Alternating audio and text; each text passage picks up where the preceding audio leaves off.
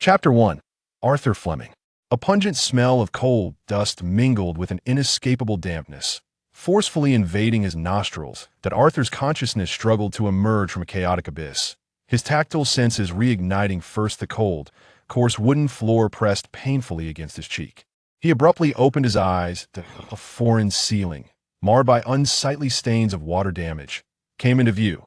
This was not his room. In the next instant, two distinctly different yet equally vivid torrents of memory collided within his mind like two out-of-control steam engines. Ah! A guttural scream erupted from the depths of his throat, a searing pain, a tearing agony, as if someone were stirring his brain with a red-hot iron rod. One memory belonged to a modern wage slave, toiling late into the night for a wedding dowry and mortgage payments. IT was filled with images of cold coffee in a deserted office and endless spreadsheets on a computer screen. The other was a local youth named Arthur Fleming, whose life was consumed by regret, cowardice, and boundless despair. Curled on the floor, his body convulsed uncontrollably as cold sweat soaked through his thin shirt. Fragments of Fleming's memories washed over his nerves with a chilling intensity, the humiliation of being pressed into the mud by casino thugs, the numbing sensation of losing his last penny, and the unspeakable guilt towards his sister. Eleanor. Two lives, two emotions, were violently tearing at the same soul. Time became an indistinct blur as the excruciating pain gradually receded, leaving behind hollow aftershocks. Arthur leaned against the wall, unsteadily rising to his feet, his legs trembling slightly. He stumbled to the window, pushing open a pane caked with grime. Cough, cough. The cold wind, laced with acrid coal smoke, struck him, clearing some of the fog from his muddled mind. Before him lay a world shrouded in gray. Countless towering chimneys jutted into the leaden sky like a steel forest, tirelessly belching thick black smoke that stained the heavens a sickly shade of gray-white. In the distance, a steam locomotive emitted a piercing roar, trailing a long plume of white steam as it thundered across the intersecting tracks, the sound vibrating the window. Panes that on the streets, ladies in tightly fitted skirts and gentlemen in top hats hurried past, carefully sidestepping puddles and horse manure. Horse-drawn carriages mingled with primitive steam automobiles, the whinnies of horses intertwining with the growls of engines, creating a dynamic yet contradictory tableau. A word from his memories surfaced unbidden: Lentinia, the capital of the Austin Empire, the heart of the first industrial revolution, a city of steam that never sleeps. He had truly traversed time. This realization sent a sudden chill through his heart. Yet what emerged was not fear, but a bizarre sense of calm. In his previous life, he had perished suddenly at his desk. So be it. Arthur turned, his gaze falling upon a tall mirror in the corner of the room, its surface marred by a web of cracks. In his memories, the former owner of this body harbored an intense fear of that mirror. Each time I behold my reflection in the mirror, I am pierced by the gaze of those eyes, filled with trepidation, compelling me to flee in haste. Yet now, Arthur forces himself to approach step by step. In the mirror, a pale and gaunt visage of a youth, perhaps 17 or 18 years of age, is reflected. His light brown hair, rendered brittle by malnutrition, clings disheveled to his forehead. His sunken eye sockets and bloodless lips tell a tale of prolonged suffering from poverty and inferiority. Most striking are those eyes. Initially, they retain the remnants of the fear and timidity belonging to Arthur Fleming, a deep-seated terror ingrained in his very bones.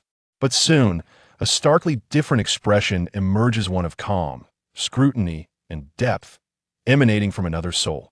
Raising his hand, the youth in the mirror mirrors his action. He touches the cold surface of the glass, feeling the presence of this entirely unfamiliar face.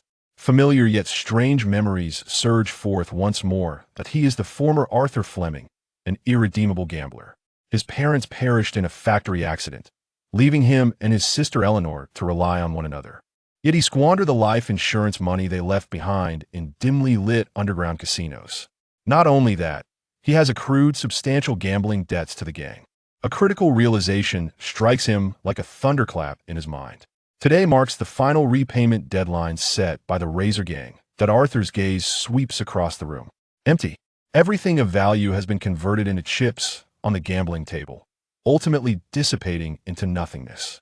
Even the walls bear pale imprints where picture frames once hung, the last vestige of the warmth this home once knew. The despair and powerlessness of his predecessor wash over him like a tide, threatening to drag his resolve into the abyss. No.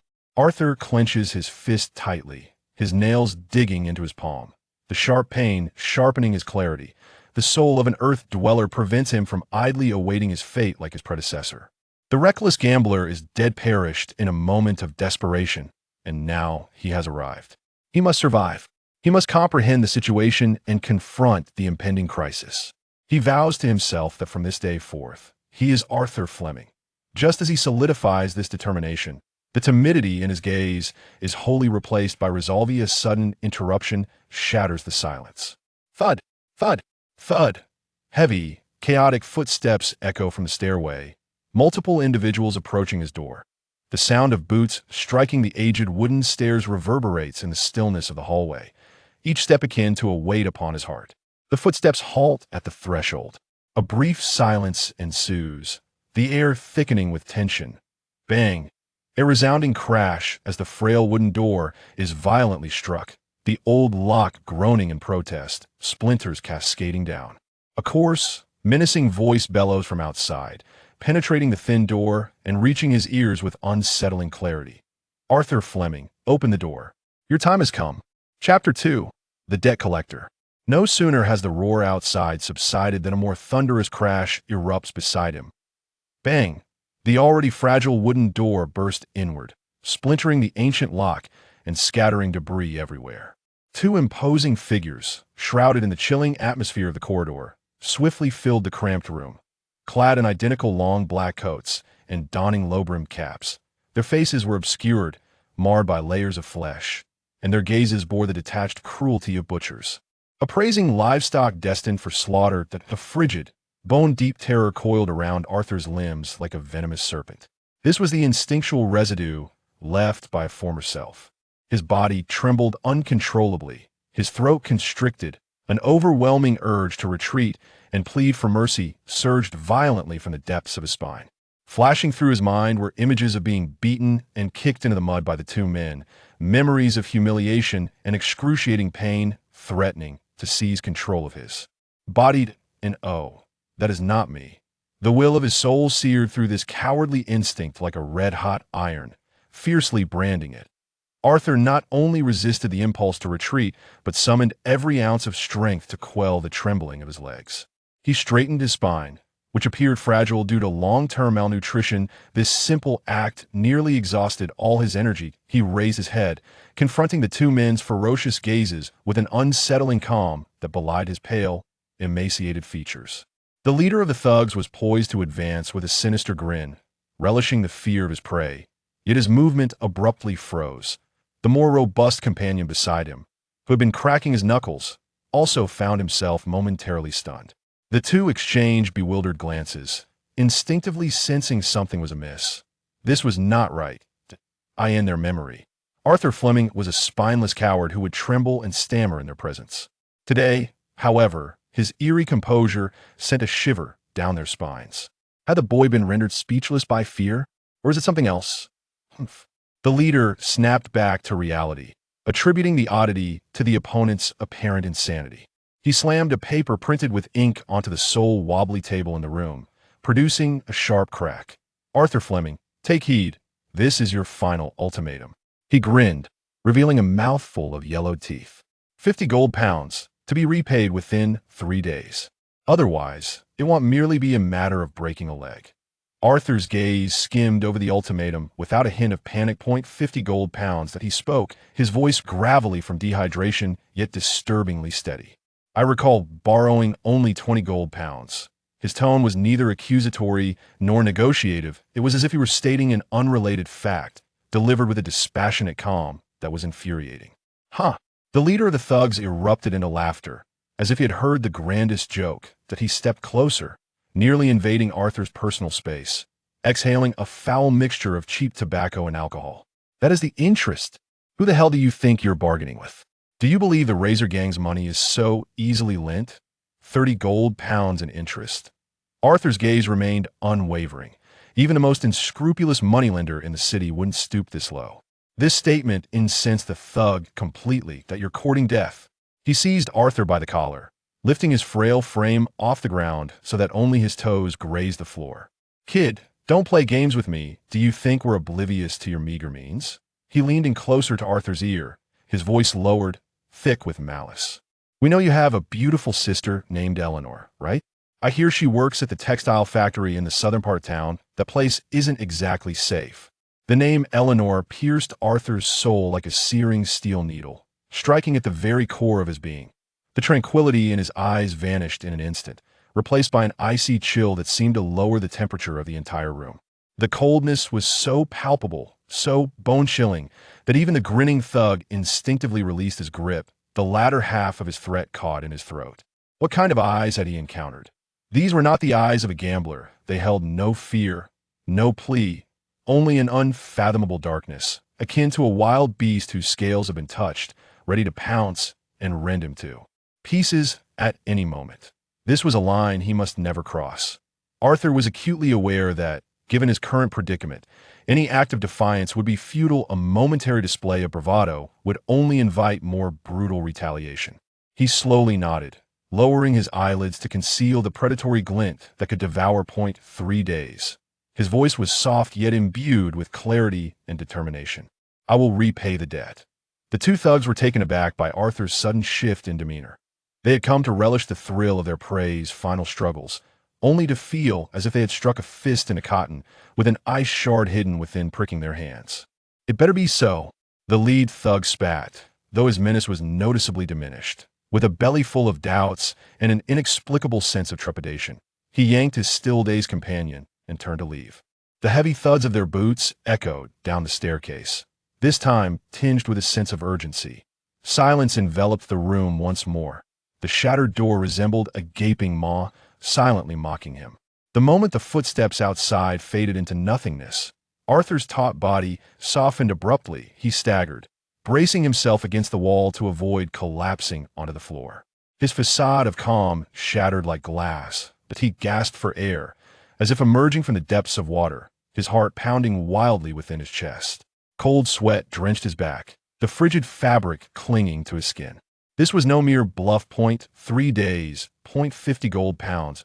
If he failed to repay the debt, his sister, whom he had never met and existed only in his memories, would truly plunge into an abyss from which there would be no return. Impossible. For a pauper with pockets emptier than his face, this was an utterly unattainable task. Arthur gradually sank to the ground, burying his face in his icy hands. The despair of his former self surged back, threatening to engulf him completely. No, he abruptly lifted his head, his gaze sweeping across the dimly lit room. The barren walls, the precariously wobbling table, and that dilapidated door. Despair serves no purpose. The gambler known as Arthur Fleming may succumb to despair and perish, but he cannot afford such a luxury. He hails from an era of information overload, having witnessed countless miracles and impossibilities. In the depths of his soul, the notion of giving up is simply not an option. 50 gold pounds. 3 days. His mind began to operate at an unprecedented velocity, frantically searching for any glimmer of possibility. There must be a way. Surely, there exists something long forgotten in the corners that even the gambler himself is unaware of. There must be. Chapter 3: The Collection of the Past 3 Days. 50 golden pounds. These two phrases seared into his mind like two burning iron rods, each breath accompanied by searing pain. For a destitute wretch who could not even muster a single copper penny, this was not merely a debt. It was a death warrant already signed. He must acquire the money. This thought was strikingly clear, yet it was followed by an overwhelming sense of helplessness. What use was his meager knowledge in this dire situation? To craft a flawless PowerPoint presentation analyzing the feasibility of a repayment plan for the Razor Gang? Or to calculate the compound interest of usury in an Excel spreadsheet, demonstrating their malevolent nature? Such notions were absurd. They would only teach him the harsh realities of the law of the land with their boots and iron rods. Working at the docks or laboring in a factory might yield a few shillings a day, yet in 3 days, he would scarcely be able to gather enough for even the 30 pounds of interest. He sighed deeply, contemplating a return to the desolate wasteland of memories filled with pain, cowardice, and regret, like a scavenger searching for anything of value that the deceased soul might have left behind. Arthur shifted to the edge of the bed, the tattered mattress groaning under the strain, a spring jabbing painfully into his lower back. He closed his eyes and willingly sank into the enveloping darkness. This time, he was prepared. In an instant, his senses were stripped away, replaced by a torrent of fragmented memories. Useless, unable to even hold a card steady. The greasy casino owner, cigar in mouth, exhaled a cloud of thick smoke into his face, each wrinkle on that bloated visage filled with disdain. The air was thick with the acrid stench of cheap alcohol and the fervent, desperate sweat of gamblers. Then the scene shifted. Chilling rain mixed with filthy mud poured down his collar. He was kicked to the ground, his cheek pressed against the rough cobblestones, the smell of horse manure assailing his nostrils. The thuds of the razor gang's heavy boots echoed as they struck his back and sides, each blow forcing him to curl tighter, whimpers escaping his throat like a wounded puppy. The baker's wife tossed a moldy loaf onto the counter, her gaze filled with repulsion as if she had encountered a cockroach. Children played on the corner, hurling stones at him and mocking him as a drunkard. And Eleanor, how her once bright face had grown cold day by day, ultimately reduced to hollow disappointment. These emotions transcended mere feelings. They transformed into tangible daggers, mercilessly piercing his nerves. Arthur's body began to tremble uncontrollably, his teeth chattering, beads of cold sweat forming on his brow. He felt like a drowning man, dragged down by countless icy hands from the past, intent on pulling him into that abyss of despair to decay alongside that cowardly soul. Amidst the chaotic memories, fleeting images of a life unconnected to gambling flickered by. He seemed to recall a time when he had hidden in a back alley of a small tavern, listening to the drunken men inside speak in hushed tones about the peculiar followers of the School of Decay, claiming they could extract secrets from corpses. He caught a glimpse of an old newspaper trampled in the muddy water with a faintly discernible headline, "Royal Secrets Thwarted Once Again." The subsequent text had become illegible. As he passed a magnificent cathedral, hunger drove him to steal a piece of fruit, only to flee in panic when discovered.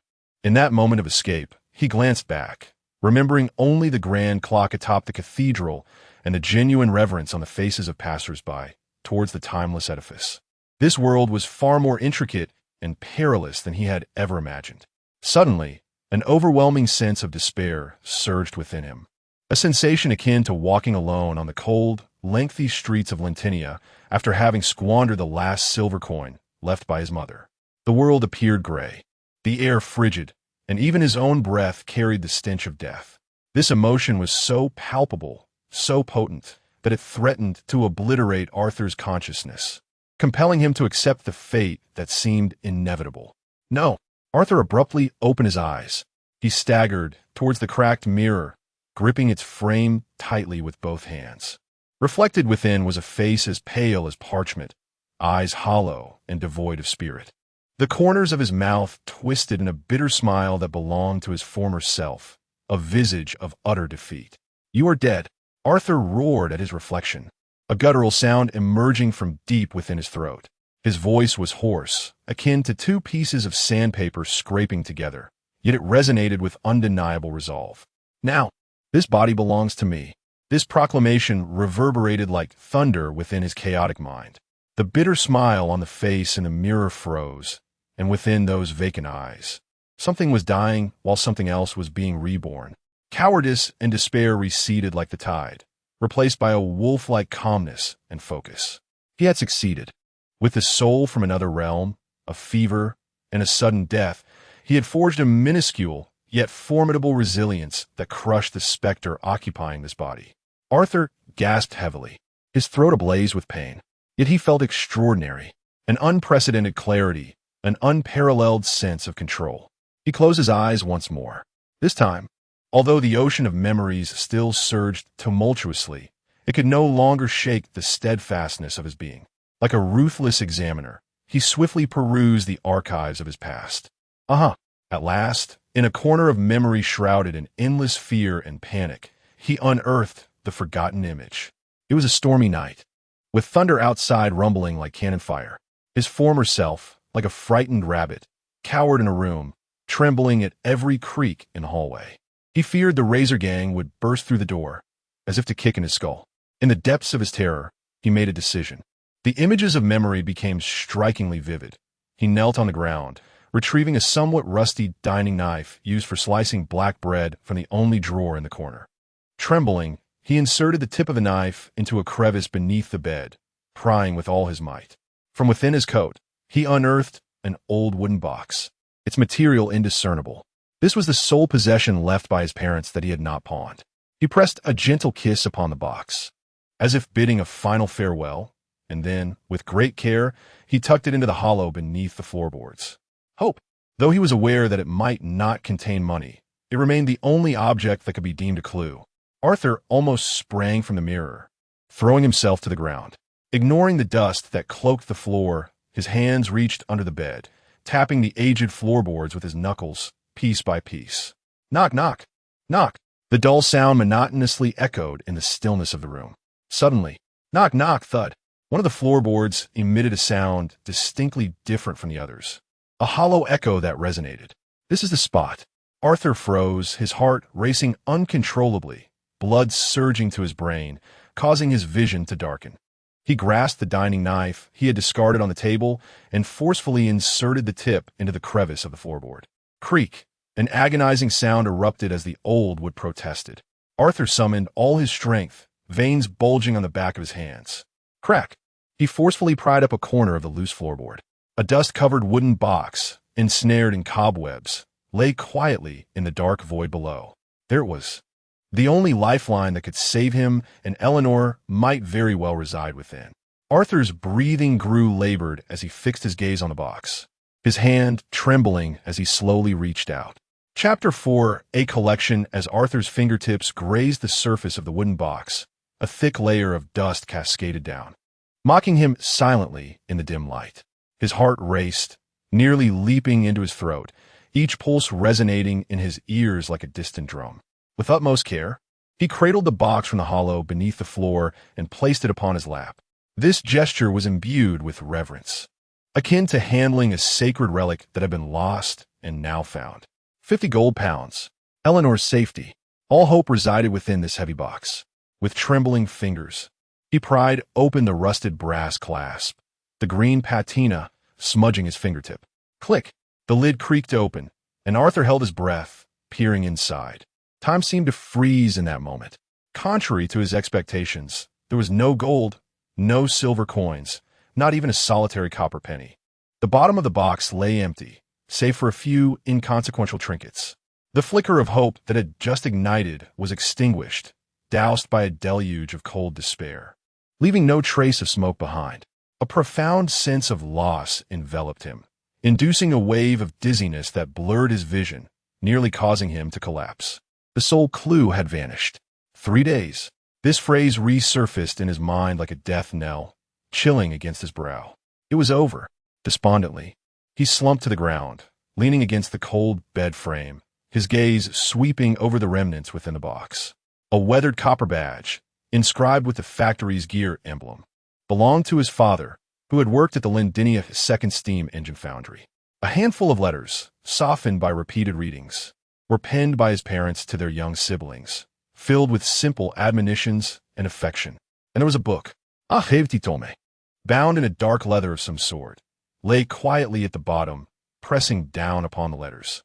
Annoyed, he reached out, intent on discarding this worthless detritus. To hell with hope, to hell with his parents' keepsakes. Could these items procure even a single copper coin? Would they sway the ruthless Razor Gang to show mercy? Yet, as his fingertips brushed the cover of the book, an unusual sensation coursed through him. Cold, resilient, with a texture that transcended ordinary cowhide or sheepskin. It resembled the tanned hide of some great reptile, adorned with faint, irregular scales. Compelled by an inexplicable force, he withdrew the book. It was heavy, far more than it appeared. The cover bore ancient, dried bloodstains and a thick layer of dust that seemed to have accumulated over epochs. The title was worn and indistinct. He leaned closer, squinting, barely able to decipher the last 3 characters. A collection. What sort of collection was this? He brushed the dust from the cover, but his motion abruptly halted. The largest bloodstain was not an accidental splatter. It intricately melded into the center of the cover, a complex and eerie emblem, completing the final stroke of the insignia as if it were the essential pigment required to finalize this pattern. This was no mere coincidence. His gaze was firmly ensnared by that emblem, composed of numerous incomprehensible, twisted lines and symbols that defied all principles of geometry he understood. The lines seemed to writhe slightly, imbued with a sinister vitality. Merely staring at it for a few seconds, Arthur felt a wave of dizziness wash over him, his stomach churning violently, a profound sense of unease rising from the depths of his being. His intuition screamed frantically. This book was perilous. It did not belong to an ordinary working-class family, nor to an irredeemable gambler. It emanated an aura of chilling foreboding, transcending the mundane. How could his parents, mere factory workers, possess such an item? Could it be that so-called factory accident concealed deeper truths? Arthur's mind raced. Yet this was not the moment for unraveling old mysteries. Despite the alarm bells ringing in his mind, he had no other choice. This was his last remaining anomaly. Perhaps it held some value. Could he sell it to eccentric nobles who cherished antiques? Or to the rumored lunatics who studied the arcane? He grasped the cover of the book, attempting to pry it open. The pages appeared to be bound together by some unseen force. No matter how much strength he exerted, even employing the floor-prying dinner knife to wedge between the pages, they remained immovable, akin to a solid slab of stone. Damn! Arthur muttered under his breath, his agitation and helplessness nearly igniting him. The only hope lay before him. Yet it resembled a locked safe, and he did not even know the first digit of the combination. Just as he found himself at an impasse with this bizarre tome, his heart racing with anxiety, creak, the damaged door was gently pushed open by a slender hand. A cool figure entered, silhouetted against the dim light of the corridor. The newcomer wore a faded coarse linen dress, over which she donned an equally worn short coat. Her golden hair was simply tied back, revealing a smooth forehead and a slightly pallid, delicate face. Her features were too exquisite to belong to this impoverished district, yet her greenish-blue eyes resembled a winter lake, devoid of ripples, only reflecting an unshakable weariness and coldness. It was none other than his sister, Eleanor. She first surveyed the disheveled room, her gaze lingering momentarily on the battered door, the jagged wood of the broken hinge glaringly announcing the violence that had transpired not long before. Finally, her eyes fell upon Arthur, sitting on the floor, dazed with a strange book in hand. Upon seeing Arthur's pale, emaciated face and the chaos around him, the pried open floorboards and scattered debris, any remaining warmth in her eyes extinguished completely. Disappointment flooded her clear gaze like ink dispersing in water, swiftly consuming the last remnants of light. She spoke coldly, her voice tinged with an extreme weariness and a hint of sarcasm. "What is the matter? Are you ill again?" Chapter 5 Eleanor, are you ill again? The voice was soft yet struck the still air like a shard of ice. Arthur's movements froze entirely as he slowly lifted his gaze against the meager light in the corridor, revealing a gaunt figure. At the doorway stood a girl, perhaps 15 or 16 years of age, her golden hair simply tied back with an old strip of cloth, exposing a smooth forehead and a delicate face devoid of color. She should have been radiant like the spring sun at such an age, yet her emerald green eyes bore the weight of too many unspoken burdens, weariness, numbness, and a chilling wariness. It was his sister, Eleanor. Her gaze did not immediately settle upon Arthur. Instead, it swept over the violently kicked open door, its hinges still clinging to splinters of wood. Then her eyes fell upon the pried-up floorboards and the scattered remnants of their parents' belongings. Only after that did her attention finally rest upon Arthur, slumped on the ground, and the peculiar, thick, leather-bound book in his hands. In that instant, Arthur distinctly perceived the last flicker of light in her eyes extinguish. It was akin to a red-hot iron being plunged into icy water, too weary to even struggle, leaving behind only a lifeless, hardened shell. Disappointment, it seemed, had drained her of the strength to express her feelings. Eleanor stepped over the debris on the floor and placed the brown paper bag containing a few pieces of black bread, neither too lightly nor too heavily upon the sole surviving table. Thud! The dull sound made Arthur's heart constrict sharply. A wave of intense guilt surged within him, mingling with the memories of his own cowardice. Crashing over him like a tsunami, images flickered uncontrollably in his mind. This girl had repeatedly replenished the money he lost at the gambling tables with the meager wages she earned working tirelessly at the textile factory. Time and again, she had believed his tearful last promises, only to be battered mercilessly by the cold hand of reality. It was Arthur Fleming, the gambler, who had meticulously eroded every glimmer of light in his sister's eyes with his lies, cowardice, and insatiable demands, until all that remained was this desolate wasteland, devoid of life. Eleanor. Arthur wished to say something, to explain, or to apologize. He braced himself against the cold floor to rise, yearning to grasp the paper bag, to prove that he still possessed limbs. Yet his body felt painfully weak, and as his soul and flesh had not fully reconciled, he faltered, tripping over himself and nearly toppling forward. This awkward and comical display was, in Eleanor's eyes, merely another grotesque performance of a man still intoxicated. She couldn't even muster the energy to offer assistance. She merely regarded him with indifference. "Spare me." Her voice held no anger, only a chilling numbness honed by countless disappointments. The landlady had come again that morning. She articulated the facts with a tone so steady that it bore no fluctuations. She stated that if the rent for this month could not be gathered by noon tomorrow, they would have to take all their belongings and venture out onto the street. Moreover, she turned around, her emerald eyes fixed on Arthur, and inquired whether the Razor Gang had come by today. She had seen them departing from the corner of the street. In her past memories, at such moments, her former self would spring up like a rabbit whose tail had been stepped on, panicking and swearing hollow assurances, so devoid of substance that even punctuation could not be trusted. Yet this time, Arthur merely stood in silence, listening. He lifted his gaze, offering a look unprecedented in its calmness, steadily regarding his sister. "I know," he said, his voice hoarse from dehydration, yet imbued with an unusual steadiness. "I will resolve the matter concerning money." With that one sentence, Eleanor's prepared arsenal of sharp retorts and sarcasm was abruptly stifled in her throat, caught in limbo. She was taken aback. A profound sense of disquiet coiled around her heart like a vine. She furrowed her beautifully shaped brows, scrutinizing her so-called brother with unprecedented attention. It was still the same pale, gaunt face, still clothed in tattered, faded garments. Yet something was undeniably different. It was in his gaze.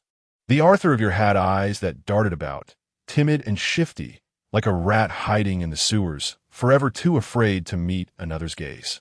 But now, those eyes were as tranquil as an unfathomable ancient well, devoid of fear, devoid of panic, containing only a depth she could not comprehend. Was he acting? Was this yet another ploy to deceive her into parting with money? The thought arose, but was swiftly extinguished by her own judgment. It seemed unlikely. She had seen many a theatrical gaze, whether obsequious or exaggerated. Yet it was not this. Serenity. A serenity that unsettled her. Resolve? Eleanor's voice finally bore a hint of turbulence, sharp and accusatory. "How will you resolve it? Will you borrow from another gang of loan sharks to repay the Razor Gang's debts?" She scrutinized Arthur's face, seeking even the faintest flicker of panic, guilt, or anger. But she was met with disappointment. Arthur simply gazed back at her, his profound eyes swirling with complex emotions, pain, helplessness, and perhaps even a hint of pity. He remained silent, for he understood that within the deeply entrenched beliefs of this girl, any explanation would be feeble, any assurance a mere jest. Between them stood a wall, an imposing and thick barrier constructed of countless lies and past wounds. Mending it might prove more arduous than settling a debt of 50 pounds. The air grew stagnant, leaving only the oppressive sounds of their breathing. Ultimately, it was Eleanor who succumbed first. Unable to endure the disquieting standoff any longer, she abruptly averted her gaze. "Suit yourself," she uttered, casting aside those three words as she turned and strode toward the door. Just as Arthur believed this conversation would conclude in a frigid silence, Eleanor, approaching the door, suddenly paused. Without turning back, she tilted her face slightly and whispered in a voice barely audible, the bread on the table, is still warm. After uttering those words, she pushed open the rickety door and exited without a glance back, her footsteps echoing down the staircase with a hint of urgency. The door closed gently behind her. Although the frame was damaged and could not fully shut, the gesture seemed to separate two worlds. Outside the door in the corridor, Eleanor did not descend immediately. She leaned against the cold wall, her chest rising and falling rapidly. Confusion, unease, and a sense of vigilance she was unaware of surged within her. Her brother's gaze, tone, posture, even the awkward stumble he made upon rising, all felt drastically different from before. That sensation. It was as if he had transformed into an entirely different person. An absurd and chilling thought emerged uncontrollably. Could he have been rendered senseless? Or was it possible that something far more dreadful had transpired in that room? Unbeknownst to her, Eleanor shut her eyes tightly, shaking her head vigorously, attempting to dispel these ludicrous notions. She reassured herself that this must be one of Arthur's new schemes to swindle her. A more sophisticated trick that eluded her understanding. Yes, it had to be that. Taking a deep breath, she compelled herself to regain her composure and began to descend the stairs. Yet those calm and profound eyes remained imprinted in her mind, impossible to erase. In the room, Arthur slowly approached the table. He picked up the still-warm dark bread, which was hard and rough to the touch. Yet, that lingering warmth seeped through its coarse exterior and stirred a complex medley of emotions within him. He bit into it fiercely, the crumbs scratching his throat painfully.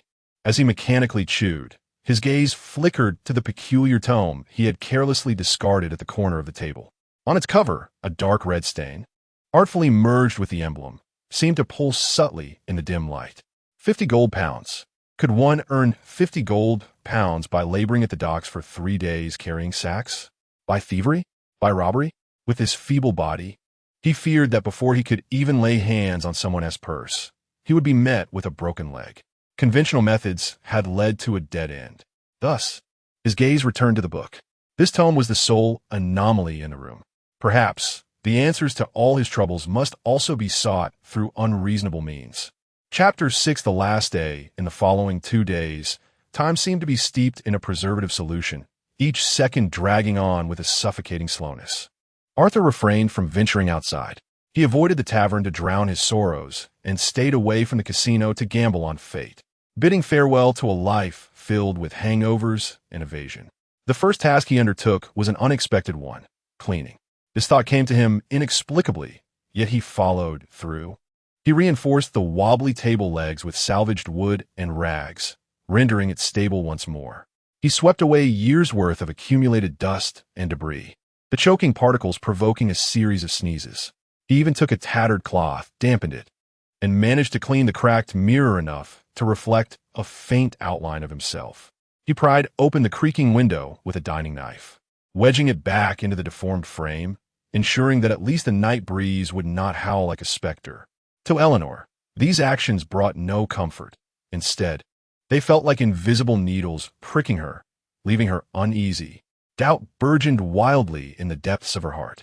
She resembled a detective lurking in the shadows, observing Arthur's every peculiar move with her icy, emerald green eyes. During dinner, the table was set with 2 pieces of dark bread and a bowl of vegetable soup devoid of any sheen. Eleanor stirred the soup slowly with her spoon, as if concocting something. Suddenly, she spoke, her tone as flat as if discussing the weather. "Do you remember the old cat at Mr. Gabbo's?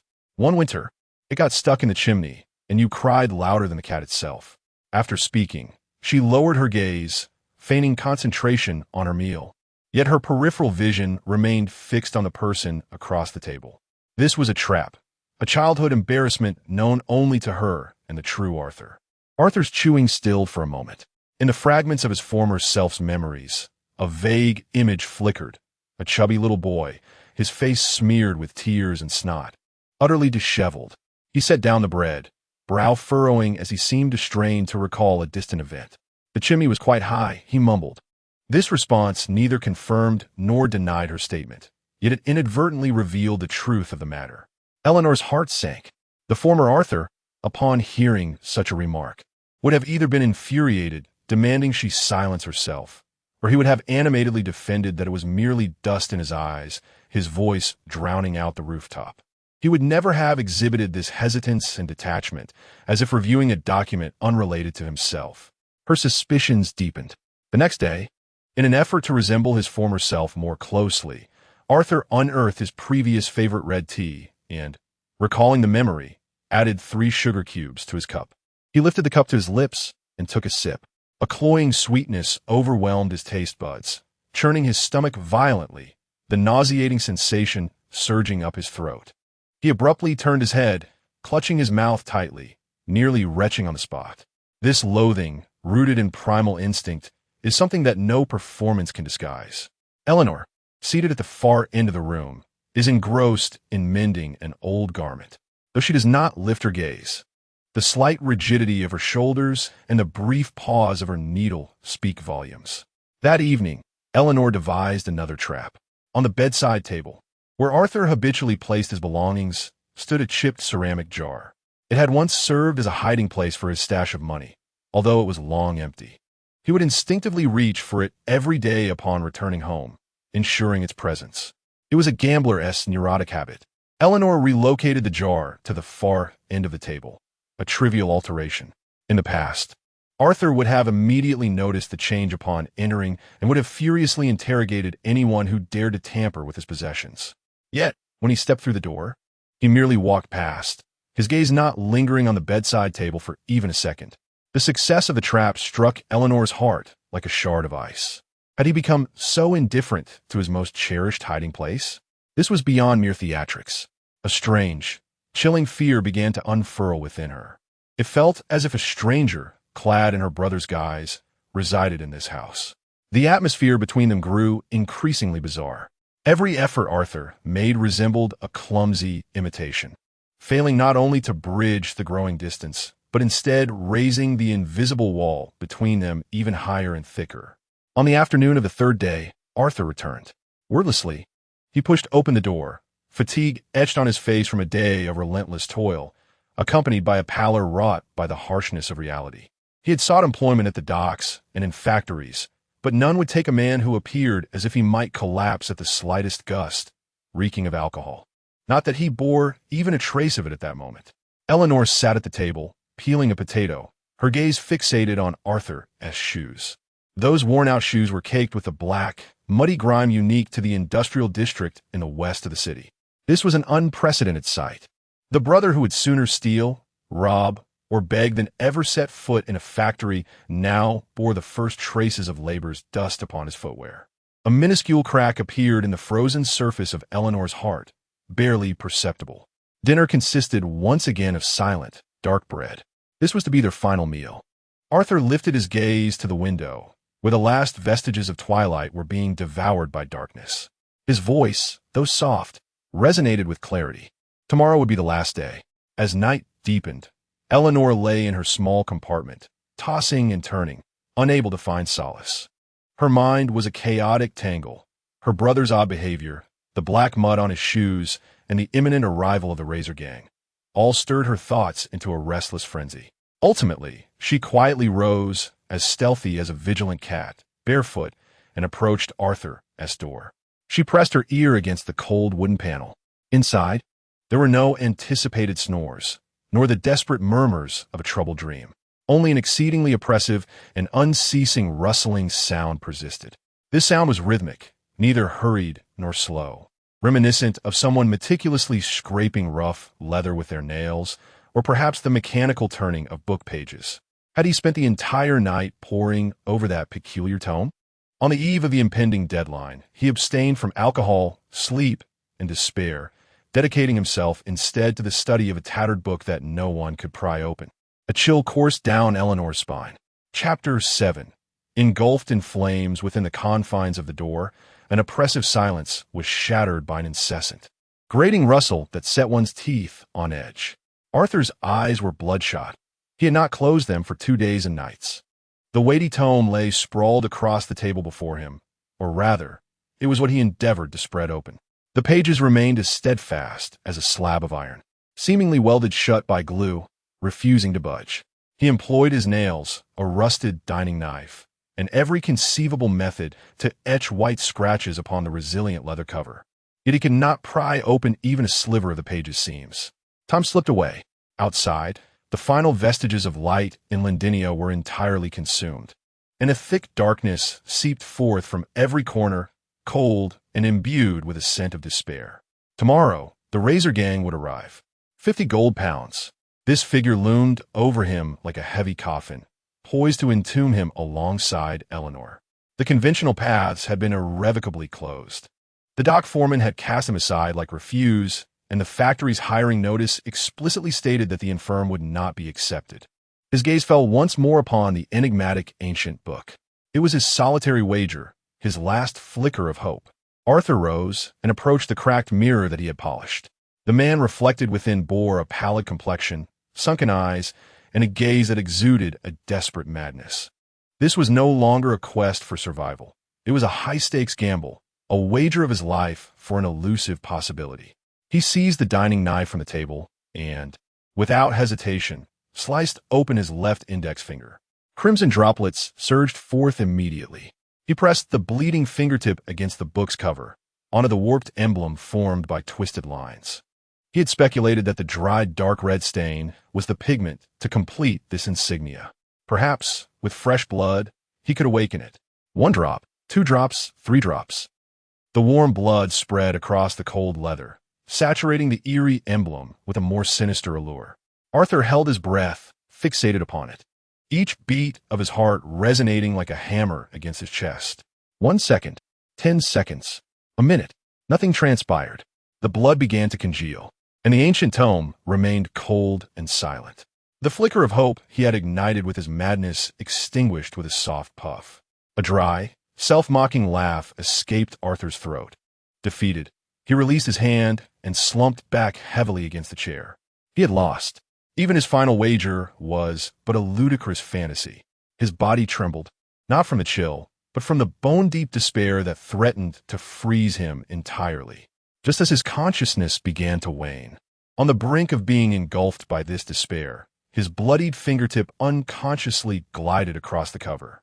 The trail of blood precisely traced the final stroke of the bizarre emblem, completing a perfect arc boom. A sound beyond description erupted within the depths of his mind, a thunderous explosion. Arthur's body trembled violently, and his pupils constricted in shock. The collection, which had remained cold and silent for so long, seemed to awaken. A faint yet irresistible pull emanated from within the book, akin to an invisible hand grasping his spirit, attempting to drag his consciousness from his corporeal form. He lowered his gaze in horror. The sight before him caused his very blood to congeal. The ancient tome, which he had been unable to open by any means, was now slowly and silently turning its first page on its own. The creaking sound was not that of wood or paper, but rather the heavy groan of an ancient sarcophagus being unveiled. The pages bore no text, nothing at all, only a swirling mass of chaos, composed of countless points of light and shadow. The vortex seemed alive, whispering and beckoning with each rotation. Arthur's gaze was uncontrollably drawn into it. In an instant, his consciousness was yanked from his body by an unimaginable force, plunging him into that chaos. His senses were stripped away, and the world dissolved into nothingness. The next moment, clarity enveloped him. He found himself floating within an infinite, tranquil galaxy. Above, below, to the sides, in front, and behind. All around him were stars twinkling in a myriad of colors, some blazing like fire, others icy as frost, some verdant like lush fields, and others profound as the night. What was this? Before he could comprehend, his consciousness was irresistibly drawn to a burning, crimson star. Instinctively, he reached out to touch it. In an instant, everything shattered. When he regained awareness, he was no longer Arthur. He beheld a pair of unfamiliar, calloused hands, adorned in a long black robe emblazoned with flame motifs. He stood in the center of a vast and intricate ritual circle, painted with crimson powder. The walls surrounding him were adorned with various symbols and totems of fire. The air was thick with the acrid scent of sulfur and some burning oil. A strange emotion surged from the depths of his heart. Anticipation, desire, and a deeply hidden arrogance. Ascension ritual, apostle of flame, a cold, emotionless voice resonated directly within his mind. He, or rather, the master of this body, was undergoing the second-tier ascension ritual of the path of fire. Following the steps inscribed in his memory, he chanted the ancient and convoluted incantations, casting precious materials into the ritual circle. The circle illuminated, a scarlet light soaring upwards, illuminating the chamber as if it were within a furnace. Success. Just as the euphoric emotion began to swell, disaster struck. The flames within the circle suddenly spiraled out of control. The once stable crimson hue turned pitch black, exuding an ominous aura that threatened to consume all. The ritual had gone awry. An overwhelming dread gripped his heart. Before he could react, the pitch-black flames surged violently, swirling back into his body through every orifice and pore. Arthur's consciousness was forcefully intertwined with the owner of this body, both subjected to the most harrowing torture known to man. This was no ordinary flame. It was a chaotic, primal inferno brimming with a desire for destruction. It ignited from within. He could distinctly feel his blood boiling, muscles carbonizing, and bones creaking under the unbearable weight of the flames.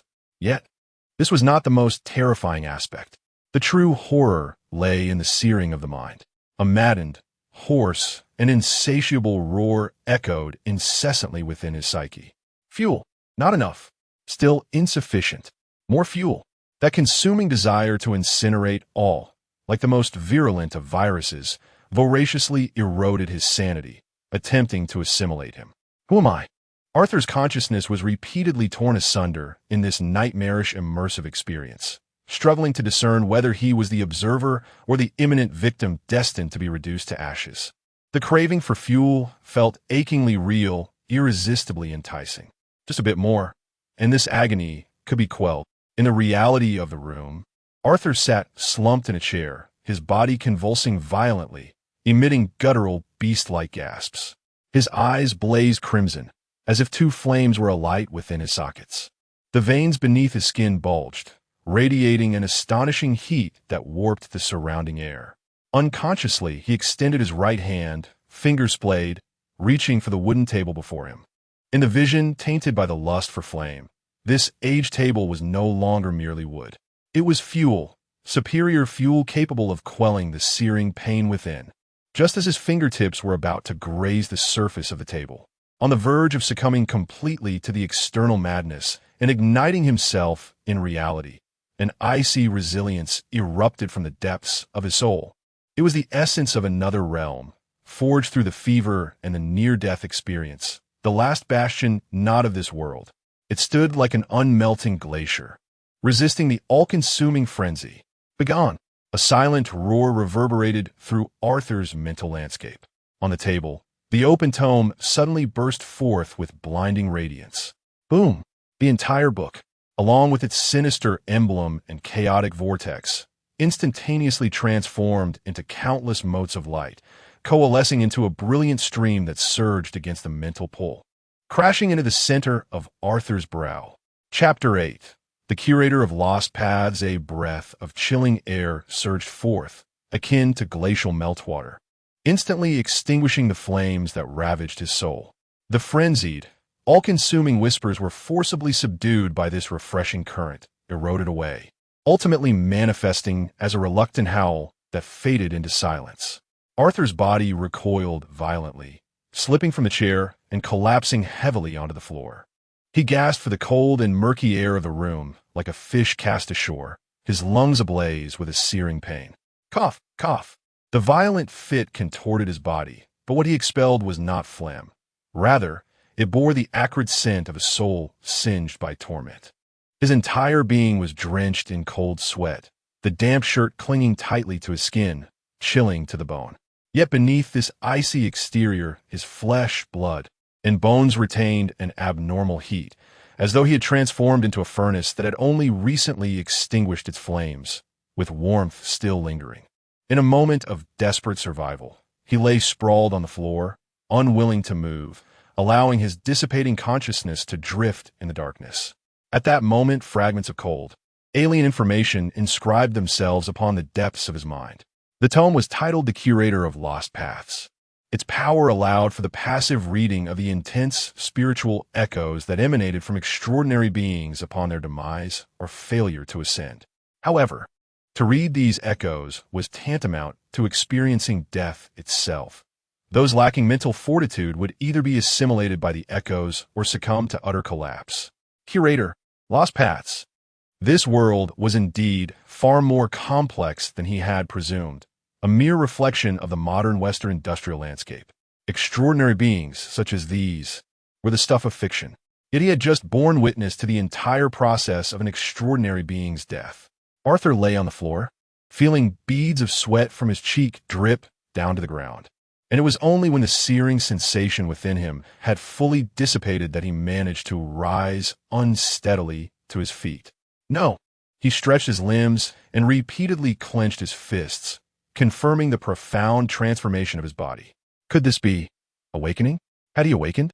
In the face of the tremendous mental shock of the death echo, his body had instinctively taken its first step upon the path of the extraordinary for self-preservation.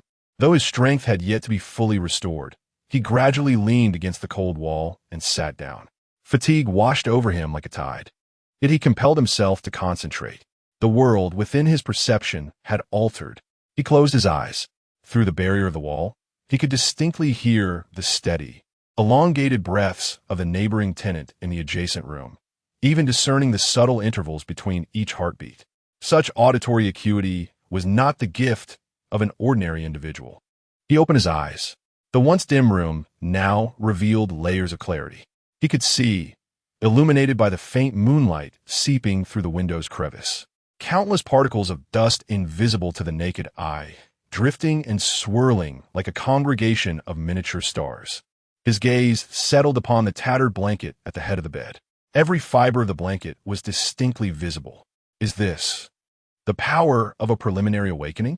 A strange joy, born of strength, surged from the depths of his heart, only to be abruptly extinguished by a sudden, piercing pain. Before him, a vision of a cluster of pitch-black flames flashed violently. The mad, insatiable roar echoed once more in the corners of his mind. Fuel. Insufficient. Still not enough.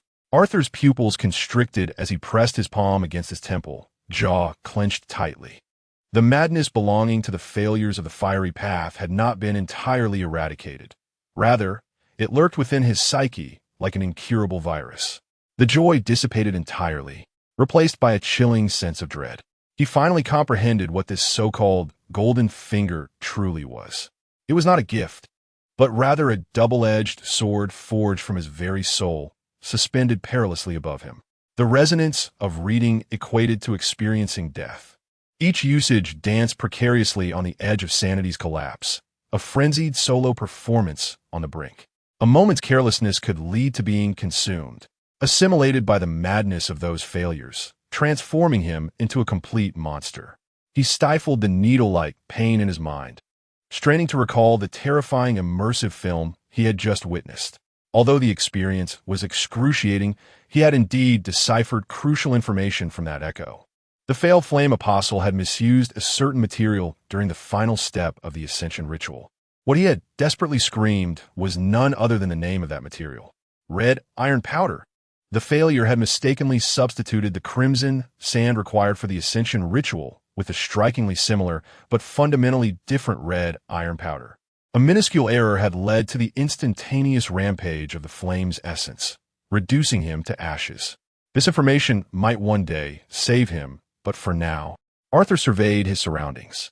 The heavy tome of the collected works had vanished. It had merged with his soul, no longer a tangible object that could be pawned or sold. The last physical lead for resolving his debts had been entirely severed. The 50 gold-pound debt crisis weighed heavily upon his chest like a massive stone. Now, there loomed an additional, more lethal crisis: mental corruption. Should he fail to suppress the maddening thought in his mind that craved fuel, he would inevitably transform into a monster that knew only how to devour and burn, a far greater terror than the debt collectors of the Razor Gang. Just as Arthur felt the faint flicker of newfound strength within him, while simultaneously being consumed by concern over this fatal after-effect, Squeak, A faint sound of a door opening pierced the silence. To Arthur, this sound was unmistakably clear. He abruptly looked up. At the doorway stood Eleanor, holding a glass of water, quietly observing him. She was barefoot, evidently awakened by the commotion in the room, and had approached stealthily. Her gaze fell upon Arthur, who was slumped on the floor, pale as paper, drenched in sweat. Then, her gaze descended, landing upon his hand pressed against his temple, knuckles whitening from the strain, and the pain and fatigue in his eyes that he could not conceal. She surveyed the disarray within the room. In that fleeting moment, the impenetrable, icy vigilance that had long graced Eleanor's countenance cracked for the first time, revealing a fissure. Within her emerald-green irises, confusion, wariness, and an emotion she herself had not yet recognized, named concern, waged a fierce battle. She stepped forward, extending the cup of water she held in her hand. Chapter 9. Eleanor's concern. The cup was icy, yet the hand that offered it trembled ever so slightly. Arthur's gaze gradually lifted from the glass of water to Eleanor's face. In the dim light, her complexion appeared increasingly pallid, and her usually ice-like, emerald-green eyes now mirrored his own disheveled silhouette sprawled on the ground. The familiar scrutiny and wariness had dissipated, replaced by an emotion he had never witnessed before, a blend of astonishment and anxiety. The room lingered with an unusual, stifling heat, reminiscent of a recently extinguished hearth, and he himself was the very core of that warmth. This palpable condition of his body was one that no deception could conceal. Eleanor stepped closer, crouching down to force the cup into his hand, then awkwardly grasped his arm, attempting to pull him to his feet. Her movements were stiff, and her strength was evidently limited, betraying her unfamiliarity with such tasks. Arthur, responding to her pull, struggled to rise, leaning against the frigid wall for support, barely managing to stabilize himself. He peered down at the cup in his hand, feeling the chill seep through the glass and into his fevered palm. This was the first time since arriving in this world that someone had extended a hand to him. "What has happened?" Eleanor's voice remained cool, yet it lacked its usual sharpness, tinged with an unmistakable tension. Arthur raised his head, his lips moved, but no sound emerged. How would he explain? Should he tell her that he had just undergone an extraordinary ascension ritual in another realm, nearly losing his sanity in the process? He could only resort to the most clumsy and helpless of excuses. "Perhaps. I had a high fever." His voice was hoarse, as if rasped by sandpaper. "I had a rather long nightmare." A lie, a fabrication that even he found absurd. Eleanor's verdant gaze bore into him, silent as she discerned the veracity of his statement. She sensed that the brother before her was not the same as the one who had recently feigned his condition. His current frailty was genuine, a weariness emanating from the depths of his soul that could not be feigned. She did not press him further. To Arthur's surprise, she remained silent, merely turning away to the washstand, retrieving a worn yet relatively clean towel, soaking it in cold water, wringing it out, and returning to him. The icy, damp cloth was placed upon his forehead, dispelling the searing heat. Eleanor's actions, though not gentle, indeed, bordering on brusque, brought with them a refreshing sensation, soothing not only his blazing body but also, curiously, calming the tumultuous, fiery whispers that raged within his mind. Silence enveloped them. This unspoken acceptance provided Arthur with an indescribable warmth, far more comforting than any interrogation. He gazed at his sister, who busily tended to him. Her expression remained as frosty as ever, yet the tightness of her lips and the slight furrow of her brow betrayed her true feelings. She was concerned for him. This realization struck like a lightning bolt, cleaving through the heavy barriers within Arthur's heart, which had been constructed from traversals, debts, crises, and despair. A wave of unfamiliar emotion surged forth, tart yet imbued with a hint of warmth. He watched her retract her hand, preparing to place the towel back, and with great effort, he managed to utter a few words. "Eleanor." Her footsteps faltered, yet she did not turn back. "Thank you." Arthur's voice was soft, yet remarkably clear. "And, I'm sorry." This apology was not for any specific transgression, but rather for the gambling addict, the inebriated wreck, who had brought endless anguish and despair to their home. as well as for his own recent inadequate imitation and the troubles it had caused. Eleanor's body visibly stiffened. She faced away from him, her shoulders subtly trembling. The former Arthur had also apologized when he had lost all his money and needed her to produce the last few coins. When he had been drunk and required her to clean up the aftermath. His apologies had always felt frivolous and cheap, akin to litter discarded on the street. But this time it was different. She sensed that within those 3 words lay a weight she had never encountered before, heavy enough to render her breathless. She still did not turn around, nor did she respond. She merely hurried to the basin stand, tossing the towel into the water with a soft splash. Yet Arthur's now heightened hearing caught a faint, suppressed sob. He gazed at her slender silhouette, the scarce warmth blossoming within him like a seed thrown into molten iron, instantly taking root, sprouting into a mighty tree named responsibility. He would no longer live merely for himself. He would protect her, this sister, seemingly as hard as ice, yet harboring the last vestiges of softness within. This thought crystallized with unprecedented clarity and resolve, even overpowering the roar of desperation in his mind. The atmosphere in the room began to thaw, inch by inch, amidst an eerie silence, until Eleanor turned back, her expression meticulously composed, once again donning her mask of indifference, though her eyes betrayed a slight reddening. After the warmth, the reality of crisis loomed like a beast lurking in the shadows, baring its fangs once more. She approached the door, hand resting on the frame, her voice hushed as if afraid to disturb something. Today, her voice faltered, as if gathering the courage to utter the next word. Is the last day. That single sentence instantly froze the warmth that had only recently blossomed. The razor gang. 50 gold pounds.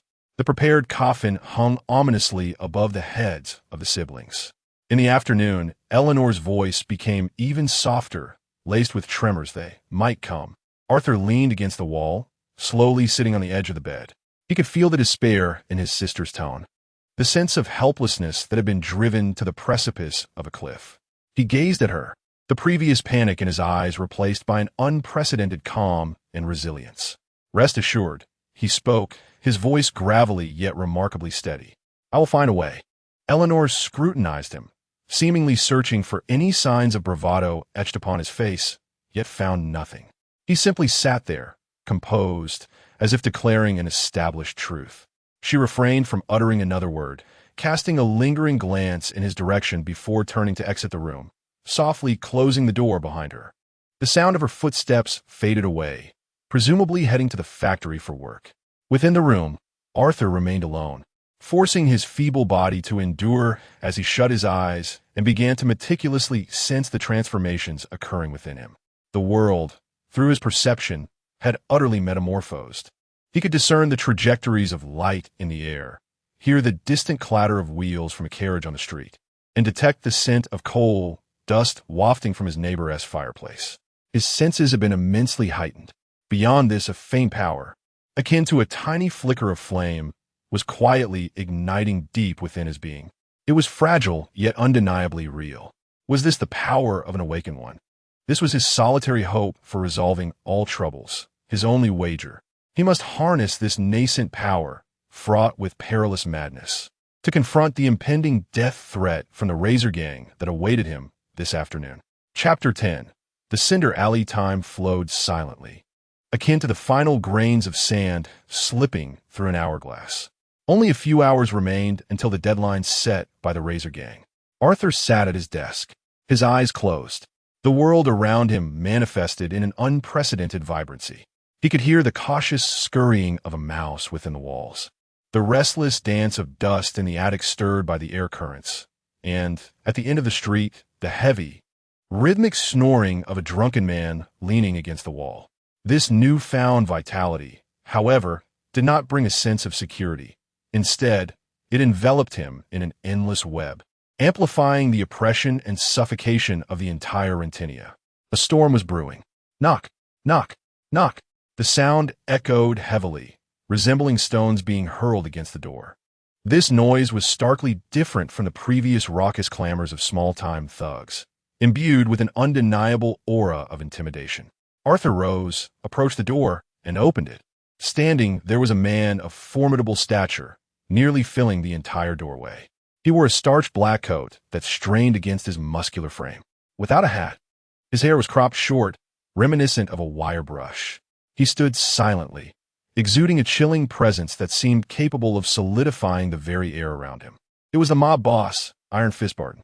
Behind him stood two expressionless henchmen, resembling silent iron towers, effectively blocking the narrow corridor. Barton's gaze lingered on Arthur for a fleeting moment before sweeping past him to survey the dilapidated room. He wasted no words, striding directly inside, while his henchmen remained stationed at the entrance. With a decisive slap, he placed a new contract on the table. Interest, along with compensation for my associate's efforts over the past few days, Barton declared, pulling out a chair with a deliberate, powerful motion. Now it's 100 gold pounds. Arthur's eyes fell upon the contract, the glaring figure causing his pupils to constrict slightly. The amount had doubled. This was no longer mere debt collection, it was outright robbery. Barton's fingers tapped lightly on the tabletop as his gaze slowly traversed the room, ultimately resting on a dusty picture frame in the corner. It was a faded, old photograph depicting a girl with two prominent little fangs, her hair styled in braids. Eleanor from several years ago. I have heard.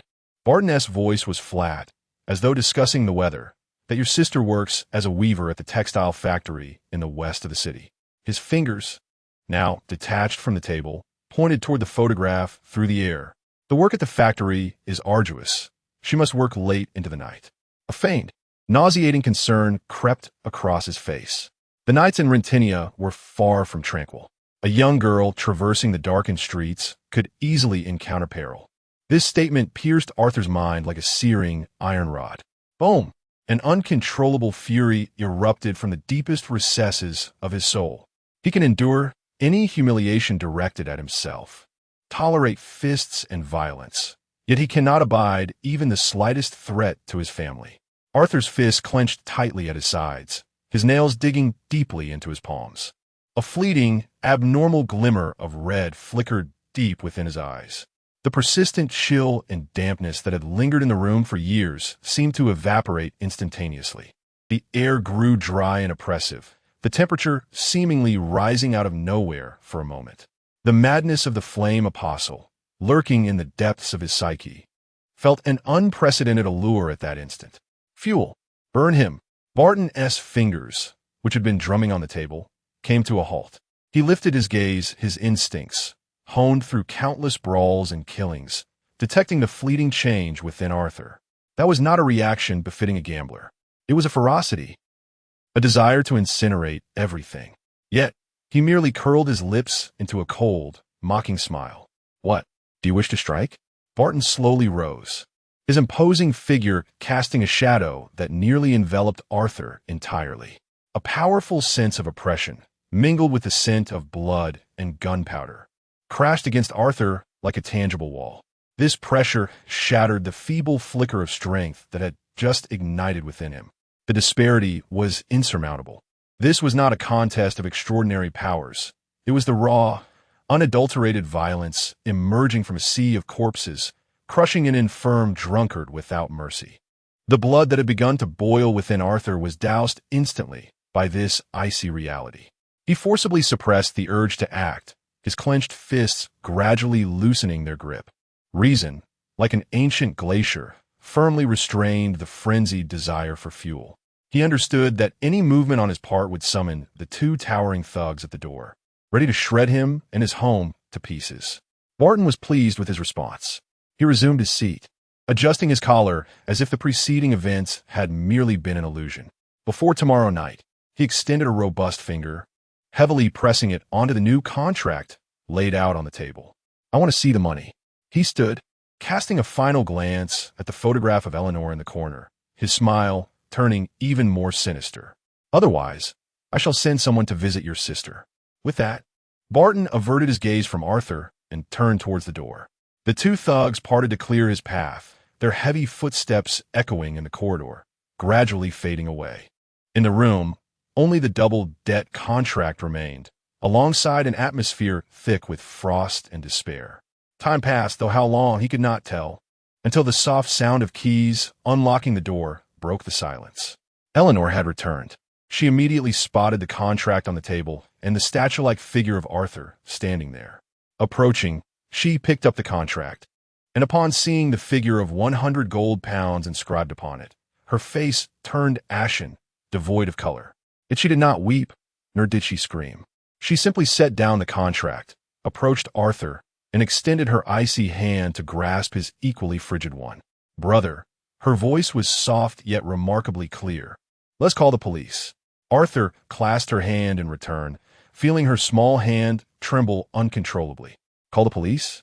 The image of disdain and contempt that the officers displayed when they glanced at the residents of their impoverished neighborhood flashed through his mind. In this city, tainted by cold dust and greed, the police were merely another faction of uniformed thugs. "It is futile, Eleanor," Arthur reassured her, gently patting the back of her hand. They were in this together. He seated her on a chair and moved to the window. Outside, the sky of Rentinia was perpetually shrouded in gray, with towering smokestacks resembling black tombstones pointing toward the heavens, continuously belching forth the fumes of industry. Conventional methods had reached their limits. To survive, to safeguard this sole remaining kin, he must, and could only, venture into the shadowy depths of the city, into a realm brimming with madness and death, yet harboring the only glimmer of hope, the extraordinary world. His gaze hardened with unwavering resolve. As night deepened, after confirming that Eleanor had succumbed to slumber in the compartment, Arthur refrained from lighting a lamp. Instead, he utilized the faint light filtering through the window to spread out a yellowed old map of Rentinia upon the table. He retrieved a stack of newspapers from the library's refuse pile, dated from recent months. He remained awake, meticulously marking all the obscure incidents reported in the papers: fires ignited by gas explosions, the sites of bizarre disappearances, on the map with a piece of burnt charcoal. Black dots appeared scattered across various corners of the city. Ultimately, his gaze lingered on a densely marked area, adorned with 7 or 8 dark points. In the dim light, he picked up a red pen, salvaged from an unknown source, and circled that region emphatically. The Coal Ash Alley. Chapter 11. The Brotherhood of Flames. The night enveloped Lentinia in a shroud of darkness, concealing its vices and poverty. Arthur sat at the table, not poring over that peculiar collection, but rather sifting through a dozen old newspapers, exuding a musty aroma, salvaged from a refuse heap. He was no longer the brother driven to desperation, nor the wayfarer teetering on the brink of death. In this moment, he reverted to his former self, a composed, focused scholar, accustomed to unearthing threads of evidence amidst the vast sea of historical documents. His fingers glided slowly over a yellowed map of Lentinia, where blackened charcoal marked various ominous dots. The information contained within these papers resembled a murky ocean. Dockworkers' brawl leads to death, possibly ignited by rye bread. A lady's long dress ensnares her in a carriage wheel.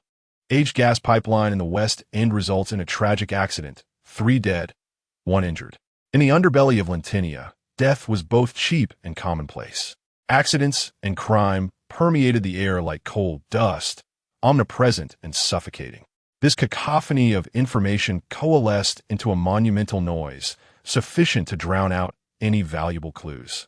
The instincts of this body, the soul grappling with despair, allowed him to perceive only debt and violence. Yet now, he compelled himself to adopt a different perspective, one befitting a collector of lost paths. He closed his eyes, and the horrifying sensation of being scorched by primal flames surfaced once more from the depths of his memory. This was no ordinary fire. He began to disregard motive and the rationality of criminal logic, concentrating solely on the phenomena themselves, seeking only those incongruous details. His fingers halted upon an article detailing a gas explosion. The text was rife with official platitudes and grievances regarding the decay of municipal facilities. However, at the very end of the report, a small line quoted a firefighter on the scene. Strangely, we inspected the entire building and found no gas leaks. Arthur's pupils constricted slightly. He seized a charred piece of wood and emphatically circled the location on the map representing that neighborhood. He continued to peruse further. Another newspaper, in a corner of the society section, bore a bizarre account of a disappearance.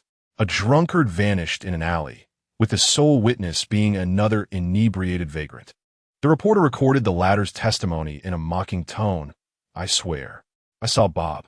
He was ablaze, like a torch, but he didn't T-scream. He was laughing, walking and laughing." The police concluded that the witness had hallucinated due to intoxication. Arthur's fingers lingered over the words burn, walk, and smile. He recalled the moment when the flame apostle was consumed by black flames, that insatiable yearning for fuel within his psyche, a euphoric experience intertwined with agony. Yet another black dot fell upon the map. He resembled an indefatigable machine, wholly engrossed in this tedious yet focused analysis. At last, he unearthed a pivotal commonality. All the dubious cases he had marked were accompanied in the same newspaper issue, or in the editions preceding or following it, by an inconspicuous report about a homeless individual's ramblings. These articles were diminutive in nature, typically nestled amidst advertisements and trivial social news, seemingly existing as mere filler. Yet, the ravings of these deranged souls exhibited a remarkable consistency. The flame shall grant us rebirth. The filthy flesh shall ultimately be purified by the sacred fire. The brotherhood of the flame is the sole redemption for Lentinia. Words like flame, purification, and brotherhood formed invisible threads, weaving together the isolated, seemingly unconnected incidents. Officially, these utterances were dismissed as the nonsensical babble of lunatics, a tragic footnote to the madness afflicting the city's underbelly. However, to Arthur, these were the clearest signposts. He matched the locations of these madmen's utterances with those of the suspicious incidents on a map. All lines converged, like rivers flowing into the sea, ultimately pointing to a single area, which he had repeatedly shaded with charcoal until it became a darkened blot. The Ashen Alley. The hypothesis had taken shape. Now, require validation. He donned his most tattered, grease-stained coat, transforming himself into a reflection of any disheartened laborer in the city, and ventured into a tavern on the periphery of the Ashen Alley, the Crippled John Tavern. The air was thick with the pungent aroma of sweat, cheap ale, inferior tobacco, and despair intertwined. This was where workers exchanged their hard-earned pennies for a fleeting escape. Arthur spent his last few coins on a mug of ale, more froth than liquid. Leaning against the bar, he observed the bartender as he wiped the wooden surface with a greasy rag, his movements rhythmic and indifferent. "Hey, John." Arthur lowered his voice, attempting to sound like a regular patron. The bartender raised his eyelids, revealing murky, apathetic eyes. "Lately, isn't it a bit uneasy in the alley?" Arthur feigned casualness. "I've heard some strange tales." The bartender's wiping ceased. His murky eyes sharpened, gazing at Arthur like a hawk. "An outsider? Just passing through, looking for some work. Then mind your ears and your tongue." The bartender's voice dropped to a low murmur, carrying an unvarnished warning. Here, curiosity could be fatal, swifter than syphilis. With that, he resumed his task, as if their conversation had never transpired. Just when Arthur thought this probing would yield no fruit and prepared to finish his subpar ale and depart, a drunken old worker approached, clutching a cup. He was clad in faded work overalls, and the creases of his weathered face were embedded with coal dust. "Kid, are you inquiring about the happenings in the alley?" The old laborer's voice was muffled, laced with the heavy scent of alcohol. Arthur cast a wary glance his way and nodded slightly. The old man glanced around to ensure they were not being observed, leaning in closer, the pungent odor of liquor assaulting Arthur's senses. "Are you referring to those fire fanatics?" Arthur's heart raced at the mention. "Fire fanatics?" he echoed, striving to maintain a steady tone. "Yes, them." A flicker of fear intertwined with a morbid fascination shone in the old man's eyes. "They always appear at midnight, gathering deep within the alley. They claim, this world is too cold, too filthy." His voice lowered to a near whisper. "They say the flames will grant us warmth and rebirth. By embracing the flames, one can wash away all sin and suffering, achieving true immortality." These words mirrored the ramblings of the madmen he had read about in the papers. Arthur's fingers tightened around his glass unconsciously. "What are they called?" The old man took a hearty swig, the liquid dribbling down his filthy beard. He belched and, in a near dreamlike tone, uttered the name. The Brotherhood of Fire. That was it. The name aligned perfectly with the keywords Arthur had pieced together from all his leads. He had finally identified his first clear target, a clandestine organization cloaked in the shadows of Lintinia, worshipping flames and operating in secrecy. Arthur drained the last of his drink, the fiery taste igniting his throat. He set down the glass, ready to turn away from this suffocating place. Creak! The weathered wooden door of the tavern swung open from the outside. A group of men entered. They all wore matching, somewhat stiff black work overalls, tall and steady in their stride. Most striking was the embroidered emblem of a small flame, stitched in red thread, on the left side of each man's chest. The emblem resembled a flickering, living flame. As they stepped inside, the previously raucous atmosphere of the tavern fell into a sudden hush. Every movement seemed to pause as if time itself had been momentarily suspended. The men remained silent, their scrutinizing gazes sweeping slowly over each patron in the tavern, carrying an air of recruitment. Their stares were reminiscent of livestock being selected for slaughter. The old laborer, who had just moments ago been leaning close to Arthur, drunkenly sharing secrets, stiffened abruptly. He recoiled in a flash, lifting his glass to bury his face within the shadows formed by his arm and the glass, trembling uncontrollably, no longer daring to cast a glance in their direction. Chapter 12. The Brotherhood's lair the following day, before dawn had fully broken. The sky over Lintinia revealed a murky leaden hue. Arthur ventured alone into the Alley of Cinders. The air here seemed almost solid, a noxious amalgamation of coal dust, decaying refuse, cheap gin, and an omnipresent despair, thick enough to be sliced with a knife. Each inhalation felt akin to swallowing a handful of gravel. On either side of the street stood dilapidated row houses, resembling a congregation of ailing patients, leaning against one another to avoid collapsing. Black sewage coalesced in the center of the thoroughfare, trickling slowly and exuding a nauseating stench. He observed a gaunt child, kneeling amidst a heap of trash, frantically rummaging with small hands, dirt wedged beneath the nails.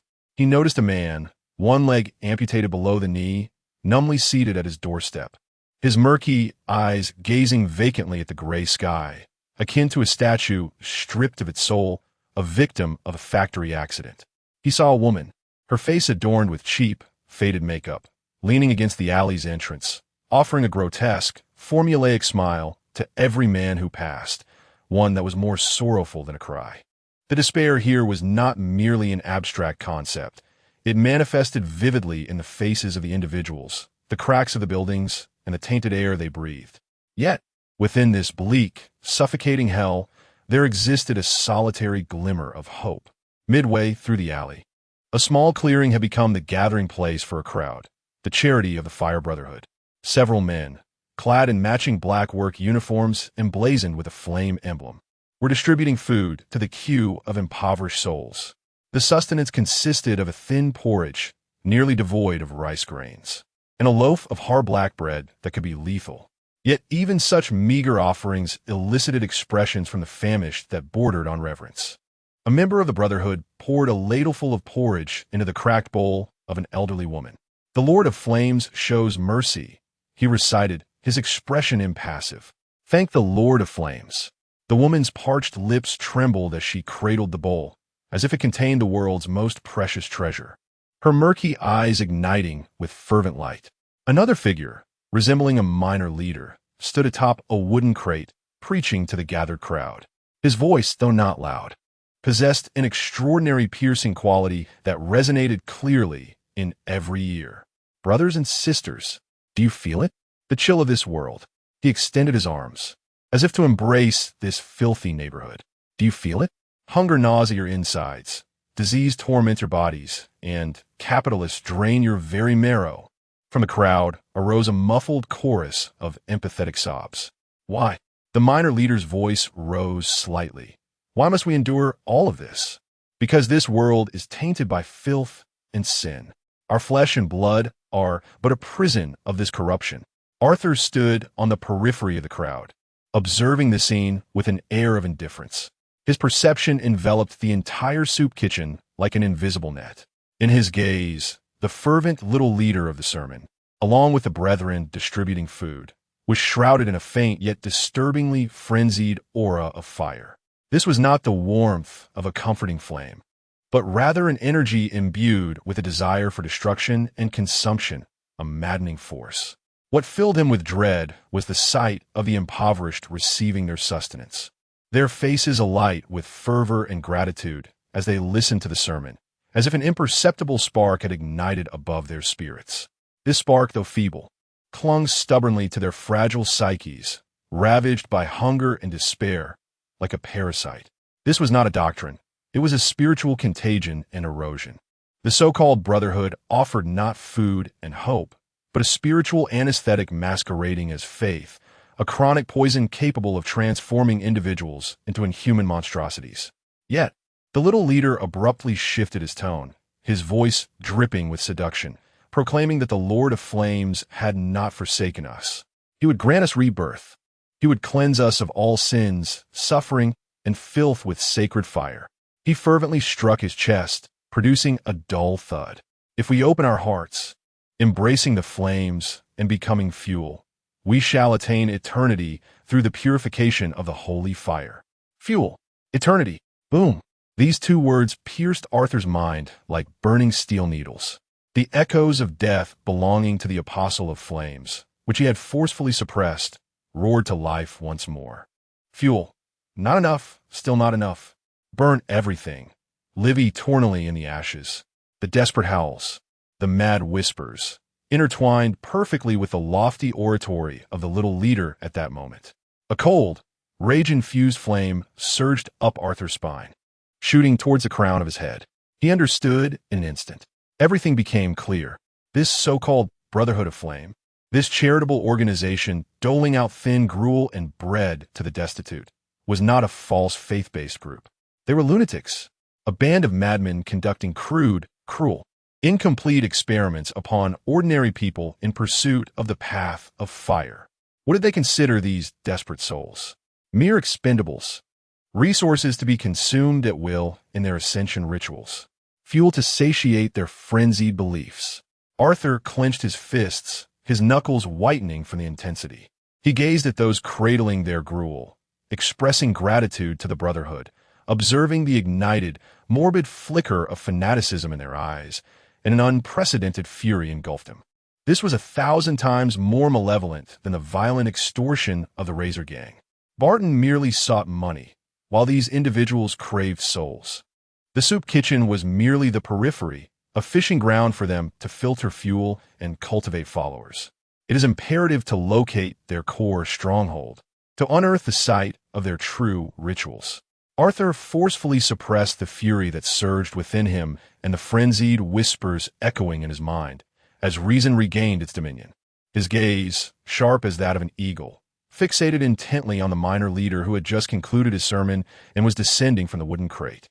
The man lingered momentarily at the soup kitchen, exchanging a few words with his subordinates before turning away and veering alone into a narrower, darker alley nearby. Arthur raised the collar of his coat to obscure half of his face and silently followed in pursuit. The minor leader was exceedingly vigilant, winding through the labyrinthine alleys in a series of 7 or 8 circles, frequently halting to glance back over his shoulder. Yet, the awakened Arthur moved like a specter. He consistently anticipated the leader's movements, skillfully utilizing the shadows cast by the corners or the heaps of neglected refuse to conceal his presence. His enhanced hearing allowed him to discern the target's footsteps through the barrier of a wall, enabling him to ascertain the direction of his quarry. Finally, after confirming that no one was tailing him, the minor leader quickened his pace, ultimately coming to a halt before a colossal, long-abandoned foundry. The factory's chimney loomed like a broken black finger, feebly pointing towards the sky. The walls were marred by blackened soot and weathered cracks, while the massive iron door was rusted and adorned with an equally corroded padlock. The minor leader cautiously scanned his surroundings, produced a key from his pocket, and unlocked a nondescript small door nearby, slipping inside with agility. The door was swiftly shut behind him. Arthur paused in the shadows across the street, refraining from drawing closer. He closed his eyes, concentrating all his attention on his hearing. The factory was eerily silent, devoid of any mechanical clamor or human discourse.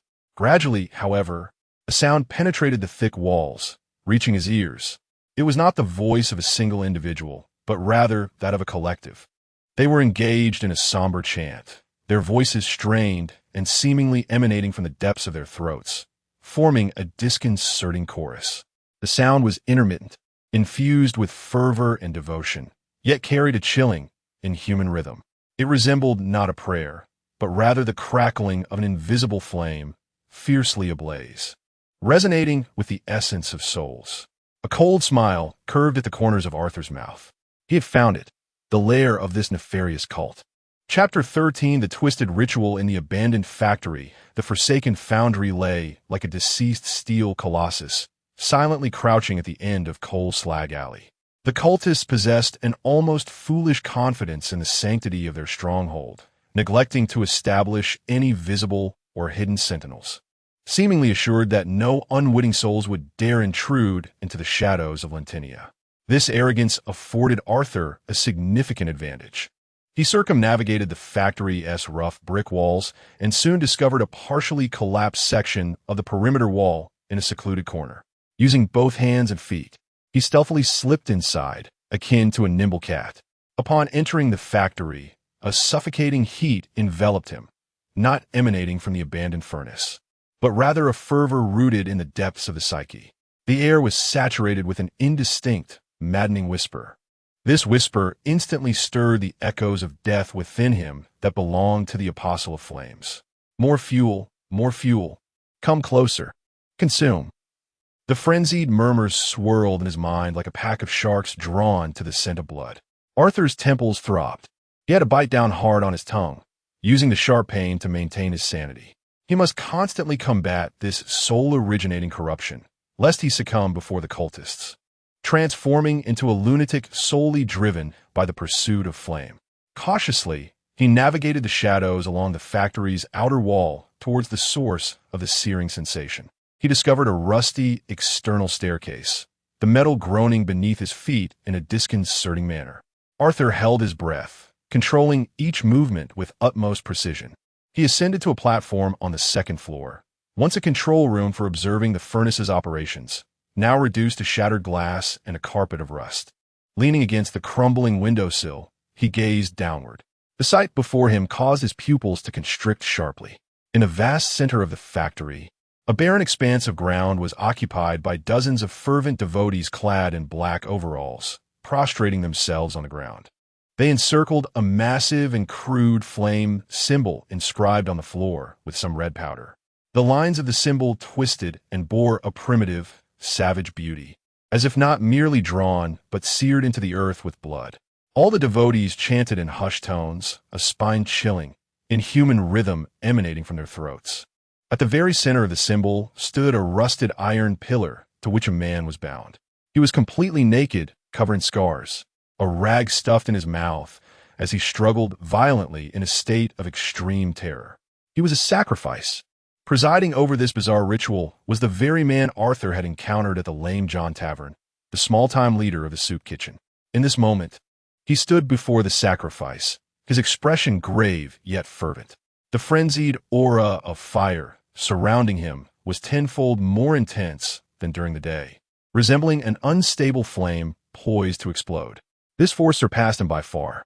In a man's hands lay a tattered tome bound in human skin.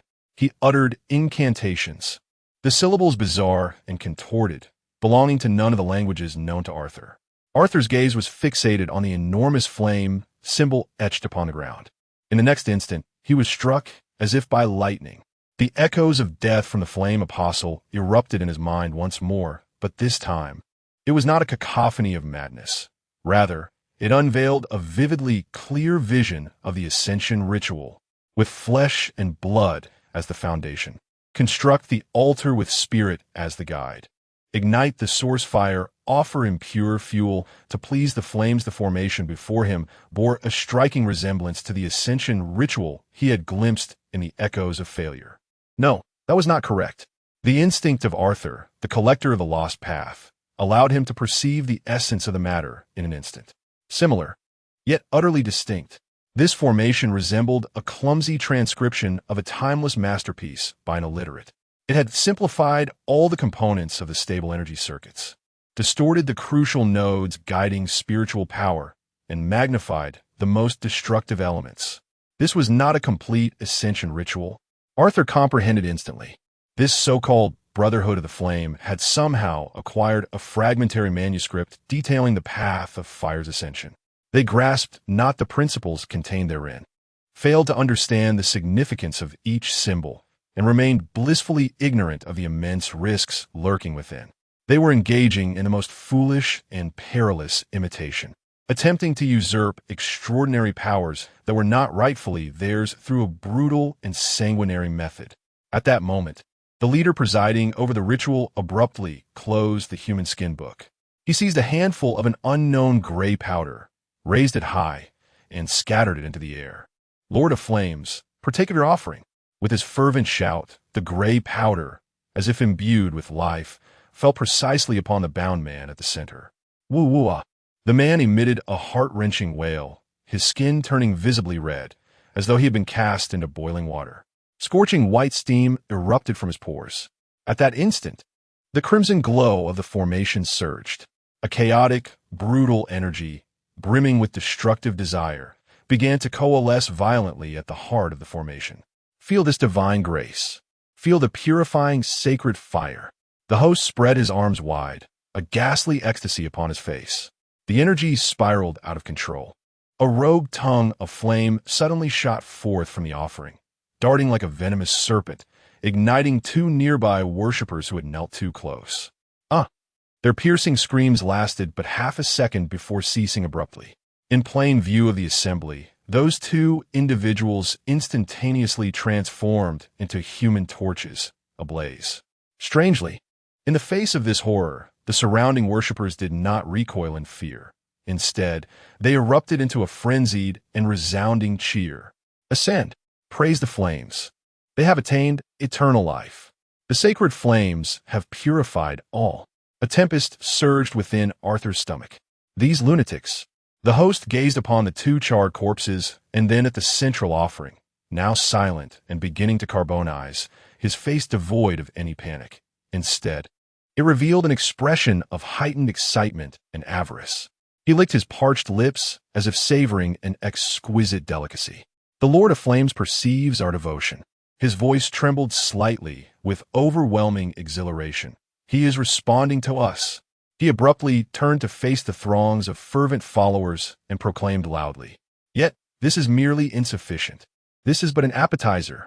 A grander offering shall bestow upon us even greater blessings." A heavy weight plunged into Arthur's heart. This was not failure. It was a rehearsal, a bloody experiment to test the power and efficacy of the ritual. They were concocting a sacrifice of even greater scale and horror. Just as his mind reeled in shock, a fragment of stone beneath his foot shifted slightly, caused by his body's involuntary stiffness, and slipped from the edge of the platform. A soft thud echoed, almost imperceptible, in the vast and frenzied factory. Below, the host's fervent cries abruptly ceased. He shot his head up, his eyes ablaze with mad flames, akin to a hawk in the night, instantly locking onto the elevated platform where Arthur concealed himself.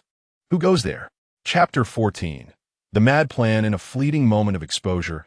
Arthur's mind had scarcely formed a complete thought before his body instinctively reacted. He lunged forward, leaping from the edge of the second-floor platform into a chaotic jungle of discarded gears and pipes below. "Catch him!" roared the enraged host from behind. A searing fireball grazed his back, crashing into the distant wall and erupting in a shower of scorching sparks. Arthur landed heavily upon the cold metal, pain surging through his ribs, yet he paid it no heed. Like a startled lizard, he scuttled away, using all four limbs to burrow into the depths of the mechanical crevices. The interior of the factory descended into utter disorder. Under the host's command, fervent devotees scattered like a pack of disturbed rabid dogs, howling as they searched for his whereabouts in the darkness. "He's over there. Block that exit." The chaotic cries, the clattering of metal, and the nauseating, feverish scent of flames wove together a net of despair. Yet, at this moment, Arthur's perception was sharper than ever. Under the pressing weight of death, his senses heightened, granting him an almost instinctual understanding of the pathways within the forsaken factory. He discerned dead ends from escape routes and identified optimal hiding places. This information unfurled in his mind like an invisible map. His hearing was acutely attuned. 30 meters to the left, he discerned the heavy, hurried footsteps of 3 individuals. To his right, and behind him, someone was scaling the pipes, the metal emitting faint groans. He could see those unseen threats. Holding his breath, he pressed against a massive, grease-covered drive shaft, descending silently to the ground. He slipped into the shadow of a colossal, abandoned boiler, his heart pounding within his chest. A cultist brandishing a lantern charged past his hiding spot, bellowing in rage. The beam of light nearly illuminating him as it swept across the ground just inches away. Cold sweat trickled down his brow. He could not afford to be worn down here. Forcing himself to remain calm, he recalled the factory's external structure he had observed during his infiltration. In his memory, on the western side near the sewage river, there lay a row of inconspicuous drainage outlets, a forgotten corner. He moved like a true specter through the labyrinth of steel and shadow. Each turn and pause expertly avoided the gaze of his pursuers. His extraordinary perception allowed him to always stay one step ahead, choosing the safest, most concealed paths. At last, he reached the factory's western wall. A noxious stench, a blend of rust and decaying aquatic vegetation, wafted from the darkness of the corner. This was it. He found the drainage outlet, half-sealed by a rusted iron grate. The grate was in such disrepair that, summoning all his strength, he bent a broken iron bar, creating a narrow gap barely wide enough for a single person to pass through. Without hesitation, he squeezed himself into the opening. The slimy, frigid sludge enveloped him instantly, the foul odor nearly causing him to retch. Gritting his teeth, he crawled forward in the dark, constricted passageway. Behind him, the cacophony of curses from the cultists gradually receded into oblivion. Time seemed to stretch indefinitely until a faint glimmer of light appeared ahead. He exerted himself to climb out of the conduit, landing unceremoniously on the slick riverbank. He had succeeded. Leaning against the frigid brick wall, he gasped for breath. His body smeared with mud and rust, resembling a wretched rat that had crawled from the sewers. His heart raced violently, nearly leaping from his throat. Once he regained his composure, the suppressed, soul-deep madness surged forth once more in a frenzied whisper. Fuel, sacrifices, greater boons. Arthur's mind buzzed incessantly.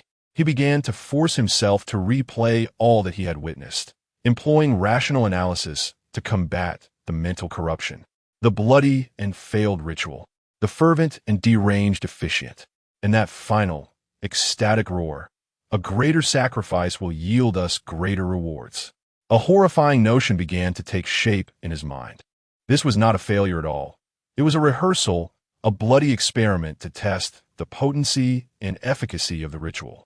They were concocting a far grander, sacrificial event. What could the greater sacrifice be?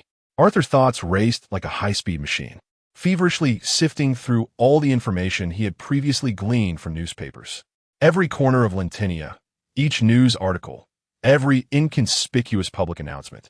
A piece of news he had dismissed as mere background suddenly leaped to the forefront. Municipal Hall announcement. In celebration of the 10th anniversary of the successful steam engine improvement, this Saturday will be designated as Steam Festival. All factories in the west of the city will have a unified day off. The Steam Festival. A day off. The workers of Coal Slag Alley would be free for a day. Where would they go? A place named struck like lightning, cleaving through the fog of confusion. The community square. It was the only decent open space in Coal Slag Alley, a rare gathering spot for workers to drink and vent their emotions during their holidays. The cult had chosen this moment, this location. They intended to transform all the workers in the square, every struggling soul in despair, into a greater sacrifice in one fell swoop. A chill shot up Arthur's spine, freezing his very blood. This was not merely dozens of individuals. It was hundreds, perhaps even thousands of living souls. He had to thwart their plans. But how? Call the police? He slumped in the mud, envisioning the absurdity of that scenario. Officer, I have stumbled upon a cult organization planning a large-scale human sacrifice in the community square tomorrow to sacrifice hundreds of workers. Would the police believe him? A destitute, muddy gambler whose identity could barely withstand scrutiny? They would regard him as yet another pitiful soul driven mad by Lentinia, locking him away in an asylum. Even if, by some chance, a single officer believed him, by the time they navigated the cumbersome official protocols and dispatched someone to investigate, it would all be too late. Moreover, it would leave him utterly exposed to the scrutiny of both the authorities and the cult. He found himself akin to a rabbit ensnared by two ravenous wolves. With no hope of a grave, no one could be relied upon. He was ensnared in a desperate predicament. He could flee, taking Eleanor away from Lentinia. Yet, where could they escape to? This world was rife with such shadows. The debts of the Razor Gang and the madness of the Brotherhood of Flames were merely the tip of the iceberg in this dark realm. Evading the situation would resolve nothing. To avert this calamity and extricate himself from his crisis, he required power, or, more precisely, incisive intelligence. A fulcrum capable of shifting the entire balance. His gaze seemed to pierce through the barriers of reality, delving deep into the recesses of his soul. There lay the abilities he had acquired from that bizarre compendium, long regarded as taboo, echoes of failed interpretation. He had previously cowered from such power. Each encounter meant confronting the purest madness and anguish of those who had failed. Each interpretation was an act of willingly tainting his psyche with a layer of venomous corruption. He feared becoming a fiery apostle or a lunatic like those of the Brotherhood. Yet now he had no choice. The risks were immense. But so too were the potential rewards. If he could decipher the core secrets of their rituals from the echoes of their failures, identify their weaknesses, or even usurp their strength, a mad decision took root in his heart. He required a vessel, one imbued with the most intense madness and despair from the ritual's failure. With it as a medium, he could reach out to those echoes. He recalled the refuse pile he had seen near the ritual site while infiltrating the factory. Within it, there must be discarded ritual drafts, remnants of materials, and even waste contaminated by the energy of the ritual. There, the purest and most primal echoes of failure lingered. Nightfall descended once more, enveloping Cold Dust Alley in a shroud of silence. The distant whistle of the factory reminded him of the passage of time. Less than 24 hours remained until Iron Fist Barton delivered his ultimatum. Arthur rose from the muck. He did not return home, nor did he seek out Eleanor. He turned, raising the collar of his coat to shield his face, smeared with mud and determination, and retraced his steps toward the treacherous, abandoned foundry from which he had just escaped. He must take the risk to obtain a vessel for the echoes of failure. This was his only wager. It was both to save the hundreds of innocent souls in Cold Dust Alley and to salvage himself and Eleanor. Chapter 15. The echo of failure returning to the abandoned foundry proved to be far more surreal than Arthur had anticipated. The once fervent energy in the air had dissipated, replaced by a suffocating silence reminiscent of smoldering embers, intertwined with the acrid sense of rust, charred remains, and a certain spiritual decay. He navigated through the skeletal remains of the steel behemoth. The interior of the factory was now significantly quieter than when he had fled. Most of the devotees had receded like the ebbing tide, retreating into the shadows of Coal Slag Alley to continue their hypocritical charade of charity. Only a handful of patrolling figures remained, their footsteps echoing starkly in the vast emptiness of the plant.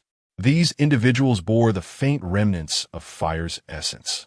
It was a feeble and muddled scent, akin to damp wood smoldering in smoke, far from awakening. However, their vigilance was palpable, their anxious gazes sweeping across every darkened corner, clearly haunted by the intruder from the previous night. Arthur's perception unfurled like a silent web in water, allowing him to intuitively discern the patrol's trajectories. From their breathing rhythms, he could sense their tension.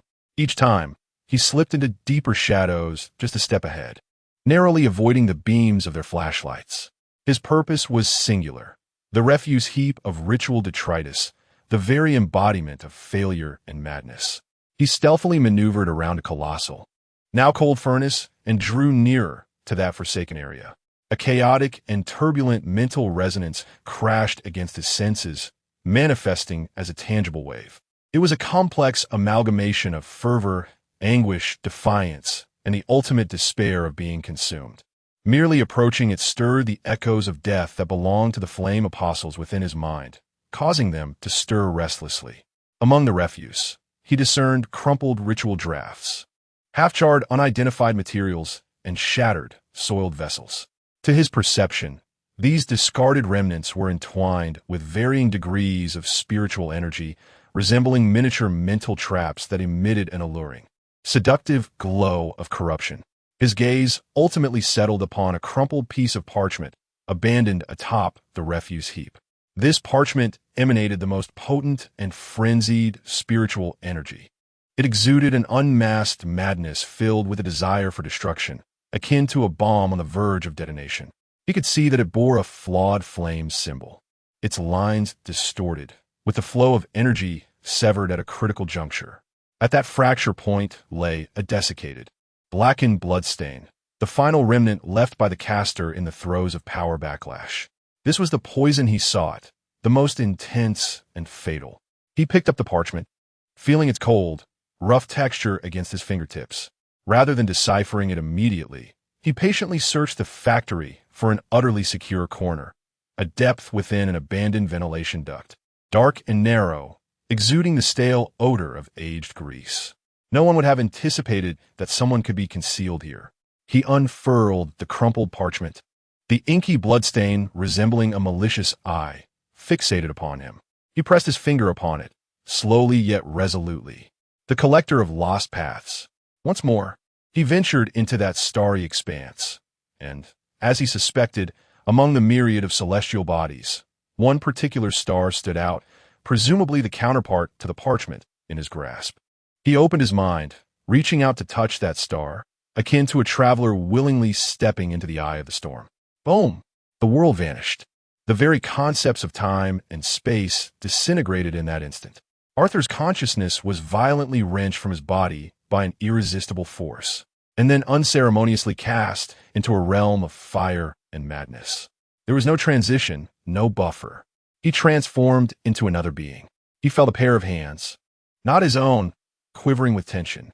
He sensed a heart, fervently beating with zealous faith. He found himself kneeling upon a frigid surface. Before him lay a tome bound in human skin, exuding an aura of malevolence. He experienced everything this fervent cultist endured. He felt the fervor with which the individual studied the twisted knowledge, how trembling hands meticulously inscribed the symbol representing the holy fire upon the parchment, again and again. Each failure brought forth a wave of anguish, mingled with resentment and self-loathing. Each minute's success ignited a surge of ecstasy, as if blessed by the divine. Finally, after an indeterminate number of attempts, he sensed he had drawn the most perfect symbol ever conceived. Then, he endeavored to summon the power of fire. Following the guidance within the flawed tome, he cautiously directed his mental energy like a probe into the symbol. A wondrous connection formed. He glimpsed one of the fundamental structures of this world, those vibrant, life-infused essences of fire. He learned to manipulate his minuscule mental energy to coax a wisp of essence into ignition.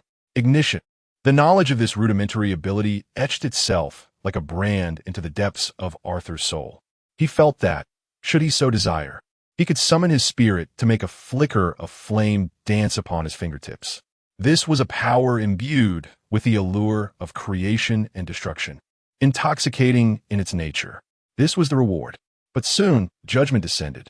Due to the incompleteness of knowledge and ignorance of power, the cultist's guidance led to a fatal deviation. What he coaxed forth was not a gentle essence, but a tempestuous, chaotic torrent of flames, rife with a voracious hunger. It spiraled out of control. That force surged back violently through the connection of mental energy, like a flood breaching its dam. Arthur felt it. He felt his thoughts being scorched, his reason melting away. Memory, emotion, self-awareness. All the elements that constitute this concept are swiftly evaporating, vaporizing in that terrifying flame. In their place arises a primal and pure desire, a yearning to surrender everything and become a part of a grander inferno, to serve as fuel, to embrace eternity. No, this is not my thought. Arthur's will, akin to a rock on the verge of being submerged by tumultuous waves, emits a silent roar. Burn, burn, burn everything to ashes. Flesh is a prison. The soul is mere kindling. The last frenzied murmurs of that cultist, like maggots gnawing at bone, scream wildly within his mind. He stands on the precipice of a mental abyss. On one side lies Arthur Fleming's fragile consciousness. On the other, an abyss of utter madness and destruction. Meanwhile, in the tangible world, Arthur, curled deep within the ventilation duct, undergoes a horrific transformation. His eyes blaze crimson, his skin searing as if branded, and wisps of white steam seep from his pores. Burn! A hoarse syllable, alien to him, involuntarily escapes from his cracked lips. A tiny, orange-red flame uncontrollably flares from his fingertips, dancing to ignite a scrap of paper beside him. The paper instantaneously turns to ash. He is being assimilated by the echoes of this failure, treading in the footsteps of that cultist, on the brink of becoming a mindless fool consumed by flames. The dam of reason is on the verge of collapse, just as his consciousness teeters on the brink of being wholly engulfed by that sea of fire. He expends his last ounce of strength and fiercely bites down on his own tongue. A sharp, tearing pain, like a cold bolt of lightning, cleaves through that burning, frenzied mental realm. He gains a fleeting yet invaluable clarity. No, he cannot merely escape. He must seize what he needs from this madness that threatens to incinerate his sanity. He must capture the core secret of the ritual. Chapter 16. Intelligence in the flames. The intense sting on his tongue felt like a cold iron anchor, firmly pinning Arthur's consciousness, which was on the verge of being entirely consumed by flames, to the coordinates of reality. He seized this lightning-like clarity that pierced through the madness, forcibly altering his perspective. No longer did he engage in a struggle against the spiritual torrent capable of incinerating all. Instead, he began to analyze it.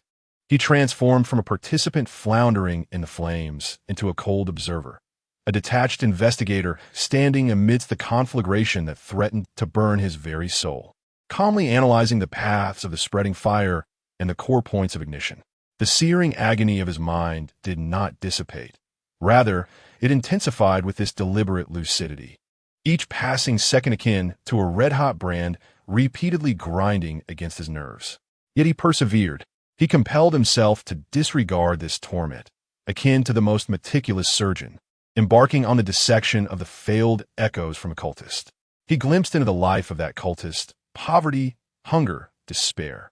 Then came the emergence of the Brotherhood of Fire, the false warmth offered by a bowl of thin gruel, and the pathological hope ignited by their preaching.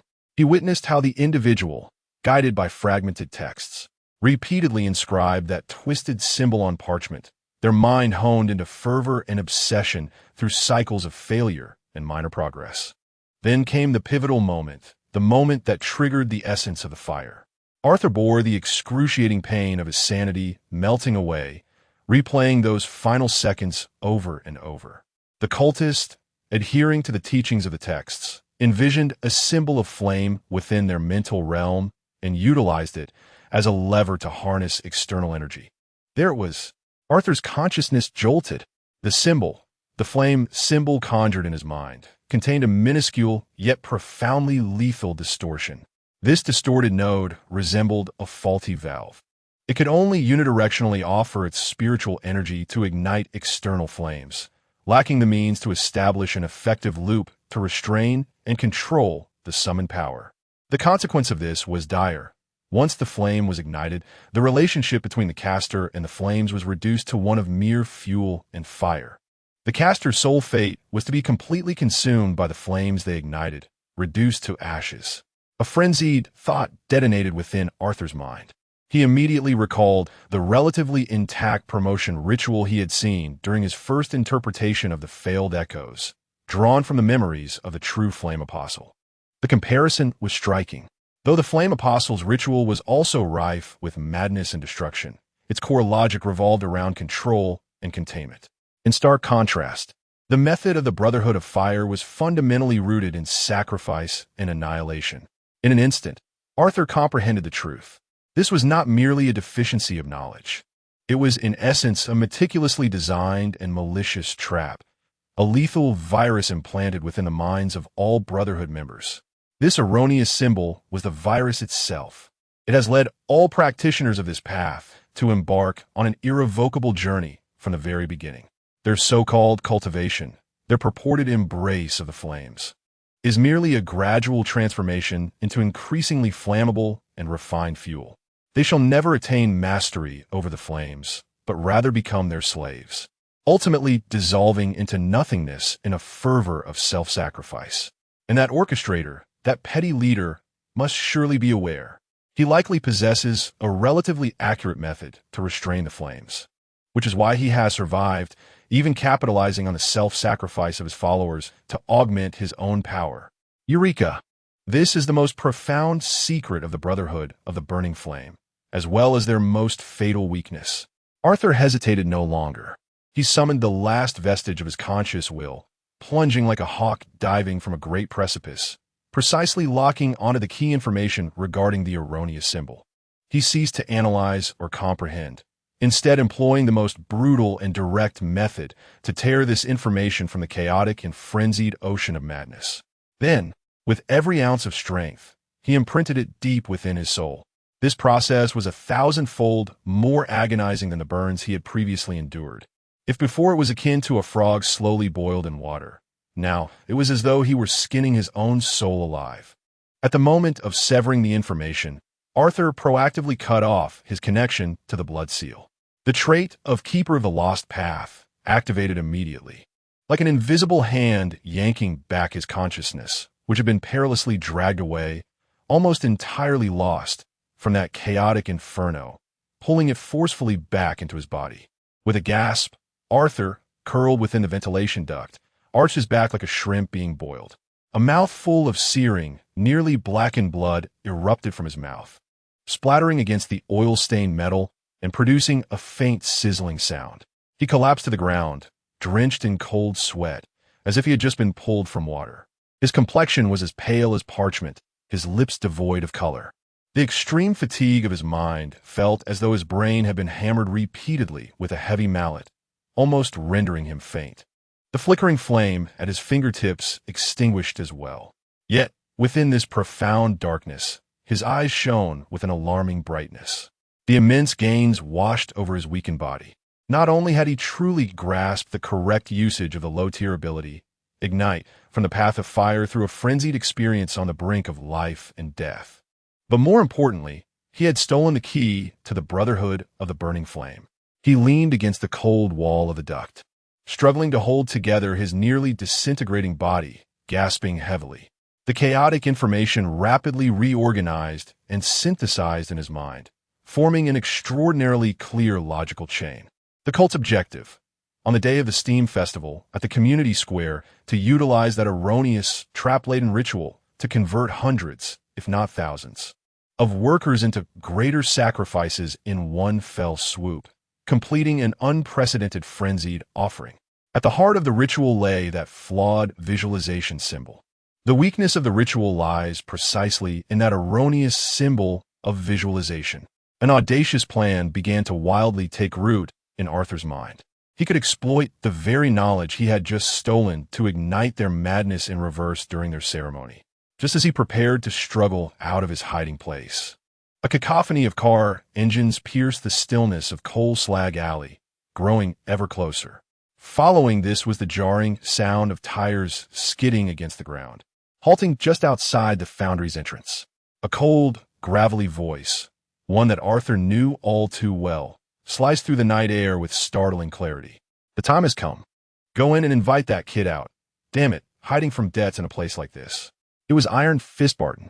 The threat of the mob descended upon him at his most vulnerable and unexpected moment. Chapter 17.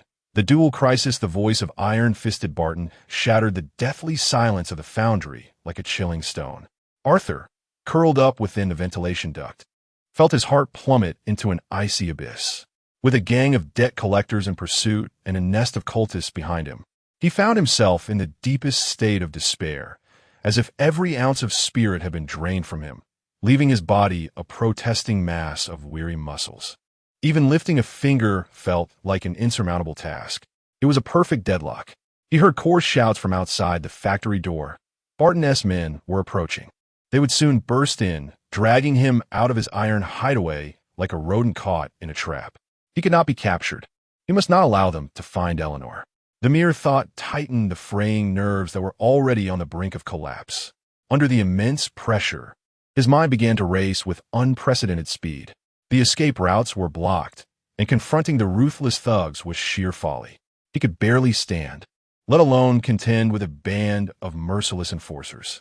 Unless he could orchestrate a collision between these two equally dangerous and irrational forces. His gaze fell upon a heap of ritual refuse just outside the duct, where a scrap of paper he had unconsciously ignited was now emitting a faint wisp of smoke. Barely clinging to life. Fire. A plan so audacious it cleaved through his despair like a bolt of sulphurous lightning. He would ignite a greater flame here. Arthur clenched his jaw, summoning the last remnants of his mental fortitude, nearly squeezed from the very seams of his soul. He recalled the correct knowledge of ignition he had surreptitiously gleaned from the cultist's memories, envisioning the complete symbol capable of restraining and guiding the flame. His target was the soiled rags and wood shavings within the refuse heap. His mental energy extended like an invisible probe, piercing the flammable materials. Ignition. A faint, nearly imperceptible warmth radiated from his mental realm. A small cluster of orange-red flames materialized above the greasy refuse. The flame was diminutive, flickering like a candle in the wind, poised to extinguish at any moment. Beads of cold sweat formed on Arthur's brow, the excessive drain on his spirit causing momentary blackouts before his eyes. Not enough. Still not enough. He compelled himself to maintain the flow of mental energy. The flame, nourished, greedily licked at the grease, deepening in hue. It swiftly spread, igniting the nearby rags and climbing onto the dry wood shavings. A gust of wind rushed through the duct's crevice, as if it were the breath of death itself. The flame surged, leaping half a meter higher. Thick, acrid black smoke billowed upward, swiftly engulfing the factory ceiling. It was ablaze. What was happening? Inside the factory, the patrolling cultists immediately sensed the anomaly, their panicked cries shattering the stillness. They rushed toward the source of the fire, their footsteps a cacophony of chaos. The disorder had begun. Arthur hesitated not for a moment, seizing the instant when all eyes were captivated by the flickering flames. He exerted his final strength to silently slide down from the other end of the ventilation shaft.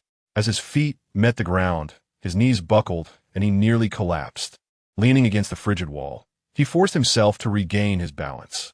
He then picked up a fist-sized fragment of stone from the ground and, summoning all his might, hurled it towards the entrance of the foundry with all the fervor he could muster.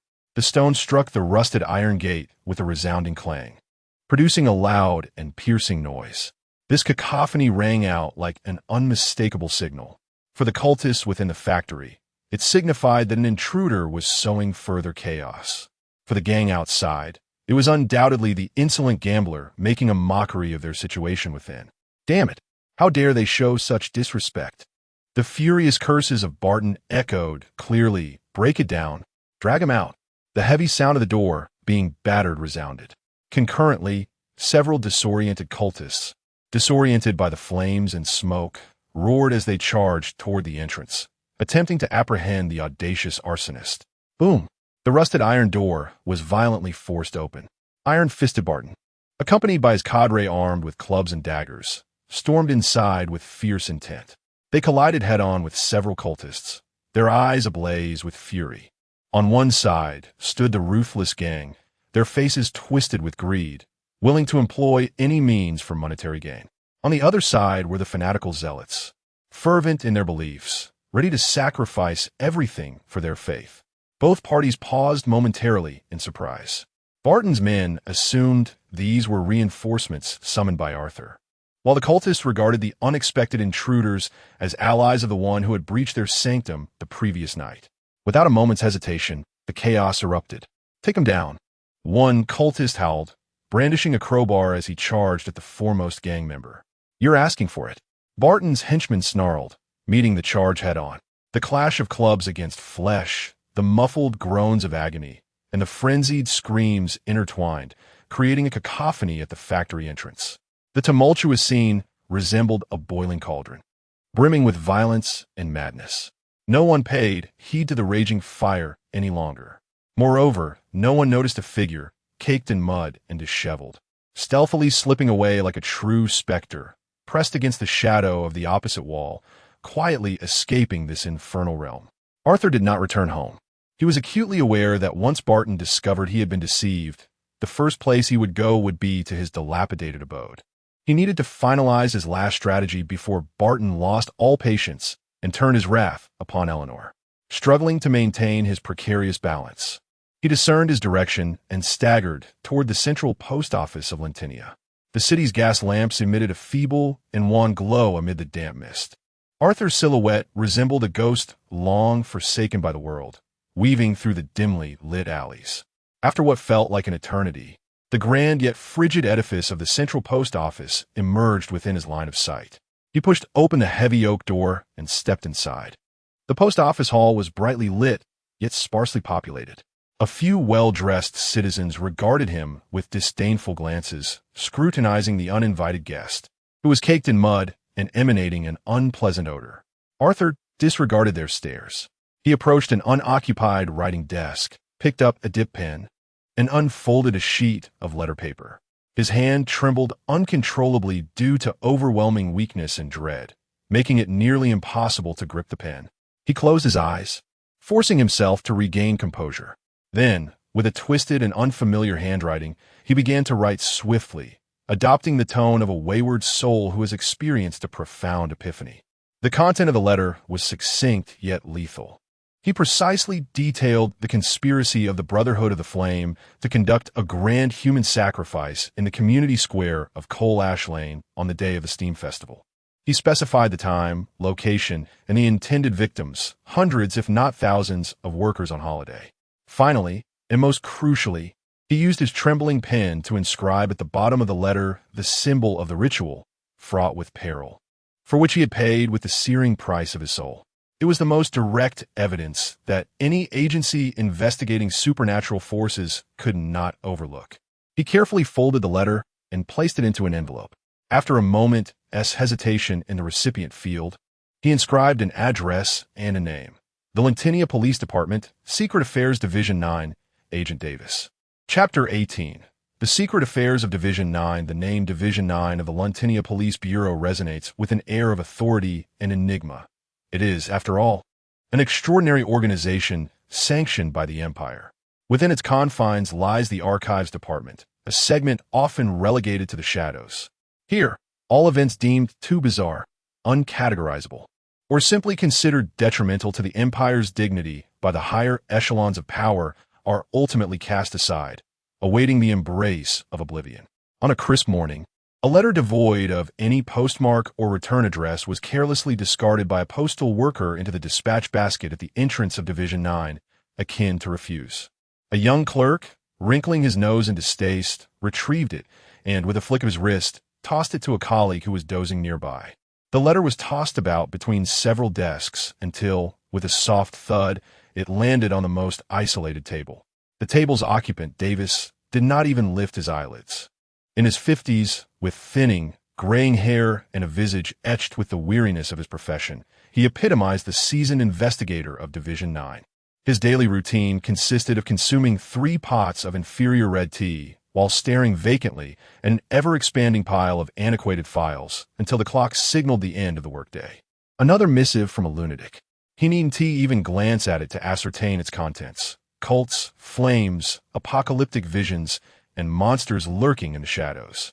In this city, shrouded in industrial fumes and despair, countless souls succumb daily to madness, channeling their delusions into letters dispatched to various government offices.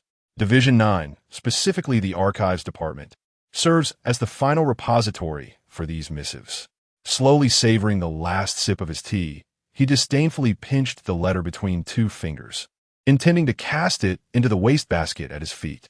However, just as he was about to relinquish his grip, a familiar, twisted dark red hue caught his eye from the tattered edge of the envelope. He halted his motion, tearing open the envelope to reveal a sheet of inexpensive stationery. The handwriting sprawled across the page was distorted and hurried, a testament to the writer's frailty and anxiety.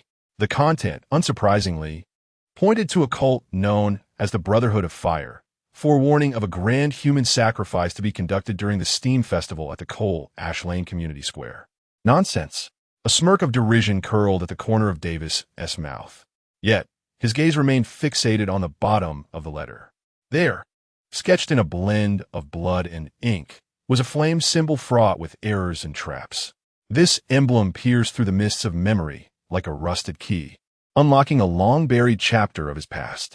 His heart, once indifferent to the world, throbbed with an involuntary pang. He dropped the letter and surged to his feet, moving with a swiftness unexpected of one on the brink of retirement. His drowsy colleagues were startled, casting bewildered glances in his direction. Ignoring them, Davis dashed towards the depths of the archives, weaving through rows of towering file cabinets that loomed like gravestones. With an almost instinctive memory, he swiftly rummaged through the dust-laden files. At last, he extracted a thick, weathered brown paper folder, its cover yellowed and brittle with age. The file number read, Lewin 07-3341. Case title, The Unusual Death of MP Harold, Kentucky. He blew off the dust from the cover and opened the file. The details of that sensational case from over a decade ago resurfaced before him. A promising member of the House of Commons had mysteriously perished in his study, spontaneously combusting without any apparent source of ignition or accelerant, leaving behind nothing but a charred corpse. At the time, everyone deemed it an inexplicable accident, hastily closing the case. Only he, the then young and impetuous Detective Davis, insisted that there lay something deeper beneath the surface, for he had discovered a half-burned, bizarre symbol painted in an unknown pigment beneath the carpet at the scene. He turned the file to the page containing evidence photographs. In the image, the charred symbol bore an uncanny resemblance to one he had just observed in an anonymous letter. A jolt surged through Davis's mind. He rushed back to his desk and retrieved the letter. The previously dismissed ramblings now appeared to him as if each word were a searing brand, emanating a chilling intensity. Upon scrutinizing the contents, the precision of the intelligence was deeply unsettling. This was not the fabrications of a madman. The symbol was a core secret known only to those who had genuinely engaged with that realm. In an instant, the nature of the letter transformed from the nonsensical babble of a lunatic to an invaluable piece of high-risk intelligence. Who was this anonymous informant? A suddenly enlightened former cult member? Or perhaps an organization opposed to the Brotherhood of Flame, seeking to wield a hidden weapon? How could they possess such intricate details? Even the core vulnerabilities of the ritual? Countless questions swirled in Davis's mind, yet he recognized that this was not the moment for inquiry. If the letter S claims were true, a massacre targeting hundreds of civilians was imminent in the heart of Londinia. He seized the letter and the long-buried case file, casting not a glance at his colleagues, and dashed out of the basement toward his superior's office. Minister, urgent situation. In the office, the corpulent head of the department leisurely sipped coffee while perusing the newspaper. He was decidedly displeased with Davis's reckless intrusion. Davis, you had better have a convincing reason. Or else, without uttering a word, Davis slammed the letter and the old file onto the minister's desk. Look at this, and then this. The minister frowned, reluctantly picked up the letter, and scanned it, his expression revealing an undeniable realization. However, as his gaze fell upon the open old case file and the nearly identical symbols in the two photographs, his demeanor froze. Years ago, Member of Parliament Harold met his demise due to this very symbol. Now, someone intends to use the same emblem to orchestrate the sacrifice of thousands of workers in Coal Dust Alley. Davis spoke with a tone devoid of emotion, merely stating a fact. The connection between the two pieces of evidence was indisputable. Even though the minister was reluctant to court trouble, he could not overlook the potential calamity and political repercussions lurking in the shadows. I authorize you to take a small team of plainclothes officers to conduct preliminary reconnaissance in Coal Dust Alley. The minister finally resolved, albeit with great difficulty. Remember, it is merely reconnaissance. Do not create any disturbances until we have concrete evidence. In Coal Dust Alley, Davis, accompanied by three capable young agents, stealthily infiltrated the area ruled by coal, ash, and despair. Clad in the tattered garments of laborers, they blended into the crowd, inconspicuous as shadows. Following the instructions from the letter, he soon located the so-called community square. In the square, members of the Brotherhood of the Flame were distributing gruel. With fervent yet benevolent smiles, they offered bowls of steaming porridge to the gaunt workers queued up before them. Everything appeared remarkably normal, suffused with a false sense of warmth. However, upon a mere glance, a chill coursed down Davis' spine. The cultists, in the intervals of serving gruel, employed a nearly imperceptible technique to sprinkle a mixture of ashen powder into the crevices of the wooden planks used to construct the makeshift stage, scattering it across the ground surrounding the square. They were setting the scene. They were making final preparations for a grand celebration. Everything aligned perfectly with what was described in the letter. Unbeknownst to Davis, on the top floor of a dilapidated apartment building directly across the square, a pair of eyes observed him from behind a window. Arthur leaned against the cold wall, feeling as fragile as if he might fall apart at any moment. He watched Davis and his team of plainclothes agents weaving through the crowd, observing, then quietly dispersing to key positions around the square. The pieces were already in place. He slowly withdrew his gaze, no longer interested in the outside scene. The setup was complete. Now, he merely needed to wait for the curtain to rise. Chapter 19. The cat-and-mouse game. The attic was a meticulously chosen refuge for Arthur. He had spent an entire night traversing the intricate rooftops and alleys of Coal Slag Lane, much like a cautious wildcat, ultimately discovering this forgotten nook. It was uninhabited, thickly coated in dust, with a dilapidated louvered window, granting him a splendid vantage point over the community square below. The movements of the cultists and the discreet gestures of the agents from the Ninth Bureau unfolded before him like pieces on a chessboard, vividly visible to his discerning gaze. Leaning against the frigid wall, a sense of weakness washed over him like a chilling tide, relentlessly battering his taut nerves. Each breath tugged at his lungs, searing with a sharp pain. It was the aftermath of a forceful misinterpretation echoing through his consciousness, igniting the chaotic fire within. Yet, he compelled himself to disregard these sensations, concentrating all his attention on the square below. Agent Davis and his three undercover operatives had seamlessly blended into the queue of workers awaiting their portion of gruel. They bowed their heads, hunched their backs, their faces mirroring the same numbness and fatigue as those around them. However, their positioning inadvertently formed a loose perimeter, encompassing the square's main entrances within their line of surveillance. Davis himself, cradling a bowl of murky porridge, squatted in an inconspicuous corner, feigning small sips while discreetly observing the members of the Brotherhood of the Fiery Flame who were distributing the gruel. His confusion was almost palpable on his face. Arthur could decipher the internal struggle of the seasoned agent through his subtle, nearly stagnant movements. The number of cultists present in the square exceeded expectations, and their defenses were far more stringent than those of an ordinary charitable organization. Some seemingly innocuous figures maintaining order bore bulging waistbands, clearly concealing weapons. Their seemingly casual stances subtly obstructed all possible avenues for a surprise attack. With only 4 agents at his disposal, thwarting an impending large-scale ritual without alarming this deranged assembly or inciting mass panic was sheer folly. He required reinforcements, ample professional support. However, he hesitated to escalate this unverified intelligence to the level necessitating armed intervention. He needed to locate that informant. A young agent approached briskly from a distance, leaning in to whisper a few words to Davis before shaking his head. Arthur could almost surmise their conversation. The Central Post Office, bustling with activity, presented no suspicious elements in the letter delivery process. The trail had gone cold there. Indeed, upon receiving the report, Davis's brow furrowed even deeper. He found himself in a quandary. He believed in the authenticity of the intelligence contained within that letter. The lethal symbol was the strongest testament to its validity. Yet, he could not wholly trust an informant lurking in the shadows, whose identity remained uncertain. Could this be a trap? a more insidious conspiracy designed to lure official forces in and then unleash greater chaos? Davis's indecision was clearly communicated to Arthur through the absence of any directives. There was no time to delay. The skepticism and hesitation of the official forces may ultimately doom this singular opportunity.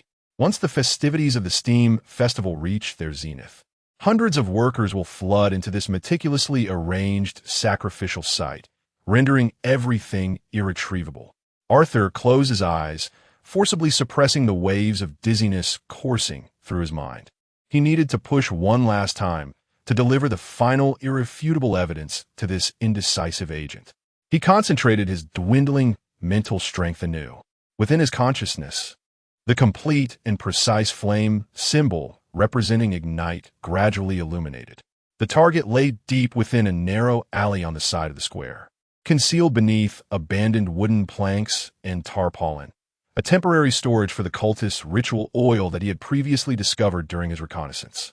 While the location was hidden, once ignited, the noxious smoke, thick with grease and inferior fuel, will be impossible to obscure.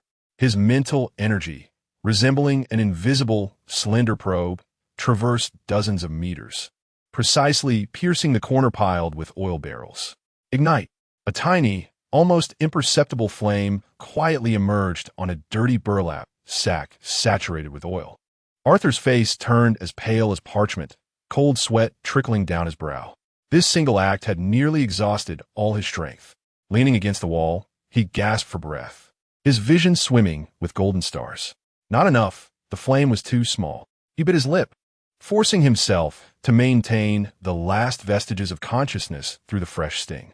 He infused every remaining ounce of mental energy into the flickering flame.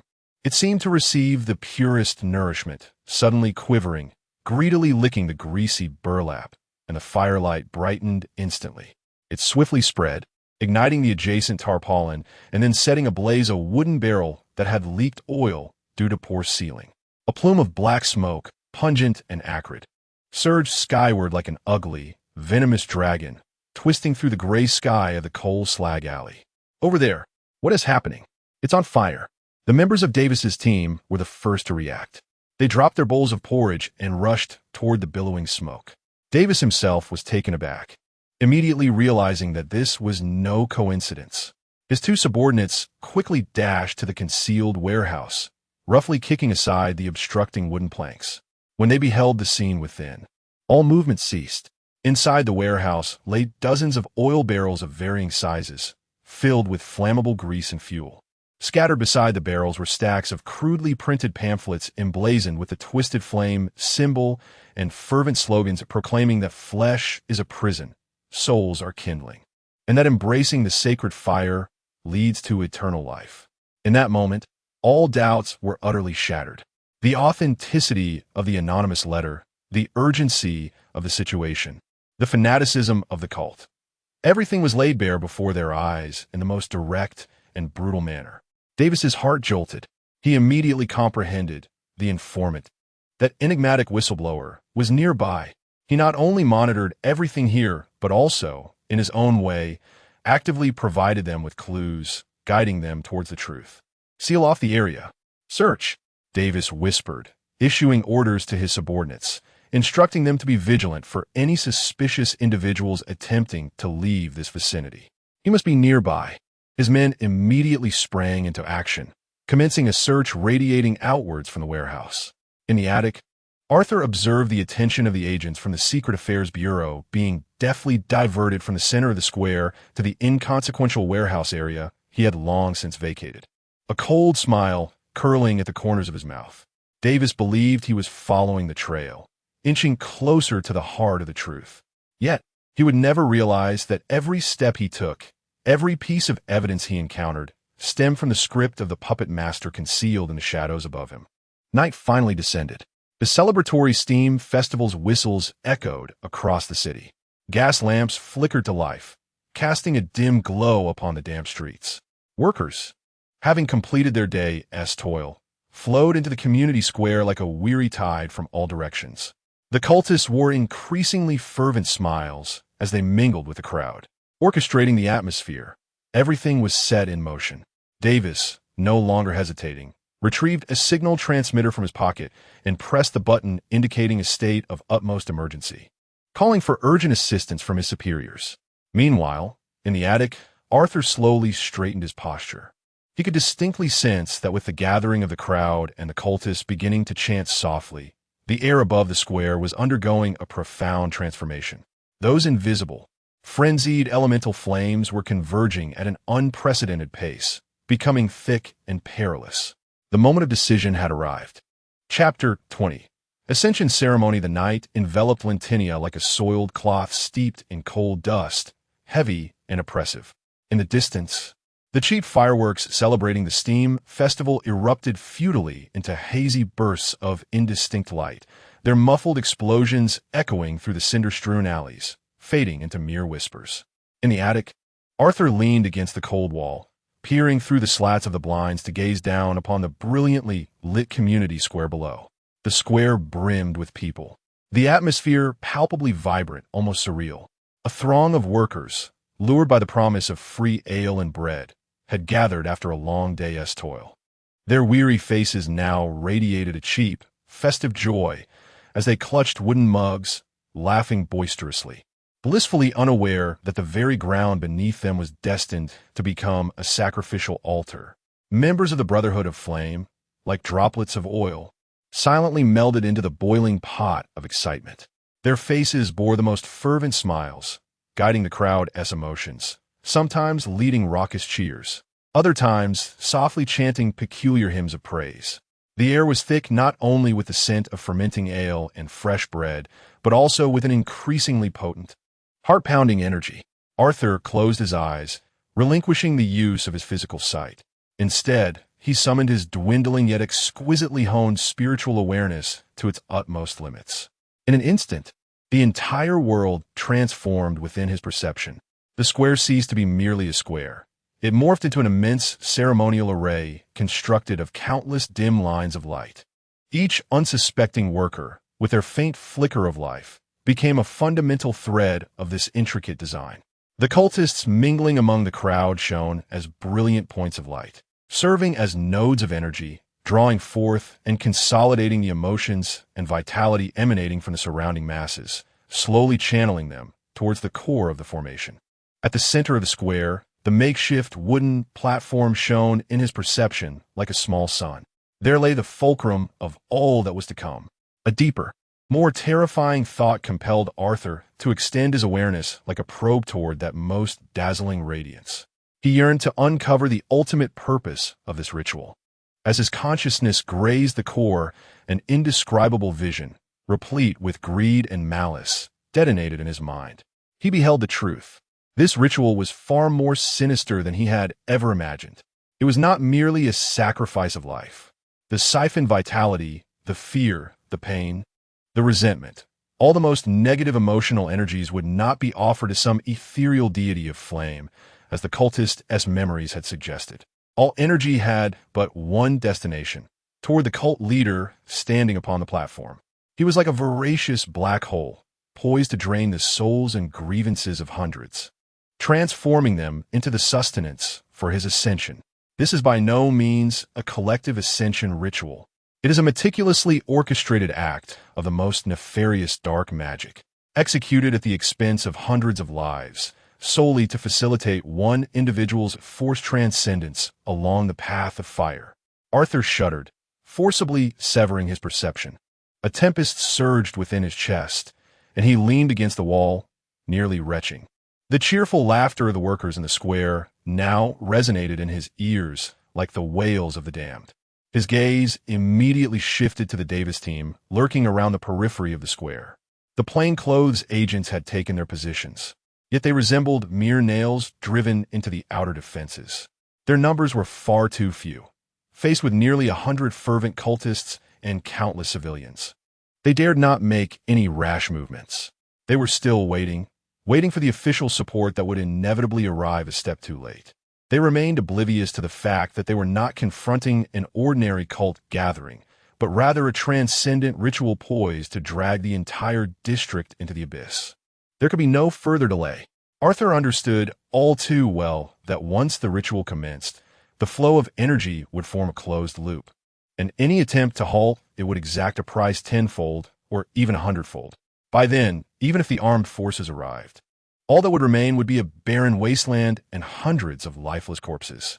It was imperative to weaken the ritual before they acted. He sought to secure a glimmer of hope for the innocent and create a chaotic situation in which he could navigate the murky waters. Arthur closed his eyes once more, suppressing the piercing pain that throbbed in his mind, and once again extended his extraordinary perception. This time, he did not delve into the heart of the ritual.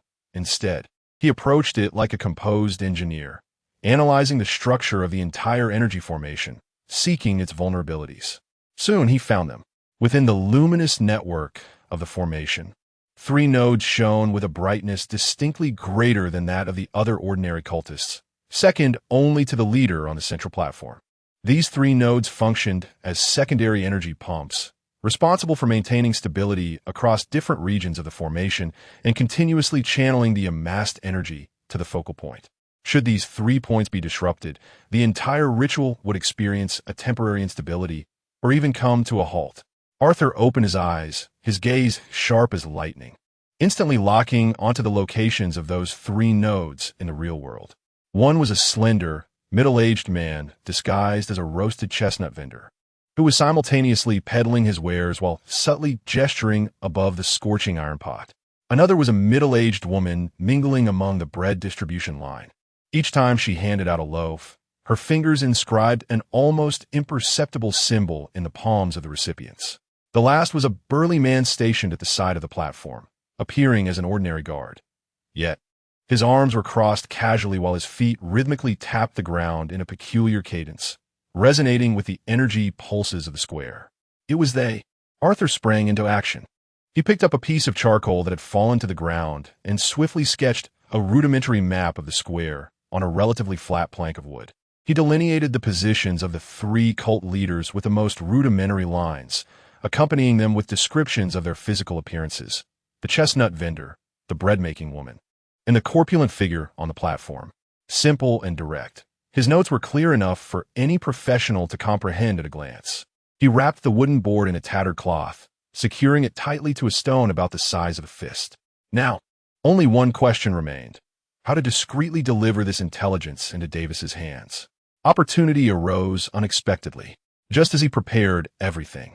A shadowy figure silently slipped into the dim alleyway directly beneath the attic. It was an undercover agent from the Secret Intelligence Bureau.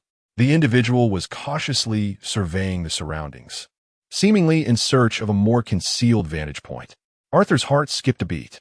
He edged toward the broken window, holding his breath, and carefully peered out. Now it was the moment.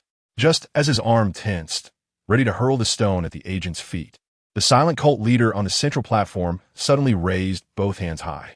A frenzied and seductive voice erupted, overpowering the din of the gathering. Echoing throughout the cinder alley, "Embrace the flames, lost lambs. Tonight, we shall ascend together into the great realm of fire." The ritual had commenced ahead of schedule. Chapter 21. The Hymn of Flames. As that frenzied proclamation reverberated through the night sky, an agent concealed in the alleyway, directly beneath the loft, abruptly lifted his head, his face a mask of vigilance. Yet it was too late. "Embrace the flames, wayward lambs." The voice of the cult leader, imbued with an almost inhuman enchantment, pierced the eardrums of all present. Tonight, we shall ascend together into the grand celestial realm of fire. A resonant surge of intangible psychic force radiated from a platform, rippling outward like waves upon a tranquil surface. The cacophony of laughter and jubilant cheers that filled the square fell silent in an instant. Arthur, peering through the slats of the Venetian blinds, beheld a sight that sent chills coursing through his veins. Below, hundreds of workers stood frozen, their expressions abruptly hardened. The cheap veneer of festive joy peeled away like a mask, revealing a vacant, dazed fervor beneath. Their pupils lost focus, as if a collective soul had been extracted, transforming them into mere puppets strung by unseen threads. In unison, the members of the Brotherhood of Fire, hidden among the crowd, seemed to receive a silent command. They opened their mouths, chanting in a monotonous, eerie tone, Ancient, distorted syllables coalesced into a filthy torrent, sweeping across the square. The hypnotized workers, too, parted their lips, emitting indistinct, mimicking murmurs. The atmosphere had irrevocably shifted. At that moment, several workers at the forefront of the platform, devout zealots of the Brotherhood, bore expressions of a nauseating, near-happy smile. They stepped forward without hesitation, ascending the platform step by step. From their pockets, they withdrew sharp knives, and under the watchful gaze of countless vacant stares, they uniformly slashed their wrists. Warm blood gushed forth, resembling slender red serpents, cascading precisely onto the complex ritual glyphs etched in ash and powder upon the platform surface. As the blood soaked into the symbols, the entire platform erupted in an otherworldly, blinding crimson light. With a thunderous roar, a wave of visible heat surged forth from the platform, engulfing the entire square. The temperature of the air surged, as though one stood beside a colossal furnace. Yet, the mesmerized crowd did not recoil in terror from this sudden warmth. Rather, they seemed invigorated, unleashing even more frenzied and thunderous cheers. Their vitality was being voraciously siphoned by this overwhelming force. Curse be! The speed at which the ritual commenced exceeded Arthur's wildest expectations. He observed Davis and his agents, lurking at the edge of the square, peering out from their hiding place with weapons primed and ready. They were preparing for an assault. No, to Russia now, confronting hundreds of completely controlled civilians akin to zombies, alongside nearly 100 fervent cultists, would inevitably precipitate a catastrophic stampede and slaughter. Davis and his men would be overwhelmed, and these innocent workers would suffer grievously amidst the chaos. The ritual's proceedings must be interrupted at once. Arthur's head throbbed with excruciating pain, each heartbeat resonating like a heavy hammer striking against his temples. The aftereffects of his mental exertion blurred the edges of his vision. Yet, he could not afford to dwell on such matters. His gaze pierced through the frenzied crowd, fixated on a corner beneath the platform. Concealed by wooden planks and oilcloth, there lay dozens of barrels, stacked together, containing kerosene and accelerants intended for the final stage of the ritual's ignition. Igniting them directly? No. That would instantaneously create a massive conflagration, engulfing all those nearby, including the innocent. He had devised a superior method. Arthur concentrated every ounce of his remaining mental strength, a meager force that flickered in his consciousness like a candle burned to its wick, poised to extinguish. He forced himself to remain composed, envisioning the precise symbol representing ignite. The target was not the kerosene nor the barrels, but rather the inconspicuous coarse hemp rope securing one of the stoppers atop a barrel. His mental energy, akin to an invisible needle, traversed the distance with pinpoint accuracy. Ignite! A small burst of orange flames materialized on the dry hemp rope, so diminutive that it went unnoticed by anyone. The flame quietly consumed the rope, reducing it to ashes. With the stopper losing its grip, it loosened under the internal pressure of the barrel. Gurgling, the deep brown kerosene began to seep through the gap of the stopper, flowing silently into the shadows beneath the platform. Success! Arthur's complexion turned as pale as parchment, yet he pressed on. He repeated the process, gathering his mental strength once more, aiming for the ropes of the second and third barrels. Ignite! Ignite! 2 more tiny flames flickered to life, severing the remaining ropes. More kerosene spilled forth, stealthily spreading in the unnoticed corner, coalescing into a small pool of oily residue. After accomplishing this, Arthur could bear no more. His body weakened, sliding down the wall to the ground, gasping for breath. His mind felt as though it had been emptied, leaving only a buzzing echo. Above the platform, the cult leader stood with closed eyes and outstretched arms, blissfully absorbing the overwhelming life energy converging from all directions. Suddenly, his ecstatic expression faltered. He sensed a faint, discordant delay in the energy supply of the entire ritual array, akin to a minor dissonance in a flawless symphony. Furrowing his brow, he opened his eyes, his crimson gaze sweeping over the fervent crowd below. Everything appeared normal. He could not identify the source. However, this fleeting energy fluctuation, lasting less than a second, was keenly perceived by another. At the edge of the square, Davis prepared to issue the command for a vigorous assault. He too sensed the anomaly in the energy.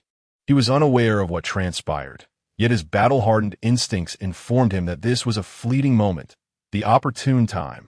Without further hesitation, he directed his voice with utmost fervor into the communicator concealed within his collar. Initiate action. Prioritize control of the high platform.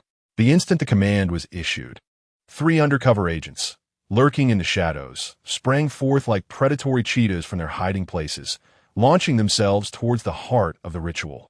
However, at that precise moment of their emergence, a civilian, deeply influenced by the ritual, with eyes rolled back in a trance-like state, seemed to sense something. Stiffly, he turned his head at an unnatural angle. His arms slowly raised, and with skeletal fingers, he pointed directly at the attic where Arthur was concealed. Following this, a voice that was anything but human erupted from his throat, sharp and piercing. There lies the observer. In an instant, dozens of fervent devotees, armed and tasked with protection, abruptly turned their heads, fixating their bloodthirsty and frenzied gazes upon the dilapidated shutters. Chapter 22. Creating chaos. That unearthly shriek pierced through the air like a venom-coated steel needle, stabbing mercilessly into Arthur's eardrum. Exposed. A sudden jolt of dread gripped his heart. He had anticipated everything, yet failed to foresee the ritual's perceptive prowess, which could so acutely manipulate an ordinary person, drawing him forth from the shadows. With a swift motion, the members of the Fire Brotherhood, armed with clubs and blades, stationed at the periphery, turned in unison.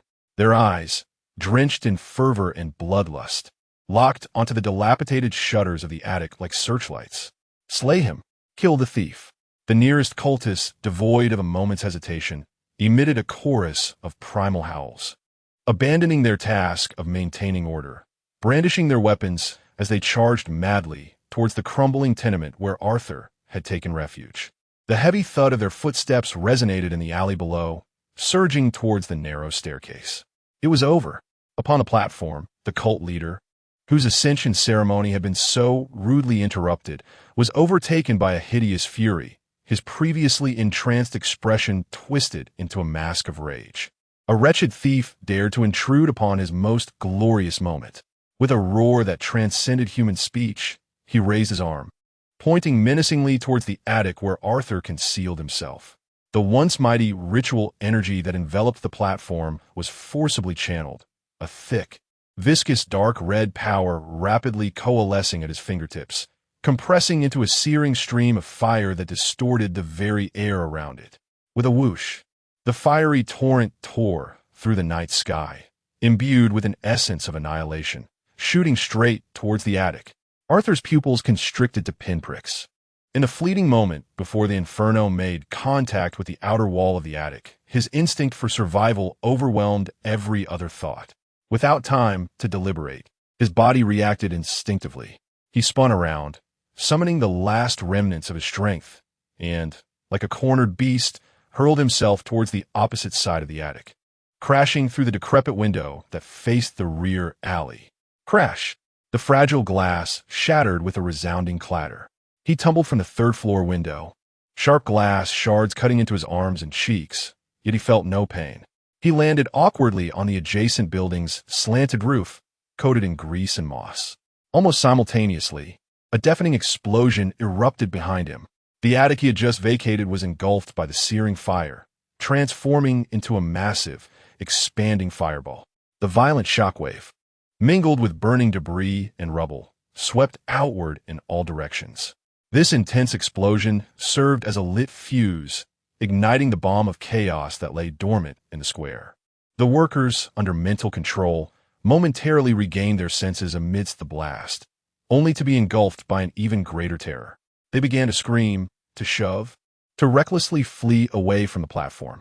The cacophony of screams, cries, and the thudding sounds of trampling feet instantly replaced the eerie chant that had hung in the air. Action. Davis seized this once-in-a-lifetime opportunity. Although his ambush plan had been disrupted, the chaos before him served as their cover. The agents from the secret 9th Division officially joined the fray. In that moment, the entire community square of Coal Slag Alley descended into a veritable hell on earth. Arthur lay on the cold rooftop tiles, gasping for breath, the shockwave from the explosion leaving him dizzy and aching all over. He forced himself to lift his head, peering through the swirling smoke towards the center of the square. Amidst the chaos, he found an eerie calm. His gaze locked onto the cult leader standing atop the platform, desperately attempting to regain control of the ritual. He watched as the man wielded the brutal, ominous power of flame, struggling to suppress the turmoil among the crowd. Now was the moment. A flash of insight ignited in Arthur's mind. That symbol, the one from the anonymous letter, the one from the case files of the counselor's murder from over a decade ago, that flawed sigil of flame. He understood in an instant. It was no mere mistake. It was a trap, a devil's contract. It served as an amplifier. Moreover, it was a directional beacon. Through those seemingly erroneous strokes, it sacrificed the mental and life force of all its followers in the most brutal and reckless manner to an unfathomable, higher-dimensional entity lurking beyond comprehension. In exchange, it promised power far exceeding their own rank, a more potent and ferocious strength. And the ultimate cost of this transaction was inevitable chaos. This cult leader was not ascending. He was transforming himself into a vessel, a bomb ready to explode, harboring the terrifying power of that unknown being. Since he wished to play with fire, Arthur hid behind a stout brick chimney, a glint of ruthlessness flashing in his eyes. I shall stoke this fire even further. He gathered his nearly depleted mental energy once more. The symbol representing ignite flickered faintly in the depths of his consciousness, like a candle struggling against the wind. His target was the patch of kerosene he had personally created below the platform, which was steadily spreading. Ignite! This time, he held nothing back, pouring his last vestige of mental energy into it. Whoosh! The inconspicuous oil stain on the ground ignited in an instant. A towering wall of flames surged upward, forming a blazing arc like a fiery whip that struck the ground of the square with ferocity. The placement of this wall of fire was impeccably strategic. It precisely severed a group of fervent cultists who were preparing to flank and assault Davis's team. The foremost cultists, caught off guard, were instantly engulfed by the flames, emitting shrill cries as they transformed into writhing figures of fire upon the ground. The flames, aided by the debris strewn across the ground and the wooden planks of a makeshift stage, swiftly spread, igniting a nearby stack of inferior barrels of ale and engendering a wider chaos and conflagration. This sudden inferno, akin to a stone hurled into a delicate mechanism, thoroughly disrupted the already unstable energy field of the square. Upon the elevated platform, the cult leader's control over the ritual wavered dramatically. With a sudden jolt, he staggered as though struck by an invisible sledgehammer, unable to contain the backlash surging within him. A muffled groan escaped his lips as a torrent of blood, mingled with dark clots, erupted from the corner of his mouth. Amidst the tumult, Davis kicked away an approaching cultist, and in that moment, he witnessed an astonishing spectacle. The wall of fire. It had appeared with impeccable timing and precision. This was no mere accident. Davis's heart raced fiercely. The ally concealed in the shadows was still alive. Not only had he survived the recent explosion, but he was also employing this extraordinary and enigmatic method to assist them. Who could this be? Just as Davis's thoughts churned tumultuously, the beleaguered cult leader, engulfed in agony from the backlash, succumbed to madness. His crimson eyes scanned the chaotic offerings below, revealing a visage twisted with malice and resolve. Abruptly, he produced a fist-sized crystal emanating an ominous red glow from his bosom. Upon its emergence, the surrounding air seemed to be drained, a suffocating essence of pure annihilation radiating outward with fervor. The cult leader raised the crystal high, expending his last vestiges of strength to emit the most venomous howl of his life. Lord of Flames, allow me to present to you the sacrifice you cherish most. Chapter 23. Water conquers fire. The moment the ominous red glowing crystal appeared, a jolt of terror coursed through Arthur's mind. He stood frozen, the cold rooftop tiles seemingly devoid of warmth, as a chilling dread emanating from the depths of his soul enveloped him. The source crystal. It was his very artifact. In the echoes of his previous failure, he had caught a fleeting glimpse of its catastrophic potential. It was neither flame nor explosion, but a pure annihilation of matter and energy, a void. Once detonated, its power would far surpass any explosive known in this era. Not just this small square in the coal slag alley, but entire blocks surrounding it would be reduced to rubble in an instant. Eleanor was, in that direction. This thought pierced Arthur's mind like a searing iron spike. All his composure, all his calculations shattered in that moment, replaced by an almost primal fear and fury that threatened to tear him apart. Master of Flames, allow me to offer you your most cherished sacrifice. On the platform above, the cult leader's shrill scream had lost all semblance of humanity, becoming sharp and distorted. He raised the crystal high, wearing a frenzied smile that betrayed a willingness to sacrifice everything, including himself. Fire! Stop him! Davis's anguished shout echoed from the edge of the square. Bang! Bang! Bang! He and his agents unleashed a torrent of bullets toward the cult leader on the platform. Yet the bullets that could shred flesh met an invisible, searing wall just a meter from the leader's body. The bullet tips rapidly turned red in midair, melting into droplets of twisted molten iron that fell weakly to the ground with a hissing sound. The firepower they prided themselves on appeared feeble and laughable in the face of this extraordinary force. In the distant blocks, the commotion finally stirred the residents. Countless windows illuminated as lights flickered on. Some bold souls peered out in terror towards the coal slag alley, witnessing the towering flames and the incessant explosions, their faces etched with apocalyptic dread. Some windows of street-facing houses shattered under the impact of the invisible energy shockwave. An atmosphere of despair began to spread through the night like a plague. Call the police? Request backup? There was no time. Arthur was acutely aware of how much time had elapsed since Davis pressed the distress signal. The response time of the Linnea officials would never keep pace with the speed of disaster. By the time the so-called armed support arrived, there would only be an unfillable chasm and his eternal regret. He had to intervene personally. He needed to take action in a more direct and fundamental manner. Yet, he found himself barely able to stand, his mental strength utterly depleted. He could not expose himself if he were locked onto by that mad leader. His demise would be swifter than anyone else's. What to do? What should he do? Arthur's mind whirled in excruciating agony as he compelled himself to filter out all distractions and fears, meticulously reassembling the fragmented information in his brain. The anonymous letter. Yes, that letter. He recalled the erroneous flame symbol he had deliberately encircled in red ink. It was a gamble.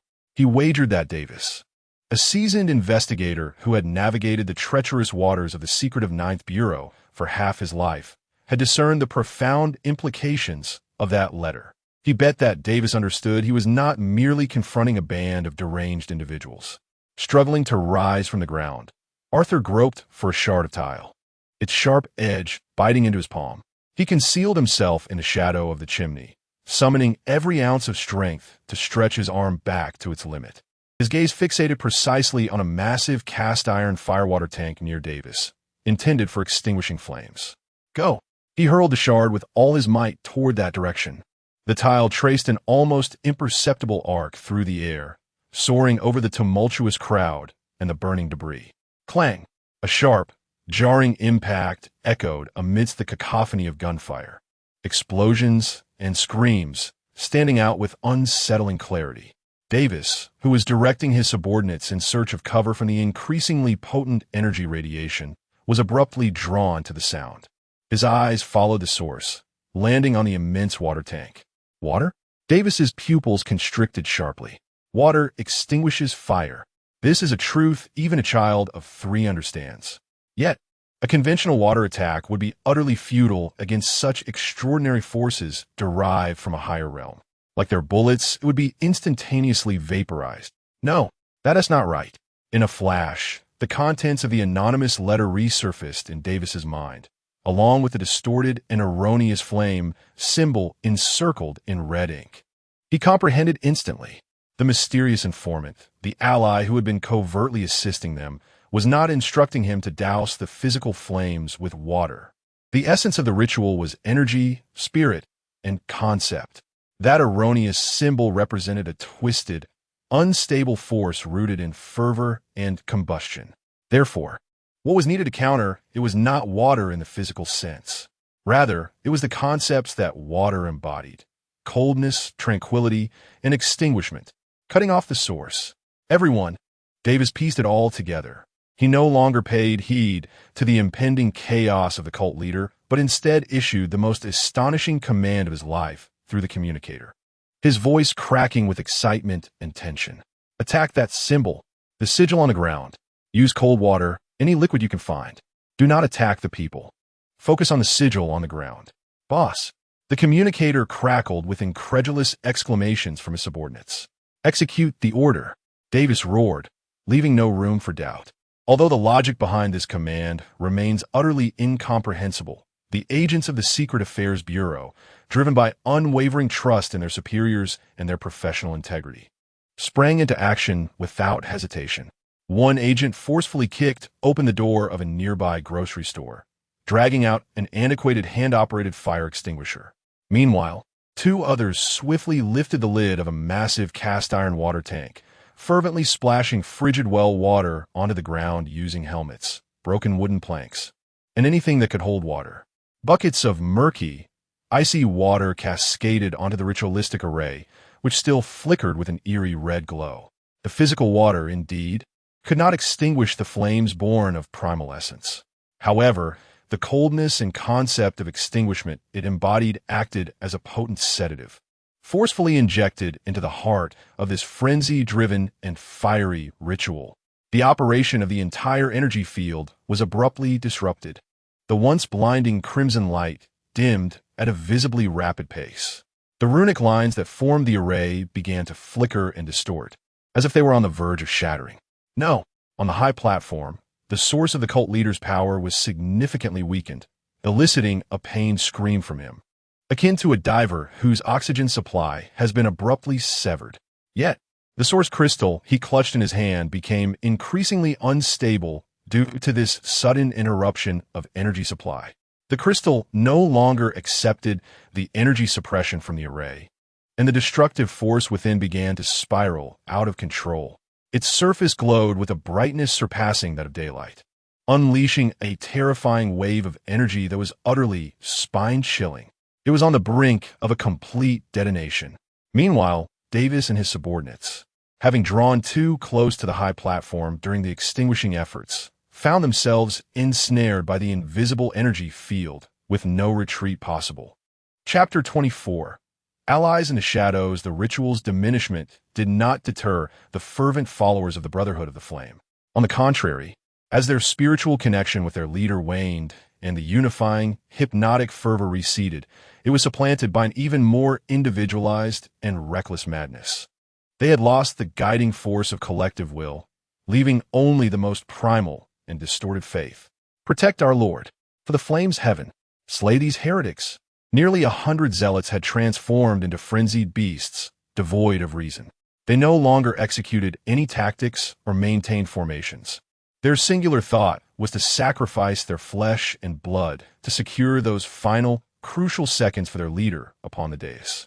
They surged forth like a black, frenzied tide, forming a human wall as they recklessly charged at Davis and his three agents.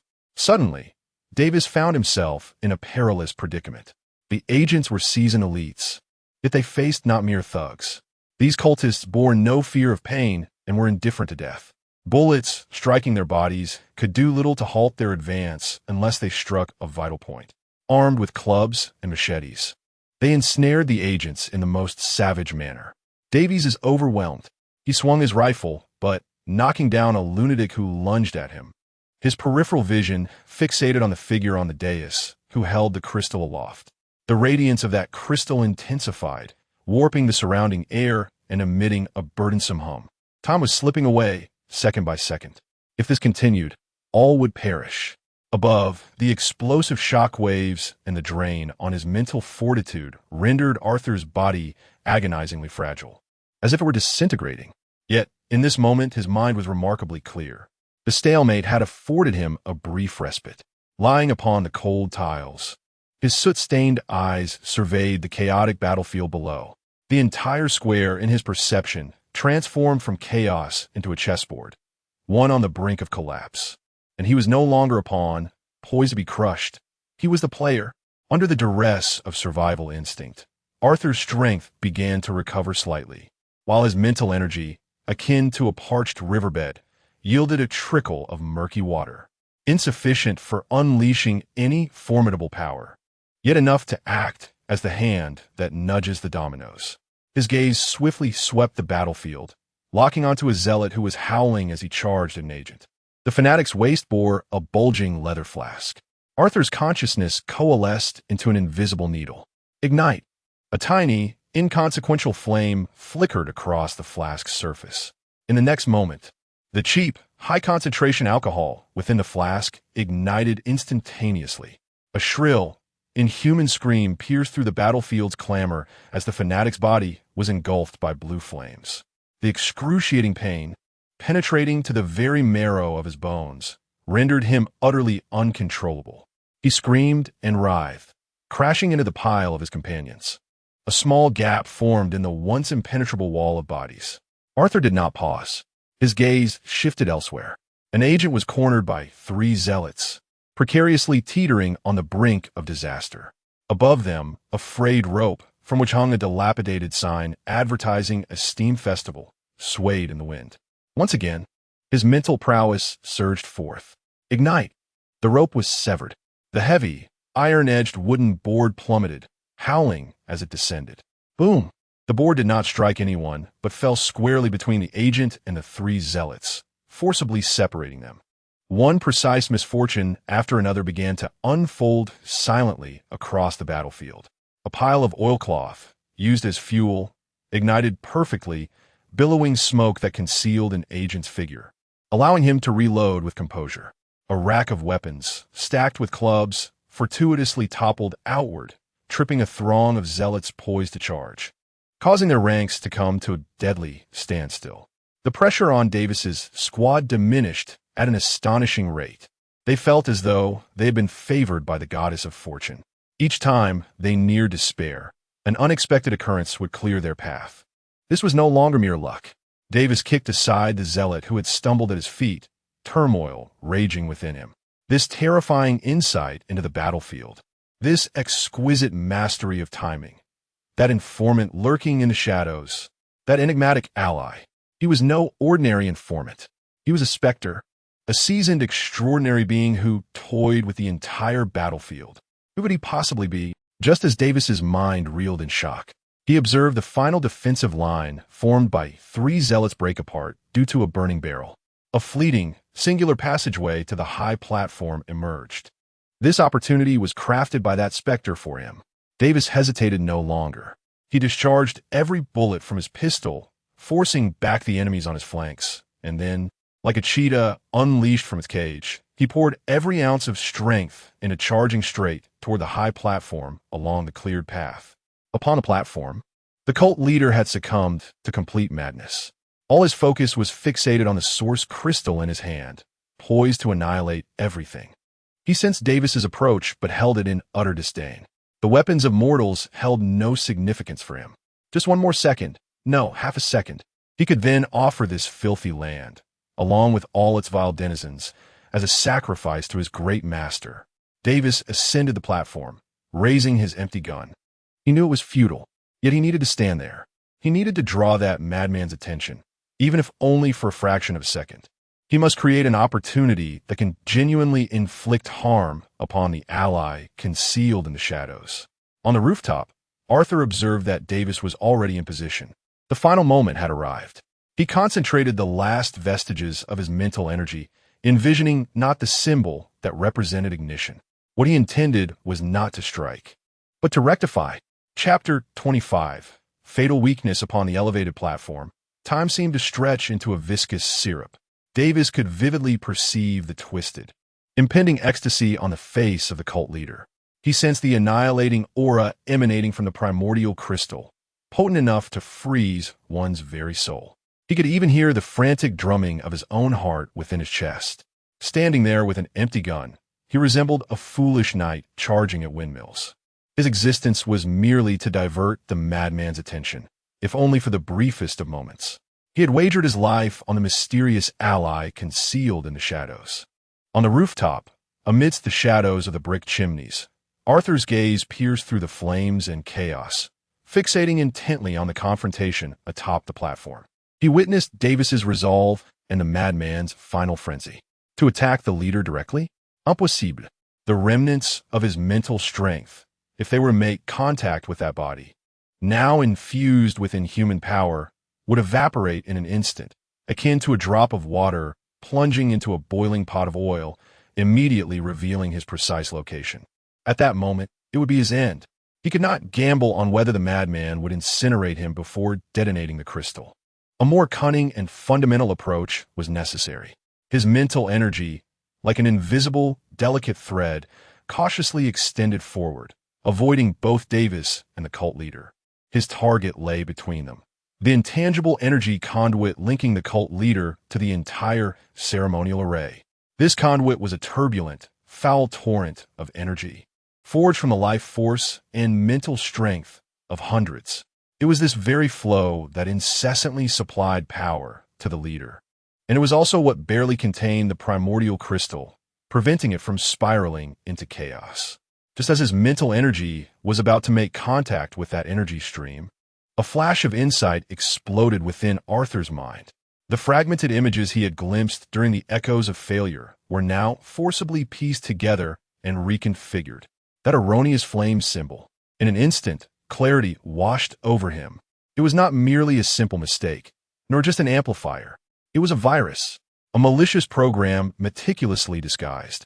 Implanted within the core of the ritual, it lured in its victims with the promise of amplification, extracting and distorting their life force in the most brutal and savage manner, only to package it as a sacrifice to some unknown higher dimensional entity. In the correct version of the ritual, he had glimpsed scattered, correct fragments. The proper ritual emphasized balance, restraint, and control. Thus, if that erroneous symbol was a virus, then the fragments of the correct ritual he had committed to memory were akin to antivirus software. He did not need to perform a complete and correct spell. He lacked the capacity for such a feat. He merely needed to inject a precise piece of information, a correct command, like a needle, into the tumultuous stream of chaotic energy data. It was an idea bordering on madness. Should he fail, his mind would be instantly overwhelmed by the surging torrent of frenzied energy, reducing him to utter imbecility. Yet, this was the sole opportunity. Eleanor remained in that direction. He could not afford to lose. In Arthur's eyes, the fiery glow below was reflected, yet his consciousness descended into an absolute, frigid calm. He forced himself to forget the excruciating pain of his body and the exhaustion of his spirit. Deep within his mind, he began to visualize.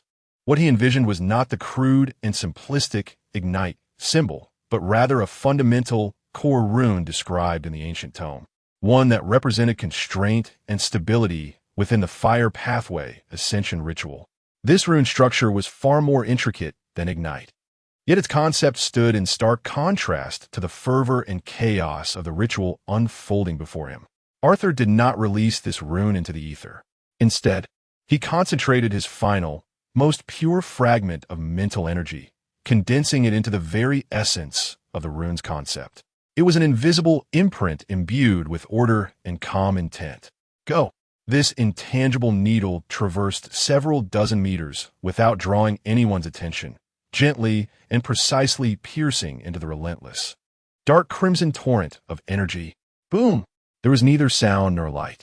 Yet, on the energetic plane, an indescribably intense conflict erupted instantaneously. It was as if a colossal, frigid boulder had been hurled into a roaring, tumultuous current.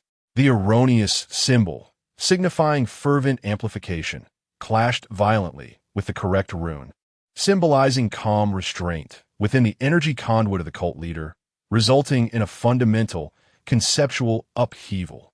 On the platform above, the cult leader's grotesque, maniacal laughter froze in an instant. In its place emerged an exquisite agony and horror, emanating from the depths of his soul. The energy within him slipped from his grasp, That wild force, like a runaway stallion, rampaged through his veins and psyche, tearing him apart.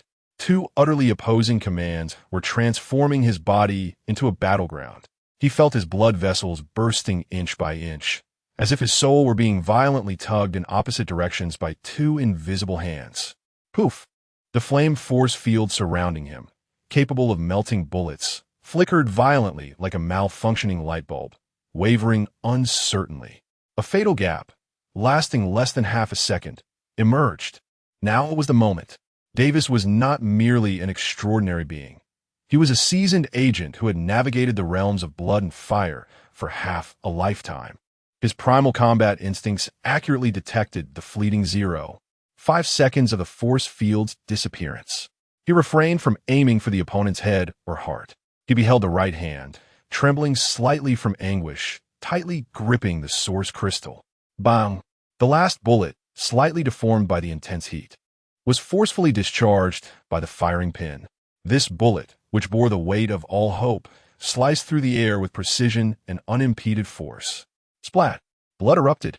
The bullet accurately severed the cult leader's index and middle fingers. Overwhelmed by excruciating pain, he could no longer maintain his grasp on the scalding crystal that emanated a sense of impending doom. Clang! The fist-sized source crystal, pulsating with an ominous crimson glow, slipped from his grasp, tracing a fleeting arc in the air before landing upon the wooden platform of the high altar, producing a sound that, in that moment, resonated like celestial music. No! The cult leader let out a wretched howl, devoid of humanity, filled with despair and malice. He had lost his final and most formidable weapon. Was the battle over? No! Just as Davis, gasping for breath from exhaustion, believed that everything had settled, an unforeseen transformation occurred. Without the absorption and suppression of the source crystal, the energy within the cult leader's body spiraled completely out of control, seeking its sole outlet, his very being. Ha ha! The cult leader lowered his gaze to his empty hands, emitting a laugh reminiscent of a wheezing bellows. His body, like a balloon inflated to its limit, began to expand at an alarming rate visible to the naked eye. His skin stretched to transparency, beneath which dark red luminescence, akin to flowing magma, coursed wildly.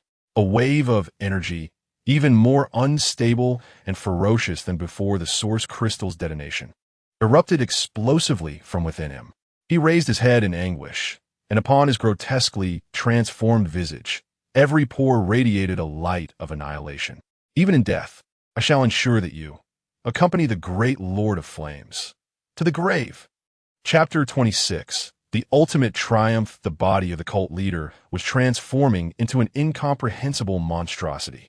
Like a balloon punctured with a hole, instead of deflating, it ravenously drew in everything around it through that very breach.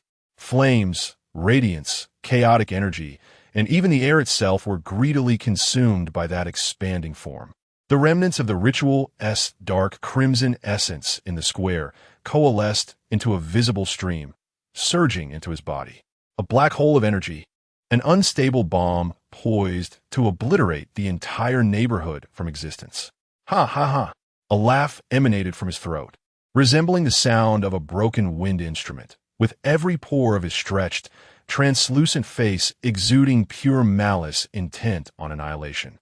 Lowering his head, his unfocused eyes locked onto Davis, who stood closest to him. Davis's muscles tensed, rendering him immobile.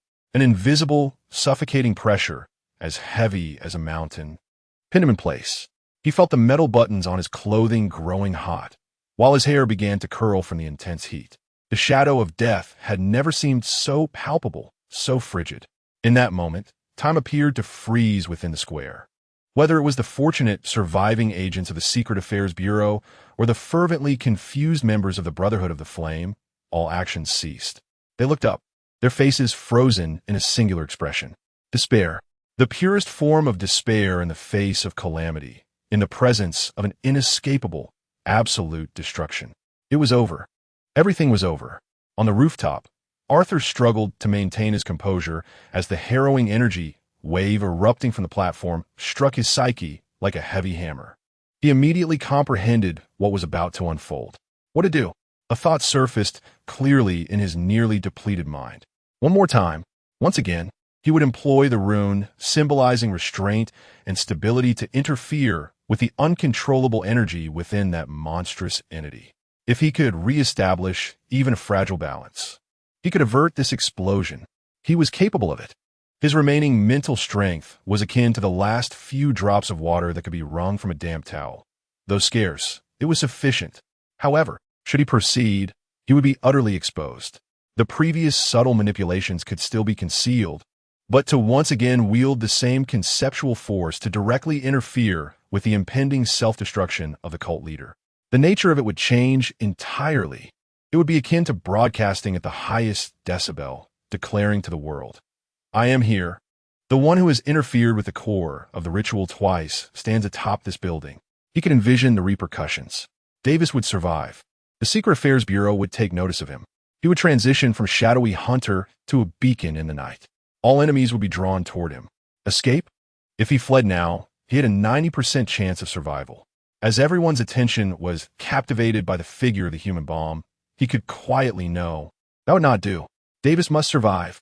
This seasoned agent, who had navigated the treacherous waters of the secretive 9th District for a lifetime, possessing skill, status, and experience, constituted the linchpin of his entire scheme. He was the sole leverage to mobilize official forces and secure a safe future for himself and his sister Eleanor. Should Davis perish, all his carefully crafted plans would dissolve into nothingness. He would revert to being that lost soul, struggling for survival in the shadowy corners of Lindinia, confronting a mad cult and the unfathomable threats lurking behind it. To save him would expose himself, inviting endless trouble. To abandon him would render all his efforts futile. Time was running out. The cult leader's swollen form had reached a critical limit, crimson cracks appearing on his skin, reminiscent of a fragile porcelain about to shatter. The cataclysmic energy was on the verge of erupting. Arthur's mind flashed to Eleanor's pale and emaciated face. He could not afford to lose anything more. He would gamble.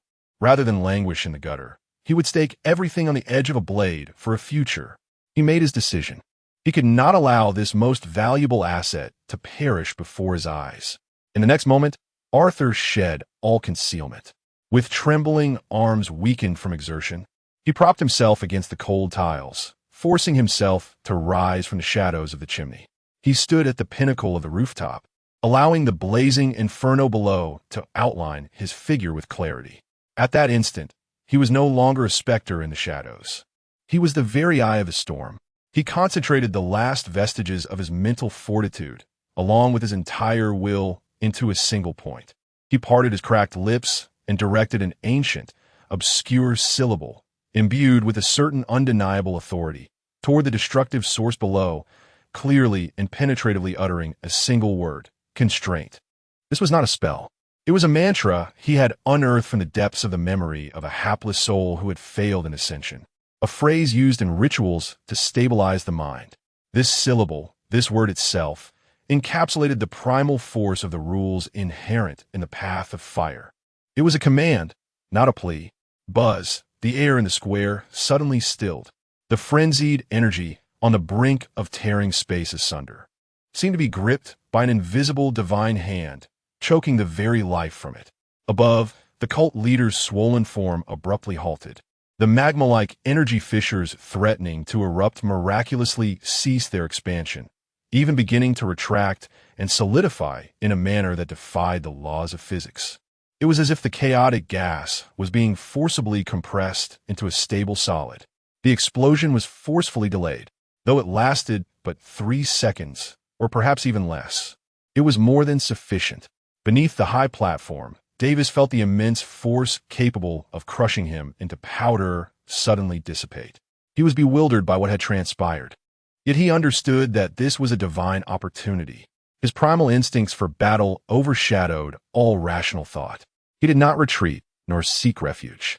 Instead, he unleashed his full potential, akin to a cornered beast, and lunged toward the precipice of the platform. His objective was the source crystal, precariously resting on the wooden planks. Rendered unstable by the fluctuations of the energy field, Davis seized the searing crystal in his hand, Its blistering heat instantly incinerated his gloves and seared his flesh. Yet he felt no pain.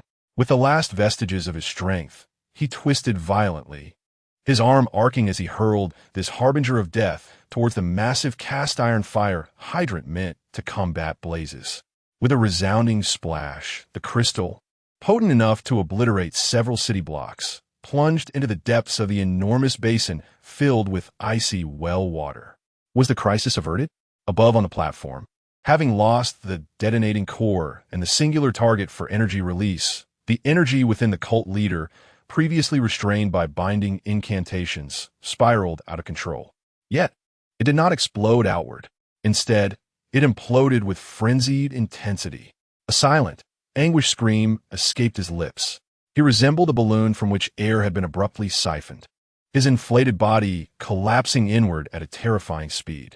Flesh, bones, and organs, everything was instantaneously compressed, carbonized, and annihilated in this inward vortex.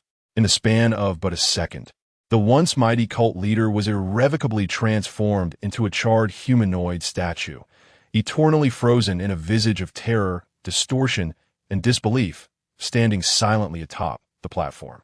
The suffocating pressure that had enveloped the entirety of Coal Cinder Alley dissipated like mist. On the rooftop, Arthur, who had uttered that syllable, felt his mind utterly drained, darkness clouding his vision as he collapsed to one knee, gasping for breath. Below, Davis, having narrowly escaped death, also fell weakly to the ground, his chest heaving violently. He lifted his gaze, peering through the flames and bodies, searching instinctively for the source of the miracle, overwhelmed by an indescribable shock and horror. Then, he saw it, the solitary figure standing at the edge of the rooftop, barely discernible amidst the flames. In that moment, Arthur mustered the strength to raise his head. Their eyes met across the chasm of life and death, locking in a shared gaze amidst the chaos of ruins. Chapter 27. Revelation. The notion struck Arthur like a bucket of icy water, extinguishing the last flicker of relief that lingered in his heart after the ordeal. He had been seen, clearly observed by the senior agents of the secretive Ninth Bureau. He had wagered Davis's life, and, in doing so, staked his own future. This was no place for lingering. Not a second could be wasted. A muffled groan escaped Arthur's throat as he braced himself against the chimney with trembling arms, forcing himself to rise. A wave of dizziness crashed over him, the world swirling violently before his eyes, as if it were about to hurl him into the inferno below. He clenched his teeth. The searing pain anchored him in the last vestiges of clarity. Turning, he did not run. He could not run. Instead, he staggered backward, step by faltering step, retreating into the shadows of the rooftop, merging like a droplet of water into the vastness of the sea, vanishing completely. Davis watched silently as the figure disappeared, refraining from issuing a pursuit order or even uttering a word. To send ordinary men after such an entity? That would be folly. A sacrilege. Chief, your hand.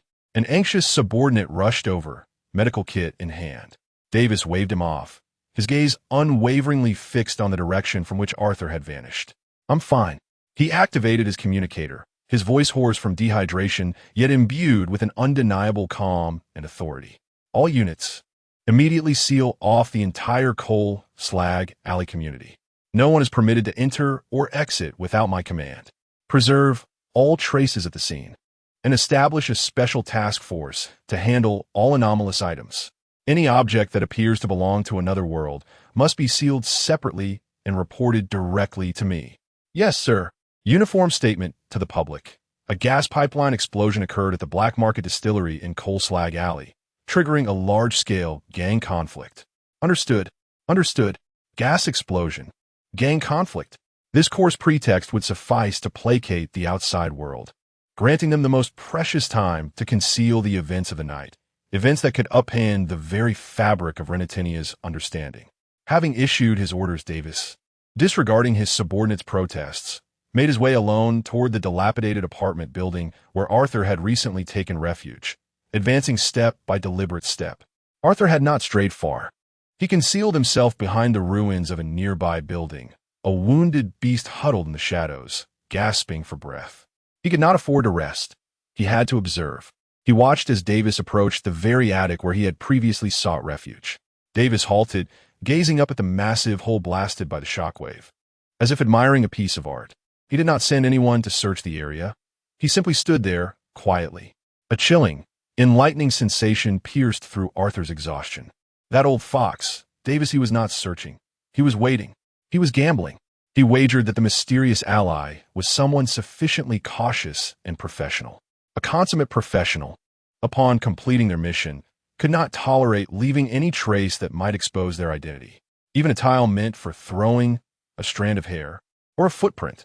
Davis was gambling on his certainty of return. Time passed slowly, each minute stretching into what felt like a century. The number of officials in the square increased, while fire and police carriages erected lengthy barricades, isolating everything beyond them. Personnel from the Secret Affairs Bureau had begun to withdraw the captives in batches.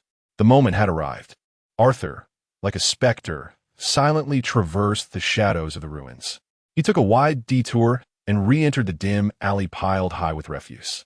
Light as a feather, he descended from a low wall, his feet landing on the cobblestones slick with filth without a whisper.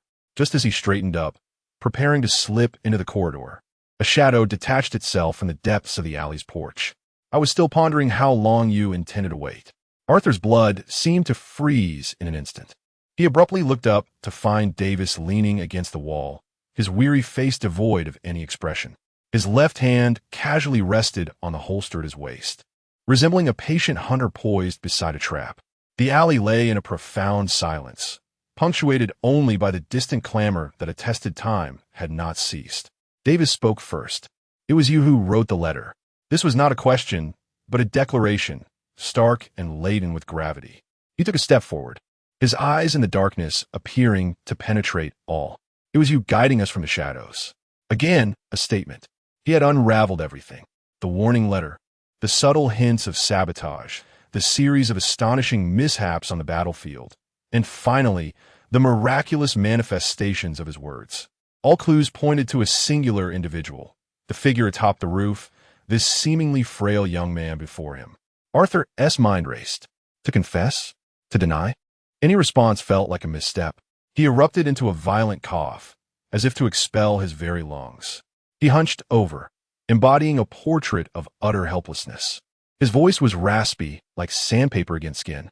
I am merely an ordinary person who did not wish to witness my neighbor perish in flames. He neither confirmed nor denied. He simply provided an irrefutable motive, a motive steeped in the vulnerability and brilliance of humanity. Davis scrutinized him deeply, refraining from further inquiry. He discerned the young man's frailty was genuine, yet so too was his composure. Lindentia did not lack for an ordinary person. Davis's voice lowered. But the Secret Affairs Bureau required someone of your caliber as an advisor. With his uninjured left hand, he retrieved a cold metallic object from his coat pocket and tossed it towards Arthur. Instinctively, Arthur caught it. It was a badge, heavy and frigid to the touch. Tomorrow morning at 9, come to headquarters. We have much to discuss. Having spoken, Davis lingered no longer. He cast one last penetrating glance at Arthur, turned on his heel, and with measured strides, vanished into the luminous expanse at the alley's mouth. Within the alley, only Arthur remained. A profound, debilitating sensation washed over him. He leaned against the cold wall, barely managing to remain upright. Victory! He had wagered everything and emerged triumphant. He unfurled his trembling palm, and beneath the moonlight, the badge revealed its true form. The badge's surface depicted 9 quills interwoven, akin to 9 poised swords. Royal secrets abound in 9 places. This was his ticket to the future, the shield he had secured for his sister Eleanor's safety. A torrent of searing exhilaration surged through him, overwhelming the fatigue that had beset his body. Yet, just as he reached the pinnacle of his triumph, a heavy, synchronized cadence echoed from both ends of the alley. Several robust figures obstructed all avenues of escape. The cold moonlight illuminated the iron pipes and clubs they wielded. The leader towered a full head above the others, cracking his knuckles as he advanced, the sound ringing out like the brittle crunch of frozen earth. It was Iron Fist Barton. His frigid, emotionless voice slowly resonated in the stillness of the alley, akin to a rusted blade severing the newly kindled hope within Arthur. Boy, my patience has run its course. Chapter 28. Erasure. Just as he emerged from the dragoness lair, he stumbled into the tiger's den. This thought barely took shape in Arthur's chaotic mind before being utterly drowned out by the instinctual alarms of his body. Exhaustion. An exhaustion that penetrated to the marrow of his bones.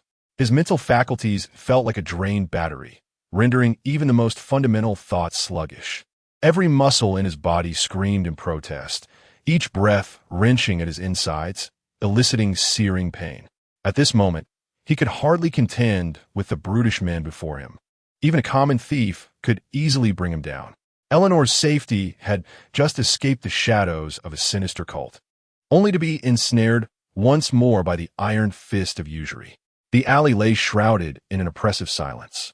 Iron Fist Barton advanced step by step, his massive frame nearly devouring the solitary sliver of moonlight that penetrated the alley's entrance.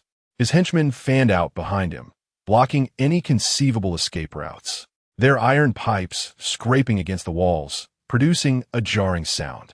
They relished this moment, savoring the fear, trembling, and despair etched on the face of their cornered prey. However, Barton felt a pang of disappointment. The anticipated panic failed to materialize.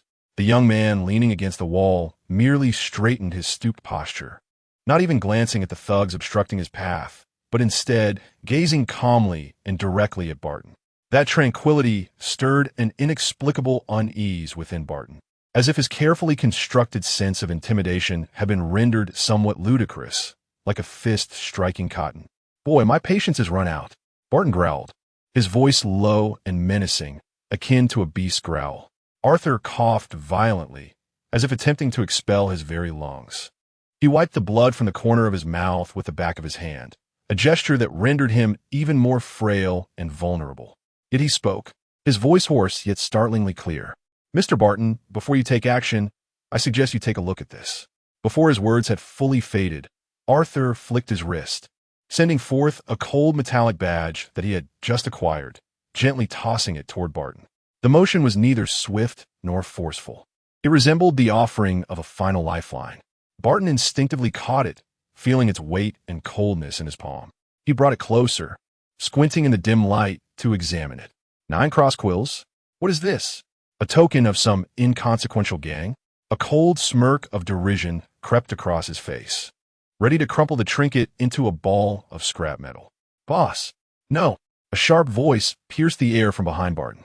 A small, wiry man with a pair of rat-like whiskers stumbled forward, his face ashen, trembling as if he had seen a ghost. "Rat, what the hell is wrong with you?" Barton snapped impatiently. The man, referred to as Rat, dared not meet Barton's gaze. He fixated instead on the badge in Barton's hand, his voice trembling with unmistakable fear. "Boss, this is the badge of the Royal Secret Affairs Bureau. The Bureau of Secret Affairs." The Bureau of Secret Affairs? The name struck like a thunderclap, reverberating violently in Barton's mind. While he may not recognize the badge, he could not possibly be unfamiliar with the clandestine operations of the Ninth Bureau.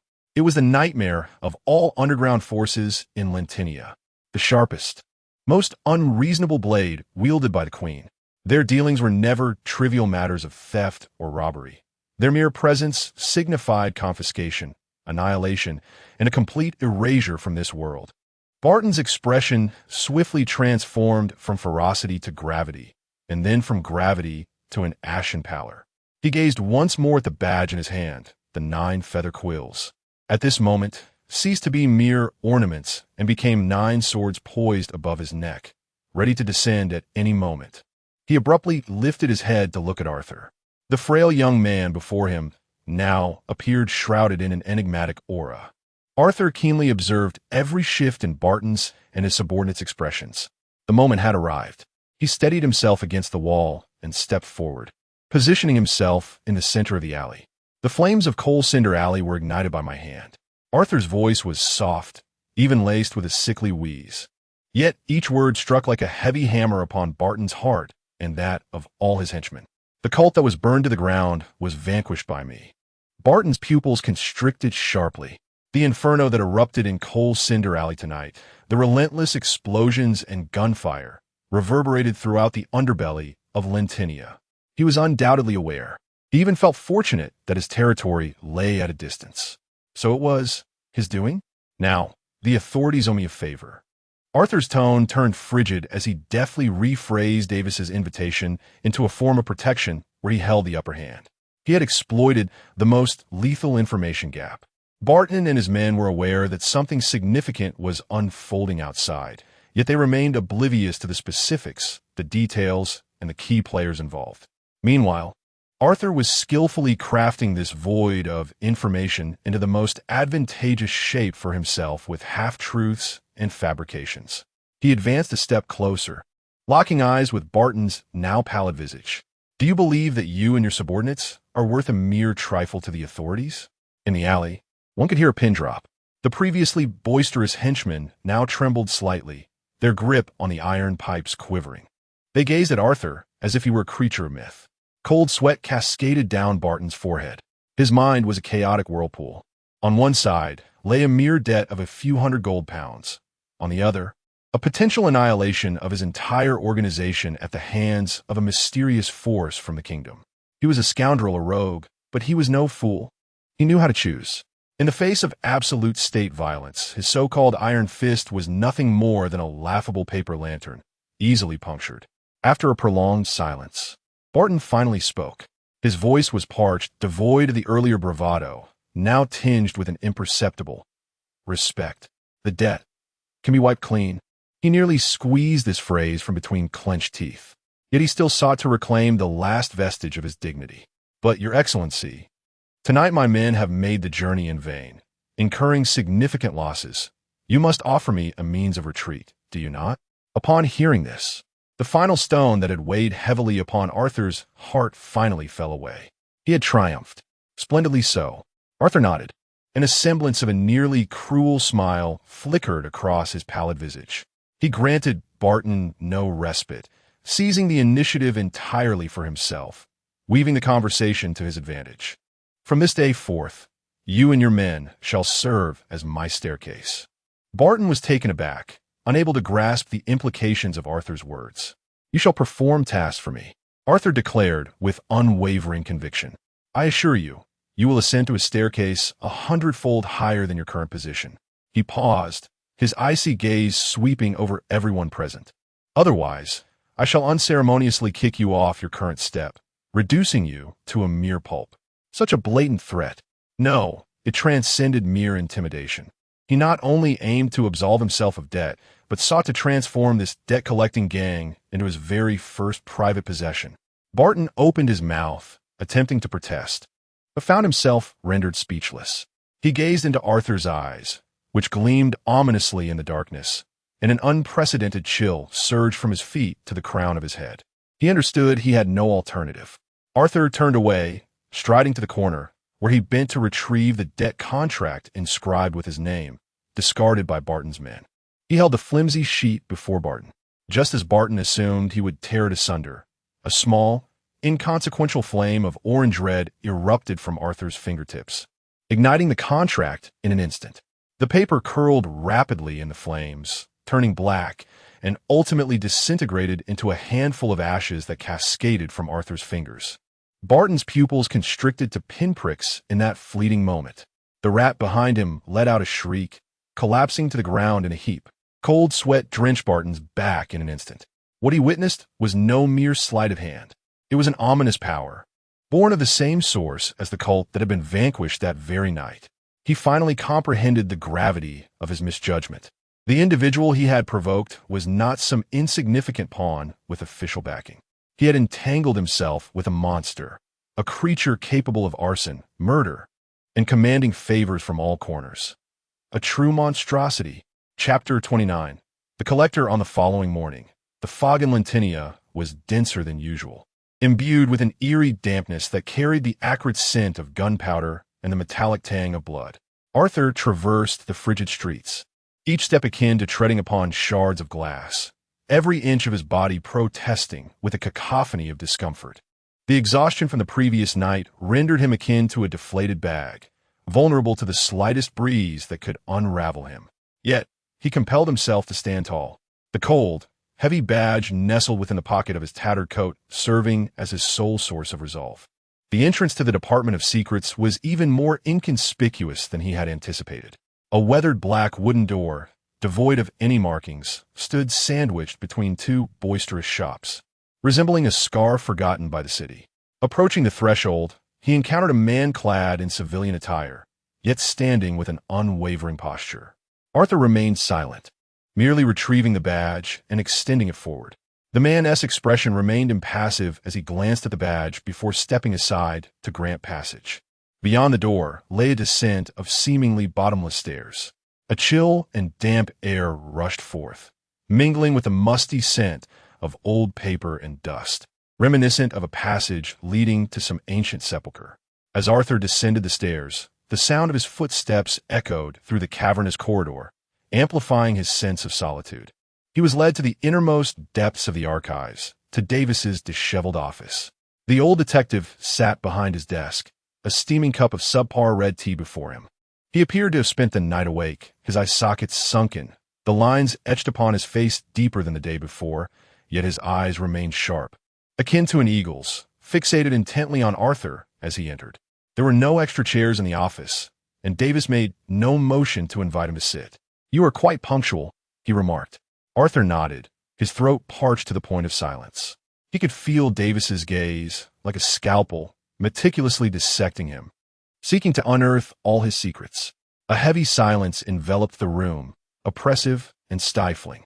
Eventually, Davis withdrew his gaze, sliding a manila folder from the corner of the desk towards Arthur. His movements were decisive, devoid of any superfluous gestures. "Take a look." Arthur stepped forward and grasped the folder. Its touch was cool against his fingers. He opened the first page, revealing a formatted official document. Royal Department of Secrets Special Consultant Employment Agreement. He swiftly scanned the densely packed terms, honing in on the core information. Position: Special Consultant. Level of authority: Grade D. Salary: den Holdbounsperweg. Responsibilities: provide essential knowledge support and on-site consulting services for incidents involving the fire pathways. A contract of servitude, a shackle binding freedom in exchange for protection. Yet, a weekly salary of 10 gold pounds was sufficient for him and his sister Eleanor to lead a decent life in Lentinia, far removed from hunger and cold.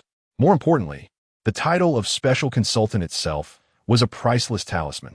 He closed the folder, and the air in the office seemed to stagnate. Finally, Davis spoke, his voice hoarse, yet imbued with an undeniable air of interrogation. "Last night, on the rooftop, the word you uttered, along with the techniques you mentioned in your letter. Where did you acquire such knowledge?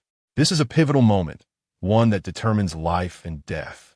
Arthur's mind raced, yet his face betrayed a subtle expression, a blend of anguish and reluctance. This very expression he had practiced before the mirror for half the night. "My grandfather," he uttered hoarsely, his voice tinged with a morbid frailty. He had once been a historian, consumed by the pursuit of forbidden knowledge, which he deemed humanity's lost treasure. Arthur's gaze fell, as if he were revisiting a past he wished to avoid. Ultimately, he had transgressed the taboos of a certain school of thought, losing everything and being cast out, ultimately succumbing to poverty and illness. All that remained were a few fragmented notes. "Everything I know stems from those notes, an unstructured collection of frenzied, chaotic, disjointed fragments." He fashioned himself as an innocent heir, a pitiful soul burdened with this perilous legacy. This tale, half-truth and half-fabrication, is the most challenging to dismantle. It impeccably elucidates how he came to possess those coarse secrets, as well as why he appeared so unfamiliar and frail. Davis listened silently, his expression inscrutable. The office once again fell into an extended silence, broken only by the monotonous ticking of the wall clock. A compelling narrative, Davis finally spoke, his tone ambiguous, neither affirming nor mocking. Arthur's heart raced. "Your background. Your grandfather. We shall send someone to verify. We will scrutinize your life from birth to the present." The veteran agent leaned forward slightly, his presence exuding an oppressive weight, honed in the crucible of life and death. "However, in your case, I only trust what I can see with my own eyes. Last night, you saved my life, as well as the entire Cinder Alley. That is a fact I can perceive. He pushed a fountain pen toward Arthur. "Sign it." The pressure dissipated abruptly. Arthur grasped the pen and inscribed his name, Arthur Fleming. From that moment forth, he formally stepped into this shadowy, authentic, and harsh world. He returned the signed agreement. Yet, just as Davis anticipated a sigh of relief, Arthur raised his head. "I have a request." Davis's brow furrowed, barely perceptibly. "I do not require an advance on my salary." Arthur interjected before Davis could respond. This answer clearly caught Davis off guard. For a young man so impoverished that he needed to resort to usury, was not money the foremost thought? "As I mentioned, my grandfather's notes are incomplete," Arthur continued, his voice soft yet every word resonated with clarity. "My understanding of the extraordinary realm is nearly non-existent. I possess a fragmentary understanding of fire, yet I remain oblivious to alternative avenues, unaware of the organizations lurking in the shadows of the city, and lacking even the most rudimentary knowledge." He gazed intently into Davis's eyes. "I crave knowledge. I must peruse the archives of the secret of Ninth Bureau, at the very least the foundational information accessible with a Level D clearance. Otherwise this so-called consultant, am merely a disposable entity, perpetually at risk of demise due to ignorance." This request, akin to a meticulously crafted puzzle piece, seamlessly integrated into the narrative he had previously fabricated. The disparity in credibility between a miser solely fixated on wealth and a survivor desperately seeking knowledge for self-preservation is vast. The scrutiny and skepticism on Davis's face began to wane slightly. This young man was far more astute than he had anticipated. A perfectly reasonable request. Davis retrieved another small copper key from the drawer and tossed it onto the table. It was the access pass to the archives. "The Level D sector is now open to you. Do not harbor excessive hope, for the majority of the materials within are discarded, worthless debris." He rose, seemingly prepared to conclude the conversation. "One last note. In the Ninth Bureau, special consultants are required to adopt a code name during missions, both for ease of reference and confidentiality." Davis lifted his teacup and cast a casual glance at Arthur. "Your knowledge, though scattered, is precise, akin to treasures unearthed from a heap of discarded papers. Henceforth, your code name shall be the Curator. Chapter 30, Extraordinary General Knowledge. I accept this code name." Arthur slowly nodded, straightening his frail body against the frigid wall, his movements appearing labored, due to his profound weakness. He lifted his gaze to meet Davis's scrutinizing eyes, sharp as a hawk's. "So, Mr. Davis, as an advisor, may I now peruse the files?"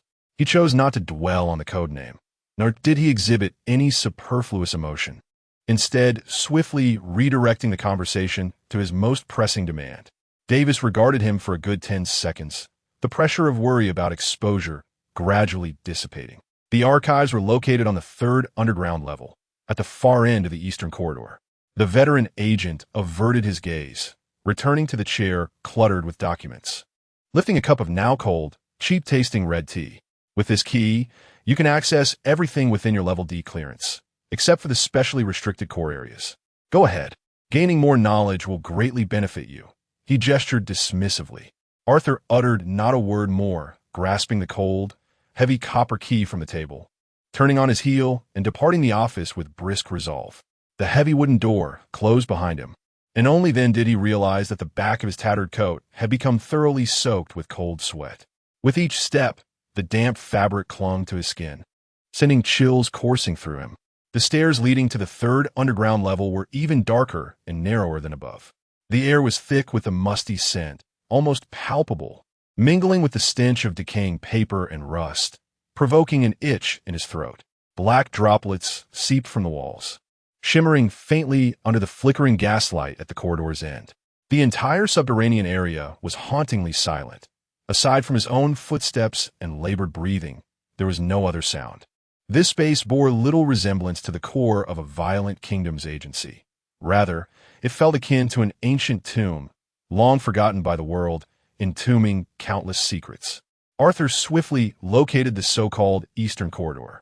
At its end stood an enormous iron door, several times thicker than the office's entrance, covered in mottled rust, with a massive brass padlock hanging ominously like a silent beast. Inserting the copper key into the lock, he turned it, eliciting a grating creak that resonated through the still passage. With all his strength, he managed to push the heavy iron door open just a crack.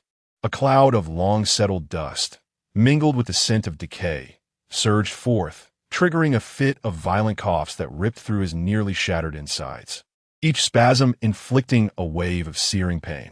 What lay before him confirmed his suspicions.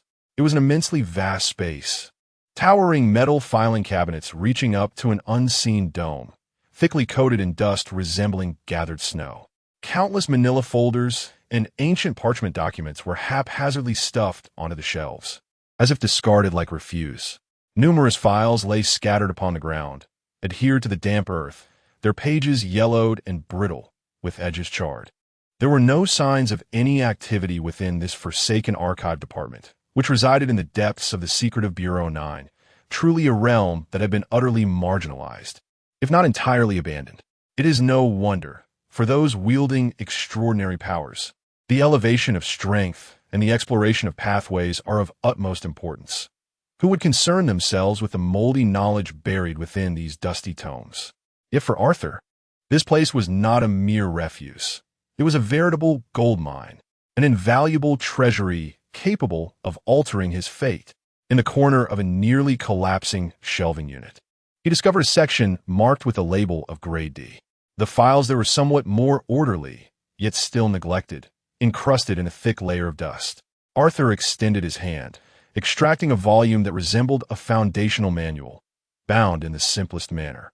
The cover bore several bold characters inscribed in coarse black ink, essentials for the awakened. He blew away the dust, causing a choking cloud of powder to dance in the dim light. Leaning against a sturdier shelf, he eagerly turned to the first page. The sea of primordial essence is both the beginning and the end of all things. It harbors all the powers and laws of the universe. It is omnipresent yet elusive. Through the awakening ritual, through profound mental stimulation, mortals may establish a fragile initial connection with the sea of primordial essence, igniting the flame of their souls and becoming awakened. This marks the first and most perilous step into the extraordinary realm. According to incomplete royal statistics, the mortality rate for mortals undergoing their first awakening is approximately 35. Those who fail may suffer irreversible mental collapse or physical distortion, devolving into uncontrollable monstrosities.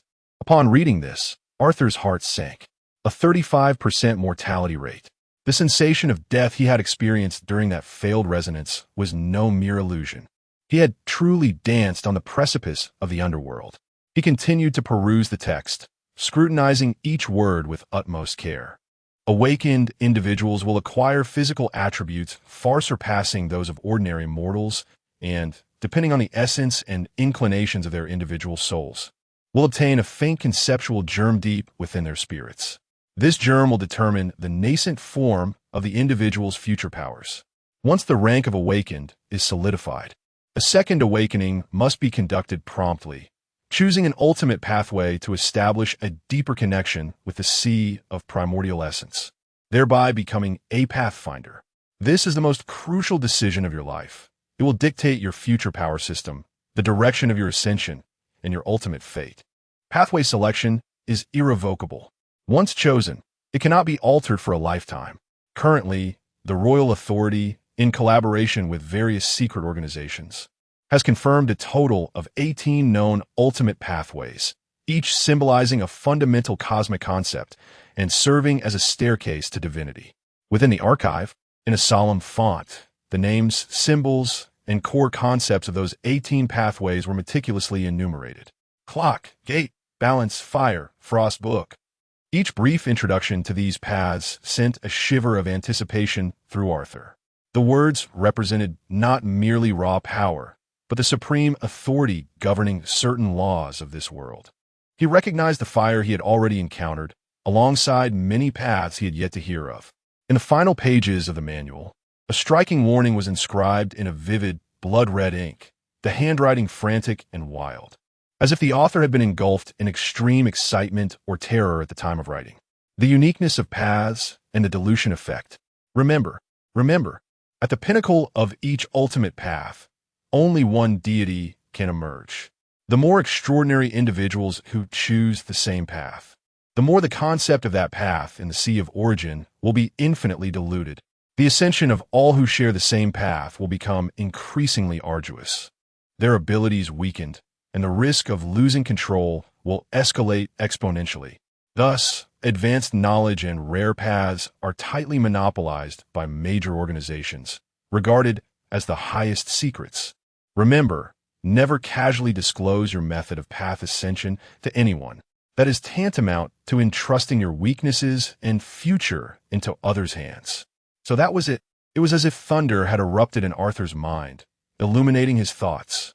This explained why Davis and his associates valued knowledge of the fire path so highly, even to the extent of employing a mysterious figure like himself as a consultant. Moreover, it indicated that for a path as straightforward in concept, immensely destructive, and with relatively low entry barriers as fire, the number of those who chose it had likely reached an unimaginably terrifying figure. This road had, for future seekers, nearly been obstructed. To ascend this path, the cost and risks would be 100-fold, 1,000-fold greater than for others. Arthur slowly closed the manual, the fog in his heart completely dispelled, replaced by an unprecedented clarity. His current state was that of a newly awakened beginner, having just crossed the threshold. His immediate priority was to select a path among these 18 celestial routes, one most suited to him and less congested, leading to a broad avenue toward the future. Knowledge is power. In this moment, these words bore the truest, heaviest weight. Today's journey was indeed worth every moment.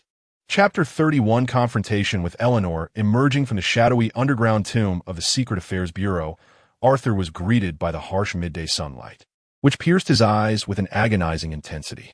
He dragged his body, seemingly punctured by countless steel needles, step by laborious step back to his dilapidated apartment on the city's outskirts.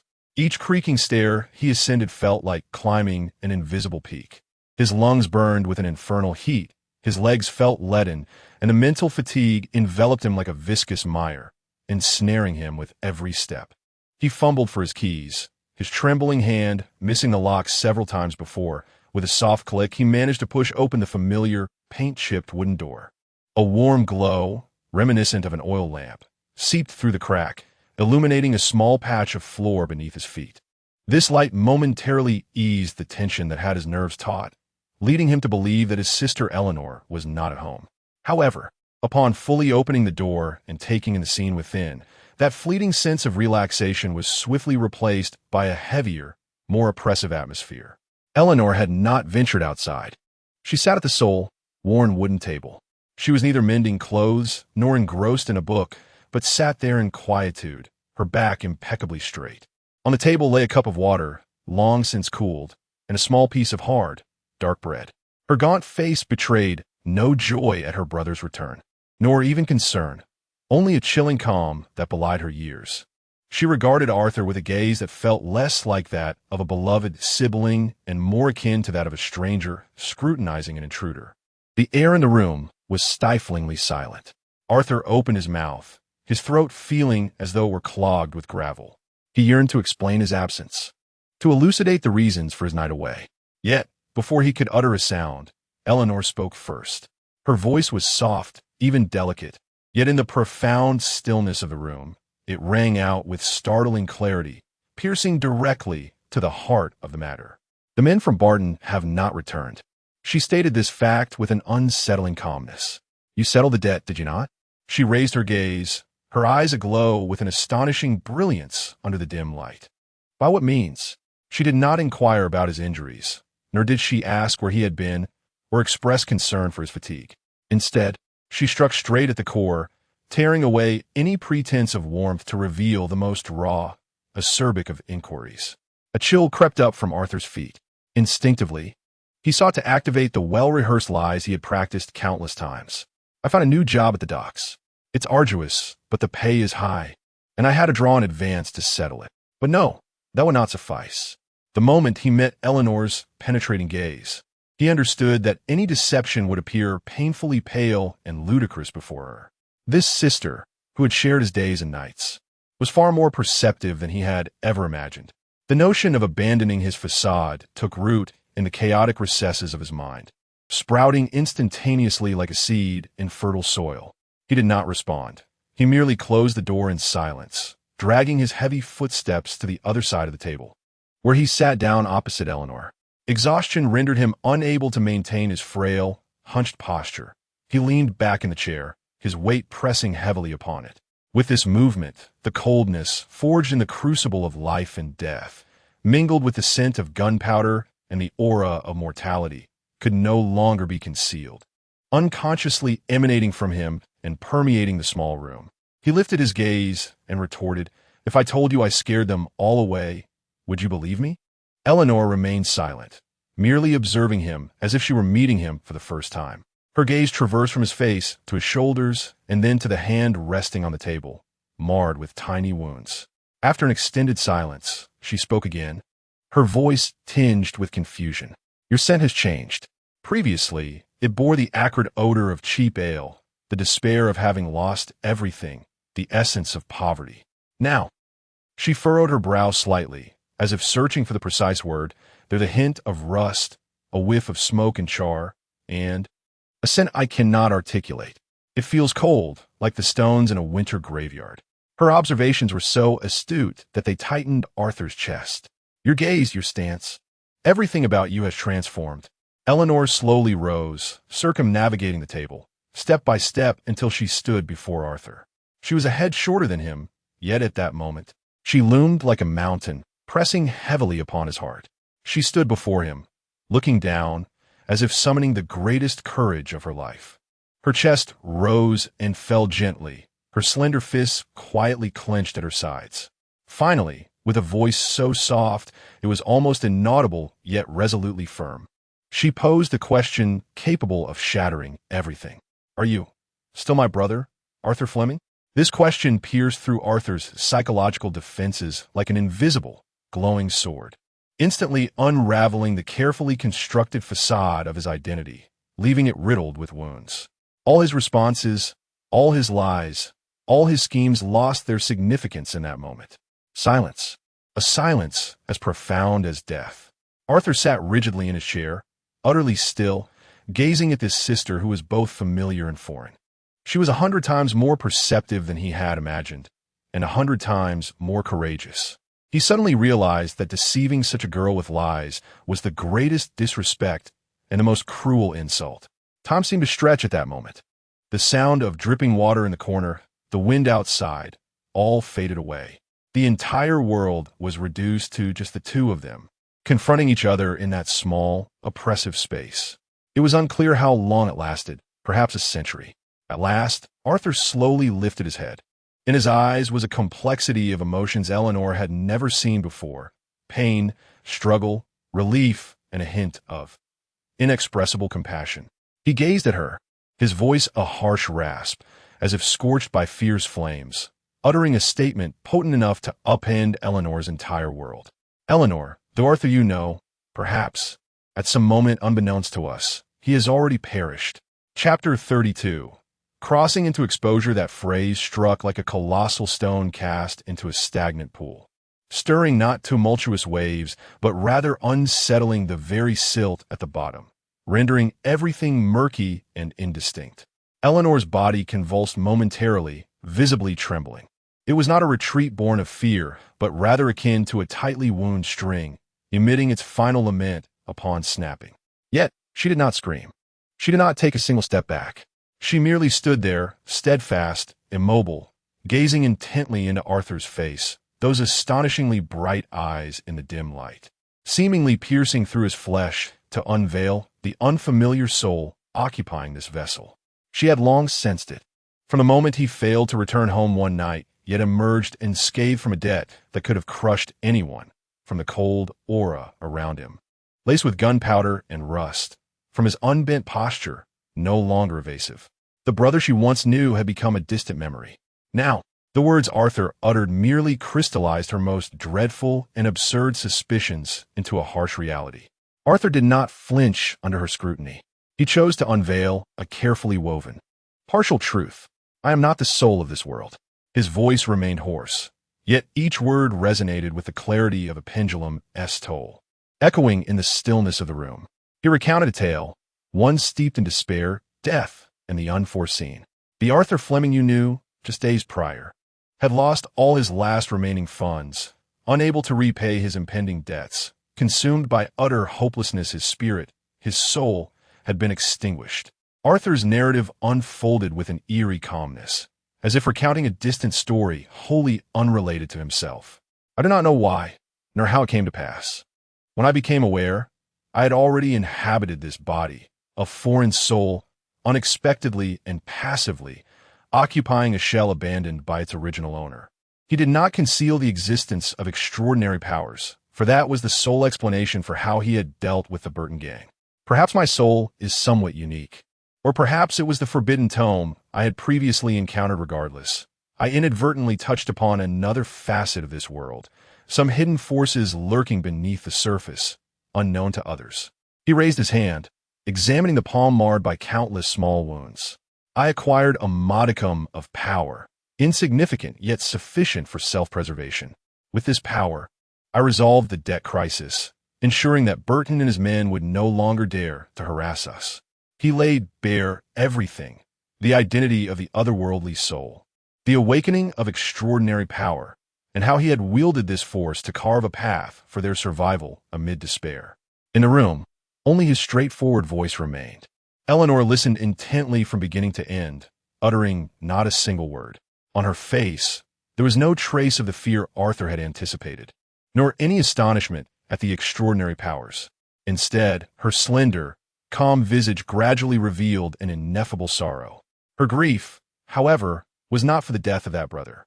The brother who had succumbed to alcohol, squandered the compensation left by their parents in casinos, and plunged his sister into despair, had long since extinguished her hopes, leaving her heart cold and lifeless. Her sorrow stemmed from the stranger before her, bearing her brother's visage, the secrets he carried, the struggles he endured, and the burdens he faced merely to survive. Thus, it was so. After a prolonged silence, Eleanor finally spoke softly, her voice carrying a hint of a relieved sigh. No wonder. These two words acted like a key, instantly unlocking all her confusion and contradictions. No wonder he had suddenly overcome his addictions to alcohol and gambling. No wonder he displayed such resolute determination to resolve the debts amounting to a few dozen gold pounds. No wonder he had undergone such a profound transformation. To her, a stranger from another world, fighting desperately for survival, evoked a glimmer of hope far brighter than the despair and debt brought by a brother who was beyond redemption. Arthur gazed at her, observing the intricate emotions in her eyes as the heavy boulder of lies that had burdened his heart finally began to ease. He solemnly vowed, word by word, "I cannot revert to being your original brother, but I shall dedicate my entire being to protect you and this home. I will ensure you live a life free from hunger and cold." This was not an empty promise. It was the solitary meaning of existence sought by a soul amidst the loneliness and cruelty of another world. In that moment, tears welled in Eleanor's eyes. The long-suppressed grievances, fears, and despair found an outlet at last. Yet, she did not weep aloud, but allowed the scorching tears to silently trace down her pale cheeks. She extended her cold, frail hand across the small table, gently and with a tremor, grasping Arthur's hand resting there. It was not sympathy. It was a choice, an acceptance. She chose to embrace the unfamiliar soul before her, to accept this harsh truth, and to welcome the new bond woven from lies and honesty.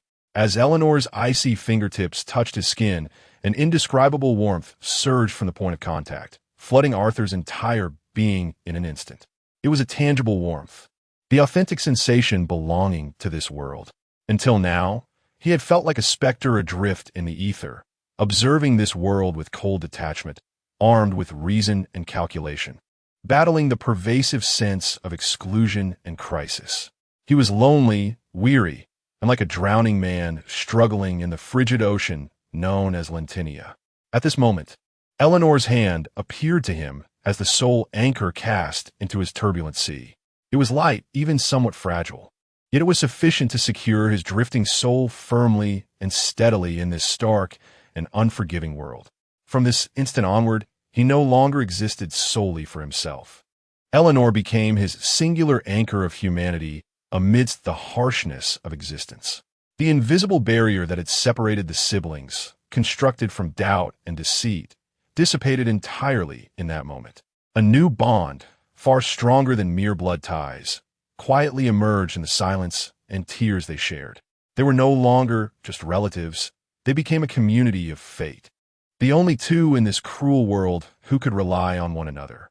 Eleanor slowly raised her hand, using her sleeve to wipe away the traces of her tears. She lifted her gaze once more, her eyes, cleansed by sorrow, now clear and resolute. From this day forth, you are my brother, my only brother. Chapter 33. Patton's plea. The following morning, Arthur awoke to a gentle, rhythmic sound. It was neither the screams of a nightmare nor the relentless pounding of a usurer at the door, but rather the soft sound of something being deftly sliced upon the wooden surface. He opened his eyes, struggling to rise from the depths of a weary haze. The aches in his body surged forth like a relentless tide, crashing against every nerve, yet the tension and despair that had long dwelled in his mind had, miraculously, begun to dissipate. The air in the apartment was no longer stifling. A cool ray of morning light squeezed through the cracks of the window, banishing the shadows lurking in the corners. Eleanor stood by the worn wooden table, her back turned to him, attentively slicing a piece of hard black bread with a small knife. Her movements were slow and deliberate, as if she were engaged in some sacred ritual. No longer was she the silent, ghostly girl. Her slender frame, though still fragile, exuded an indescribable sense of calm. The atmosphere of the entire room was transformed by her tranquility. Arthur remained silent, merely observing.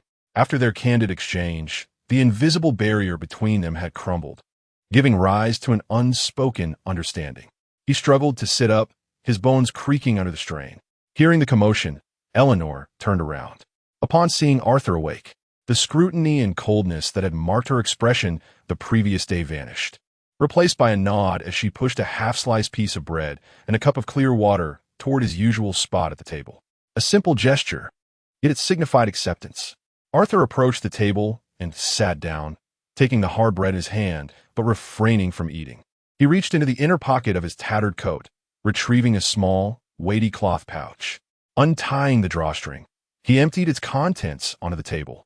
Clink, clink, several heavy, gleaming gold coins rolled across the rough wooden surface, producing a sound never before heard in the apartment, a crisp and melodious chime. These were standard gold pounds issued by the Royal Mint of Lentinia. Eleanor's movements froze for an instant. The hand holding the knife hovered in midair as her gaze fixated on the coins, their brilliance outshining even the morning light filtering through the window. 10 gold pounds. This sum was astronomical compared to what they had known. It was a fortune they had not glimpsed in the past year, or perhaps even longer, enough to drive any family scraping the bottom of the city's social ladder into a frenzy. Eleanor's breathing quickened. This was the pay from the first week of Arthur's new job. His voice, having regained some clarity after a night's rest, conveyed the reassuring news. I have found a new job. It is quite safe. He offered no further details, yet the mere utterance of the word safe served as the greatest comfort to Eleanor. He pushed 8 of the coins toward her, his gaze firm as he assumed a brotherly tone, instructing her to visit the market and procure fresh white bread and a piece of genuine, fatty beef. Acquire 2 new, pristine comforters filled with cotton, and discard these moldy old remnants entirely. His gaze fell upon the handkerchief that Eleanor occasionally used to cover her mouth while coughing. Lastly, visit the pharmacy to procure the finest restorative medicine. Inform the pharmacist of your need for a remedy capable of revitalizing a chronically malnourished girl. This is the fulfillment of a promise, executed in the most direct and forceful manner. Eleanor looked at the pile of gold coins on the table and then raised her gaze to Arthur. Her hand trembled slightly, extending and retracting as if those coins were searing hot irons. The money symbolized not merely sustenance and warmth. It represented a tangible sense of security that allowed for future planning, a dignity free from the fear of the next meal. This was a joy she had never experienced in her past life. Finally, she reached out, delicately touching one of the coins with her fingertips. The cold, hard sensation was strikingly real. Though she did not weep, her eyes glistened. She nodded vigorously, gathering the coins one by one, clenching them tightly in her palm. For the first time, she felt a concrete, warm anticipation for the future, as Eleanor donned her only somewhat decent coat and stepped out with that heavy hope. The gentleness on Arthur's face swiftly faded, replaced by a chilling calm. After a fleeting moment of warmth, the pressure of survival surged back. The hidden sanctuary was merely shelter, not a vault. He needed to swiftly acquire genuine power that belonged to him. The gang led by Barton was the only pawn he could currently maneuver outside the chessboard. Simple fear and intimidation are the most primitive means of control. The miracle from the previous night might momentarily intimidate them, but over time, fear would wane, supplanted by more immediate interests. It was imperative to entwine their interests with his own, transforming their fear of him into dependence. They must comprehend that aligning with him would yield far greater benefits than their previous extortions. Only then would they become his most loyal hounds, serving as a dirty yet effective firewall against external threats. Just as Arthur rapidly calculated how to reshape and utilize this underworld force, a harsh, unceremonious knocking abruptly interrupted his thoughts. Bang, bang, bang. This sound was certainly not Eleanor. It bore the hallmark of a gang's aggressive, insistent pounding, as if the door would be breached at any moment. Arthur's body tensed instantly. The fleeting tranquility he had just experienced vanished. Silently, he rose, approached the door, and peered through the narrow crack. Outside stood the shrewdest, most cowardly rat among Barton's men. Yet, the rat's face was devoid of the ghostly fear from the previous night. Instead, it was replaced by an expression mingled with urgency, trepidation, and a hint of desperation. Behind him were two equally tense, burly men, each carrying a sizable box. Arthur, with an expressionless visage, pulled open the door. He offered no invitation for them to enter, merely standing at the threshold, quietly observing them with his cold, emotionless eyes. The rat felt a shiver run down his spine under Arthur's gaze and quickly forced a smile that was more grotesque than sorrowful, adopting a subservient demeanor. "Good morning, Mr. Arthur. I hope I'm not disturbing you," he said, gesturing for the individuals behind him to open the crate. The contents were not gold or weapons, but rather an assortment of fresh meat, butter, several bottles of seemingly expensive wine, and even some medicaments wrapped in oiled paper. This was a meticulously prepared tribute, an offering of submission. Arthur's gaze swept over the items, revealing no reaction. Sensing the tension, the rat's heart raced. He dared not beat around the bush any longer. He leaned in closer, lowering his voice and speaking rapidly. "Mr. Arthur, trouble has arisen. The butcher, that wretched gang of his took advantage of the chaos in Coal Slag Alley, with our men distracted by your side. They seized our business in 2 blocks to the west. My men confronted them, and those scoundrels drew their knives. We lost 3 brothers and have over a dozen wounded. Mr. Barton's establishment is now in utter disarray." At this juncture, genuine anger and helplessness tinged the rat's voice. Arthur listened in silence, his mind clear. This was the direct consequence of the power vacuum he had orchestrated. The rat fixated on Arthur's face, hoping to glean some insight. Yet all he perceived was an unfathomable tranquility that sent a wave of unease through him.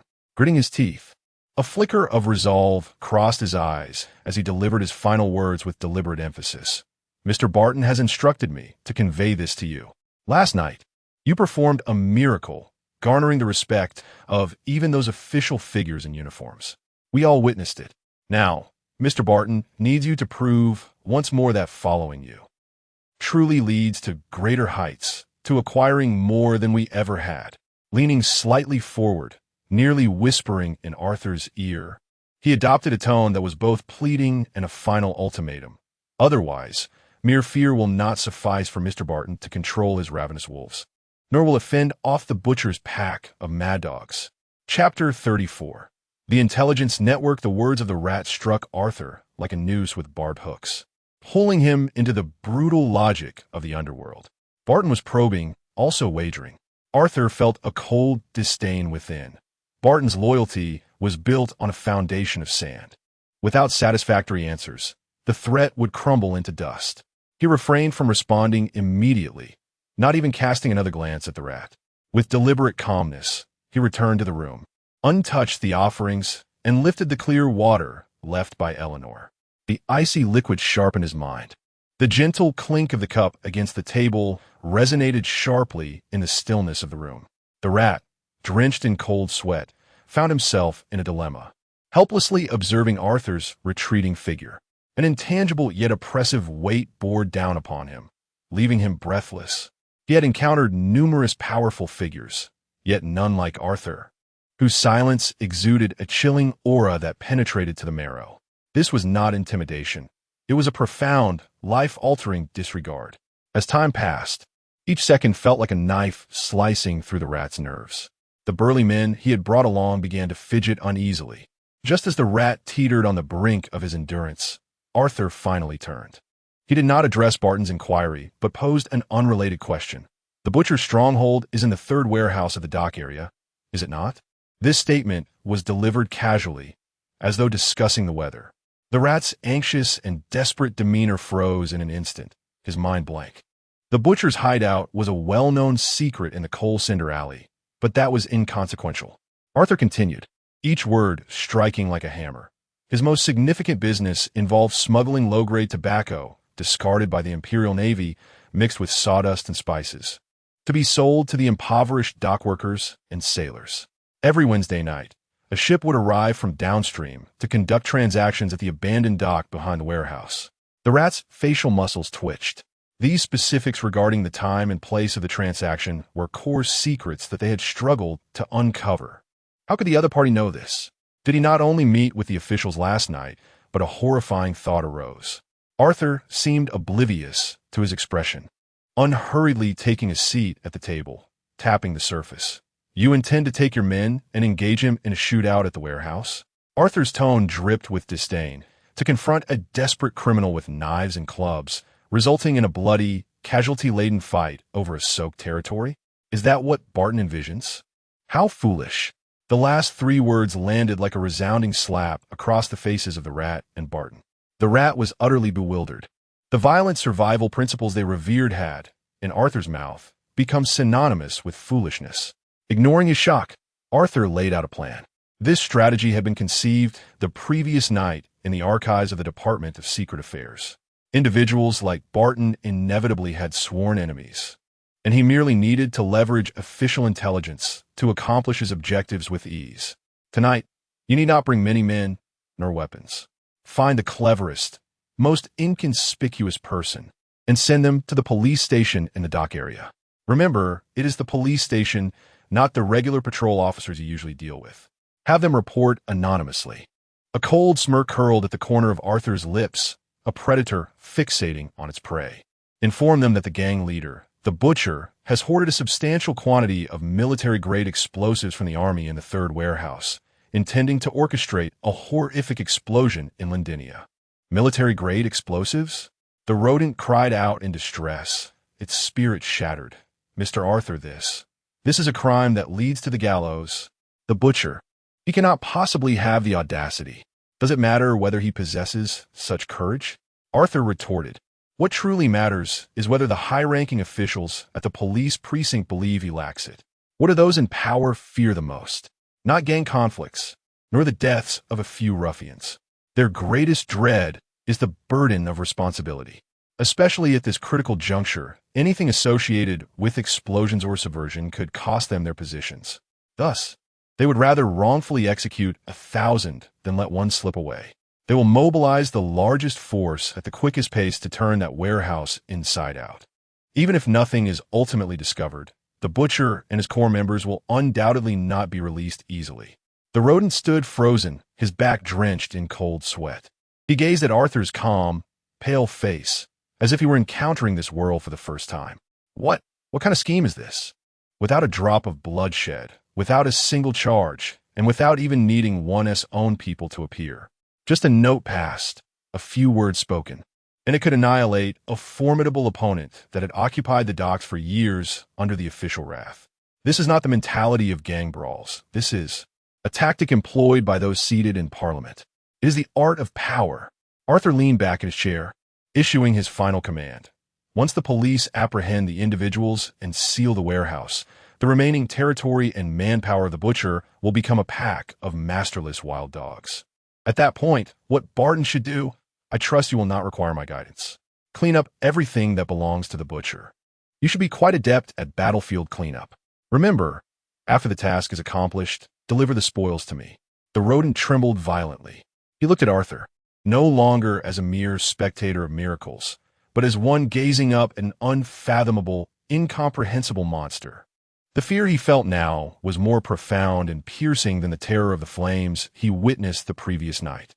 Last night's dread stemmed from the unknown. Today's fear arose from the known. He recognized Arthur's ruthless methods and terrifying intellect. He finally understood how laughable Barton's tests had been. They were like a group of wild boars rolling in the mud, attempting to fathom a dragon soaring above the clouds, surveying the earth. I understand, Mr. Arthur. I will take immediate action. The rodent hastily retreated from the room, scrambling away with his equally stunned subordinates, disappearing around the staircase corner. The box of offerings lay forgotten at the entrance. Arthur slowly rose, closing the door to isolate himself from the clamor. He approached the window, observing the frantic figures fleeing below, his expression inscrutable. Subduing Barton was merely the first step. A lowly gang leader can accomplish far more than one might imagine. What he requires is not just a pack of brutish enforcers. He needs eyes, ears, a network of intelligence that permeates the city's dark corners. He intends to utilize Barton to construct a unique intelligence network. Chapter 35. The true submission of the iron fist. The plan brought back by the rat stirred a minor tempest within the smoke-filled stronghold of Barton, an establishment reeking of sweat and cheap ale. Barton, a man who had carved out his domain in the coal slag alley with fists and blades, remained silent for a full half-minute after hearing the news. For the first time, a semblance of bewilderment flickered across his scarred visage. A mere slip of paper? He finally spoke, his voice rasping like a rusted iron gate. Are you jesting with me? You want me to wager the lives of all my brothers on a damnable note slipped through the crack of a police station door? His corps lieutenants murmured amongst themselves, their faces etched with incredulity. They could comprehend gunfights, assassinations, and the art of bribery. Yet this approach, it seemed as if it had been conjured in the study of some aristocratic lord, a ludicrous fairy tale. The rat's forehead glistened with cold sweat. Yet he forced himself to stand tall, striving to echo Arthur's eerily calm demeanor. Boss, he knows. He is aware of everything regarding the butcher, the timing of transactions, the types of contraband. More detailed than the information we purchased. As he spoke, it was as if he had already foreseen the outcome. Barton's fists clenched tightly, producing a series of ominous cracks. He was driven to the precipice. The butcher's rabid hounds were savagely tearing at his territory, and his brothers were plagued with anxiety. Injuries and fatalities occurred daily. If this continued, there would be no need for the butcher to strike. His own forces would disintegrate from within. The inferno that raged, the subtle apprehension among certain officials towards Arthur, flashed repeatedly through his mind. It was a power he could not fathom, and now, this power had bestowed upon him a plan he could scarcely comprehend. He had no alternative. Let us proceed. Barton slammed his palm against the table, causing the glasses to jingle. Send our smallest, most inconspicuous rat to handle this. However, his bloodshot eyes bore into the rat before him. If this goes awry, you shall be the first I chop up to feed the dogs. That night, the fog in the Lindinia Dock district was denser than usual. A diminutive figure, resembling a true rat, skittered along the shadows by the wall, swiftly traversing the slick cobblestones. He evaded the familiar precincts of the patrolling officers who had accepted their illicit earnings and approached the sternly styled headquarters of the Dock District Police Station, adorned with stone lions at its entrance. This was the true seat of power. His heart raced, each beat threatening to shatter his ribcage. He retrieved the folded letter from his pocket, glanced around to ensure no one was watching, then dashed forward, shoving the missive into the heavy oak door's letter slot. Thud!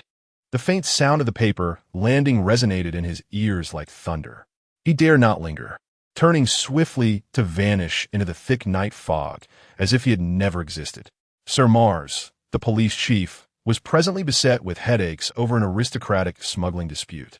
When his aide placed the unsigned anonymous letter on his desk, he initially intended to toss it directly into the wastebasket. However, compelled by an inexplicable force, he opened it. The handwriting was unremarkable, yet the contents caused the flesh on his face to quiver. Military-grade explosives, societal retribution, and alarming explosions. These words seared into his consciousness like red-hot irons. Sir Mars's mind raced. Authenticity? It hardly mattered. What was crucial was that this letter had found its way to his desk. If he disregarded it, and the butcher, a maniac, actually perpetrated any act, even if it was merely igniting a string of firecrackers, his career would be irrevocably ruined. He would become a laughingstock throughout Lentinia, a feckless individual whose negligence led to catastrophe. Conversely, should he mobilize his forces and it later proved a false alarm, it would merely be an overreaction, resulting in little more than some light-hearted mockery from his colleagues. The weight of the situation was unmistakable. Officials feared not the rioters, but the burden of responsibility. Sound the alarm. Sir Mars sprang to his feet, his voice sharp with excitement, rallying every resource at his disposal. All of them, armed to the teeth, surround the third warehouse, as if it were an ironclad fortress. I shall lead the charge myself. Within the third warehouse, the butcher and his most trusted henchmen were engrossed in counting their ill-gotten gains from a recent transaction involving substandard tobacco, blissfully unaware that an invisible net of official violence was tightening around them. Suddenly, the iron doors of the warehouse were violently thrust open. Blinding searchlights illuminated the space as dozens of armed police officers surged through the entrance and windows, their dark muzzles aimed at every individual inside. "Don't move. Police! Everyone down on the ground." The butcher and his men were utterly bewildered. They had survived gunfights and had encountered knives, but they had never faced such an overwhelming display of force. This was not the petty skirmishes of street patrols. It was a military-grade raid. Someone instinctively reached for a sidearm, only to be met with a merciless blow from a rifle, but rendering him unconscious. Chaos was quelled within minutes. The butcher found himself pinned to the cold, unforgiving concrete, his face pressed down as two burly officers held him firmly. He screamed hoarsely, "On what grounds are you arresting me? Where's the evidence? You are abusing your authority." Sir Mars emerged from the crowd, a handkerchief covering his nose, gazing with disdain upon the ruffians. "Evidence?" He scoffed. "Search." The officers, of course, found no military-grade explosives. However, they did uncover a mountain of smuggled tobacco, numerous firearms of dubious origin, and several crates of contraband spirits. These items were more than sufficient to ensure that the butcher and his core team would languish in a dark, dismal prison for a decade. In the shadow of a nearby street, Barton and Rat bore witness to the entire scene. Barton's cigar fell from his hand, sparks scattering to the ground. Yet he remained oblivious. He observed the butcher, who had trespassed on his territory mere hours ago and had disturbed his peace, being dragged onto the prison wagon like a lifeless dog. He watched as the butcher's once impregnable warehouse was effortlessly torn apart by official forces. Not a drop of blood was shed by them, nor did any brother need to charge in a battle. All that was required was a mere piece of paper. A chill coursed from the base of Barton's spine to the crown of his head. His blood seemed to freeze in that moment. He finally comprehended that Arthur Fleming's true power was not the bizarre flames that had appeared out of thin air that night, but rather this divine ability to sit comfortably in a dilapidated apartment, uttering a few words, and mobilizing the violent machinery of an entire nation to obliterate a formidable adversary into dust. They were still playing in the mud while the other side was already engaged in a game of chess. This was not a gang struggle. This was a dimensional assault. The rat beside him trembled, barely able to utter a complete sentence. "Boss, who is he really?" Barton did not respond. He merely fixed his gaze on the direction in which the prison wagon had departed, the last vestige of hope and hesitation within him crushed to dust.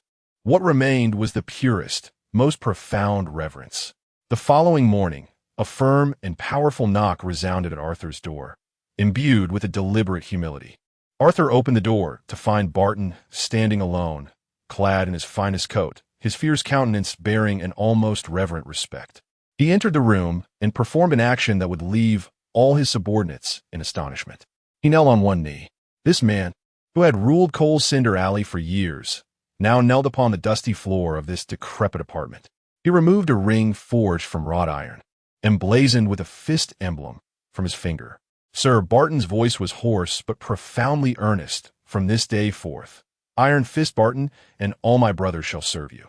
He presented the ring, a symbol of his entire power and status, with both hands. Immediately, he gestured towards the door. Two burly men strained to carry in a heavy, bulging sack, placing it on the floor. All the wealth the butcher had amassed over the years was contained within. This is our first offering of spoils. Arthur calmly regarded the kneeling Barton, picking up the cold iron ring. Clear away all remnants of the butcher's territory. I do not wish to hear this name again. Yes, sir, Barton replied, as if granted a reprieve, bowing respectfully as he exited. Arthur closed the door, casually placing the iron ring on the table. He kicked the sack, and the resonant sound of heavy metal clashing was music to his ears. Chapter 36. Moving as Arthur finished relocating the last wooden box filled with miscellaneous items. His back was drenched in sweat. He dragged his weary body into the new home, the pervasive scent of mildew and despair from Coal Slag Lane lingering in his nostrils.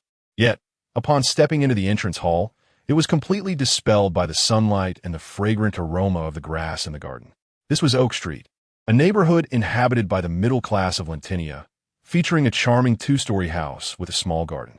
It was clean and bright, contrasting starkly with the dim apartment on Coal Slag Lane, as if they belonged to entirely different realms. Eleanor had already begun exploring the house. Barefoot, she trod on the polished wooden floor, creating a cheerful patter that shattered the last remnants of the unfamiliar chill. "Arthur, come and see. My room," Eleanor exclaimed, peeking from the top of the staircase, her face radiating a joy so pure that Arthur had never witnessed it before. Ascending the stairs, Arthur pushed open the white door.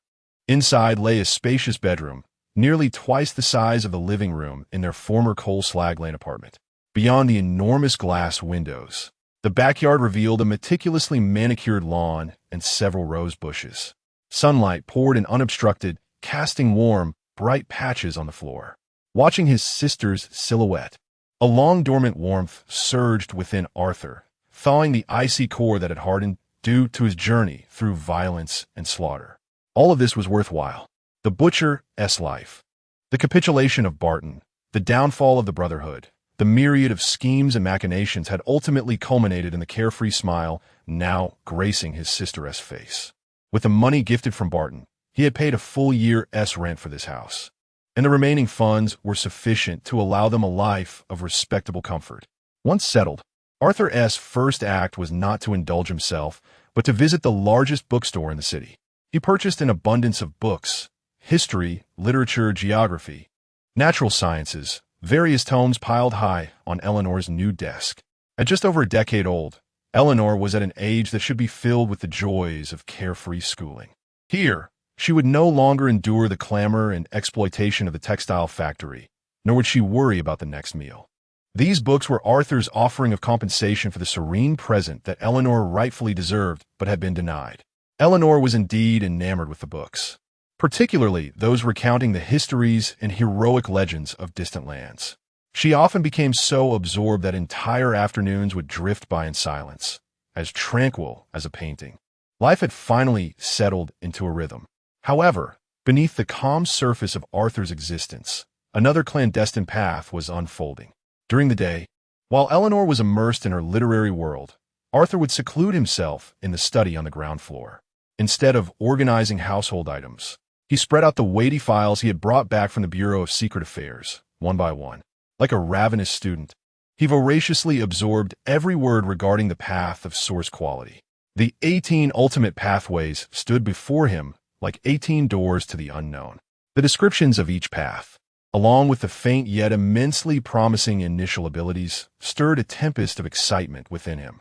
The subtle perception of time, the footsteps through the crevice of a door, the delicate balance of the scale. These forces, though seemingly insignificant during the phase of awakening, symbolize concepts that point towards the fundamental laws of the universe. This reality is far grander and more perilous than he could have ever imagined. On the surface, Arthur Fleming has become an unassuming gentleman, leading a reclusive life, with neighbors only aware of the arrival of a pair of taciturn siblings. Yet, unbeknownst to them, he has quietly woven a web of his own design. Every Wednesday evening, an inconspicuous figure, like a specter, materializes at the back door, slipping in a folded letter before vanishing into the night. The correspondence is penned by Barton, inscribed in a crude hand, detailing the movements of the underworld in Coal Ash Alley and the entire dock district. Which gang has clashed, which official has accepted bribes, and what new goods have flowed in from the docks. Barton's reports are efficient, succinct, and imbued with a profound reverence for absolute power. Ever since the butcher vanished into oblivion overnight, Barton has completely reined in any inappropriate thoughts. He has become the sharpest of blades, faithfully executing each of Arthur's vague commands. Once chaotic and blood-soaked, Coal Ash Alley is being ordered at an uncanny pace under Barton's iron fist. Thieves, ruffians, and scoundrels feel an invisible pressure. They do not know who the exalted gentleman is, but they understand that Iron Fist Barton now has a master. Arthur is pleased with Barton's performance. He does not require a mere brute who knows only violence, but rather a pair of eyes capable of perceiving the darkness, and ears attuned to the whispered secrets of the gutters. Eleanor, too, has harbored curiosity about Arthur's endeavors. She once inquired why letters were delivered at night. Arthur vaguely responded that he was engaged in some clerical work for a notable figure, which he could not disclose to outsiders. Eleanor, being perceptive, did not press further. Yet, Arthur could sense a hint of concern in her gaze. He was reluctant to expose her to the stark realities and cruelties of this world, even in the slightest measure. Evenings are a rare time of warmth for the siblings. Arthur would set aside the documents filled with madness and distortion to accompany Eleanor on strolls in the backyard garden. She would excitedly recount amusing tales from her readings, from the rise and fall of ancient kingdoms to the heroic expeditions of knights. Arthur listened quietly, nodding occasionally. The twilight sun stretched their shadows long, and the roses in the garden exuded a faint fragrance. These ordinary yet heartwarming moments are the most cherished refuge within his soul, the sole coordinate as he traverses through shadows in search of greater strength. This hard-won tranquility is exceedingly fragile. It rests upon the butcher's remains and Barton's fear. Should a more potent force arise, or if Barton's reverence were to wane, everything would collapse in an instant, like a castle built upon sand.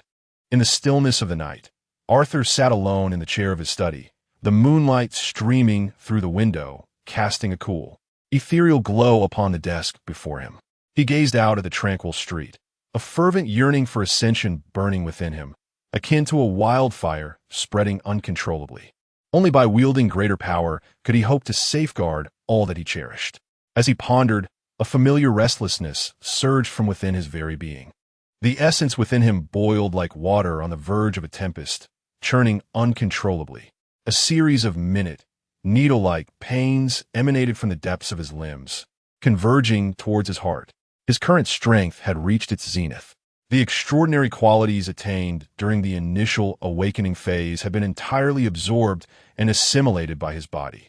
The sea of essence no longer flowed gently. It began to reveal its ferocious nature. Should he fail to find an outlet for this burgeoning power, it would breach the dam and consume him whole. The backlash from the essence would lead to mental collapse and physical distortion.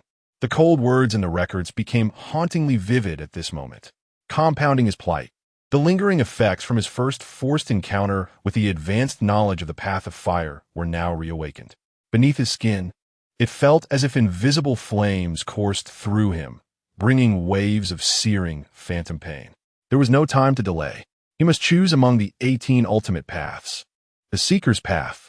This was the first step towards divinity or the abyss of irrevocable doom. Arthur extended his hand, palm open beneath the moonlight. The iron ring, symbolizing the submission of Iron Fist Barton, lay quietly on the desk, reflecting a cold, glinting light. Chapter 37. Choosing a Path in the Study. Arthur unfurled the path briefing he had brought back from the Ninth Department of Secrets. The paper was exquisite, adorned with elegant patterns. Each description of the paths imbued with a sense of heroism and grand promises. Clock, master the secrets of time, becoming both a witness to history and a prophet of the future. Door, transcend the boundaries of space, exploring unknown dimensions. You shall be a traveler of the world. Fire, embrace the fervor of creation. Your will shall transform into purifying flames, incinerating all that is wicked. These words seem to beckon every awakening soul, promising power and glory. Yet, as Arthur's fingertips glided over these embellished phrases, a chilling scrutiny enveloped his heart. If the path to ascension were truly so splendid, from whence did the frightful mortality rate of the awakening ceremony arise? What are the vague accounts of chaos and distortion within the archives? Such official proclamations were mere pastoral melodies meant for sheep. He, however, must discern the visage of the slaughtering knife.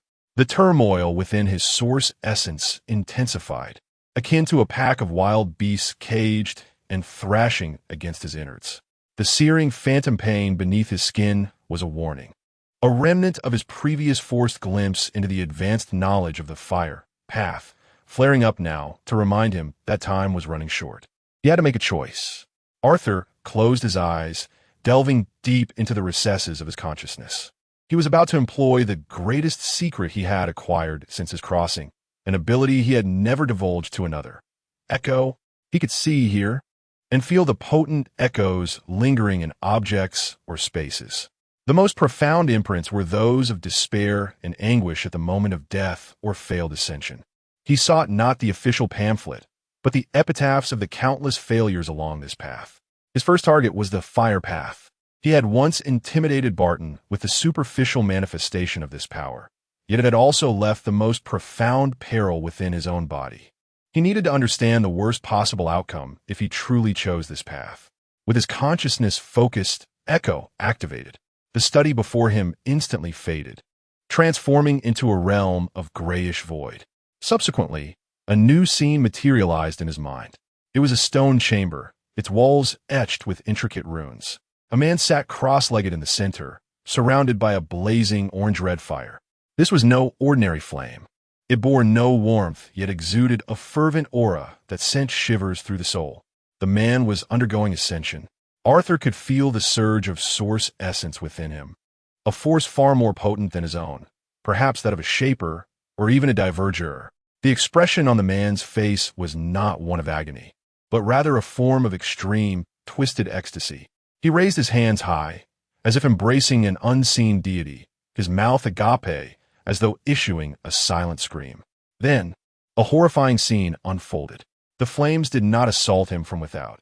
Instead, they erupted from within his own body, surging forth violently from every pore and cell. His flesh, his bones, his very soul, at this moment, were transformed into fuel. He became akin to a candle ignited from within, burning furiously at an irresistible pace.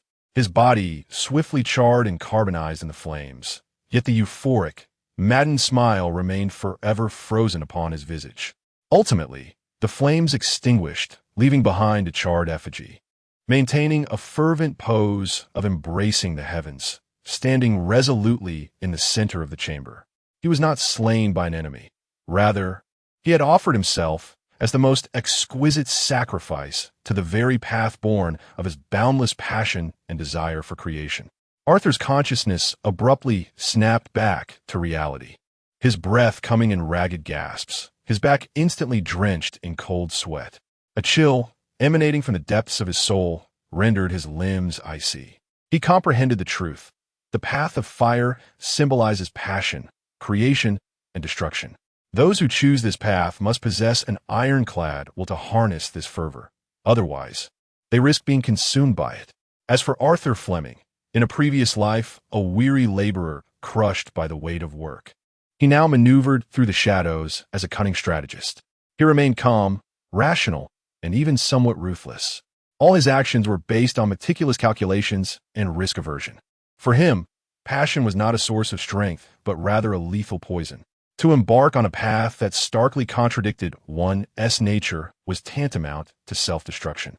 Moreover, due to the dilution of extraordinary paths, the path of fire, with its formidable destructive power and dazzling effects, had become one of the most sought-after routes in Lindentia. The dilution was severe, and competition was fierce. From the very outset, this path was inscribed with the promise of death. After the fear came a clarity akin to enlightenment. Arthur immediately extrapolated and plunged his consciousness back into the echo. He explored the seemingly formidable path of doors. What he witnessed was a challenger traversing through space, their body being torn apart by an invisible force, like a sheet of paper shredded into countless fragments, each lost in a different dimension, never to reunite. He then examined the path of blades, renowned for its offensive prowess. The fate of the failures was even more bizarre. Their bodies remained unscathed, yet their very existence was severed by their own overwhelming edge. Those around them would instantaneously forget them. All records of their being would vanish, and they would be utterly forgotten by the world, transformed into a ghost imperceptible to all. One by one, the echoes of failure, each a harrowing tableau of despair.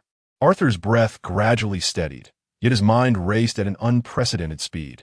The true essence of this ability, echo, lay not in being an all-encompassing encyclopedia, but rather a unique compendium of errors. It could not instruct him on how to succeed, but it could vividly illustrate 100 ways to fail in the most excruciating manner, on a path rife with uncertainties and traps. Knowing where the dead ends lie is infinitely more crucial than knowing where the shortcuts are. This was his true trump card. He immediately began to reassess the 18 ultimate paths. This time, he no longer fixated on the extravagant descriptions, but rather adopted the mindset of a problem set to conduct a systematic risk assessment. High-risk explosive type, fire, blade, clock. These paths wield formidable power and yield remarkable results. Yet they impose exceedingly stringent demands on one's temperament. The consequences of losing control are often instantaneous and devastating, leading to self-annihilation. Mysterious and elusive type, mirror, shadow, sand. This category is rife with illusions, deceit, and the unknown, where the repercussions of failure often manifest as a distortion of the psyche, such as becoming lost within one's own fabricated dreamscape or being assimilated by shadows, leading to a loss of self. Rule-making type, balance, book, net. This pathway tends to influence and establish rules, with the risks of failure arising from the backlash of those very rules or being overwhelmed by the vast information networks one has constructed. His gaze swiftly traversed the briefing, methodically dismissing those paths that were incompatible with his temperament or whose fatal outcomes were too bizarre. Ultimately, his finger lingered on the term lock, symbolizing confinement, sealing, protection, secrecy, and deconstruction. These words encapsulated, almost perfectly, Arthur's entire modus operandi since his traversal began. He had confined the soul belonging to another world, sealed away the past of his original self. He tirelessly safeguarded his sister Eleanor, crafting a tranquil world for her. He manipulated formidable characters like Barton through the mastery of secrets, and with a mere note, he deconstructed the seemingly powerful violent gang of the Butcher. This path was neither popular nor ostentatious, and it bore a certain somber quality. Yet, it was stable, resilient, and imbued with a sense of control. It was almost tailor-made for him. This was the path he would take. Just as Arthur resolved to delve into the echoes of the lock pathway, seeking its most secure branches, an unforeseen change erupted. The residual power of fire that had long lain dormant within him seemed to sense his betrayal and erupted violently. A seductive whisper, as if resonating directly within his soul, reverberated with a thunderous intensity. Why hide? Why cower like a coward behind layers upon layers of locks? The entry for lock began to warp and blur. A grand and resplendent false illusion forcefully invaded his mind. It depicted a king seated upon a throne of lava, draped in a robe woven from flames. With a mere lift of his hand, the entire world ignited before him. All conspiracies, all foes, all obstacles turned to ash in that unparalleled inferno. That power was direct, pure, capable of incinerating all. Behold this power. Embrace the flames, and you shall possess everything. No more scheming, no more enduring. Burn all, burn away everything that displeases you. The mental assault had commenced. Chapter 38. The path of the Loch Arthurs will trembled violently, his shirt soaked with perspiration. That force, the seductive allure emanating from the path of fire, blazed like an inferno, scorching the most fragile defenses within the depths of his soul. It whispered in his ear, promising an unprecedented liberation. No longer would he need to tread cautiously, scuttling like a mole through the shadows. No longer would he have to speculate on Batten's loyalty, fretting over whether that fierce man might one day betray him. Nor would he need to fear for Eleanor's future, dreading the sudden arrival of any unknown threat that could shatter the fragile peace they had painstakingly achieved. If he merely embraced the flame, everything would seamlessly resolve. All schemes, all foes, all obstacles would be reduced to ashes in the pure, ferocious blaze. It was a force so direct, so unadulterated, capable of incinerating all that exists in the world, promising absolute dominion without the need for convoluted contemplation. With but a thought, mountains could be scorched and seas boiled. A searing pain surged from the depths of his soul, as if an invisible fire were rising within him, intent on consuming both his reason and caution. The temptation was so palpable, so powerful, that Arthur felt himself being gradually assimilated, on the brink of becoming one with that fervent notion. He could even sense the impulse to obliterate everything, that primal desire to set all grievances ablaze, taking root in the recesses of his heart. Just as he was about to succumb, the charred human-like statue, that visage frozen in ecstatic madness, suddenly materialized before his eyes. This was no ordinary illusion. It was the most authentic death, captured by the echo. That individual did not perish by the blade of an enemy, nor did he fall victim to the backlash of power, but rather succumb to an ultimate embrace of the concept of fire. He transformed himself into fuel, incinerating himself into ashes amidst the ceaseless ecstasy of creation and destruction. That smile was not one of liberation, but a manifestation of utter madness and distortion. Arthur shuddered, a powerful chill racing from his spine to his skull, instantly dispelling the searing temptation. With formidable self-control, he forcefully severed the mental link with that grand illusion. No!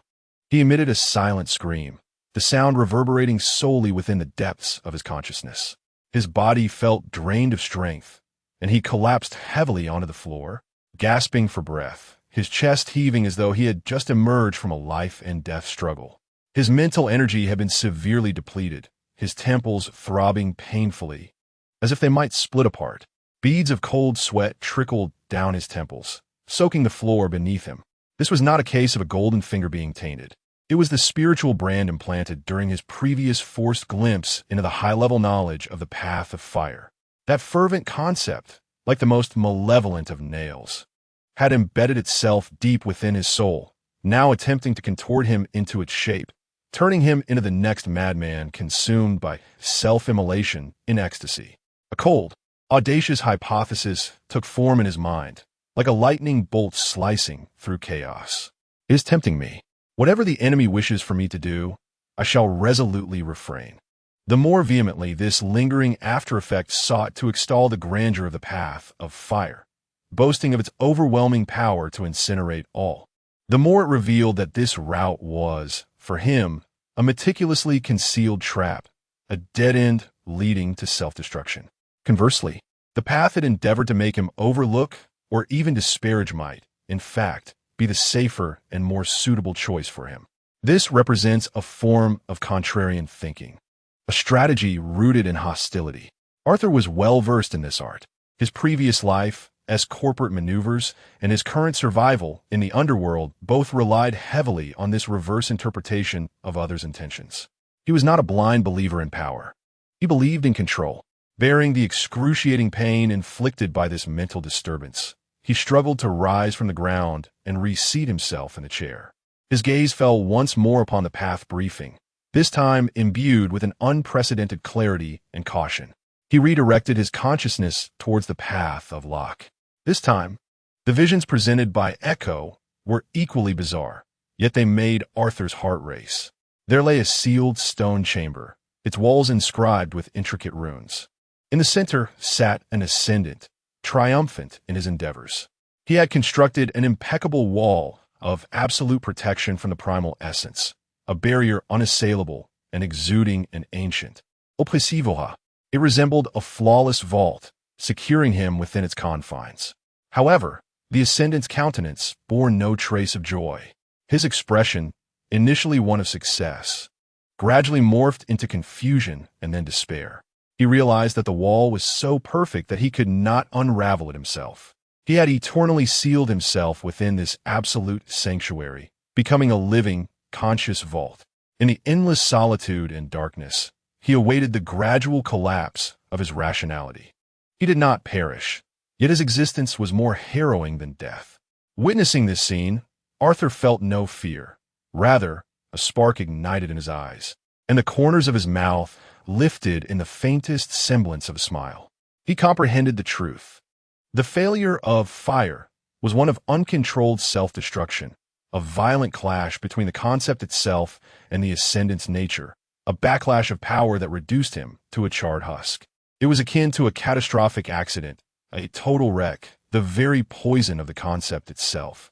In contrast, the failure of Locke stemmed from operational misjudgment. It was a technical issue. The user's grasp of power was insufficiently refined, inadvertently locking himself within. It was like a driver welding the car doors shut and discarding the keys, while the vehicle itself remained sound, even indomitable. This precisely underscored that the path of Locke was inherently manageable. Its failure was not due to the path being toxic, but rather the ineptitude of the driver. Provided that the technical skills were sufficiently honed, theoretically, this path could be traversed further and more steadily. Its upper limits are exceedingly high, yet its lower limits remain stable. The failure was not attributable to flaws in the path itself, but to the user's lack of finesse. This coincided perfectly with his pursuit of control. The remnants of fire, having failed to entice him, finally shed their disguise, resorting to overt derision and mockery. An abrasive, piercing voice roared within his mind. The path of cowards. The shell of a turtle. You shall remain perpetually passive, eternally lurking in the shadows, forever unable to truly seize your own destiny. It sought to provoke him, to awaken the pride and resentment within, urging him to abandon this conservative path.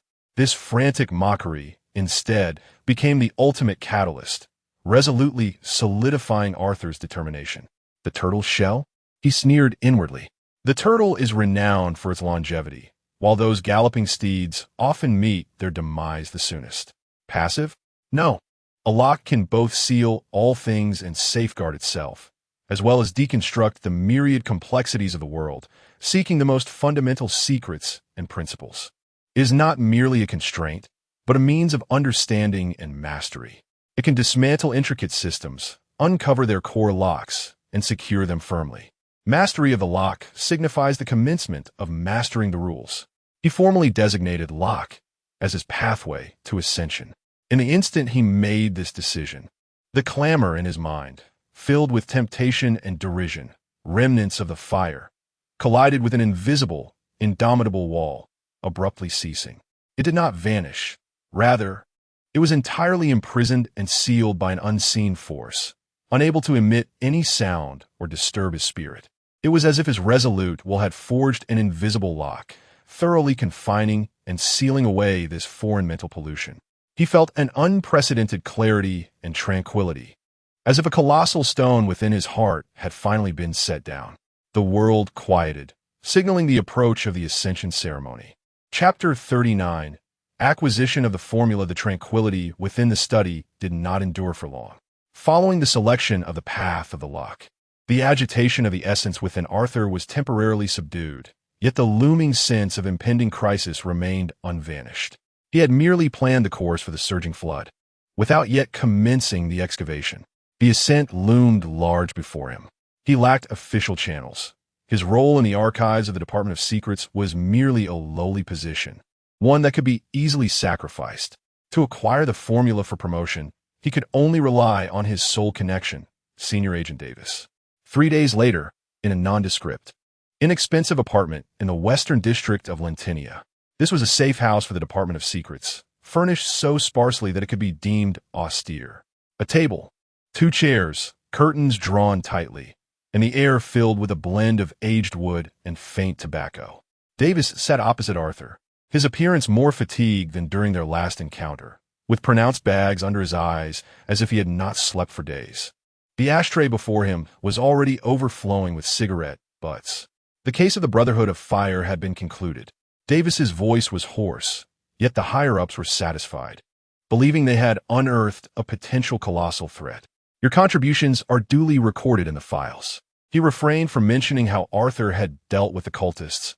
An unspoken understanding existed between them. Matters of the extraordinary world were resolved in extraordinary ways. The process paled in significance compared to the outcome. Arthur had no interest in idle pleasantries. He cut straight to the chase. I am now a level 1 awakened. Davis paused in his action of flicking ash, raising his head, a flicker of anticipated comprehension flashing in his murky eyes. The ability to eliminate the Butcher and the Brotherhood of Fire was certainly beyond the capabilities of an ordinary individual. I require the formula for promotion to level 2. Arthur continued, his pace steady and devoid of emotion. The formula for the path of the lock. The atmosphere in the apartment instantly fell silent. The expression on Davis's face stiffened, shifting from initial understanding to a blend of shock and incredulity. He even questioned if he had misheard, cupping his ear. What path did you say? The lock. Arthur reiterated, clear and resolute. Davis abruptly stood, the urgency of his movement causing the chair legs to screech against the floor. He stared at Arthur, as if he were a madman. Have you lost your mind, Fleming? The lock? Why the lock? His voice escalated, infused with apprehension and confusion. You displayed the power of fire in Coal Cinder Alley, in the stronghold of the cultists. Though that power was nascent, its potential was astonishing. Everyone assumed you would naturally choose that path. It is the royal road, the popular choice, one of the avenues with the most resources allocated by the department. He paced back and forth around the table like a lion trapped in a cage, his words laced with exasperation. The lock. My heavens. What on earth are you thinking?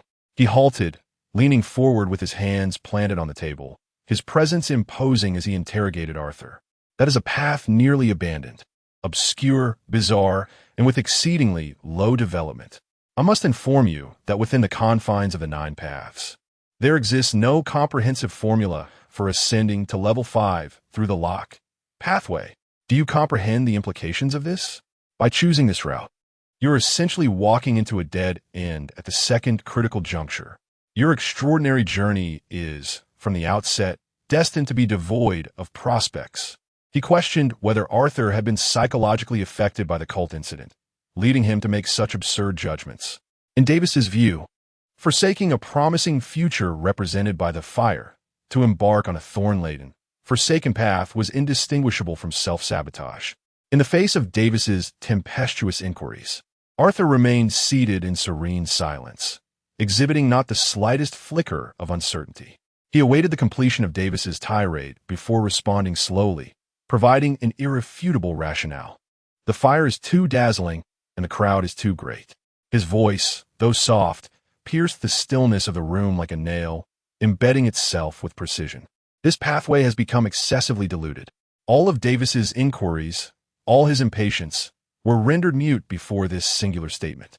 He stared blankly at the young man before him. Beneath that somewhat youthful visage lay an unfathomable tranquility. This was not impulsiveness nor ignorance, but rather a profound clarity and resolute decision born of careful contemplation. A congested road signifies fierce competition, necessitating the relentless scramble for every resource, and entails perpetual vigilance against those ahead and behind you. Conversely, a lesser-traveled route, though desolate, also signifies the absence of companions. Suddenly, Davis understood. This young man had never intended to rely on anyone nor to tread the paths laid out by others. His ambition was concealed beneath what appeared to be a conservative choice. After a long pause, Davis dejectedly sank back into his chair, exhaling deeply. His sigh was imbued with regret, confusion, but more so with an acceptance of the futility of change. Since you have made your decision, I shall respect your choice. He retrieved a severely worn leather briefcase and extracted a wax-sealed document crafted from parchment, extending it toward Arthur. This is what you seek. Arthur accepted the document, feeling its weight in his hands. He tore through the wax seal and withdrew the parchment within. The script was not printed, but handwritten in a special ink. Elegant and antiquated. Lock Pathway LV2, Ascension Ceremony. On the night of the full moon, within a completely enclosed chamber devoid of any doors or windows. Utilize your intrinsic essence as the key to unlock a lock that does not exist in reality. Core materials. 1. Solid silence. Requires collection from an absolute silence zone. Crystallized from the concept of silence. Typically manifests as a non-reflective black crystal capable of absorbing all surrounding sounds. 2. Chain of causality. A fragment extracted from a potent curse or oath, serving as a conceptual link that maintains the inevitable connection between two entities. 3. Tears of willow sap, not true tears. Instead, the branches of the century-old willow were immersed in rootless waters, and after being bathed in moonlight for 7 days, a viscous liquid was secreted from the tips of the branches, embodying the concepts of restraint and protection. Each name of the materials was imbued with an eerie mystique. They were not ordinary commodities purchasable with mere currency. Rather, they were unique products of an extraordinary realm, their acquisition inherently arduous. Arthur committed every word of the formula to memory before returning the paper to its envelope. These materials were exceedingly rare. Davis took up the conversation, his tone regaining its usual steadiness, explaining that due to the minuscule demand, the official inventory was nearly zero. Should you pursue the conventional channels for application, the mere approval and allocation process could take a year or even longer. Your body cannot afford such delays. Davis recognized Arthur's condition. The overflow of primal essence teetering on the brink of chaos was a stage every newly awakened individual must traverse before their ascension. Thus, I suggest you visit a certain place. Davis retrieved a cold brass token from his pocket, roughly the size of half a palm, placing it on the table and sliding it toward Arthur. The front of the token was engraved with an intricately complex labyrinth design, at the center of which lay a tightly shut eye. The underground black market of Lindentia, which we refer to as the Whispering Bazaar, houses a plethora of goods, provided you can meet the cost. Arthur grasped the brass token, feeling its chill and weight. This is your ticket, Davis added, but it merely grants you entry. The bazaar acknowledges only strength and rules. It is a veritable den of chaos, populated by both deranged individuals and nameless powers. I hold no sway within, nor can I offer you protection. Your survival hinges solely on your own capabilities. His words bore a hint of melancholy and self-deprecation. Should you successfully ascend to level 2, you will formally join the Secret Affairs Bureau and not in the capacity of the archival department. At that point, a broader horizon shall await you. Davis's gaze fell upon Arthur's youthful visage, as if he were glimpsing his own past through him. Exercise utmost caution, he suddenly said, his voice dropping to a hushed tone. I once stumbled at the threshold of my own ascension to level 2, though I fortuitously survived. The hope of further advancement has eluded me for the remainder of my life. Chapter 40. Solid-state silence. Davis's words fell like a heavy stone, creating ripples in the tranquil lake of Arthur's heart. A former agent collapsed at the threshold of promotion. This was undoubtedly the most poignant and brutal warning. On the path of the extraordinary, a single misstep could lead to irretrievable ruin. Arthur pocketed the cold brass token, uttering no further words. Gratitude and assurances felt feeble at this moment. Only a successful promotion would serve as the finest response to Davis's assistance. Exiting the safe house, the damp, cold wind of Lindentia struck him, clearing the haze from his weary mind. He refrained from heading immediately to the so-called Whispering Market. Although the intelligence network provided by Barton was rudimentary, it proved sufficiently effective in a place like Cinder Alley. He required preparation and a disguise.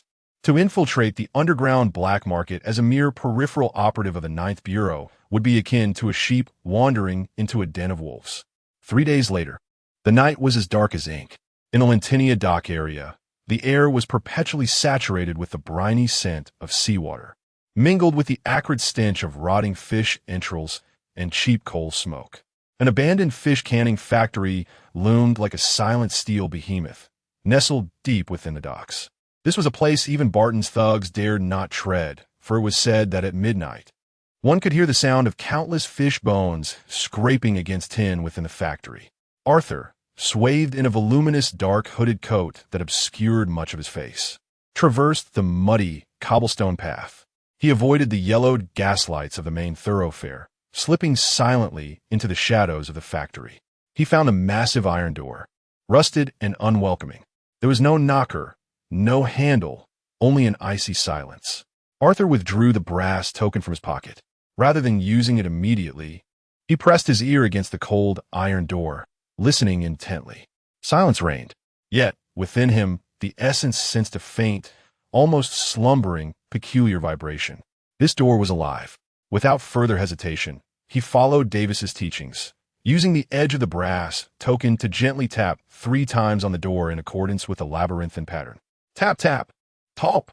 The sound was not loud, yet resonated with clarity, swallowed by the door itself, leaving no echo in the vacant dock area. Then, an uncanny scene unfolded. The rust in the center of the iron door began to writhe, as if animated, swiftly converging to outline the silhouette of a tightly closed mouth. The mouth opened soundlessly, resembling an illusory aperture. Arthur cast the brass token into it. The phantom mouth devoured the token without a sound, then gradually closed, returning to its mottled rust. Immediately afterward, the heavy iron door slid inward with a disconcerting metallic grating, creating a narrow opening just wide enough for a single person to pass. Beyond lay an unfathomable, spiraling staircase leading downward. Arthur tugged at his hood and stepped inside without hesitation.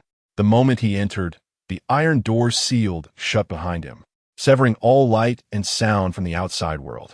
As Arthur stepped into the whispering market, an ineffable sense of oppression enveloped him. This was no mere marketplace. It was an immense underground cavern, vast beyond imagination.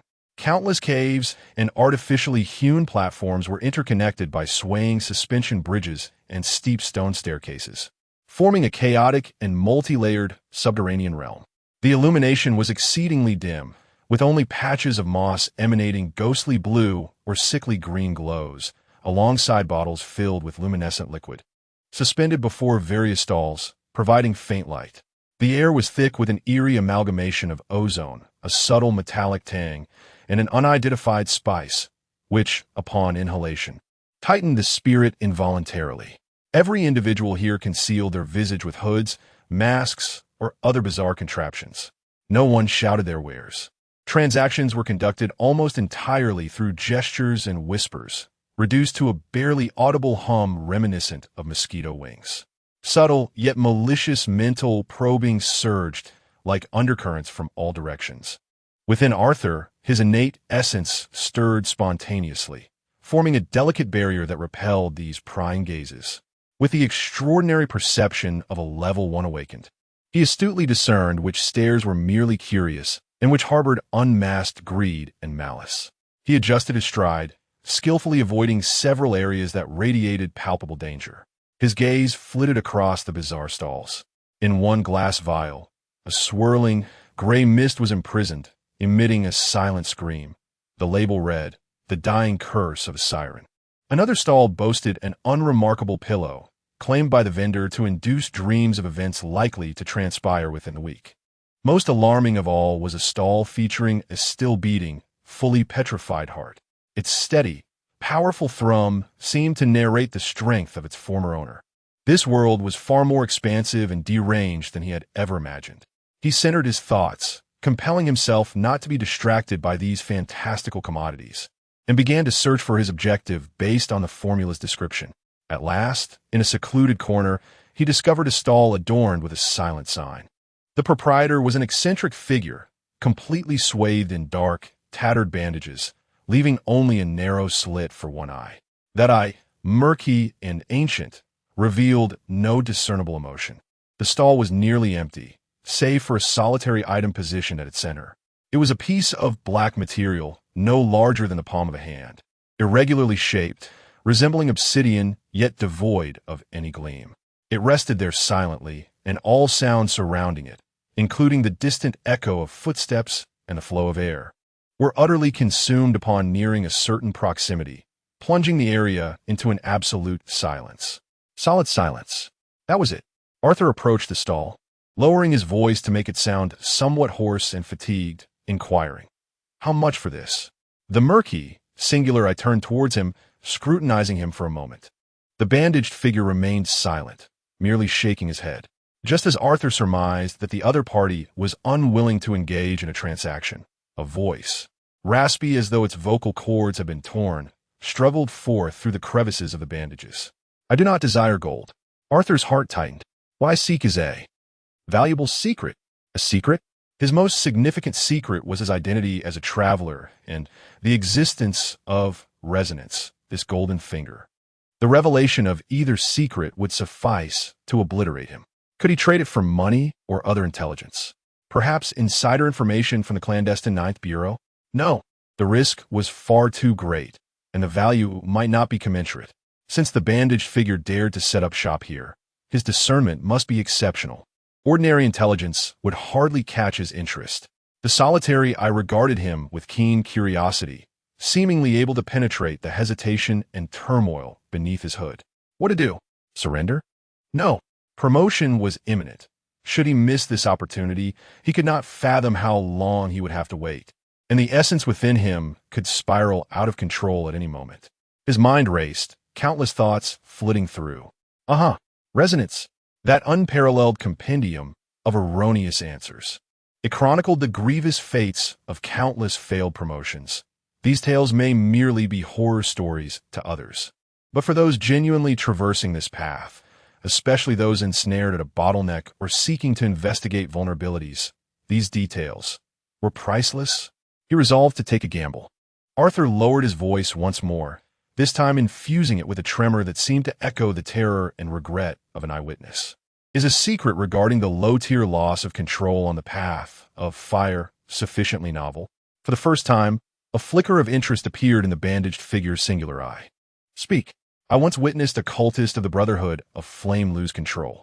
Arthur began to recount, skillfully weaving the scene he had observed in resonance into his own words, disguising it as personal observation. The harbingers of loss of control were not the flames, but rather the aberration of the body. His skin would begin to develop a dense layer, akin to a keratinous substance, starting from the fingertips, feeling like searing sandpaper.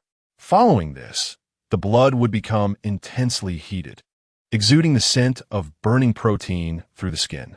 At this juncture, his rationality would start to blur. Most crucially, it was the delirious murmurs of the mind. Arthur's voice dropped lower. He would incessantly repeat specific images: the throne of lava, the robe woven of flames, the embrace that incinerates all. He was not in fear. He was consumed by desire, longing to become the very essence of fire. He adroitly grafted the vision of a high-tier promoter's failure onto that of a low-tier cultist, transforming grand concepts into fragments whispered in the dark. These details were chillingly authentic, far beyond mere hearsay. After listening, the bandaged figure fell into a prolonged silence. The front of the stall was enveloped in a chilling silence due to the presence of the solid silence. After a prolonged moment, a fleeting glimmer of indescribable satisfaction flickered across his singular eye. This secret was quite novel. He extended his similarly bandaged hand and gently nudged the black solid silence towards Arthur. The transaction was complete, just as Arthur reached out to grasp the cold, peculiar substance capable of devouring all sound and drew it into his embrace. An unexpected upheaval occurred. A sudden roar and the explosive discharge of energy erupted from a nearby stall. You dare deceive me. Boom! A burly figure, as formidable as a bear, clashed violently with another stall owner, evidently having suffered a loss in the transaction. A remarkable item, pulsating like a heart and contested by both parties, spiraled out of control under the violent energy surge, culminating in a cataclysmic explosion. A terrifying shockwave, accompanied by countless sharp shards and chaotic primal energy, surged forth like an uncontrollable torrent, engulfing the entire area in an instant. and Arthur found himself directly in the path of this devastating wave. Chapter 41. The chaos of the black market, a terrifying shockwave, intermingled with countless sharp fragments and chaotic primal energy, surged forth like an uncontrollable torrent, instantly engulfing the entire area.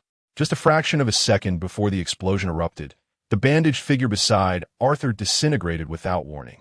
It was not torn apart by the shockwave, but rather chose to dissolve, its bandages scattering like serpents endowed with life, vanishing into the surrounding shadows, leaving no trace behind. He fled, escaping the peril in a manner that Arthur could not comprehend. Meanwhile, Arthur became the most conspicuous target in this deadly zone. In that moment of crisis, his mind was far from blank. His body's reflexes exceeded the bounds of thought. He did not retreat, knowing that to do so would only lead him to be overtaken by the subsequent shockwave.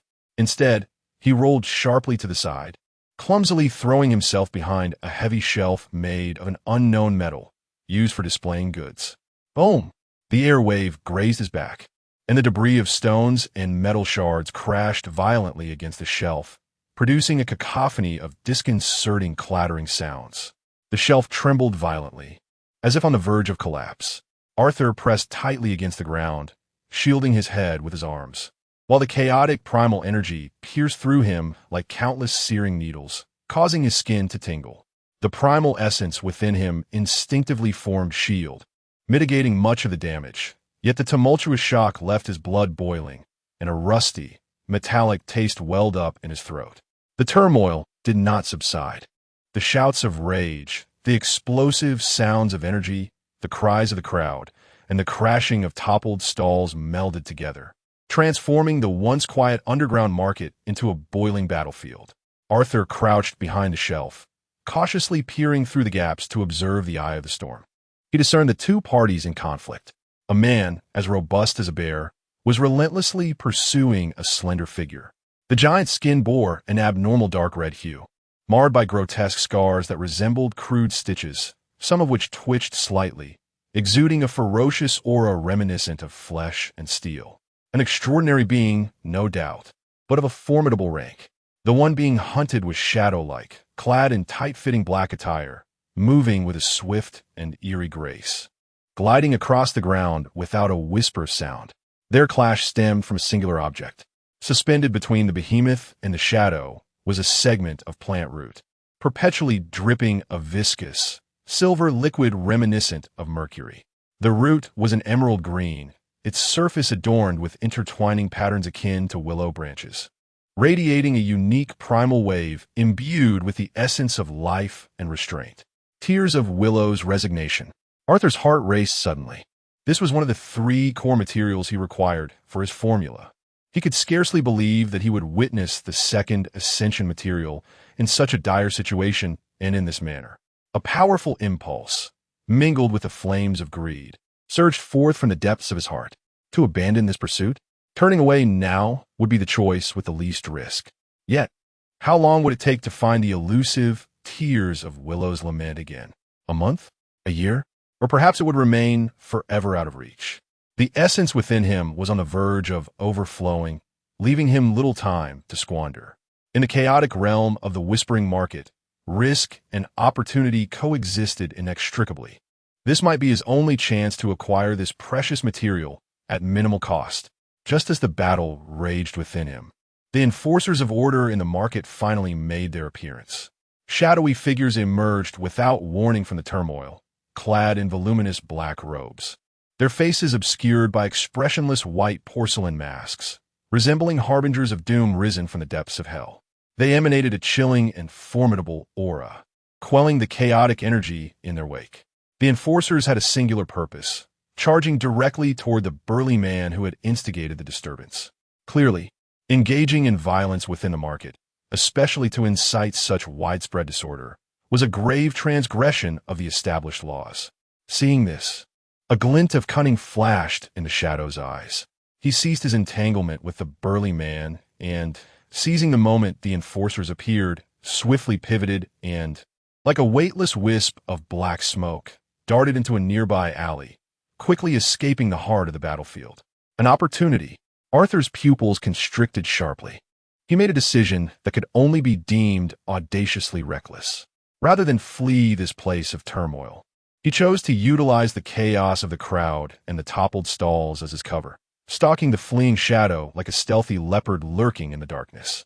He intended to play the role of the opportunist, to fish out the prize he so desperately needed from this turbulent waters. The underground caverns were as labyrinthine as a maze, riddled with paths, caves, and uneven platforms. Arthur suppressed his presence to the utmost, blending seamlessly with the surrounding shadows.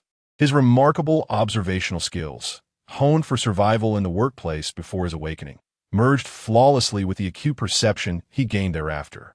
He could discern the faint traces of essence left by the shadow ahead, hear the hurried breaths of the injured figure, and even scent the unique aroma of the tears of Willow's lament in the air. The shadow was evidently well-versed in counter-tracking techniques. Along his escape route, he laid inconspicuous traps, a taut line hidden in the dark, a shard of stone that would emit a sharp sound when stepped upon, and a deliberately treacherous slope slick with moss. These traps would pose significant challenges for an average pursuer. Yet, to Arthur, they were as clear as fireflies in the night. He could predict the traps several meters in advance, skillfully circumventing them, maintaining an exquisite distance, neither too close nor too far, that allowed him to pursue without being detected. After a relentless pursuit lasting approximately 10 minutes, the shadow's speed noticeably diminished.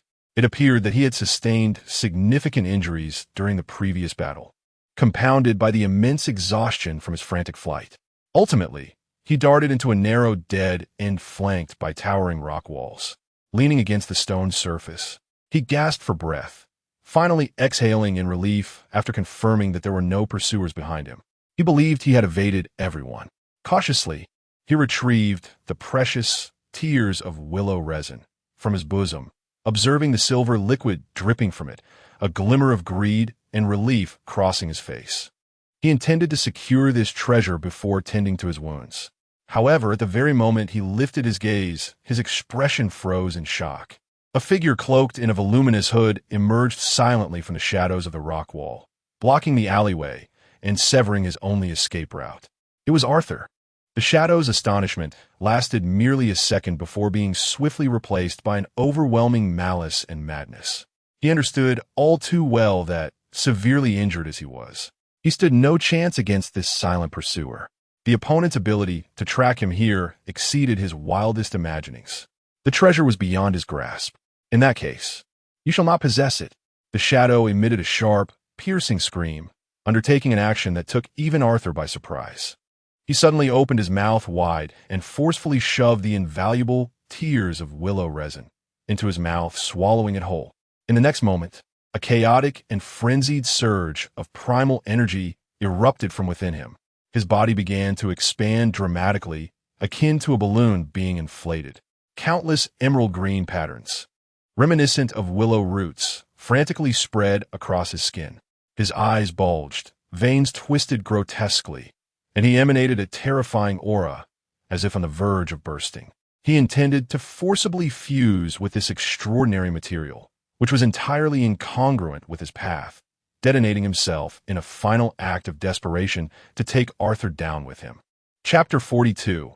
An effortless acquisition, the shadow of death swiftly enveloped the narrow alleyway. A tempestuous surge of energy brewed within the shadow's form, as if on the verge of erupting and shattering everything in its vicinity into fragments. Arthur's pupils constricted to their utmost limit. This aura, this sensation, bore an uncanny resemblance to the despair he had felt during his failed ascent along the path of fire in the Echo. There was no escape, no retreat. He could only watch helplessly as destruction loomed closer. Yet, just as Arthur prepared to force his way out of the alley at any cost, the cataclysmic explosion he anticipated did not occur. The shadow's expanding body came to an abrupt halt, having reached some unseen threshold. Gasp! He emitted a painful, inhuman gurgle from his throat. The verdant patterns covering his entire being seemed to come alive, transforming from mere designs into countless resilient tendrils that dug deep into his flesh.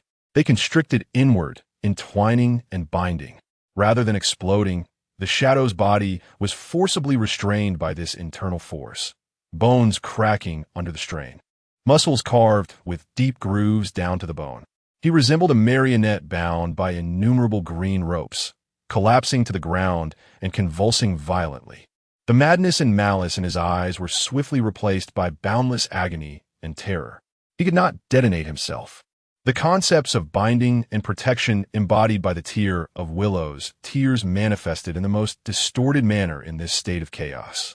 It did not safeguard its host. Rather, it ensnared everything of the host, life, energy, and soul, within this crumbling vessel. Moments later, the shadow's convulsions ceased.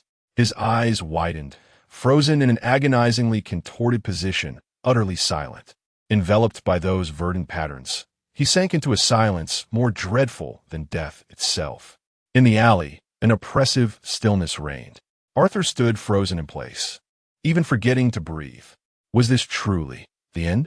He had anticipated a perilous battle for survival, mentally prepared to pay a heavy price. Yet, the adversary had executed a self-destructive attack, bringing about his own demise. What was this? An effortless acquisition? Stunned for a full 3 seconds, Arthur finally regained his senses from this absurd turn of events. Without a moment's hesitation, he moved forward.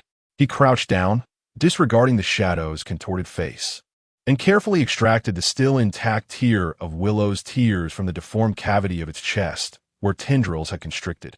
The green stem now emanated a faint glow, droplets of silvery liquid slowly falling, infused with the essence of life.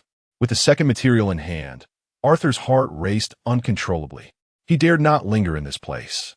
Who knew when the market's enforcers would arrive? He wrapped the tier of Willow's tears in a piece of pre-prepared insulating material and tucked it away. Before departing, his gaze swept over the shadow's lifeless form.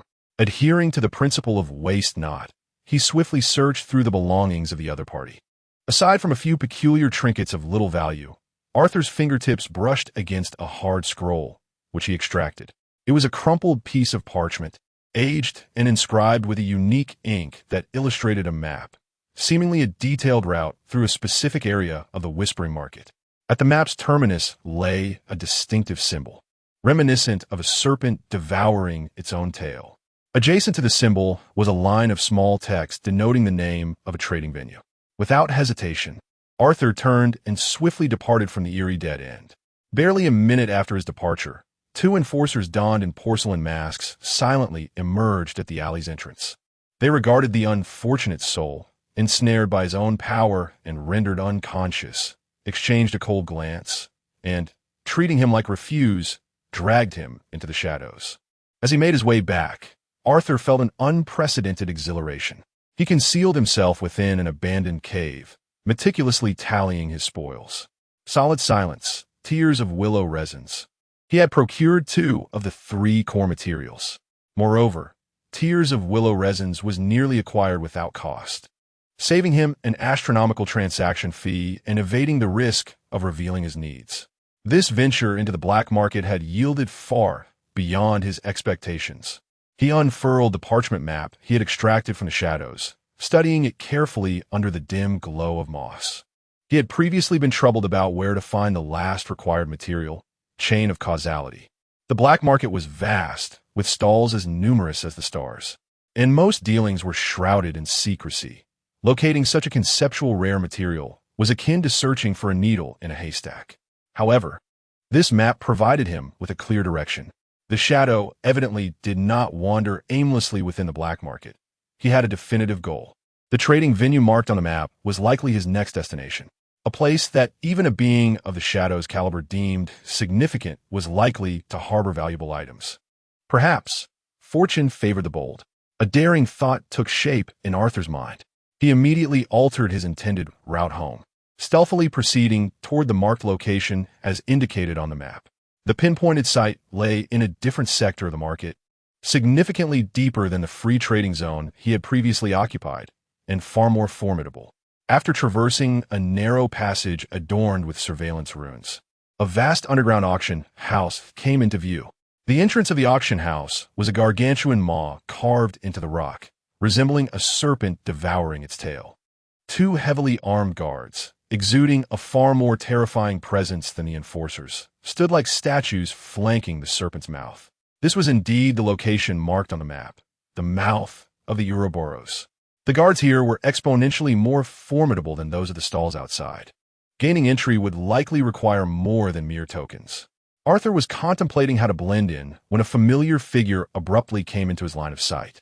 In the shadows not far away, the bandaged stranger who had sold him the solid silence was engaged in a hushed conversation with a guard from the auction house.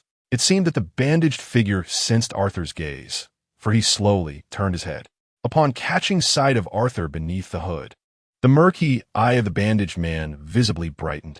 He concluded his discussion with the guard and, with a deliberate gesture, beckoned Arthur towards him. It was as if he had been waiting for him all along. Chapter 43. The promotion ritual of the path of life. It seemed as if he had been waiting for himself all along. This thought flickered through Arthur's mind, causing every muscle in his body to tense instantly. This was no mere coincidence. Ever since he exchanged that secret for solid silence, he may have already been targeted. Was this a trap? The likelihood was exceedingly high. Yet, the allure of the causal chain and the pressing urgency of his promotion left him no alternative. Fortune favors the bold, and the path to the extraordinary was no different. He suppressed the tumult within, maintaining his usual cautious pace, advancing quietly. The shadows around him appeared to thicken, an invisible pressure converging from all directions.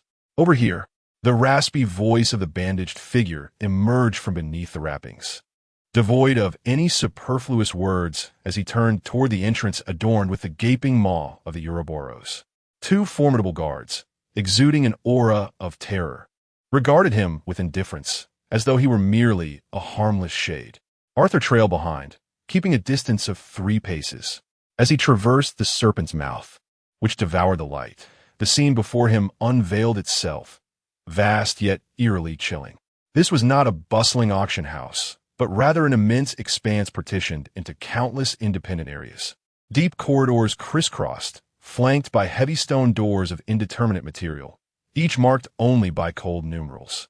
The entire venue was hauntingly silent, the sound of footsteps absorbed by the black carpet. A stifling atmosphere pervaded the air, isolating all senses, compressing the range of his source perception to its utmost limit. This was a realm born for clandestine transactions. Each private room served as an absolute sanctuary. The bandaged figure halted before the stone door marked with the number 7. He produced a black metal token and handed it to Arthur. "What you seek lies within." His single eye bore into Arthur's, adding, "Someone has covered your entrance fee." With that, he turned and, like a shadow, silently merged into the darkness, vanishing from sight. Arthur grasped the cold token, standing before the door. Behind it lay the potential for peril, yet retreat was no longer an option. He pressed the token against an inconspicuous indentation on the door. The stone door slid open soundlessly. Arthur stepped inside, and the door closed automatically behind him, severing his connection to the outside world. The room was stark and empty, lacking opulent decorations, save for an ancient black wooden table standing solemnly at the center. Upon the table rested a section of rusted iron chain, emanating an indescribable, almost fateful resonance. The chain was but a brief length, comprised of 3 corroded iron rings, appearing as though it had been salvaged from some long-forgotten dungeon. Yet, Arthur's source essence distinctly sensed a vast and pure conceptual power within, one pertaining to connection and consequence. Causal chain.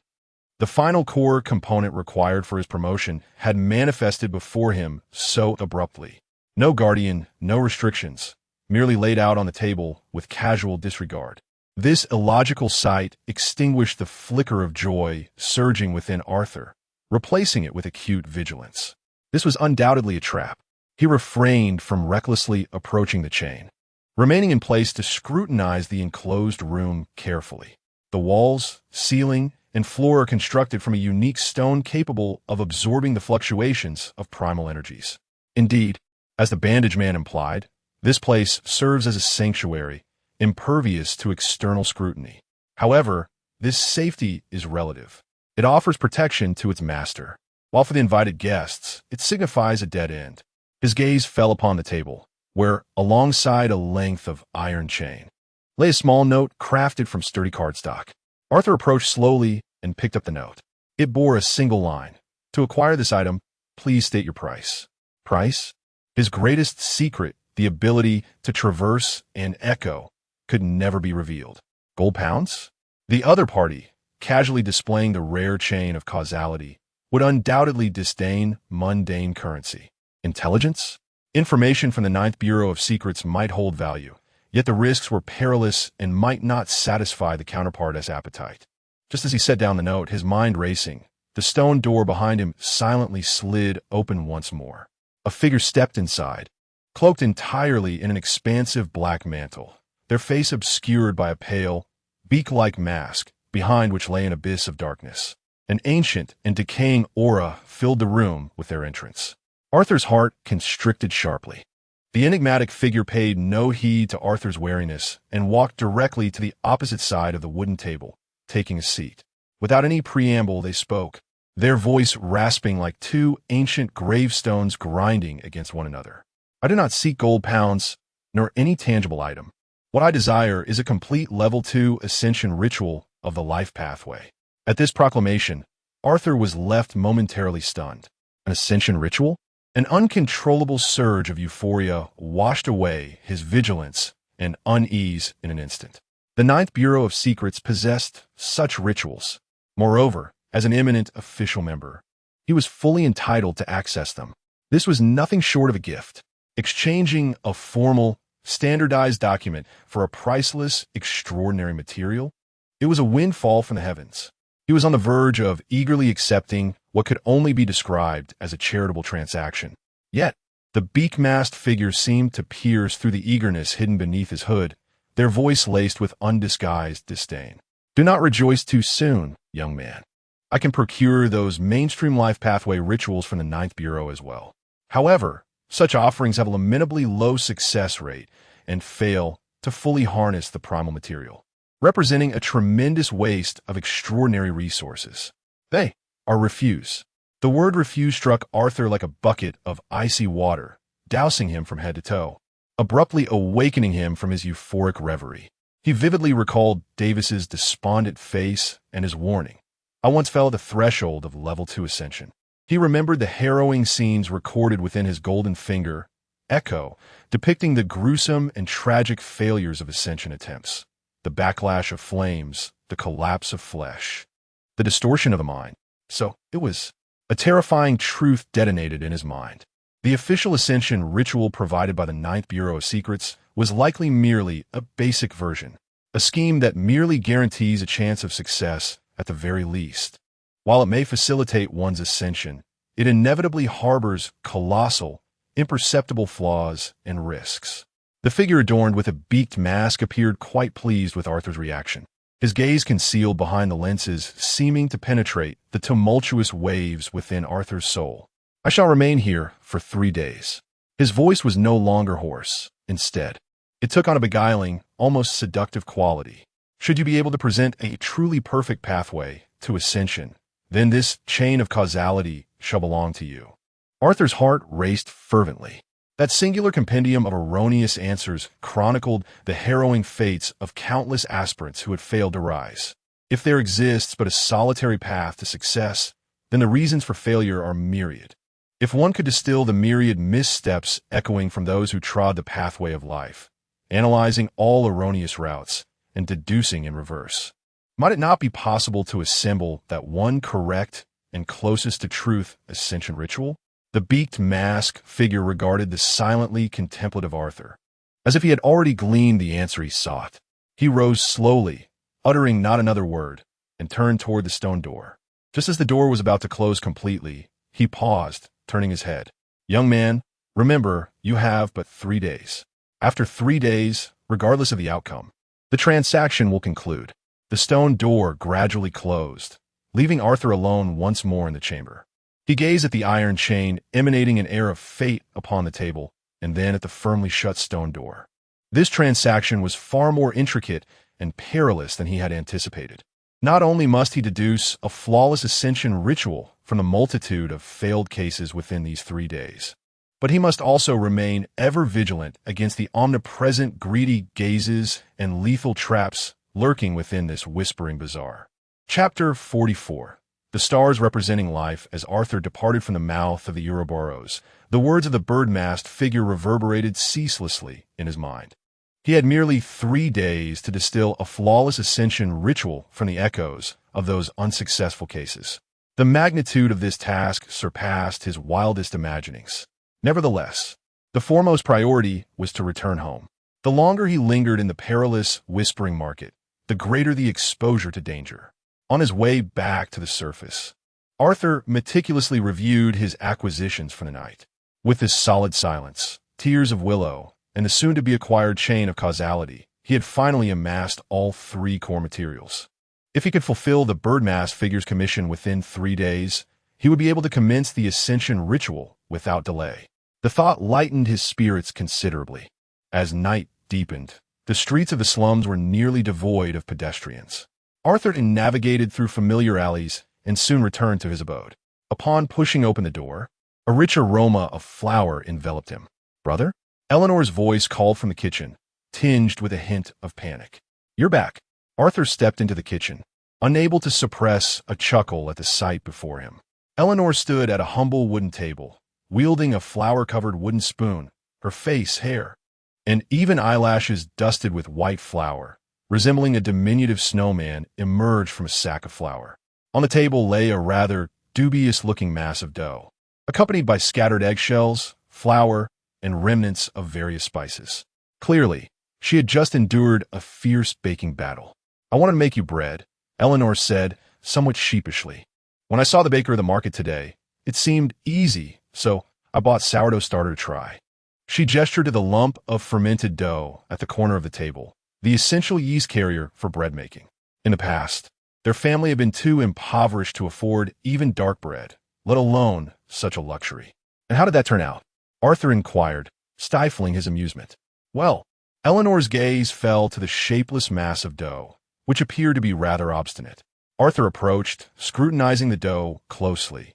It had indeed fermented, yet it was evident that it contained excessive moisture, and the kneading time was insufficient. The entire mixture was flaccid, lacking the elasticity requisite for proper bread. "Making bread is indeed a challenge," he reassured her. "However, I can teach you to make something else." "Something else?" Eleanor's eyes sparkled with curiosity. "Buns," Arthur declared, rolling up his sleeves. "While I may not excel at bread making, buns are well within my capabilities." In his previous life, he had often prepared various simple dishes in his university dormitory to save money. Though buns were humble, their preparation was relatively straightforward, and they could still fill the stomach. For the next hour, the siblings busied themselves in the kitchen. Arthur recalibrated the proportions of the dough, incorporating the appropriate amount of sourdough starter, and taught Eleanor the proper technique for kneading. With the strength of the palm's base, push forward and then fold back before pushing again. As he demonstrated, he spoke of the dough's transformation, from coarse to smooth, from loose to elastic.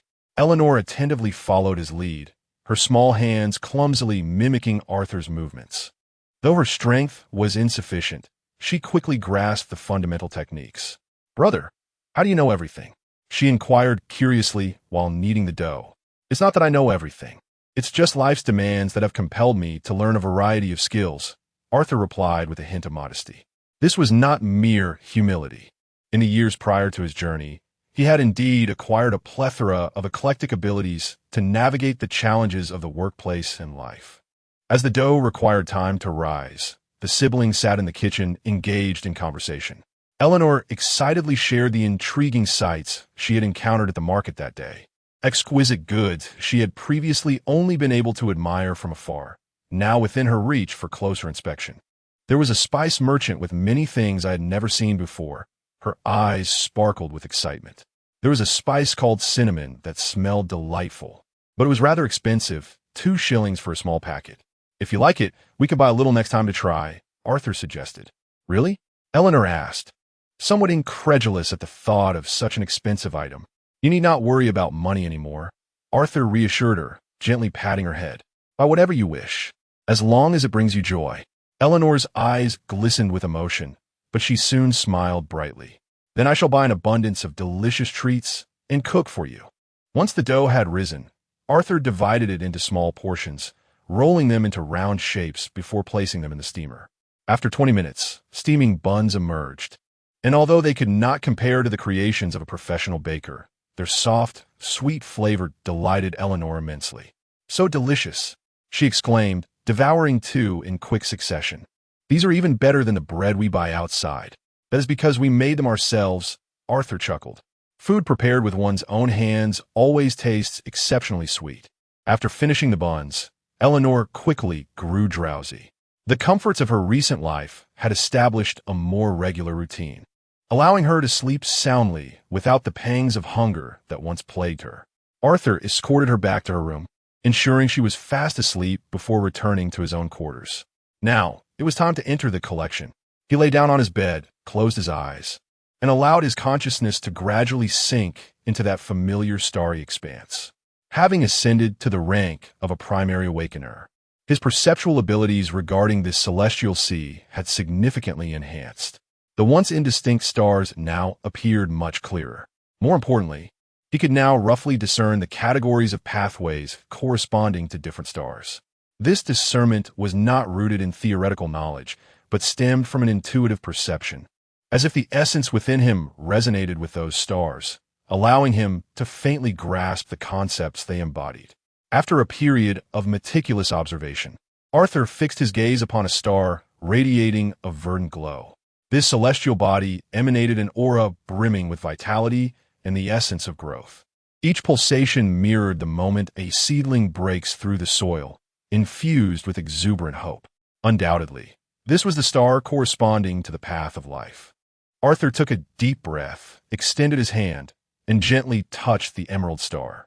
Chapter 45, Final Summary. The surface of the stars trembled gently under Arthur's fingertips, akin to the ripples formed when a stone is cast upon a tranquil pond. In the next instant, a familiar sensation of being drawn forth enveloped him, and his consciousness was abruptly whisked away into a realm of verdant light. The world before him reconstructed itself anew. This time, he found himself standing within an exquisitely adorned basement. The walls were crafted from white marble, embedded with countless softly glowing magical crystals. The floor was intricately outlined with silver filigree, forming a colossal magical array, each node adorned with an array of precious, extraordinary materials. The opulence of this place far surpassed any venue he had encountered in the Whispering Market. Merely the worth of those crystals could purchase an entire impoverished district. At long last, the day had arrived. A voice, slightly aged yet brimming with anticipation, resonated through the air. Arthur turned to the source, where a middle-aged man donned in a lavish robe stood at the center of the array. Though his hair was streaked with gray, his spirit remained vigorous, and his eyes sparkled with fervent zeal. Beside him stood three young individuals who, from their attire and demeanor, appeared to be his students or assistants. "Master, everything is prepared," one of the students reported. "All materials have been procured from the most reliable sources, and their quality is beyond reproach." "Excellent." The middle-aged man nodded with satisfaction. 2 decades of preparation have led to this moment. From this day forth, I shall no longer be an ordinary first-tier, extraordinary being, but will truly step into that legendary realm. Arthur's heart stirred. This individual was on the verge of ascending to the second tier. Moreover, from his words, it was evident that this was the ascension ritual of the path of life. How fortunate! He had initially feared he would have to navigate through a myriad of failures. Yet here he was, witnessing an ascension ceremony firsthand. Although, according to the laws of echoes, this individual was destined to fail, it would at least grant Arthur a visceral understanding of the entire ritual process. The middle-aged man began to inspect the various materials within the array. Arthur attentively observed each of his movements, striving to memorize every detail. Source of life, derived from the heart of a millennia-old tree, contained the purest essence of life energy. The man lifted a piece of wood emanating a green glow, regenerative moss, a miraculous plant capable of infinite self-repair. Eternal pollen, reputed to revive any withered plant to vibrant life. The names of these materials were entirely unfamiliar to Arthur. Clearly, The components required for this ritual were markedly different from those he had learned about from Davis. Most importantly, there was the tears of the Creator. The man gingerly extracted a droplet of crystalline liquid, said to be the tears left by the Creator during the act of life creation, embodying the primordial mysteries of life's inception. To obtain this, I nearly exhausted my fortune, he confessed. Arthur could hardly contain his astonishment. Each of these materials was worth a fortune, and the entire set was likely more expensive than the annual budget of the entire Secret of Nine district. No wonder Davis had remarked that an ordinary person could never bear the cost of ascension. The ritual commenced. The middle-aged man placed the various materials at distinct locations within the magical array, adhering to a specific sequence. As each material was positioned, the entire magical array illuminated with corresponding radiance, and the life energy in the air grew increasingly potent. In the first phase, the awakening of the source of life commenced. The man began to chant incantations, his voice deep and rhythmic. A verdant beam of light ascended from the center of the array as the materials gradually melted, transforming into pure energy that flowed along the silver-threaded patterns. In the second phase, the fusion of the concept of life took place. More intricate incantations resonated, and the man's body began to glow, his intrinsic essence harmonizing with the array. The flowing green energy gradually converged around him, enveloping him in a colossal cocoon of energy. Thus far, everything unfolded seamlessly. Arthur even began to entertain doubts as to whether he was about to witness a successful case. However, as the ceremony reached its critical third phase, an unexpected event transpired. In the third phase, the sublimation of life, before the man could complete his utterance, the droplet he cherished as a treasure, the tears of the Creator, suddenly emitted a blinding red light. It was not the expected life-giving green, but a blood-red hue reeking of death. No, this is impossible. The man's face paled. How could the tears of the Creator? The crimson light rapidly spread, staining the entire array in a sanguine hue. The once gentle life energy, under the influence of the red light, began to seethe restlessly, akin to enraged beasts. "Teacher!" The three students cried out in terror. But it was too late. The rampaging energy rebounded, and the man's body began to visibly age at an alarming rate. His hair turned white, skin wrinkled, and vitality ebbed away like a receding tide. It was a counterfeit. The tears of the Creator were false. The man gasped with his last strength, stammering, "It is not the ritual's fault. It is the materials. Someone has deceived." Before he could finish, he disintegrated into ash, dissipating within the blood-red light. The three students were not spared either, caught in the backlash of rampant energy, meeting their demise in an instant. The opulent basement was reduced to ruins amidst the energy storm. The echo subsided. Arthur's consciousness returned to the sea of stars, still immersed in the shocking scene he had just witnessed. This outcome was entirely unexpected. He had anticipated discovering flaws within the ritual itself, only to realize that the issue lay with the materials. The ritual process employed by the middle-aged man appeared remarkably sound, each step executed methodically.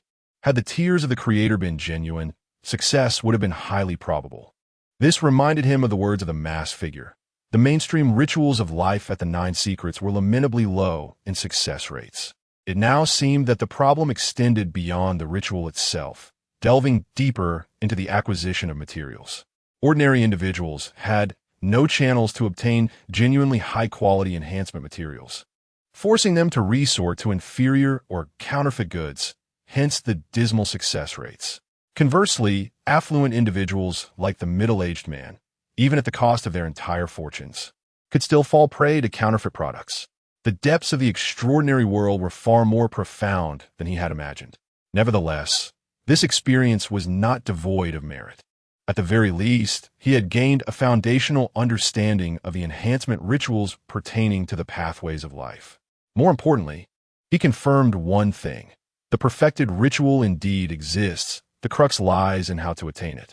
Arthur continued his quest among the starlit sea, seeking additional celestial bodies connected to the pathways of life.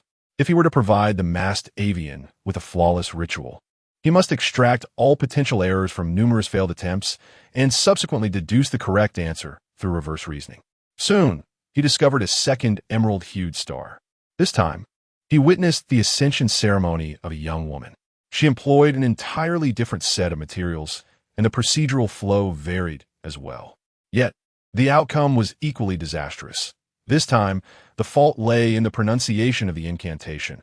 A subtle tonal misstep caused the entire ritual to falter. The third star revealed an elderly mage who failed due to an angular deviation in the formation he inscribed. The fourth star indicated an issue with material proportions. The fifth star showcased a miscalculation in timing, as the lunar phase was inappropriate. Over the span of 3 days, Arthur observed one star after another, each time uncovering new reasons for failure. Some stemmed from material issues, others from procedural discrepancies, and some from external conditions. As his observations accumulated, he gradually constructed a comprehensive list of errors within his mind. Each failed instance served as a valuable lesson in reverse methodology.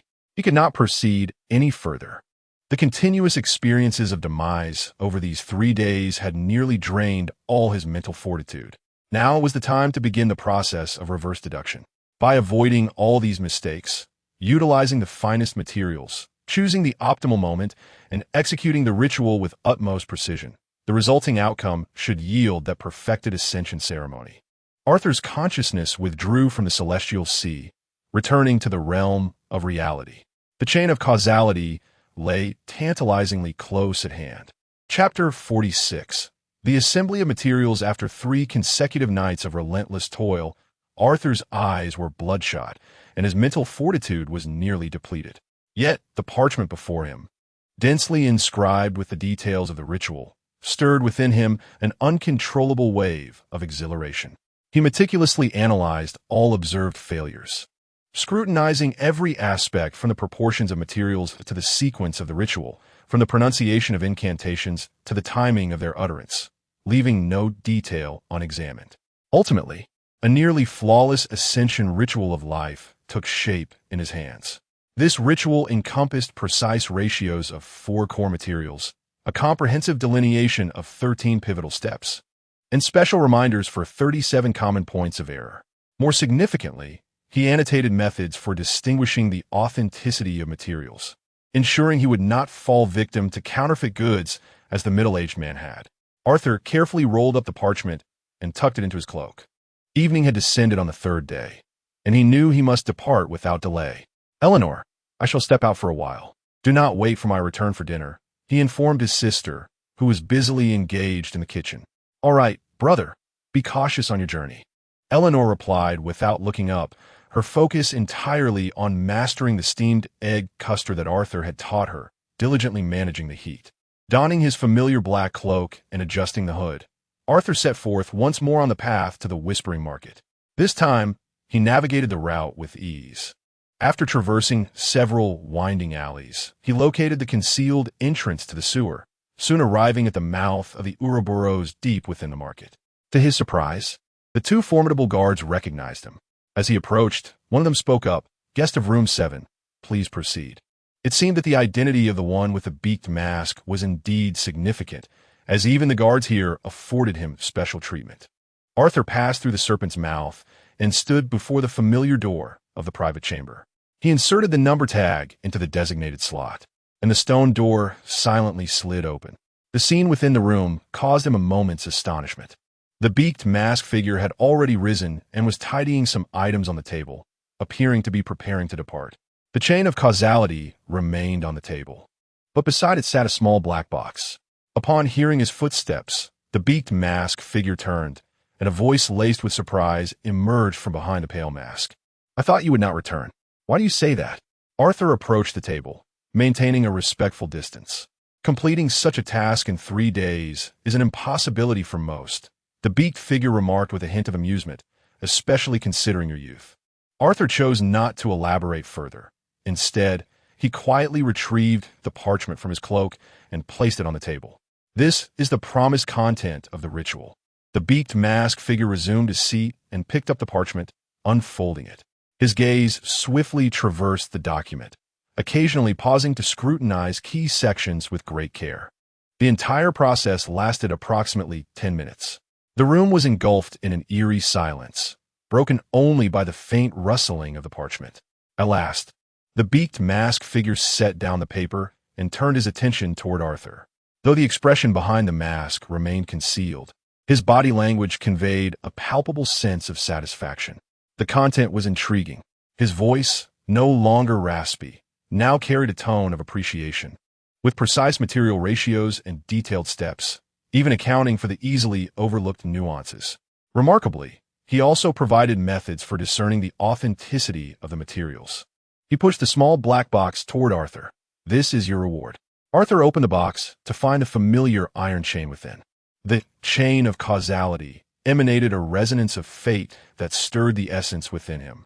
However, the masked figure's tone shifted, becoming icy once more. "I shall discern the truth of this ritual upon my return. Should I discover it to be false, you understand the consequences."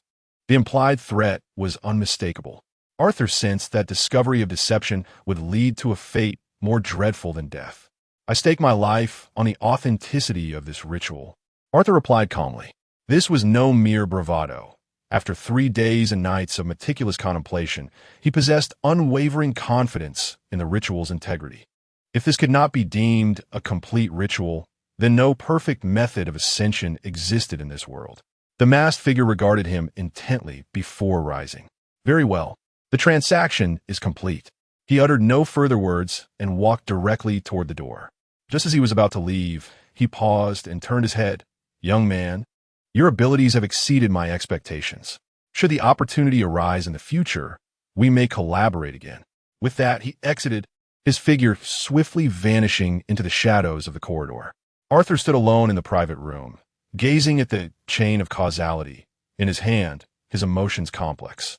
Although the transaction had succeeded, it had also made him acutely aware that he had become ensnared in a far greater maelstrom.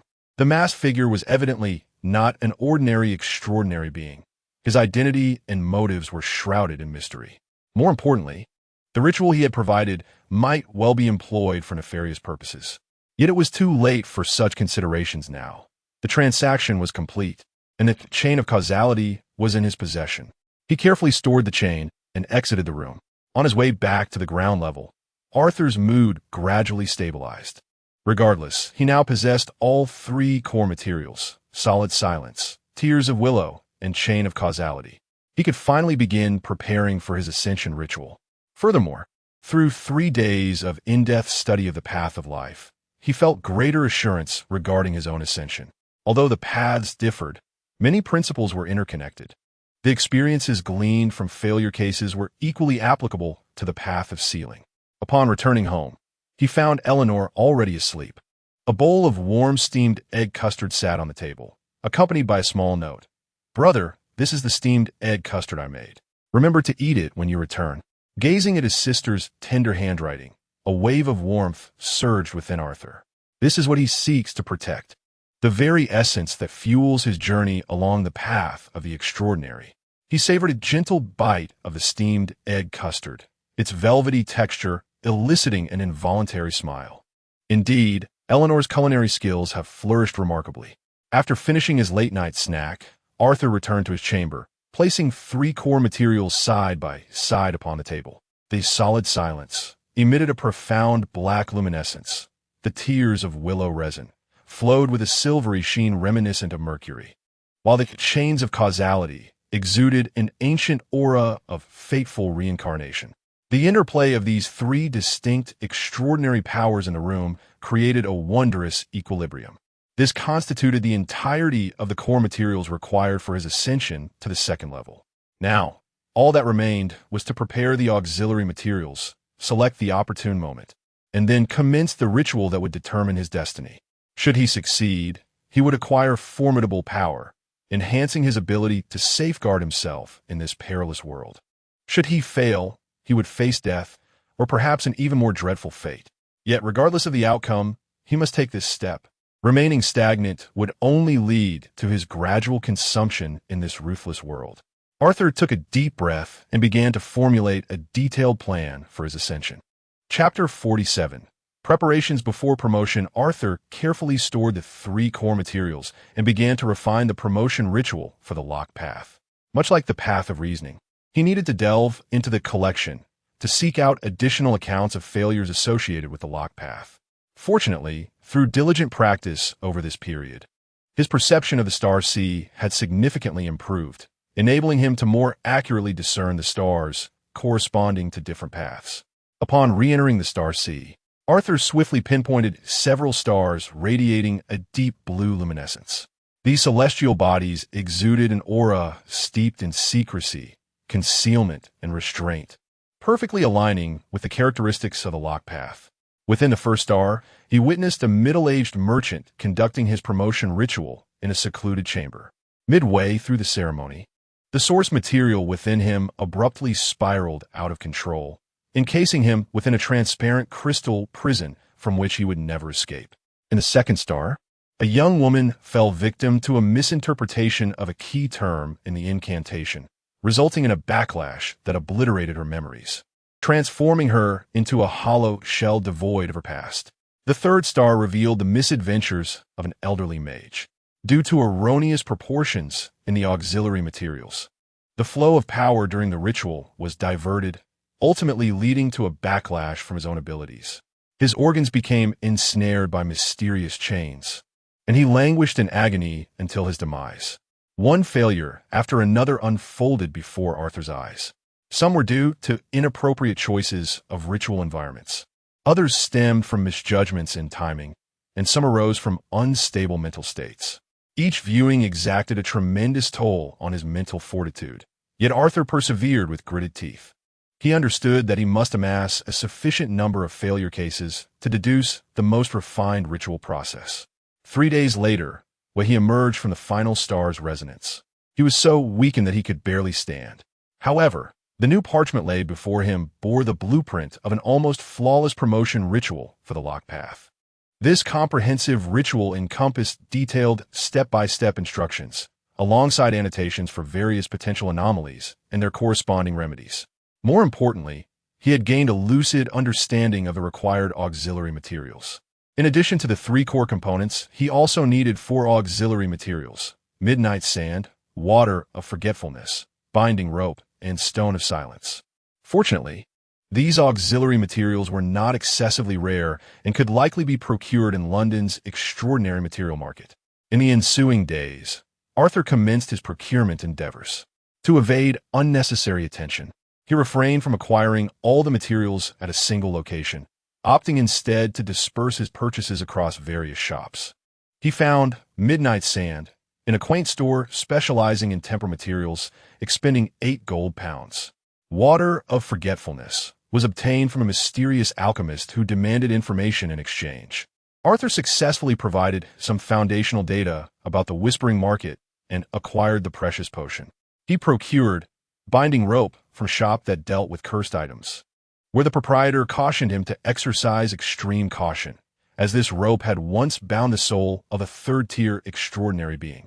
The most elusive of all was the Stone of Silence. This material is exceedingly rare.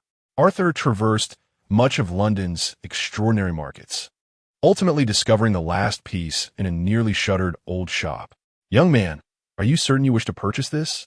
The shopkeeper, a frail old man, regarded him with a warning glint in his eyes. "This is no ordinary material. Misuse it, and one may lose the ability to speak forever." "I am certain," Arthur replied without hesitation, handing over the payment. Upon returning home, Eleanor was in the living room practicing her sewing. Noticing her brother's arrival, she set down her needle and thread and approached him. "Brother, you've been coming home quite late these past few days. Are you very busy with work?" "Yes, there are some important matters to attend to," Arthur said, gently ruffling her hair, though he quickly moved on.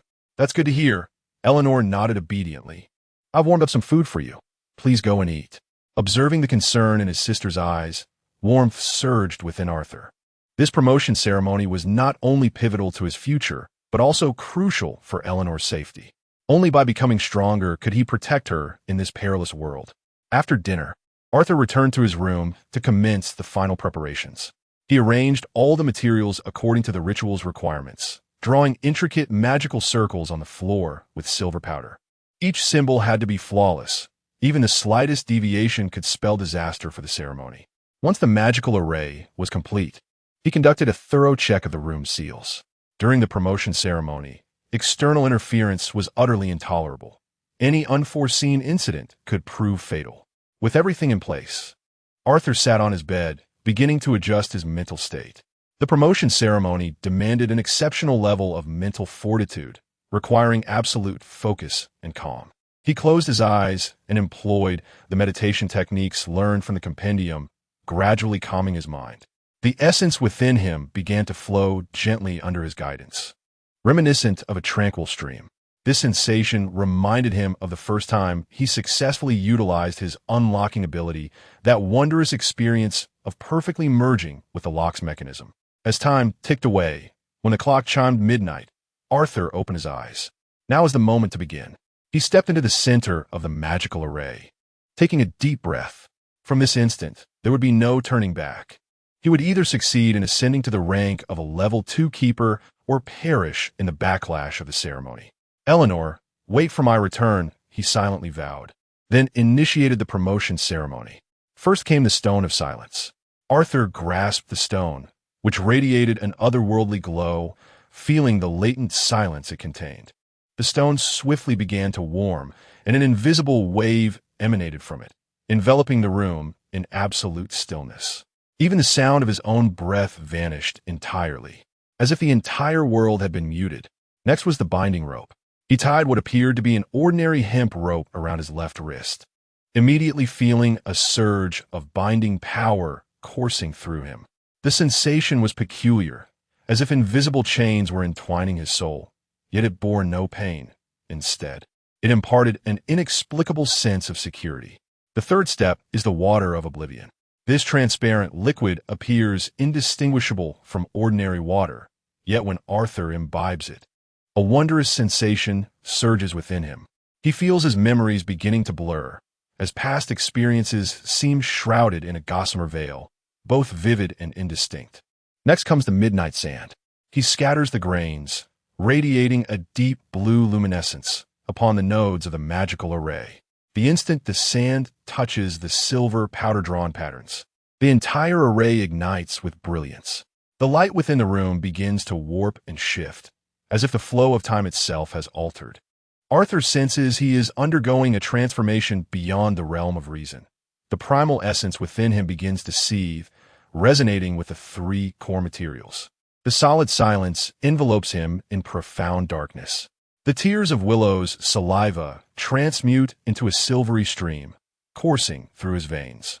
The chain of causality reverberates within the depths of his soul, each chime resonating with his very being. The ritual has entered its most critical phase. Chapter 48. The triumph of ascendancy. The forces of 3 core materials clashed violently within Arthur, each impact sending tremors through his very soul. He gritted his teeth, striving to maintain a consciousness that was lucid, guiding the tumultuous energies according to the ceremonial process. The darkness of solid silence surged into every cell of his being like a tide, imparting a profound sense of tranquility.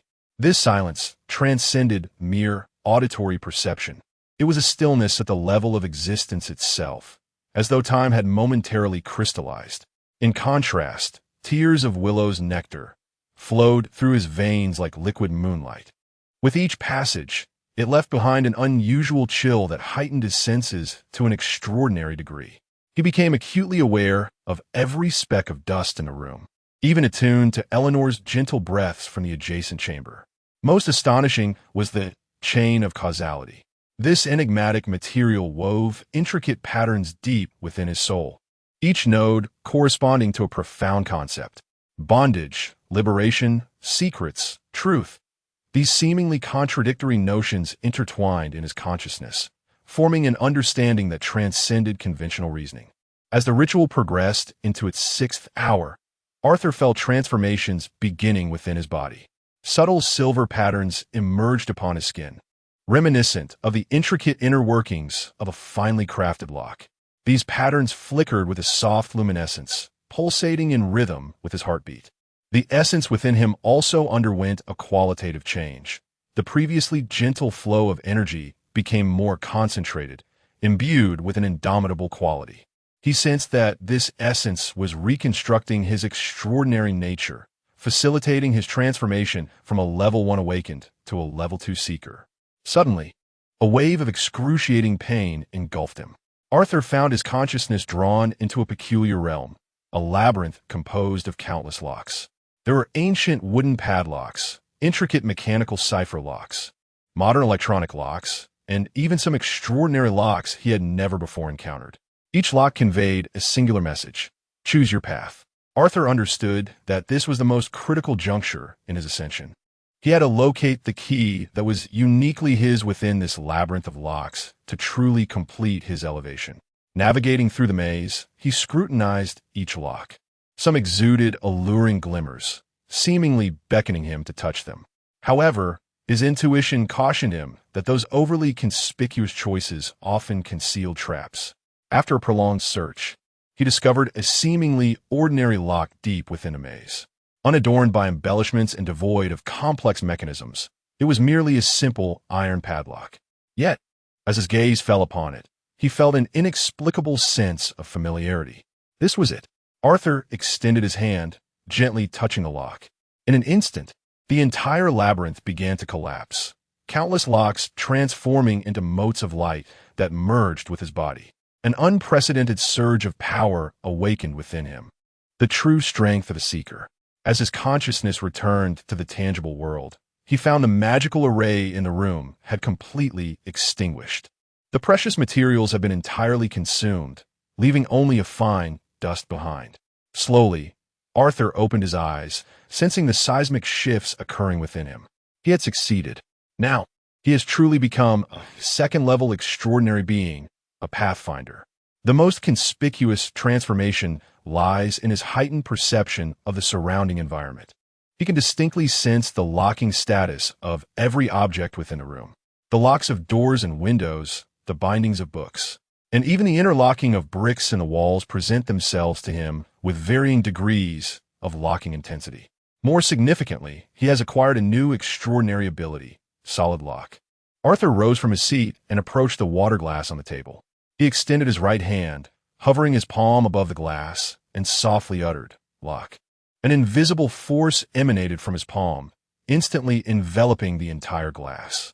The water within ceased its minute ripples, becoming as still as a solid.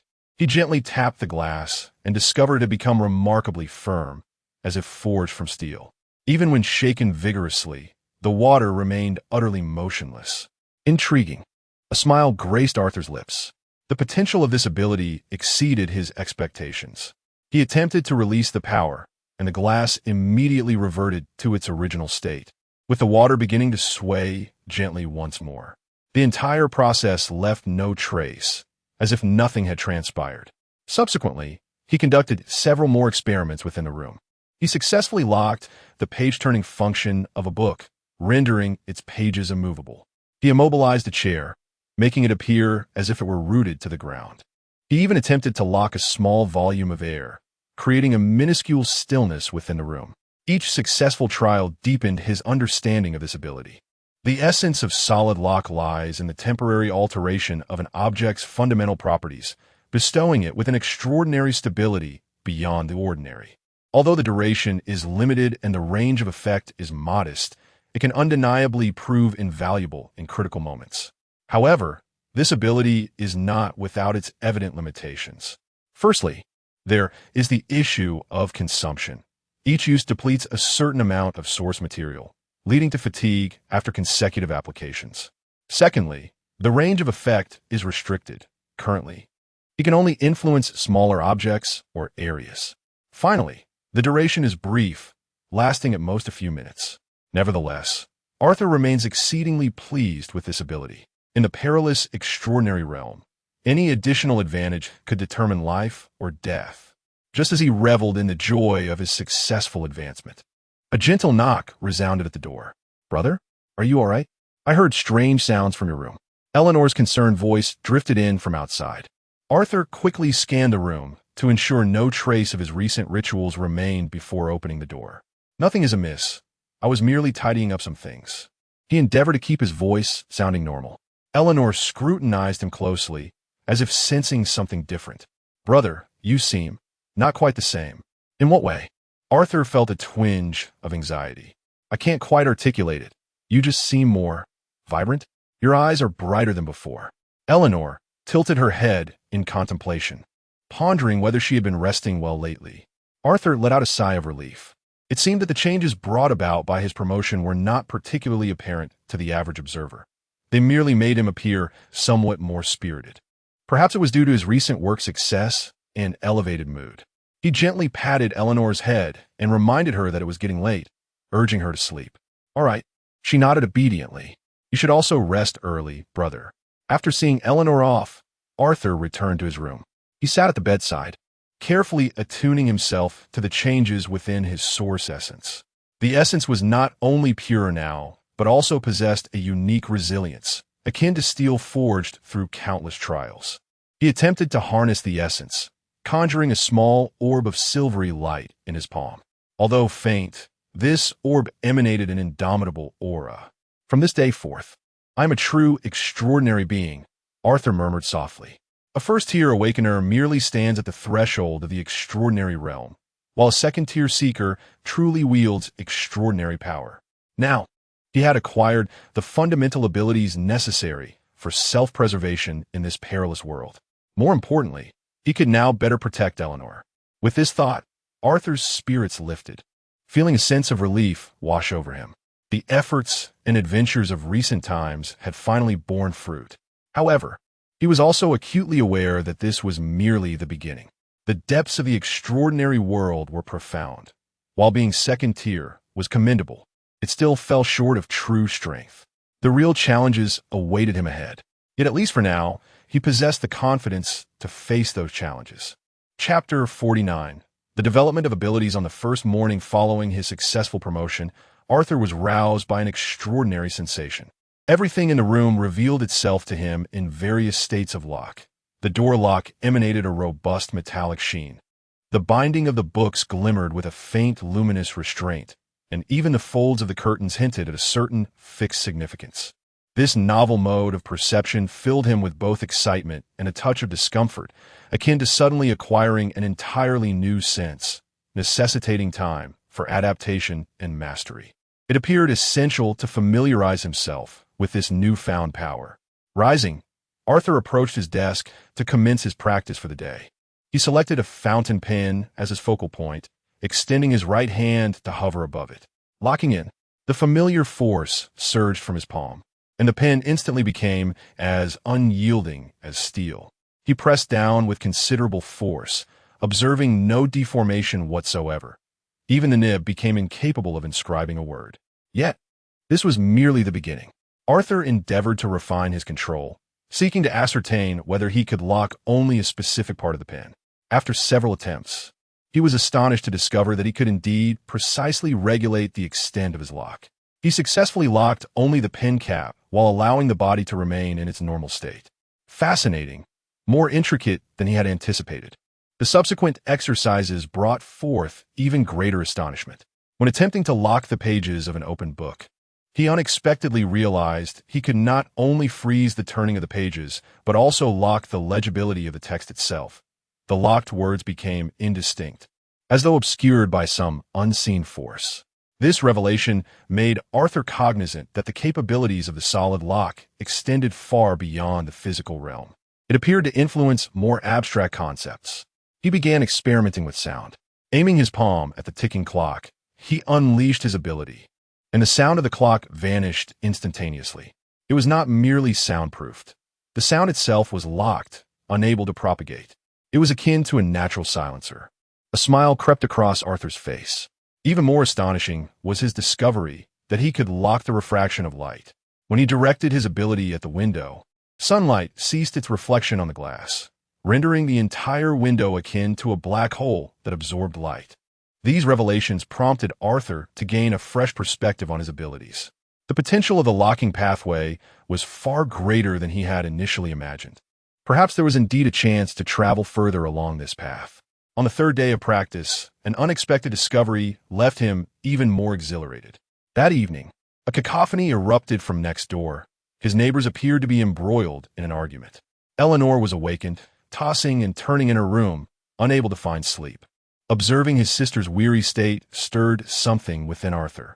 He quietly approached the wall, separating their rooms, attempting to unleash the solid lock.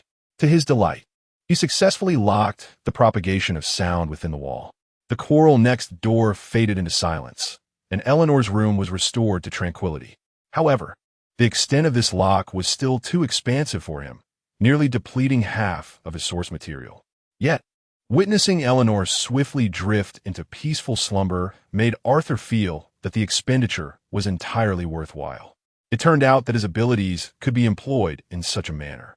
He felt a quiet sense of pride within, no longer needing to worry about the issue of noise. As his practice deepened, Arthur began to experiment with applying his abilities to himself. In his first attempt, he chose to focus on regulating his heartbeat.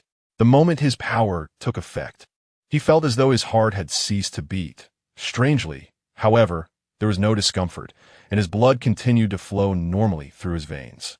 This skill was nothing short of a miraculous disguise. Arthur mused excitedly that if he needed to feign death to escape, an enemy listening for his heartbeat on the ground would be none the wiser. He continued to explore other facets of his body, discovering varying effects. The most intriguing revelation was his ability to control certain emotional responses. When he deliberately recalled stressful events, he could force himself to remain calm by regulating the associated physiological reactions. This skill would undoubtedly prove invaluable in the face of danger. Fear and anxiety often cloud judgment. Maintaining absolute composure at critical moments could significantly enhance his chances of survival. As he solidified his mastery, Arthur noticed that the essence within him was becoming increasingly refined. The silvery glow was no longer faint, but instead radiated a tenacious quality. More importantly, his perception of the locking state around him was gradually expanding. Initially, he could only sense objects within the room, but now he could vaguely perceive conditions in the adjacent room. This perceptive ability granted him a deeper understanding of the locking pathway. It was not merely a force of restraint. It embodied a manifestation of order. Every entity in the world adheres to its inherent laws and states, and those who excel along the locking pathway become the guardians and manipulators of these laws. Perhaps this is why the pathway is referred to as locking. Arthur pondered that it is not simply about binding, but about mastering the very essence of order. After a week of intensive practice, Arthur felt satisfied with his progress. He could now extend the duration of the solid lock to 10 minutes, albeit at the expense of depleting all his mental energy. If he controlled a smaller area, the duration could be even longer. His effective range had also doubled. He can now simultaneously lock multiple small objects or different parts of a larger entity. More importantly, his control over his abilities had become markedly more precise.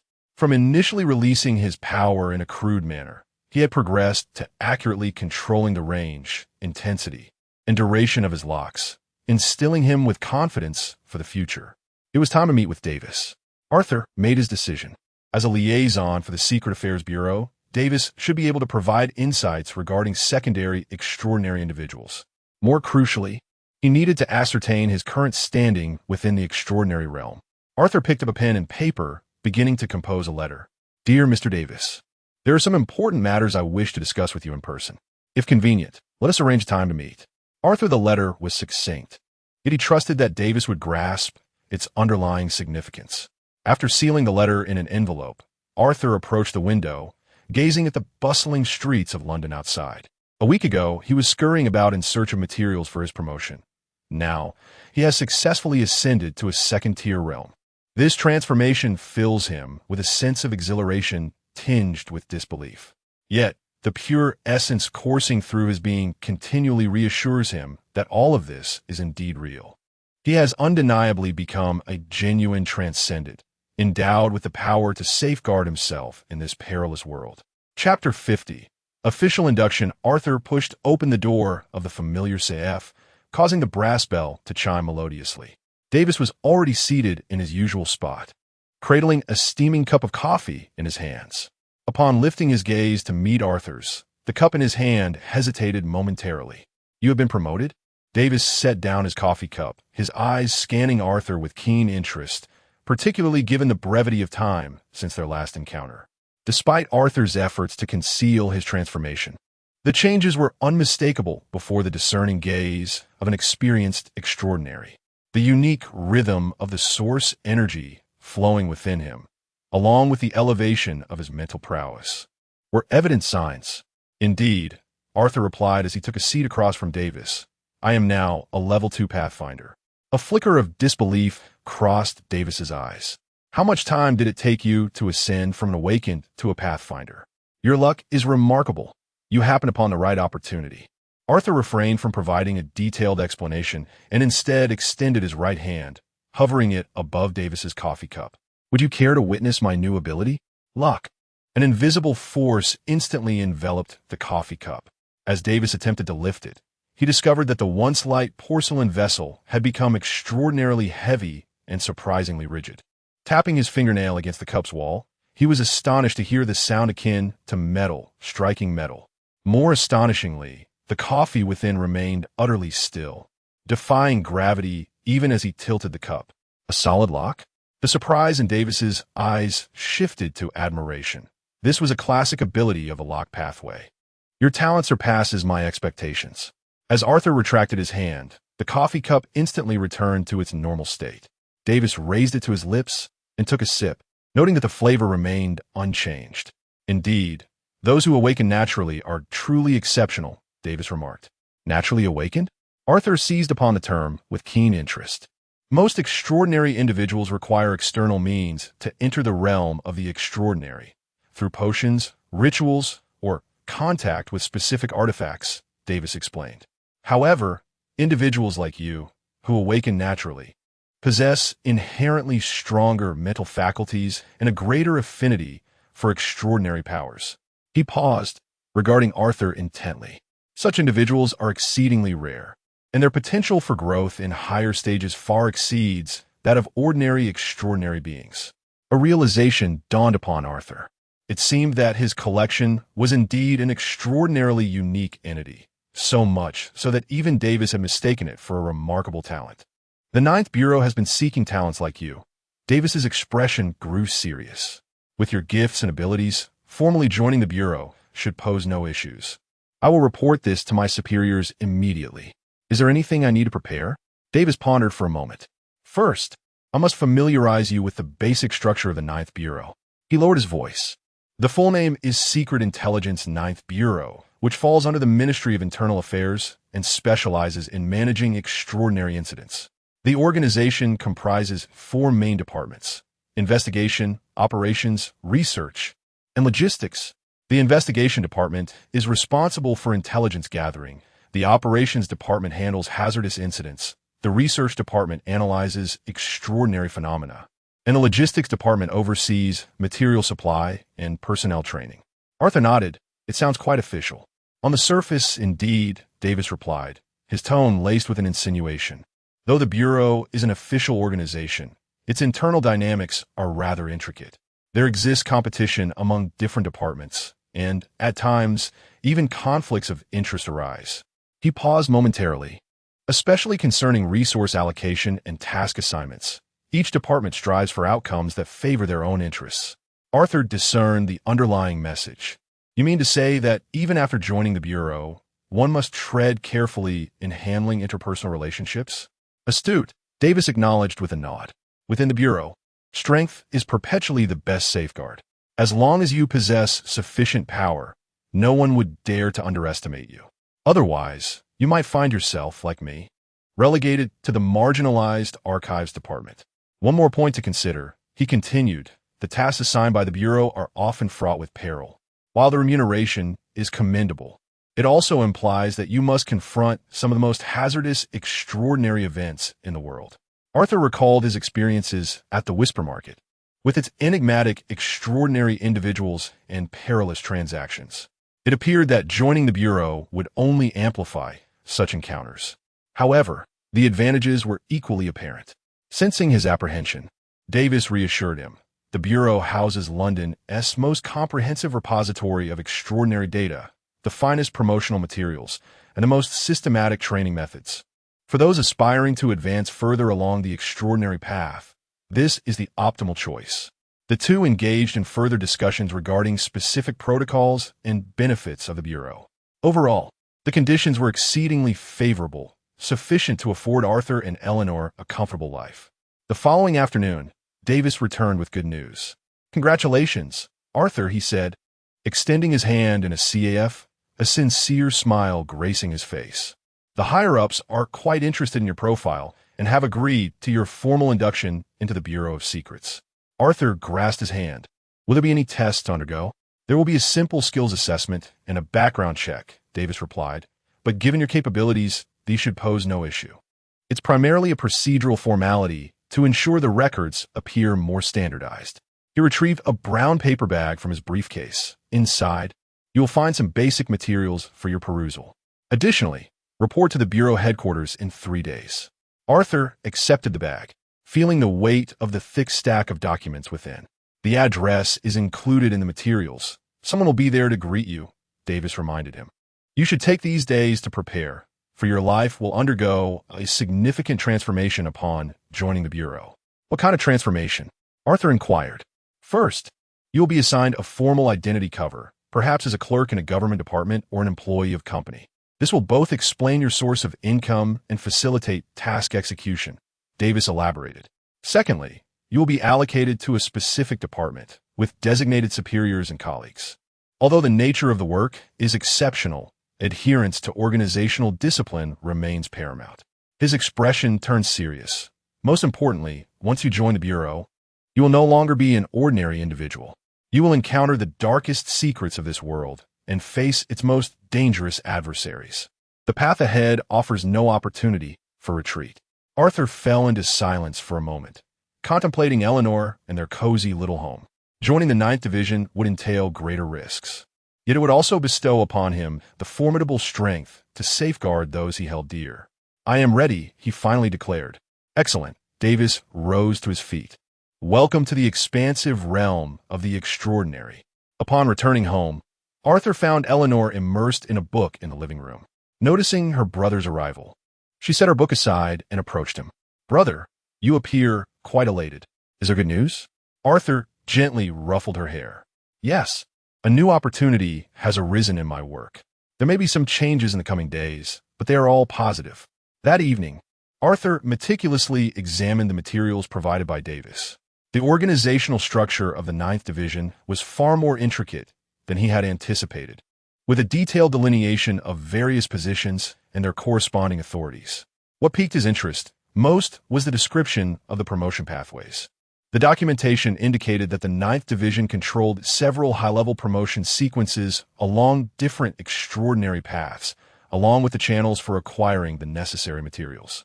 This signified that as long as he excelled within the 9th Division, he would no longer need to fret over the resources required for advancement. 3 days of preparation swiftly elapsed. Arthur donned his most formal attire, carefully secured his essential belongings, and prepared to depart for the headquarters of the 9th Division. A new chapter of his life was about to commence. Chapter 51. The initial entry into the headquarters of the 9 departments. 3 days swiftly passed. During this time, Arthur devoted himself to reassuring Eleanor, informing her that he had secured a more stable and lucrative position within the government. The remainder of his days was spent consolidating his own strength. He meticulously reviewed the information provided by Davis, becoming intimately familiar with the organizational structure and regulations of the 9 departments. This organization was far more extensive and intricate than he had initially imagined. On the day of his reporting, Arthur deliberately donned a brand new suit. This attire was a considerable investment, yet he deemed it worthwhile to leave a favorable impression on his new colleagues and superiors. The young man reflected in the mirror was distinguished with a calm demeanor. The well-fitted black suit lent him an air of maturity beyond his actual age. After ensuring that everything appeared in order, he picked up the leather bag containing his documents and stepped out of his home. "Eleanor, are you heading out?"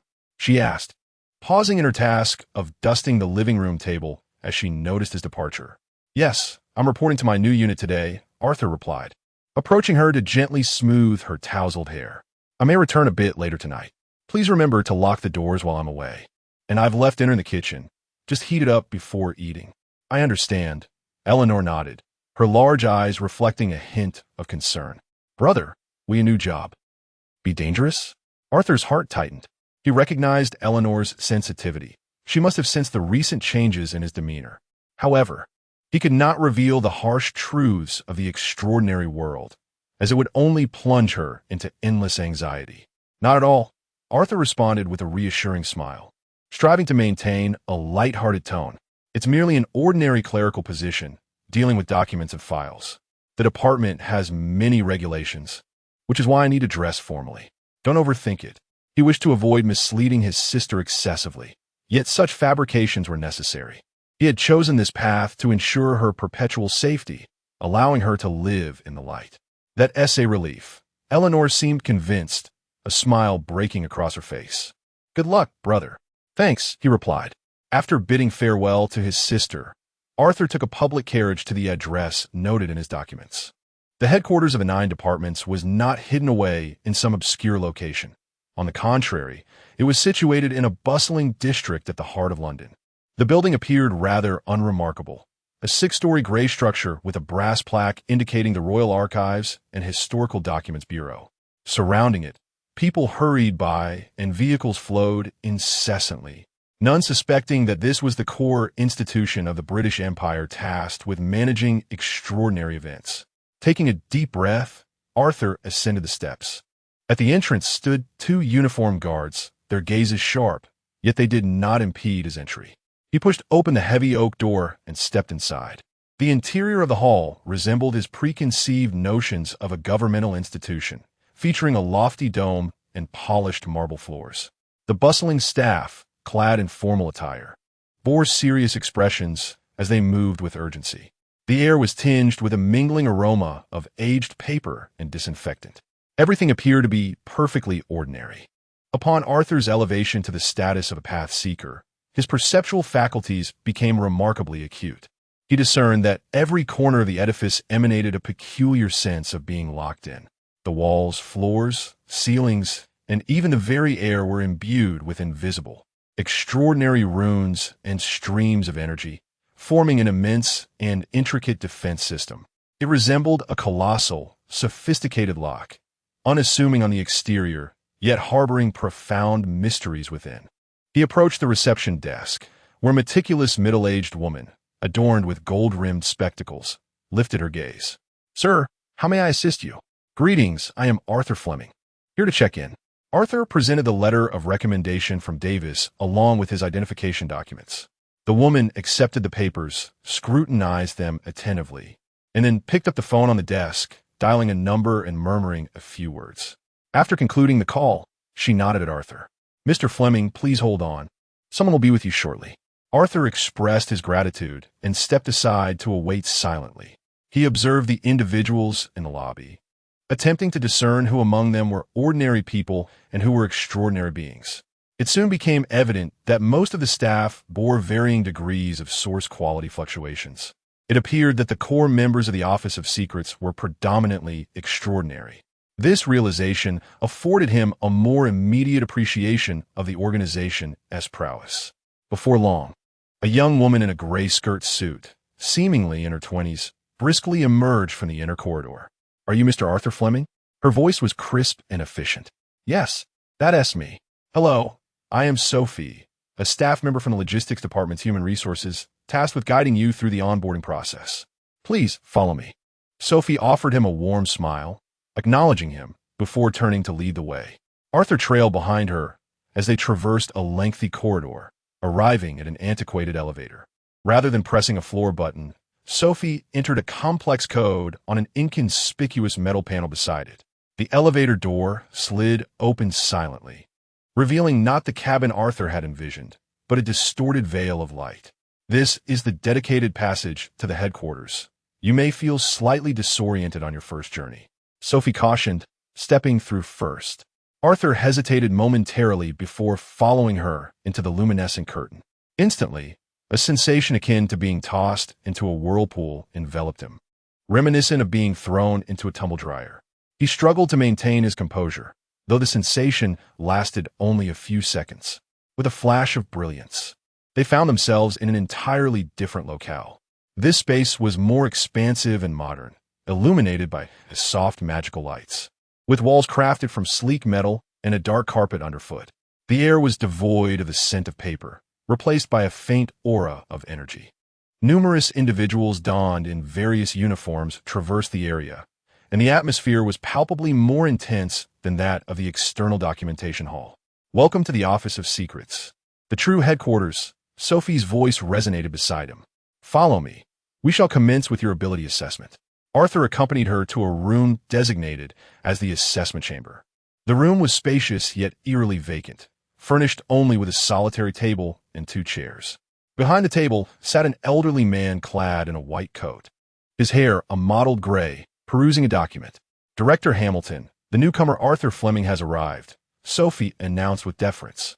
Director Hamilton lifted his gaze, his murky eyes scanning Arthur with a penetrating intensity, as if he could see into the depths of his soul. In that fleeting moment, Arthur felt as though his essence had momentarily stagnated. This old man possessed formidable strength, immense strength.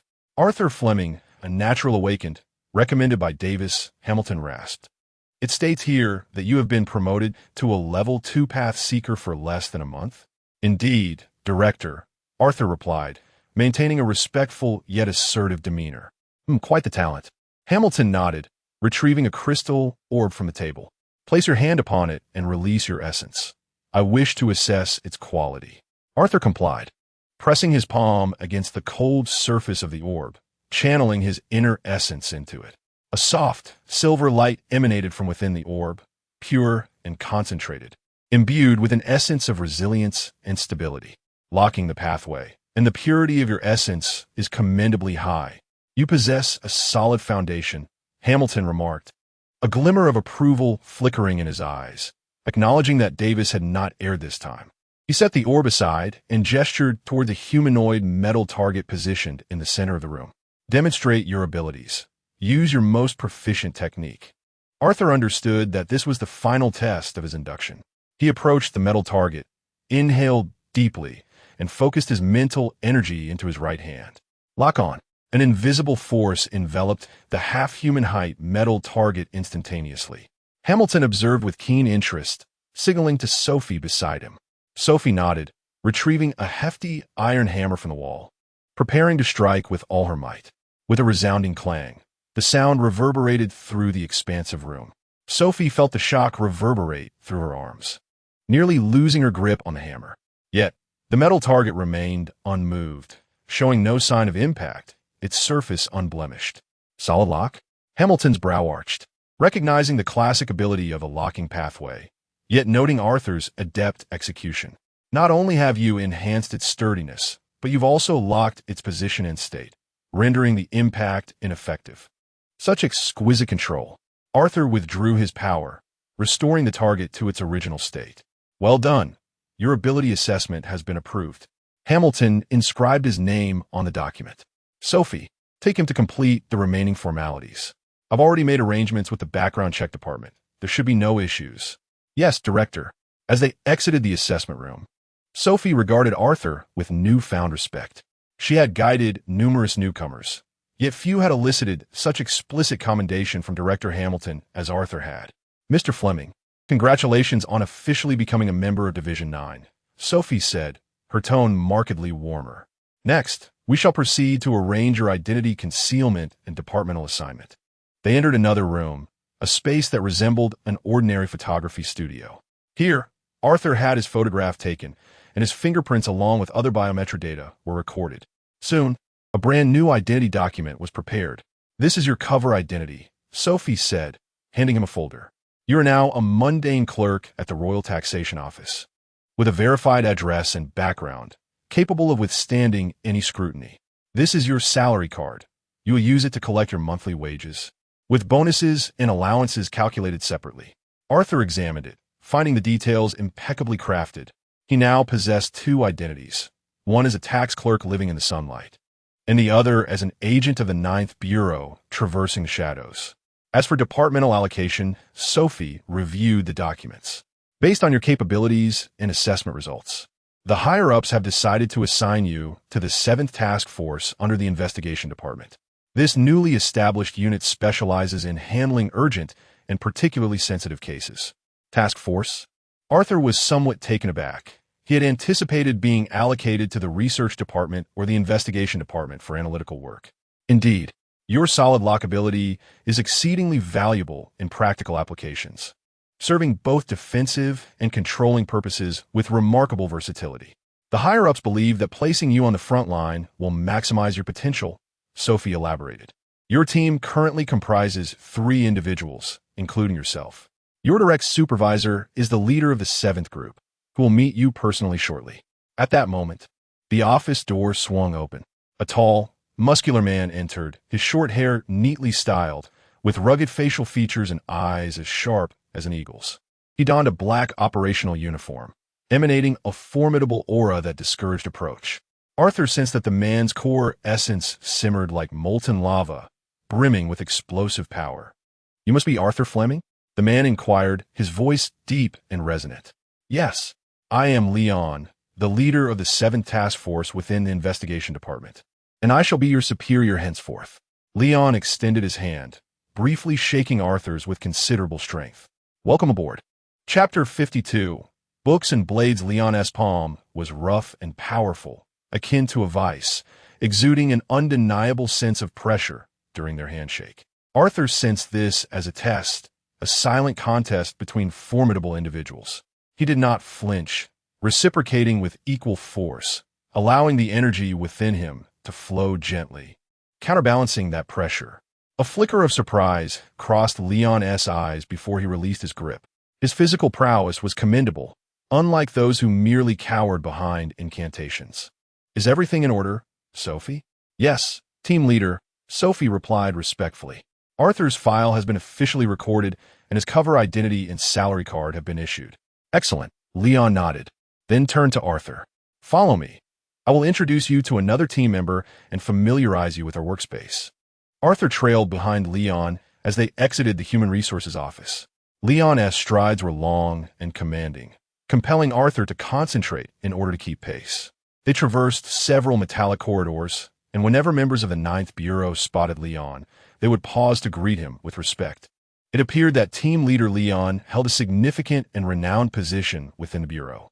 Eventually, they arrived at a door-marked Investigation Department, 7th Action Group. Leon pushed the door open without hesitation. The space within was modest, resembling an independent office.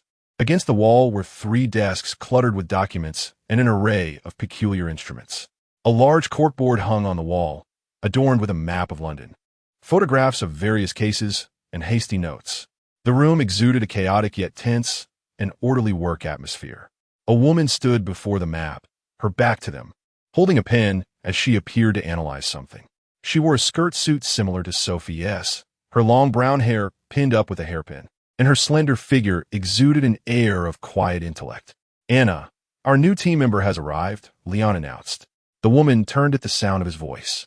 She wore black-framed glasses, her bright eyes sparkling with intelligence behind the lenses, and her face bore a gentle smile. She too emanated a wave of energy, but it was entirely different from Leon's fierce presence. Her energy flowed like a tranquil stream, deep and reserved. "Hello, I'm Anna," she said, extending her hand. Her voice was soft yet clear. "Welcome to the 7th Group. Arthur Fleming," he replied, shaking her hand, which was warm and soft. "I reviewed your file." Anna adjusted her glasses, curiosity glimmering in her gaze. A level 2 Pathfinder with a natural awakening. What an astonishing talent. "Just fortunate, really," Arthur replied modestly. "In the extraordinary realm, luck is, in itself, a component of strength." Anna smiled, gesturing towards an empty desk. "That will be your space. Should you require anything, feel free to let me know, and I will assist you in procuring it from the logistics department." "Thank you." Arthur approached his designated desk. The table is constructed of sturdy metal, bare except for a brand new typewriter, a desk lamp, and a few stationary items. "Don't just stand there. Please take a seat," Elon beckoned, pulling out a chair and sitting down with a confident demeanor, his arms crossed over his chest as he regarded Arthur. Now that everyone is present, I shall briefly outline the circumstances of our group. Arthur and Anna also settled into their seats, listening attentively. The seventh group has recently been established, comprising 3 members, including yourself. I am the group leader, responsible for frontline combat and operational command. Anna serves as our scholar, tasked with intelligence analysis, information retrieval, logistical support, and formulating preliminary action plans. And you, Elon gaze fixed on Arthur. Your role is that of a controller and variable. Controller? Arthur pondered the meaning of the term, somewhat perplexed. Indeed, Anna interjected, smiling as she elaborated. Elon is an extraordinary being of the Blade Path, a level 3 berserker, possessing immense destructive power, but occasionally prone to reckless abandon, necessitating someone to assist and regulate the situation. I am of the Book Path, a level 2 recorder, not particularly adept in direct combat. Your solid lock ability perfectly compensates for our shortcomings. Arthur comprehended the dynamic. Elon is the spear, Anna the intellect, while he serves as the adhesive that connects the two, providing additional tactical options. This arrangement seemed rather sensible. Your abilities can immobilize foes in critical moments, bolster defenses, manipulate the environment, and even accomplish some extraordinary feats. Anna's eyes sparkled with enthusiasm, as though she were gazing upon a rare artifact. The extraordinary beings of the Lock Path are exceedingly rare, their powers brimming with limitless potential. I am quite curious. Can your solid lock ability influence energy or even more abstract concepts beyond the physical realm? It can affect sound and light, and emotions can also be somewhat confined. Arthur replied candidly, aware that these details were likely documented during the ability assessment by Supervisor Hamilton. Indeed, Anna appeared exhilarated. This is marvelous. Your ability will be our trump card when facing mental or illusionary foes. As Arthur observed Anna fervently analyze the various applications of his powers, he felt akin to a frog laid bare upon a dissecting table. This seemingly demure lady was undoubtedly a fervent researcher at heart. Ahem, Elon coughed, interrupting Anna's analysis. Anna, let us not scare off the newcomer. No amount of theory can substitute for practical experience. He rose from his seat, retrieving 2 black jackets from the wall and extending one towards Arthur. This is the standard operational uniform of the 9th Bureau, crafted from special materials designed to withstand small caliber bullets and a certain degree of extraordinary attacks. Change into it, and we shall proceed to the training ground. Arthur accepted the uniform, its texture intriguingly soft yet resilient. He refrained from further inquiries, stepping into a nearby cubicle to swiftly don the attire. The uniform fit well, feeling neither cumbersome nor restrictive, but rather instilling a sense of reassurance. Upon emerging, Elon and Anna were already prepared. Leon affixed a fearsome battle axe to his waist, while Anna slung a seemingly heavy leather backpack over her shoulders. Let us see what you are truly made of, Leon remarked, a challenging smile playing upon his lips.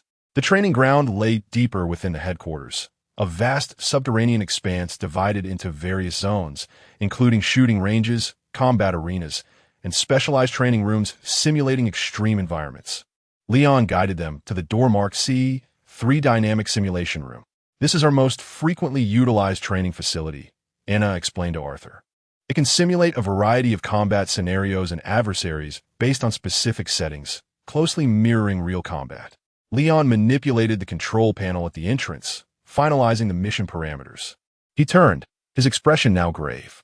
Mission objective: infiltrate a manor occupied by cultists and rescue the trapped hostages. Enemy count: 15 armed cultists and 1 level 1 extraordinary whisper. Mission difficulty: novice level. Is everything clear? Clear, Arthur and Anna replied in unison. Excellent. Leon pushed open the heavy metal door. Remember, though this is a simulation, the attacks within are very real. The system will regulate the intensity to ensure non-lethal outcomes. But being struck will certainly be painful. If you feel overwhelmed, you may call out terminate training. Now proceed. Arthur took a deep breath and followed the others into the simulation room. The moment the door shut behind them, the surroundings transformed dramatically. They were no longer in a metallic chamber, but stood amidst a pitch-black forest. In the distance, a brightly lit Gothic manor loomed quietly under the moonlight. The air was thick with the earthy scent of soil and the chill of night, accompanied by the rustling of leaves in the breeze and the distant chirping of insects. Everything felt astonishingly real. "Anna, scout the environment and ascertain our infiltration route," Leon commanded. Adopting a commanding tone, his voice lowered. "Understood." Anna retrieved a mechanical owl from her backpack and gently tossed it into the air. The owl silently unfurled its wings and soared into the night sky. Closing her eyes, Anna appeared to observe the manor through the owl's perspective. Meanwhile, Arthur crouched down, extending his palm to the ground. He shut his eyes, reaching out with his senses. In the mind of the seeker, the entire layout of the manor was vividly illustrated. He discerned the locations of hidden sentries, locked doors and windows, and unstable floorboards with crystal clarity. There were 4 patrols at the front of the manor, 2 in plain sight and 2 concealed. The backyard had a relatively weak wall, though it seemed to conceal a trap beneath. The kitchen on the left offered an unlocked window, providing a potential entry point. Arthur opened his eyes and whispered his findings. Anna, likewise, opened her eyes astonished. "The information my mechanical owl gathered matches yours perfectly." "How did you know?" Even Leon cast a surprised glance in Arthur's direction. "My ability is particularly attuned to locking in structure," Arthur replied. Arthur succinctly articulated a single phrase. "Well done, newcomer." Leon patted him on the shoulder, his tone imbued with genuine appreciation this time. "As you suggested, we shall infiltrate from the kitchen. I will handle the sentinels outside. You all follow closely." With that, his figure seamlessly melded into the shadows like a specter. Chapter 53. Simulation Mission. Leon's figure darted swiftly among the shadows of the trees, his movements remarkably agile, entirely at odds with the imposing stature he possessed. Arthur and Anna trailed closely behind, the trio resembling silent cheetahs in the night as they stealthily approached the side of the estate. As Arthur moved, he maintained a keen awareness of his surroundings. This sensation was extraordinary, akin to possessing a real-time, three-dimensional map within his mind. He observed how Leon deftly circumvented the brittle branches on the ground and exploited visual blind spots to approach the first sentinel. The sentinel, a devotee concealed behind a thicket, gripped an old hunting rifle, idly scanning the vicinity. Leon materialized behind him like a specter, one hand swiftly covering the man's mouth while the other deftly slashed his throat with a short dagger. The entire process was executed with precision, devoid of any superfluous sound. The simulation system confirmed the sentinel's demise, his form dissipating into a swirl of light. "First one down." Leon's deep voice emanated from the communicator, a compact device resembling a small earbud. The elimination of the second visible sentinel and 2 hidden sentinels was equally effortless. Leon's combat prowess resembled artistry. Each strike was meticulously calculated, consistently achieving optimal results with minimal expenditure. Arthur remained internally vigilant. This squad leader was not merely a formidable berserker, but also a seasoned assassin. He realized he would need to be exceptionally alert in his presence. Before long, the trio arrived beneath the outer wall of the estate's kitchen. "It's that window," Arthur indicated towards a partially open window on the second floor. "I'll go first," Leon stated, retrieving a grappling rope with a claw from his waist. With a swift motion of his arm, the claw secured itself firmly to the windowsill. He ascended nimbly, like a gecko, effortlessly climbing up and silently slipping through the window. Moments later, a signal indicating his safety buzzed through the communicator. Arthur and Anna followed suit, scaling the wall to join him. The kitchen was deserted, save for a pot of soup bubbling on the stove. The air was infused with the aroma of food, mingled with a faint hint of blood. "Anna, the location of the hostage?" Leon inquired in a hushed tone. Anna retrieved a palm-sized crystal panel from her backpack, swiftly gliding her fingers across its surface. The panel illuminated a layout of the estate, with numerous moving red dots representing enemies. In the basement, several stationary blue dots indicated the location of the hostages. "The hostages are in the basement, guarded by 4 devotees. A first-tier extraordinary is in the hall, seemingly conducting some sort of ritual. The remaining devotees are patrolling various areas of the estate, Anna reported promptly. Excellent. A glimmer of excitement sparkled in Leon's eyes. We'll split into 2 teams. I will handle the Whisperer, strike at the heart, and once the leader is eliminated, the remaining minions will be manageable. Arthur, you and Anna will proceed to the basement to rescue the hostages. Any objections? The arrangement appeared logical. However, Arthur frowned slightly. I find this plan to be flawed. He articulated. Leon's gaze sharpened instantly. Why? First, we know nothing of that extraordinary being's abilities. It would be perilous for you to confront alone. The Whisperer typically excels in psychological manipulation and mental assaults. A direct confrontation is not the wisest course of action. Arthur calmly analyzed. Secondly, our objective this time is to rescue the hostage, not to annihilate the enemy. If you engage in the hall, it will inevitably alert the guards throughout the estate. At that point, extracting the hostage safely will prove exceedingly difficult. Leon fell silent, taken aback that this newcomer dared to openly defy his orders. Anna watched the two with a hint of anxiety. Disagreements within the team are a grave concern, especially during a first collaboration. What do you propose we do? Leon's voice turned icy. My suggestion is that the 3 of us proceed together to the basement, Arthur replied, meeting Leon's gaze with measured confidence. My abilities will allow me to silently neutralize the guards in the basement without drawing anyone's attention. After rescuing the hostage, we can quietly withdraw. As for the Whisperer, once the hostage is safe, we could devise a longer-term strategy or even call for reinforcements. Are you suggesting we let that extraordinary being go? Leon's brow furrowed in frustration. The word retreat does not exist in my vocabulary. This is not retreat. It is a strategic repositioning. Our primary task is to ensure the hostage's safety, Arthur insisted. Moreover, this is a simulated exercise. Our goal is to learn how to accomplish our mission in the most optimal manner, not to play the hero. The air felt as if it had thickened. Leon fixed a penetrating stare on Arthur, the intensity of his scrutiny increasing. Arthur held his ground, knowing this was a necessary process for team cohesion. If he faltered today, he would never command respect within a group again. After a prolonged silence, Leon suddenly chuckled, a smile that left Arthur somewhat perplexed. You're a brave lad, far better than those who merely echo agreement. He clapped Arthur on the shoulder with considerable force. All right, we shall proceed as you suggest. I am eager to see how your abilities truly embody silence. Arthur exhaled in relief, recognizing that his gamble had paid off. Though Leon was domineering, he was not a fool incapable of heeding advice. Anna, too, smiled in relief, her gaze toward Arthur now tinged with admiration. Once the trio reached a consensus, they immediately set their plan into motion. Under Anna's guidance, they deftly evaded all patrols, akin to 3 stealthy raccoons, and arrived quietly at the door leading to the basement. The door was a heavy iron barrier, secured with a massive brass lock. Leave it to me, Leon declared, stepping forward to force the door open. Wait, Arthur interjected, moving to stand before the door.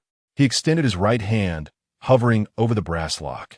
Closing his eyes, he allowed his essence to flow forth. Since this involved a lock, he naturally possessed the skill to unlock it. He carefully manipulated his essence, forming a shape akin to that of a key, and gently twisted. With a barely audible click, the brass lock yielded. Leon and Anna widened their eyes in astonishment. It was swifter and quieter than unlocking a door with a key. How did you manage that? Anna couldn't help but inquire softly. A fundamental ability to unlock, Arthur replied nonchalantly, then gently pushed open the iron door. Beyond it lay a dark, damp stone staircase that descended deep into the earth. Faint flickers of firelight and muffled sobs emanated from below. 4 ordinary individuals were present, scattered in the corners, with hostages confined within a central cage. Arthur relayed what he perceived to the 2. How do we resolve this? Charge in? Leon gripped his battle axe, eager for action. No, that would create too much noise. Arthur shook his head. I have a plan. He gestured for the 2 to wait at the entrance and proceeded alone down the staircase. At the bottom, he found a spacious underground chamber. 4 armed cultists vigilantly guarded the perimeter, while a large iron cage in the center held 3 individuals, a family, huddled together in terror. Arthur's presence went unnoticed by the guards. He was like a phantom, quietly lurking in the shadows. Taking a deep breath, he focused his mental energy intensely. Then he simultaneously activated his ability on the 4 targets. Lockdown. In an instant, the guards' bodies froze. Their expressions, ranging from vigilance to confusion, remained suspended in time, as though the play button had been pressed. They could not stir. Even their breaths and heartbeats were forcibly halted by Arthur in that moment. Once this was accomplished, Arthur's complexion paled. The exertion of locking down 4 targets was immense. He signaled to Leon and Anna at the entrance. They rushed in, momentarily stunned by the bizarre scene before them. The 4 guards stood like lifelike wax figures, maintaining their odd postures with vacant gazes. "Hurry," Arthur urged. "I cannot hold this for long." Leon snapped back to reality and swiftly approached, using the hilt of his knife to deftly knock out all 4 guards. Meanwhile, Anna dashed to the cage, expertly prying open the lock with a specially designed metal wire. "Come out quickly. We are here to rescue you," she gently reassured the hostages. The family, still in shock, emerged and expressed their gratitude profusely. "Silence. Follow us." Leon gestured for silence, then shielded the hostages as they prepared to retrace their steps. Arthur retracted his ability and was immediately engulfed by dizziness, his mental energy nearly depleted. "Are you all right?" Anna steadied him, her concern evident. "I'm fine. I just need a moment," Arthur replied, shaking his head. Just then, an unexpected event unfolded. One of the guards, struck unconscious by Leon, suddenly emanated a red glow. His body began to convulse violently, emitting inhuman shrieks. "This is bad. It's an alarm." Leon's expression shifted dramatically. Almost simultaneously, the entire estate erupted with a piercing alarm, and hurried footsteps echoed from all directions. They had been compromised. Chapter 54. Silence. The alarm pierced through the air like a sharp dagger, mercilessly assaulting the eardrums of all present. Outside the basement, chaotic footsteps and furious shouts approached with alarming speed. "Damn it!" Leon cursed under his breath, brandishing his battle axe before him to protect the hostage and Anna behind him. "How did they discover us? I thought I had rendered him unconscious." It was the mark set by that extraordinary being. Anna's face turned pale as she spoke rapidly. "As long as his controlled followers lose consciousness or perish, the mark will be triggered. We have fallen into a trap." It turned out that the Whisperer had no intention of conducting a ritual in the hall. He had merely established a trap, lurking in the shadows while using these followers as mobile alarms. There was no time for blame. The only exit was the narrow stone staircase, now completely obstructed. "Anna, take the hostage and find a place to hide," Leon bellowed, his gaze turning crimson, muscles swelling as a ferocious aura erupted from within him. "Arthur, can you still move? Hold the entrance with me." He was prepared to unleash his berserker powers and wreak havoc. "No." Arthur leaned against the wall, enduring the excruciating pain of mental fatigue as he shouted, "If you act here, the noise will draw everyone to us. We won't be able to escape with the hostage." "Then what do you suggest?" "Wait for death," Leon roared, his rational mind being devoured by primal instincts. The sound. It was the sound. A flash of inspiration struck Arthur. They had come because of the alarm. If only the sound could be silenced. His gaze fixated on the still howling follower. "Leon, trust me. Give me 10 seconds. Arthur gritted his teeth, squeezing out the last remnants of his mental strength as he reached toward the follower. Leon observed Arthur's pale face and resolute eyes, and miraculously, the ferocity within him began to subside. He did not comprehend what this newcomer intended to do, but it might be their sole glimmer of hope. "All right, I will grant you 10 seconds. He made his decision. Arthur hesitated no longer, focusing all his thoughts into a singular point. He was not targeting the follower, nor the alarm itself. He aimed to lock onto a more abstract concept, the propagation of sound. Lock on. An invisible yet remarkably resilient force surged from his palm, enveloping the entire basement in an instant. A miracle unfolded. The piercing alarm abruptly ceased. It did not diminish. It vanished entirely. The follower continued to scream, his mouth agape and veins bulging from exertion, yet no sound emerged. The tense breaths of Leon and Anna, the whimpers of the hostage, even the approaching footsteps outside, all were devoured in that moment. The world descended into a bizarre, suffocating silence. Leon and Anna stood in stunned disbelief. They could see each other's mouths agape in shock, yet not a single exclamation could be heard. This sensation was more jarring and terrifying than any cacophony. The footsteps outside the basement came to a halt at the door. Faint sounds of conversation drifted in from beyond, muffled by the barrier that separated them, rendering the words indistinct. Yet it was evident that the devotees were bewildered. What is happening? The noise came from here. Is it silent inside? Could we have misheard? Let's go in and check. The doorknob began to turn. Leon's heart raced his throat, fully prepared for combat. However, at that moment, Arthur made a bolder decision. He cautiously extended the range of the solid lock's capabilities to that iron door, intending to seal the very concept of it being opened. With a creak, the iron door was ajar, but promptly became stuck, resisting all attempts from the outside to budge it even slightly. The door was locked from within. Damn it! Break down the door! Came the thudding sounds of impacts from outside. Yet the iron door, bound by Arthur's locking mechanism, stood as steadfast as a fortress. Go! Arthur managed to squeeze out a word, his face pale as parchment, his body teetering on the brink of collapse.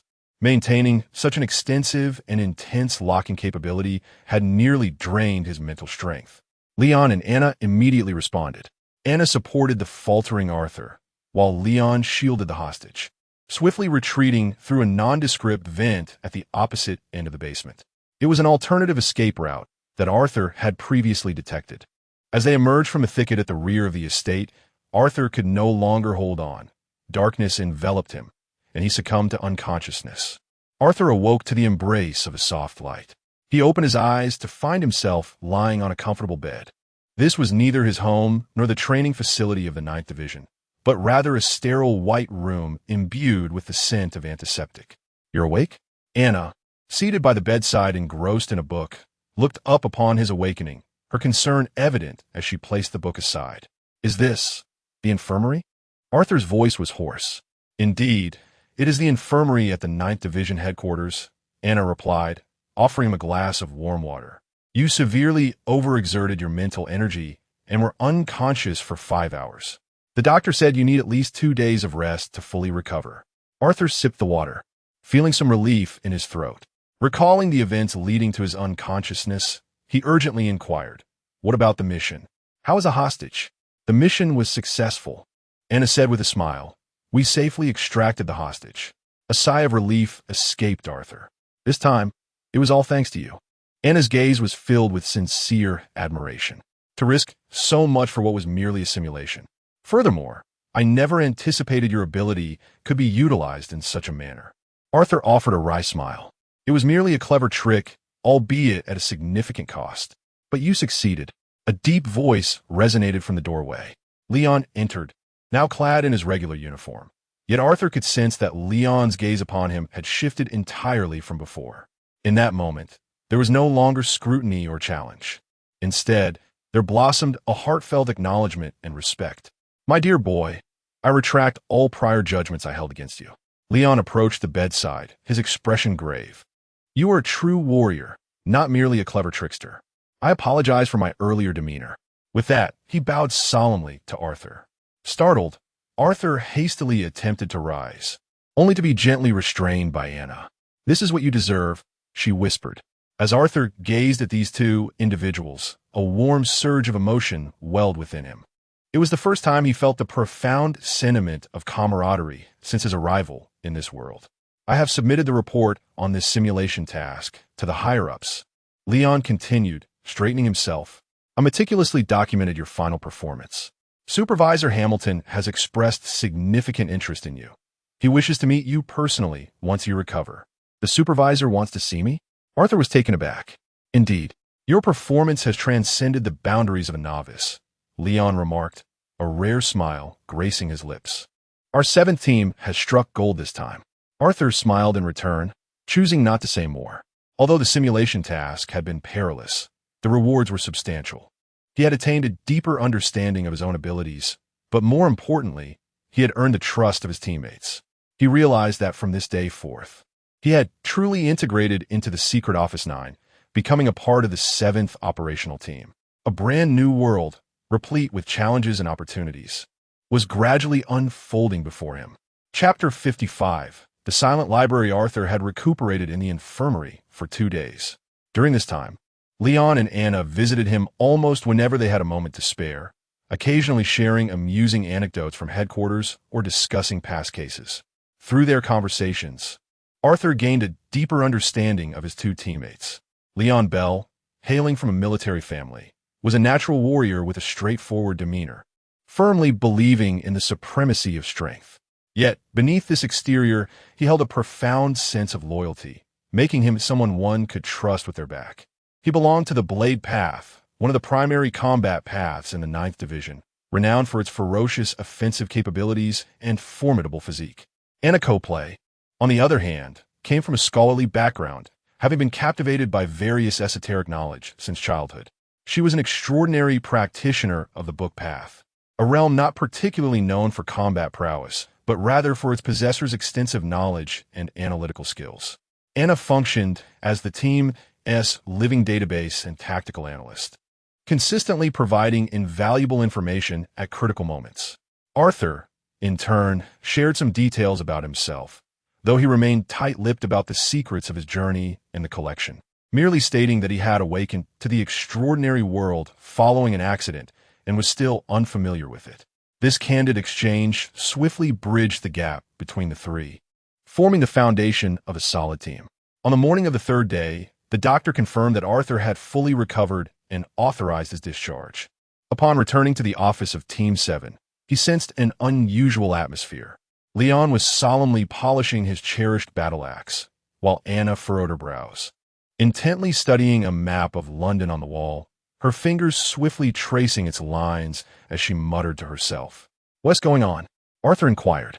"You arrived just in time," Leon replied, setting down his axe and handing Arthur a document from the table. "We have a new mission, a real one." Arthur took the document and scanned it quickly. The title indicated an urgent report regarding the theft at the silent library of Rentinia University. Rentinia University was the most prestigious institution of higher learning in the entire empire, and the silent library was a unique entity within it. It was not open to ordinary students, housing a collection of rare supernatural tomes, forbidden texts, and dangerous carriers of knowledge. According to the report, early this morning, the guards discovered that the underground special collection room had been breached, and a tome titled The Book of Forgetting had been stolen. The Book of Forgetting? Arthur recalled the name, as if he had seen relevant information in the archives of the 9th Division. "Yes," Anna turned to him, her expression grave. "It is an exceedingly dangerous artifact classified as a Level 3 tomb object. It is said to contain a ritual capable of broadly altering or even erasing biological memories. If misappropriated by malicious individuals, the consequences could be dire." "What was the situation at the scene?" Arthur continued to inquire. "Quite peculiar," Leon interjected.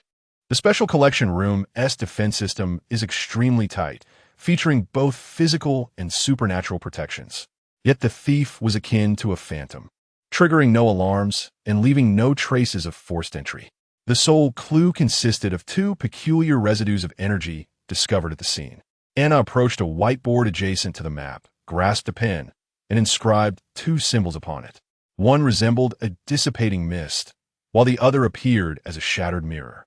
The former, which we designate as the Mark of Oblivion, Anna indicated with a gesture towards the mist symbol. This mark is often left by those who traverse the tomb pathway and utilize memory-related abilities.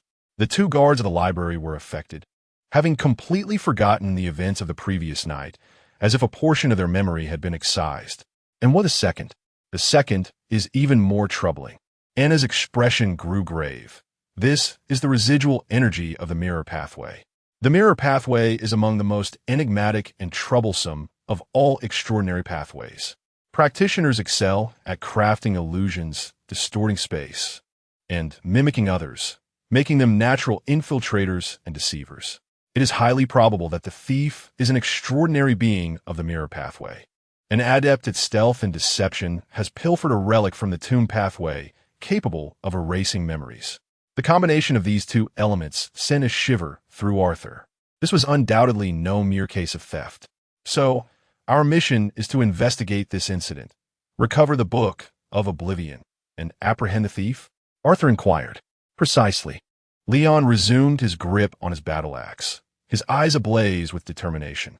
The higher-ups regard this matter with utmost seriousness, assigning our 7th Squad full responsibility.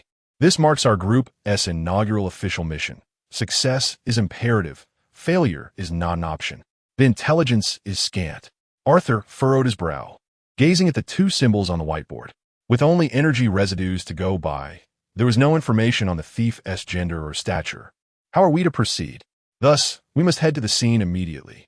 Anna extracted various instruments from her backpack, preparing for the investigation, as the university had already cordoned off the area, awaiting our arrival. We hope to uncover more valuable clues. Prepare yourselves. We depart in 10 minutes, Leon commanded. Arthur returned to his desk, meticulously donning the standard equipment issued to him. An enchanted revolver, several spare magazines, a combat knife, and a utility belt stocked with assorted emergency tools. He contemplated the cold metallic instruments before him, understanding that this time it was no longer mere simulation training. They were about to confront a genuine, ruthless adversary. Any misstep could exact a fatal toll. Yet, he felt no fear. Rather, a subtle thrill coursed through him. This was the life he desired, brimming with challenges and opportunities. 10 minutes later, the trio was ready, embarking in an unremarkable black carriage, departing from the headquarters of the 9th Bureau en route to the University of Lentinia. The university, nestled by the banks of the Thames, boasted a verdant campus adorned with ancient edifices steeped in academic ambience. The corridors are filled with young students, their faces aglow with the vitality of youth and dreams of the future, utterly unaware that an extraordinary case capable of shaking the very foundations of London is unfolding in their midst. The silent library is nestled deep within an unassuming building on campus. Surrounding the structure, a cordon has been established, with several plainclothes officers standing sentinel. Upon presenting his credentials, the lead agent approached Leon with deference. Captain Bell, you have arrived. What is the situation on the scene? Are there any new discoveries? Leon inquired. None, the agent replied. We dared not disturb anything. Everything remains as it was upon discovery. The 2 guards have been taken back to headquarters for psychological evaluation, but we do not expect to glean much from them. Understood. We shall take it from here. Leon waved his hand, leading Arthur and Anna into the library. Inside, the library was shrouded in dim light, the air thick with an odor of antiquity. Tall bookshelves stood like silent giants, resolutely erect in the darkness. True to its name, the silence here was unnerving. Even the sound of a pin dropping could be distinctly heard. The special collections room lay beneath the ground. As Anna walked, she referenced the map in her hand. They descended the spiral staircase, arriving before a massive steel door. The door remained intact, the magical lock showing no signs of tampering. The thief must have passed through this door, the guiding agent indicated. We have checked, and no mechanisms have been triggered. Leon approached the door and inspected it, shaking his head. Indeed, there are no signs of external force. It appears as though it opened of its own accord. Anna produced a device resembling a compass and swept it before the door. The needle spun wildly. There is a significant residue of spatial distortion, she stated gravely. The thief likely passed directly through this door. Wall-passing magic? Arthur pondered the term. It seemed the abilities of the mirror passage were even more enigmatic than he had anticipated. They entered the special collections room. It was a circular chamber, its walls adorned with transparent crystal cabinets, each housing various extraordinary books and artifacts that emitted a faint luminescence. At the center, a cabinet that should have housed the Book of Forgetting stood empty. Arthur's gaze did not linger on the vacant cabinet. Instead, he began to scrutinize the entire room. He closed his eyes, activating the perception abilities of the path of the seeker. In an instant, the state and structure of the room flooded his mind. He perceived the residual energy traces in the air, those fog-like marks of forgetfulness and shards of energy from the mirror passage. He saw even more profound elements. As a practitioner of the path of locks, his extraordinary perception revealed that all things encompass various concepts, such as the flow of water. By merely locking onto this concept, Arthur could halt the flow of water itself. This room is no exception. its creator has endowed it with the concepts of absolute safety and complete enclosure. Ordinarily, any unauthorized intrusion would trigger these two principles, resulting in a cascade of reactions. However, at present, these two concepts have manifested a faint and abnormal distortion. Chapter 56. The Twisted Concept Lock. Arthur slowly opened his eyes, his brow furrowed in deep thought. What is it? What have you discovered? Anna immediately noticed the shift in his expression. This room, it harbors a problem. Arthur's voice was somewhat somber as he walked to the center of the chamber, extending his hand as if to touch something intangible. The defense system here is not merely of a physical nature. It also encompasses a concept lock. A concept lock? Leon and Anna exchanged puzzled glances. This terminology was rather unfamiliar to them. Indeed, Arthur struggled to articulate the enigmatic sensation. Attempting to simplify his explanation, this room has been imbued with concepts of absolute security and absolute closure. Any attempt to intrude or steal would inherently conflict with these concepts, thereby triggering an alarm. This is far more formidable than any physical lock or magical trap. Anna's eyes brightened as she quickly grasped Arthur's meaning. I see. This represents a higher dimensional form of defense. No matter the method employed by a thief, as long as they harbor the thought of theft, the system will detect it. This is nothing short of a perfect defense. Yet it has been compromised. Leon pointedly identified the crux of the issue. No, it has not been compromised.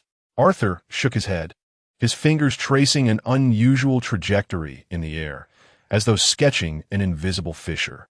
It has not been broken. Rather, it has been distorted. He paused, seemingly in search of more precise terminology. The thief is remarkably astute. He did not attempt to combat the core concepts of security and closure. Instead, he exploited the abilities of the mirror pathway to fabricate a false notion of permission, which he then used to forcibly distort the previously impregnable concept locked by the slightest angle, creating a narrow opening. Arthur's metaphor left Leon and Anna in a state of partial comprehension, yet did not hinder their grasp of the essential point. So, the thief operated within the rules. Exploiting a loophole to execute this intrusion, Anna inquired further. That is one way to interpret it. Arthur nodded, likening the thief to a masterful con artist, who did not break open the safe, but rather deceived the safe itself into willingly granting access. Scoundrel, Leon muttered under his breath. Anyone capable of such a feat is undoubtedly no ordinary foe. His understanding of the mirror and lock pathways must be exceptionally advanced. This revelation elevated the complexity of the case to a new level. Their adversary was not only enigmatic, but also extraordinarily intelligent and powerful. Apart from this, are there any other discoveries? Leon turned his gaze toward Arthur. Arthur closed his eyes once more, immersing himself in that wondrous perception. He meticulously discerned the lingering traces of energy in the air, striving to extract something useful from the chaotic remnants of forgotten impressions and shattered reflections. The thief lingered here for an extended period. Arthur spoke slowly, approximately 15 minutes. He did not appear to have simply taken the book and left. Rather, he seemed to be searching for something. Searching? Aside from the Book of Forgetting, was there anything else that had been stolen here? Anna inquired immediately. No, from a physical standpoint. Only that singular book is missing, Arthur replied, shaking his head. Yet, I could sense that the energy remnants he left behind were intensely focused, as if he were perusing and comparing something. Could he be seeking the correct method of utilizing the Book of Forgetting? Anna speculated. It is possible. Arthur opened his eyes, and moreover, he left in a great hurry, as if something unexpected had occurred, interrupting him. Departing in haste? Leon immediately grasped the crux, indicating he may have left behind more traces. The three of them promptly commenced a thorough search of the entire special collection room. Leon was responsible for examining the physical realm. Anna utilized her instruments to analyze the energy residues, while Arthur continued to employ his unique perceptive abilities to uncover clues invisible to the naked eye and undetectable by instruments. Time ticked away, the room filled only with the faint humming of instruments and the rustling of turning pages. Nothing, absolutely nothing. Leon, feeling somewhat agitated, ran his fingers through his hair. This individual was like a specter, leaving nothing behind save for those energy remnants. Anna shook her head as well. The energy traces are too chaotic. The mark of forgetting exerts a strong interference and assimilation effect on other energies, making it challenging for me to isolate any viable information. Hope seemed to dwindle once more. Arthur remained silent, his eyes still closed, standing at the center of the room. His mental energy spread like countless delicate tendrils, inch by inch sweeping through every corner of the room. He chose to disregard the most obvious energy residues, instead focusing on the faintest, most inconspicuous traces. A thief who leaves in a hurry is bound to leave behind flaws, no matter how skilled he is. It is impossible to erase everything flawlessly. Suddenly, Arthur's perception touched upon an unusual spot. Beneath the empty crystal cabinet, on a slab of marble flooring, he sensed an extremely faint, dissonant locking sensation. It felt akin to a nearly invisible ink blot on a perfect sheet of white paper. He immediately approached, crouched down, and gently tapped the tile with his finger. The sound was indistinguishable from that of any other place. "What is it?" Leon asked. "There is something beneath this tile," Arthur asserted confidently. Leon and Anna quickly gathered around. Leon retrieved a slender metal crowbar from his waist pouch, cautiously inserting it into the gap of the tile. With a soft sound, the tile was pried open. Beneath it was not soil or stone, but a small hidden compartment. Inside the compartment lay a fragment of crystal, as thin as a cicada's wing, almost entirely transparent. The shard was no larger than a fingernail, its edges irregular, as if hastily torn from something. It emanates an exceedingly faint energy fluctuation, nearly imperceptible without Arthur's perceptive abilities. This, Anna cautiously grasped the fragment with tweezers and placed it into a specially designed container. It is an energy conduit of the mirror pathway. This was left behind by the thief. Leon leaned in to observe, his face alight with excitement. "Splendid. At last, we have discovered something tangible. Anna, can you deduce anything from this? I need to return to the laboratory at headquarters to conduct an analysis with advanced equipment." Anna secured the container, her expression grave. "Yet this is undoubtedly our most crucial lead thus far." The thief, in haste, abandoned it, perhaps unaware of its loss. "Well done, Arthur." Leon clapped Arthur's shoulder with vigor, his admiration heartfelt. "Without you, we might have searched the entire library without finding this object." Arthur smiled modestly, not seeking accolades. He was merely fulfilling his duty. With the pivotal clue in hand, the trio did not linger and promptly returned to the headquarters of the 9th Division with the precious fragment. They all understood that the investigation had entered a critical phase. This tiny fragment might very well be the sole key to unraveling the identity of the thief and discovering the whereabouts of the Book of Forgotten. A chase entwined with memory and illusion is about to commence in earnest. Chapter 57. The secret society in the mirror on the carriage returning to the headquarters of the 9th Bureau, the atmosphere was somewhat somber. Leon, cradling his battle axe, closed his eyes in a moment of contemplation, though the tension in his muscles betrayed his inner turmoil. Anna, meanwhile, fixated on the container holding the shards of crystal, her brow furrowed, seemingly deep in thought. Arthur leaned against the window, watching the rapidly retreating streets. Yet his mind was persistently replaying the discoveries made at the library that day. The thief, without a doubt, was a master. Not only was he well-versed in the peculiar abilities associated with the mirror path, but he also possessed a profound understanding of the defenses within the locked path. Why had he chosen to steal the Book of Forgetting? And why had he lingered at the scene for so long, as if searching for something? Ultimately, what had precipitated his hasty departure, leading him to abandon such a crucial item? A myriad of enigmas swirled in Arthur's mind. He had an instinct that a colossal conspiracy lay hidden behind this incident. "What are you pondering?" Anna's voice interrupted his reverie. Thinking about that thief, Arthur turned to her. "I suspect his aim may extend beyond merely the Book of Forgetting." "Oh." Anna adjusted her glasses, intrigued. "What leads you to that conclusion?" From the circumstances at the scene, he appeared to be leveraging a particular characteristic of the Book of Forgetting to locate another object. That object might be concealed within the premier collection room. but its location is exceedingly obscure, requiring special means to uncover. Arthur articulated his hypothesis. Anna's eyes sparkled with realization. Are you suggesting that the Book of Forgetting serves as a key, rather than the treasure itself?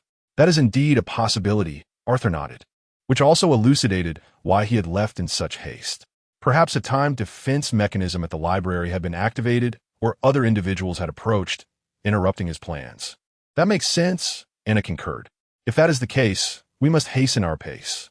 The thief is likely to strike again to retrieve what he truly desires. During their conversation, the carriage had already entered the underground passage of the Royal Archives and Historical Documents Museum. Once they disembarked, Anna, clutching the container, rushed off, stating, I shall head to the laboratory to analyze this shard immediately. I hope to obtain results swiftly. Await my news. With that, she briskly made her way toward the research department. We cannot remain idle either, Leon said to Arthur. Let us head to the interrogation room and check on the mental assessment reports of those two guards. Arthur followed Leon to the interrogation area located underground. Here, the security was stringent, and the atmosphere was thick with an oppressive tension. In an observation room, they encountered the physician responsible for the mental evaluations. How is the situation? Leon inquired. The physician shook his head, handing over a report. The outlook is not optimistic. The memories of both individuals have been entirely obliterated, as though a scalpel had precisely excised a section. I attempted to restore them through mental guidance, but to no avail. That region of memory now lies in utter blankness, unresponsive to any stimuli. In other words, we cannot extract any information. Leon's tone carried a hint of disappointment. Indeed, from a technical standpoint, the adversary was a master. The proficiency with which he employed the grave pathway left no room for reversal. The doctor sighed. They had almost forgotten their roles as guardians of the library, and Sunine would need to arrange new identities and lives for them. Arthur, glancing at the report, felt a heavy weight in his heart. The thief's methods were far more ruthless than they had imagined. Rather than merely altering memories, he had obliterated them entirely. How cruel this was for an ordinary person. The trail of clues had once again gone cold. Their only hope now rested on Anna and that shard of crystal. Upon returning to the office of Group 7, the atmosphere felt stifling. Leon paced restlessly, while Arthur remained seated, closing his eyes to meditate. He needed to rapidly replenish the mental energy expended that day to prepare for any unforeseen events that might arise. Time passed slowly. Approximately 2 hours later, the office door swung open abruptly. Anna burst in, her face alight with excitement, clutching several freshly printed photographs. Her breath still ragged from her hurried entrance. We have results. A significant discovery. Leon and Arthur immediately gathered around her. Quickly, what did you find? This shard is indeed pivotal, Anna exclaimed, slapping the photographs onto the table and pointing to one. I analyzed it using a high-precision energy microscope. It is not merely an ordinary energy vessel of the mirror pathway. Its interior, akin to a camera, has captured an image. An image? Leon and Arthur leaned in closer. The photograph revealed a magnified, indistinct figure. The backdrop appeared to be the wall of a premium collection room, while in front of it loomed a faint, distorted silhouette. The outline of the figure was exceedingly vague, rendering it nearly impossible to discern its features or attire, leaving only a vague semblance of a human form. Is this the thief? Leon furrowed his brow, troubled by the image's obscurity. But that's not all. Anna's tone grew more animated as she pointed to another photograph. I attempted to stimulate the shard's energy using source material, hoping to clarify the image.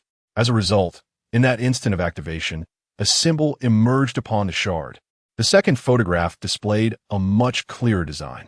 It depicted a circular emblem composed of 3 interwoven serpents, their eyes represented by 3 twinkling stars. The entire insignia emanated an aura of ancient and sinister energy. This emblem. Leon's pupils dilated sharply. I feel as though I have encountered it before. He swiftly approached the filing cabinet against the wall, rummaging through it. Soon, he extracted a yellow dossier and tossed it onto the table. The cover bore an identical 3-snake emblem. The Mirror Society. Leon pronounced each word with deliberate gravity. his expression darkening as he realized the association with this group of lunatics. The Mirror Society? Arthur echoed, unfamiliar with the term. A very ancient and enigmatic secret society. Anna's voice grew solemn as she explained that their members were entirely composed of extraordinary beings who traversed the mirror path. They revered an ancient entity known as the God of many faces, firmly believing that the material world is but a deceptive reflection, while the realm within the mirror is the true reality. Their objective is to dismantle the barriers between reality and the mirror realm, ushering in the real. A band of utter lunatics, Leon scoffed. In their pursuit of their aims, they resorted to heinous measures, having orchestrated several shocking atrocities. The agency had been investigating them for decades. Yet the bizarre abilities of the mirror path made it exceedingly difficult to catch their trail. Unexpectedly, they had now set their sights on the Book of Oblivion. A tempest surged within Arthur's heart. This secret organization, composed of the most adept deceivers and infiltrators, sought to overturn the fabric of reality. What had begun as a simple theft had escalated into a terrifying assault threatening the safety of not just London, but the entire world. What do they want with the Book of Oblivion? Arthur inquired. I do not know, Anna replied, shaking her head. However, according to the records, the Mirror Society has been in search of several peculiar artifacts, seemingly key props for their so-called ritual of arrival. The Book of Oblivion is likely among them. Regardless of their intentions, we must thwart them. A fierce resolve ignited in Leon's eyes. Anna immediately searched the agency's database for all clues related to the Mirror Society, including potential strongholds and information on peripheral members. Arthur, follow me. Leon led Arthur back to the training grounds. The enemy we face is of a type we have never encountered before. Leon's expression was more serious than ever. The illusions and spatial abilities of the mirror path perfectly countered his frontal assaults. Your solid lock may very well be the key to our victory. What should I do? I want you to attempt something. Leon gestured toward the vacant training ground. Here, use your ability to lock onto a concept, reality. Lock onto reality. Arthur was taken aback. How is that even possible? I know it sounds insane, Leon replied, but I have studied the materials on the lock path. Advanced practitioners of the lock path can encapsulate all abstract concepts, time, space, causality, even existence itself. Your talent is remarkable. I wish to see the extent of your capabilities. In the face of an enemy from the mirror path, we cannot trust everything our eyes perceive. The only way is to forcefully define what is true and what is false using a more fundamental power. Leon's words opened a new door for Arthur. He had always believed his ability was solely for control and restraint, never considering that it could also be used for definition. Taking a deep breath, he closed his eyes and spread his mental energy outward. This time, he did not seek to perceive the locking state of objects, but rather to feel the authenticity of the space itself. This is an unprecedented experience. He felt as though he had transcended his physical form, transforming into a pure entity of consciousness, observing the fundamental rules of the world. He witnessed the propagation of light, the flow of air, and the influence of gravity. Then, he extended his hand, attempting to grasp these principles. Lock in, he whispered. In an instant, an ineffable transformation occurred within a 1-meter radius around him. The air ceased to flow, light no longer refracted, and everything fell into an absolute stillness. This was not the stillness he had previously achieved, which merely pertained to physical stagnation. This time, it was a suspension at the level of principles. Within this sphere, all that was false would become utterly exposed. He had succeeded. A glimmer of brilliance ignited in Leon's eyes. Though the area was small and the duration merely a fleeting few seconds, Arthur had indeed accomplished it. He had discovered a weapon to counter the Mirror Society. Chapter 58. The hunter's entrance. The phrase Mirror Secret Society rendered the atmosphere in the office of Team 7 utterly still. Anna seemed to transform into a different person, immediately immersing herself in intelligence analysis. She unearthed all the dusty, antiquated files, and her desk quickly became overwhelmed with towering stacks of documents. The rhythmic clatter of the typewriter filled the room, crisp and urgent, as if racing against an invisible clock. Within the training ground, The incessant sound of metal clashing echoed. Leon's figure fractured into multiple phantoms, each brandishing a blade, radiating genuine waves of force, lunging towards Arthur from various angles. Arthur found himself in a frantic struggle, acutely aware that each strike held a palpable threat. His mind was taut with tension, yet he repeatedly misjudged the assaults. Bang! Just as he locked onto one phantom before him, a tremendous force struck him from behind, sending him sprawling forward. Leon's true form materialized behind him, retracting the edge of his hand that had served as a knife. "You are overly reliant on your vision," Leon remarked calmly while evading Arthur's attacks. "The illusions of the mirror pathway are designed to deceive your senses. You must trust not your eyes, but your pathfinder intuition, your comprehension of the concept of locking on. Strive to understand the essence of locking on. It signifies identifying a singular, unshakable existence. The phantoms are not real. They cannot be genuinely locked onto. What you need to do is penetrate the fade and discover the one true reality." Leon's words struck Arthur like a bolt of lightning, momentarily clearing the chaos in his mind. His habitual approach had been to first capture a target visually and then unleash his abilities. This sequence was utterly misguided in the face of illusions. It should be reversed. He slowly closed his eyes, completely severing all visual information from the external world. In an instant, the world transformed. Within his extraordinary perception, there were no concrete forms or colors, only a torrent of countless concepts and states interwoven. The phantoms conjured by Leon appeared as mere ephemeral reflections in this stream, seemingly existent yet impervious to his will. In stark contrast, Leon's true form stood as an immensely solid, weighty coordinate of existence, like a lighthouse in the night, unmistakably clear. "I found it." Arthur suddenly opened his eyes, his gaze not directed at any phantom, but rather aimed at an empty space 3 meters to his left. His fingers spread wide as he reached forward. "Lock on." A short, muffled grunt escaped Leon as his figure staggered out of the void, his right foot seemingly weighed down by lead, immovable against the ground. Success. Arthur exhaled a breath of relief, the tension in his nerves finally easing. "Remarkable, Arthur," Leon said with approval etched on his face as he freed himself from the constraint and approached Arthur. "This is the feeling. Remember it well. In the presence of the lock, all illusions shall be rendered powerless."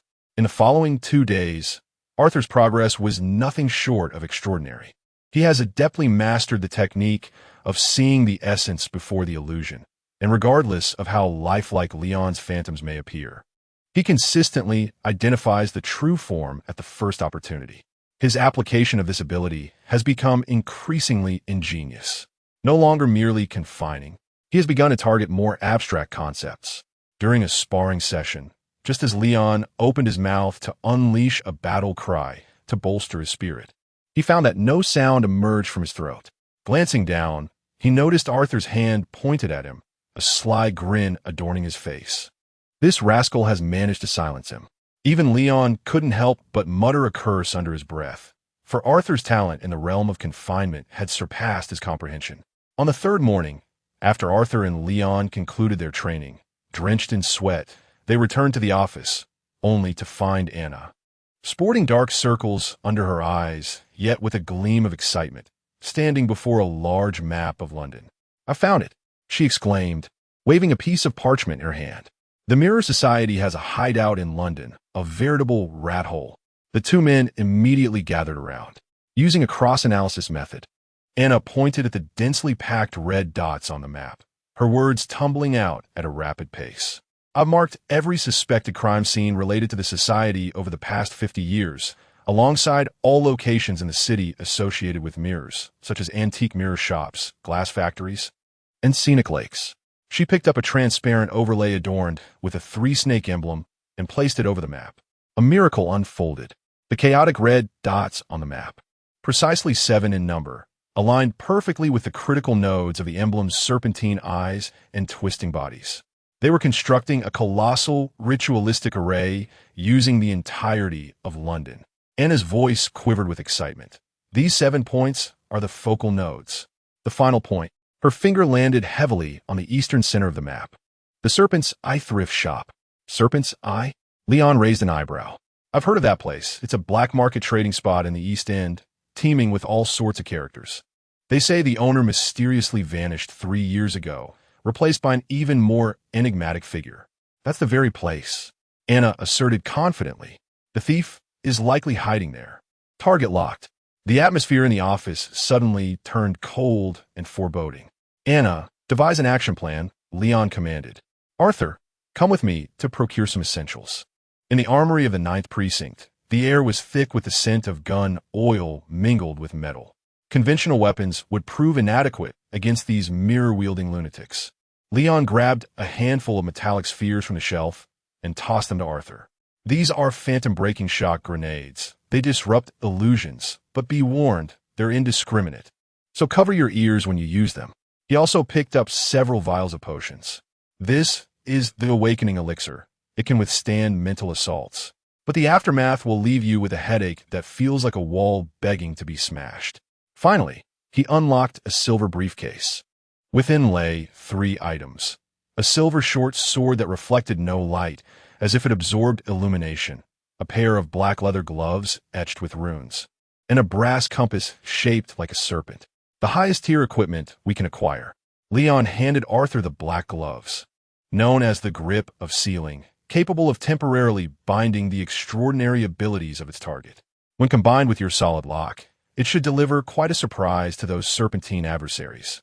As Arthur donned the gloves, the cool leather conformed to his skin, the engraved runes seeming to come alive, channeling a peculiar energy that coursed through his arm and resonated with his very essence. He felt an enhanced clarity and potency in his grasp of the concept of binding. Everything was in readiness. That night, a dense fog enveloped the city. The 3 members of Team 7 donned their black stealth attire and vanished into the dampness at the end of the street.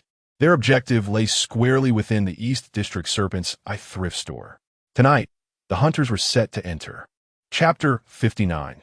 The pursuit in Illusions. The Eastern District stands as one of the most chaotic and squalid areas of the city. The narrow streets are awash with sewage, flanked by dilapidated buildings, while the air is thick with a noxious blend of coal smoke, alcohol, and cheap perfume. This place serves as a breeding ground for vice and a haven for shadows. The 3 members of Team 7 moved like dark phantoms, swiftly navigating the intricate rooftops until they reached the block housing the Serpent's Eye thrift store. There it was. Anna crouched at the edge of the rooftop, peering down with a monocular, while murmuring into her communicator that the shop was closed, yet the 2nd floor still glowed with light. Thermal sensors indicated that only one person was inside. One person? Leon furrowed his brow. Could it be a trap? It is possible. Arthur lowered his body, activating his senses. In his perception, the quaint thrift shop appeared as a lair ensconced in darkness. A faint yet resilient energy field enveloped both the interior and exterior, distorting the surrounding light and space, rendering it seemingly inconspicuous. The energy field inside is peculiar, Arthur remarked. It fluctuates and shifts like a living mirror. I cannot precisely pinpoint the location of that individual within. This is the trouble with the mirror pathway. Leon scoffed. They can transform their stronghold into a labyrinth. However, since we are here, we cannot leave empty-handed. What's the plan? Arthur inquired. No plan, was Leon's brusque response, a direct assault, in the face of absolute power. Any trickery is futile. With that, he leaped from a rooftop like a hunting falcon, silently landing in the shadows of the thrift store's back alley. Arthur and Anna exchanged a glance, both detecting a hint of resignation in each other's eyes. Their leader, at times, was adorably straightforward. The 2 followed suit. Anna, you will provide cover outside, using the Serpent's compass to lock onto the target, preventing him from escaping with spatial abilities, Leon commanded. Arthur, you will accompany me inside. Remember, do not trust anything you see. Everything hinges on my signals. Understood. Leon approached the back door of the thrift store, a weathered wooden door secured with a rusty iron lock. Instead of attempting to unlock it, he took a deep breath and charged forward, his shoulder crashing into the door. Boom! The entire door, along with the frame, was forcefully hurled aside. The deafening sound echoed through the silent alley. Yet strangely, the surrounding residents seemed utterly oblivious. with not a single window lighting up. The surrounding space has been isolated. Arthur quickly realized we have entered his mirror realm. Inside the shop, darkness reigned, cluttered with an array of musty old goods, leaving little room to maneuver. The bizarre energy belonging to the mirror pathway intensified in the air. Upstairs, Leon growled, leading the charge towards the staircase that ascended to the second floor. Arthur closely followed, his mind sharpened and attuned to the imminent threat of illusory assaults. As they ascended the staircase, a sudden transformation occurred. The once narrow wooden steps began to stretch infinitely, resembling a road leading to the depths of hell, with no end in sight. The walls on either side contorted and melted, morphing into grotesque faces that sneered and mocked. An illusion. Leon remained unfazed. He retrieved a shattering flashbang from his waist, pulled the pin, and hurled it to the ground. "Close your eyes. Cover your ears." Arthur immediately complied. A piercing shriek and a blinding flash erupted simultaneously. The powerful sound waves and light assaulted the surrounding space, causing the warped walls and endless staircase to vanish like puncture bubbles. They stood once more on the original staircase, the doorway to the second floor now directly before them. Leon kicked open the door and charged inside. The second floor revealed a modest living room, sparsely furnished. A figure cloaked in black, with a hood obscuring their face, stood with their back to them, gazing out at the nightscape. "At last, I've found you, the pest in the mirror," Leon bellowed, flames igniting upon his battle axe as he lunged forward, striking downwards. However, the axe passed through the figure without resistance. "A mere illusion. Be cautious," Arthur shouted. Almost simultaneously, from the numerous mirrors in the room, identical figures in black cloaks emerged. Each wielded a short sword crafted from shattered glass, silently advancing towards Leon and Arthur from all directions. The line between reality and illusion blurred. "Lock on." Arthur shut his eyes, relying on his perception of true existence to identify the singular original. He extended his hand towards a corner of the room, activating a solid lock. A black-cloaked figure poised to launch a surprise attack suddenly froze, its movements halted in an instant. "Now, over there," Arthur yelled. Leon roared in response, spinning like a top, the fiery battle axe transforming into a whirlwind of death, shattering all surrounding illusions. With precision, he hurled his axe in the direction Arthur indicated. The axe whistled through the air like a burning meteor, aimed directly at the immobilized figure. A flicker of panic crossed the black-cloaked figure's eyes, realizing its illusion had been discerned so swiftly. With a shriek, it distorted like rippling water, narrowly evading the lethal strike. The axe embedded deeply into the wall, causing the entire room to tremble. The cloaked figure, unwilling to engage further, waved a hand, causing the room to shift once more. The floor, walls, and ceiling transformed into countless spinning mirrors, ensnaring Leon and Arthur in a kaleidoscopic maze. Meanwhile, the figure turned and shattered the window, leaping from the second floor. It was fleeing. "Anna, stop him!" Leon shouted into the communicator. He.S. escaping eastward. He.S. incredibly fast. Anna's voice echoed. "I can't keep up with him." "Arthur, chase!" Leon wrenched a battle axe from the wall, crashing through another section of the barrier and charging forth. Arthur followed closely behind. They burst out of the thrift store, only to see the figure in the black robe sprinting swiftly across the rooftops ahead. His movements were exceedingly peculiar, at times dissolving into a pool of shadow to meld into the darkness, at other times traversing obstacles with an uncanny ease that rendered him nearly impossible to track. "This guy's too slippery," Leon exclaimed in frustration, his speed commendable, yet the other's erratic maneuvers kept him at bay. Arthur, while in pursuit, maintained a calm observation. He discerned that although the figure in black was incessantly employing spatial abilities, there was an underlying pattern to his actions. With each traversal, he instinctively utilized reflective surfaces in his surroundings, be it a puddle, a shard of glass, or even the pupil of a passerby's eye. These reflective objects served as his launch pads. "Leon, attack all reflective surfaces ahead of him," Arthur commanded through the communicator. Though Leon was bewildered by the rationale, his trust in Arthur compelled him to comply without hesitation. He picked up a stone from the ground and hurled it with all his might towards the rooftops and windows ahead of the figure in black. The stone struck with tremendous force, shattering glass and tiles into fragments. Indeed, deprived of his launch pads, the figure in black noticeably slowed, compelled to detour in search of new reflective surfaces. The distance between them narrowed. Just as they were on the brink of catching up, the figure abruptly halted, turned, and revealed an eerie smile. He raised his hand and snapped his fingers. In an instant, the surrounding scenery transformed dramatically. The dilapidated street vanished, replaced by an endless forest composed of countless mirrors. Each mirror reflected Arthur and Leon's images, thousands upon thousands, seemingly infinite. They were once again ensnared in a more intricate illusion. Meanwhile, the true form of the figure in black had completely vanished into the depths of this mirrored forest. Chapter 60. Constructing reality. The forest of mirrors stretched endlessly, ensnaring Arthur and Leon at its center. From all directions, thousands upon thousands of reflective surfaces captured their likenesses. Every expression and every subtle movement was infinitely replicated, instilling a disquieting sense of oppression. "Damn it, not this again," Leon growled in frustration, swinging his battle axe to shatter several mirrors before him. As the shards fell to the ground, they transformed into a mercury-like liquid, writhing and reassembling into pristine mirrors. Everything here was an illusion. Physical attacks were utterly futile.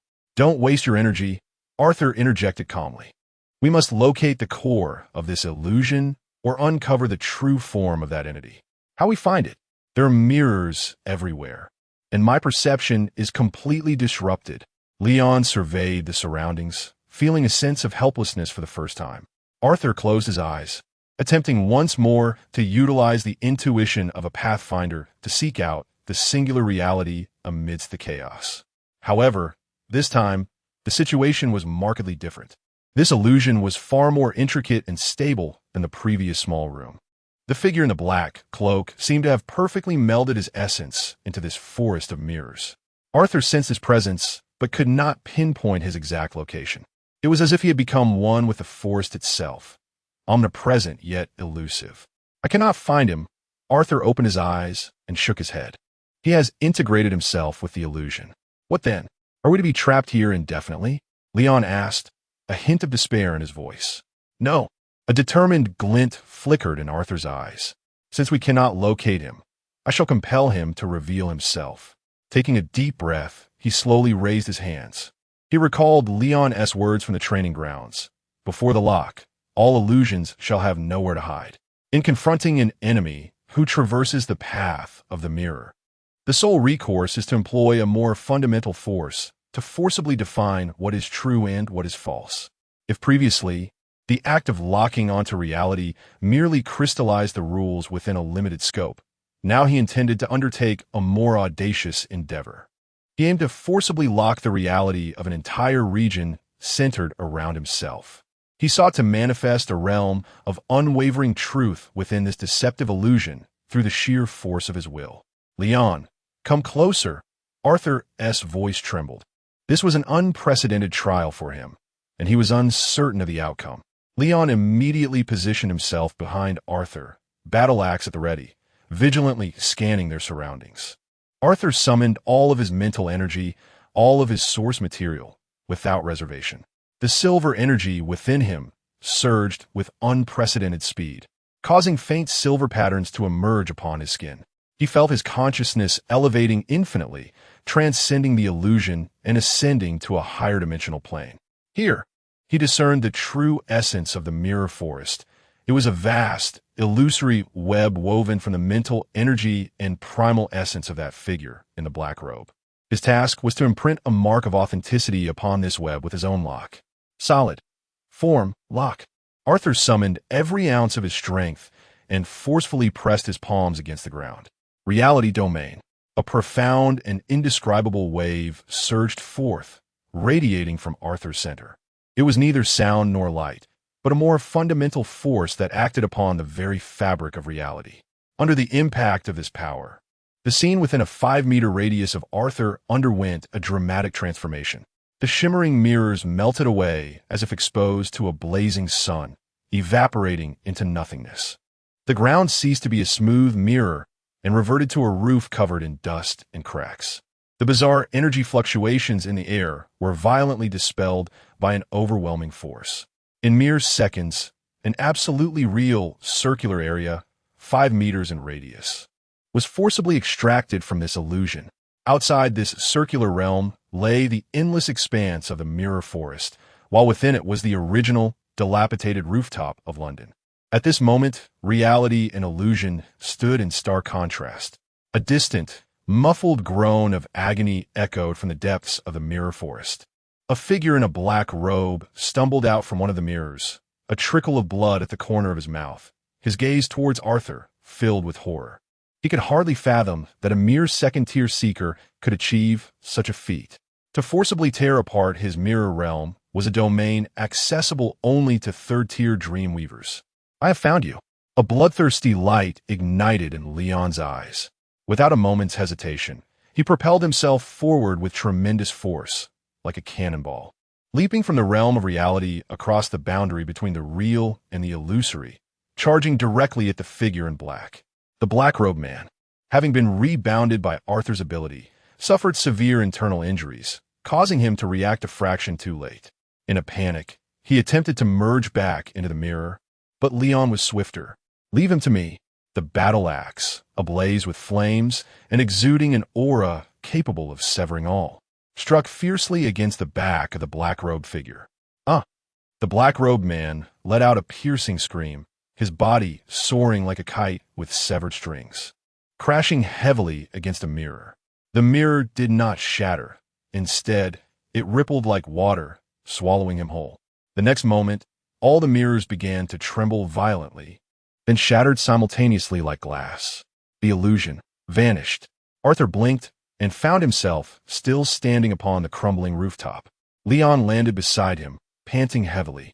Not far away, the black-robed figure struggled to rise from the ground, a gaping wound exposing bone on his back, blood staining the black robe.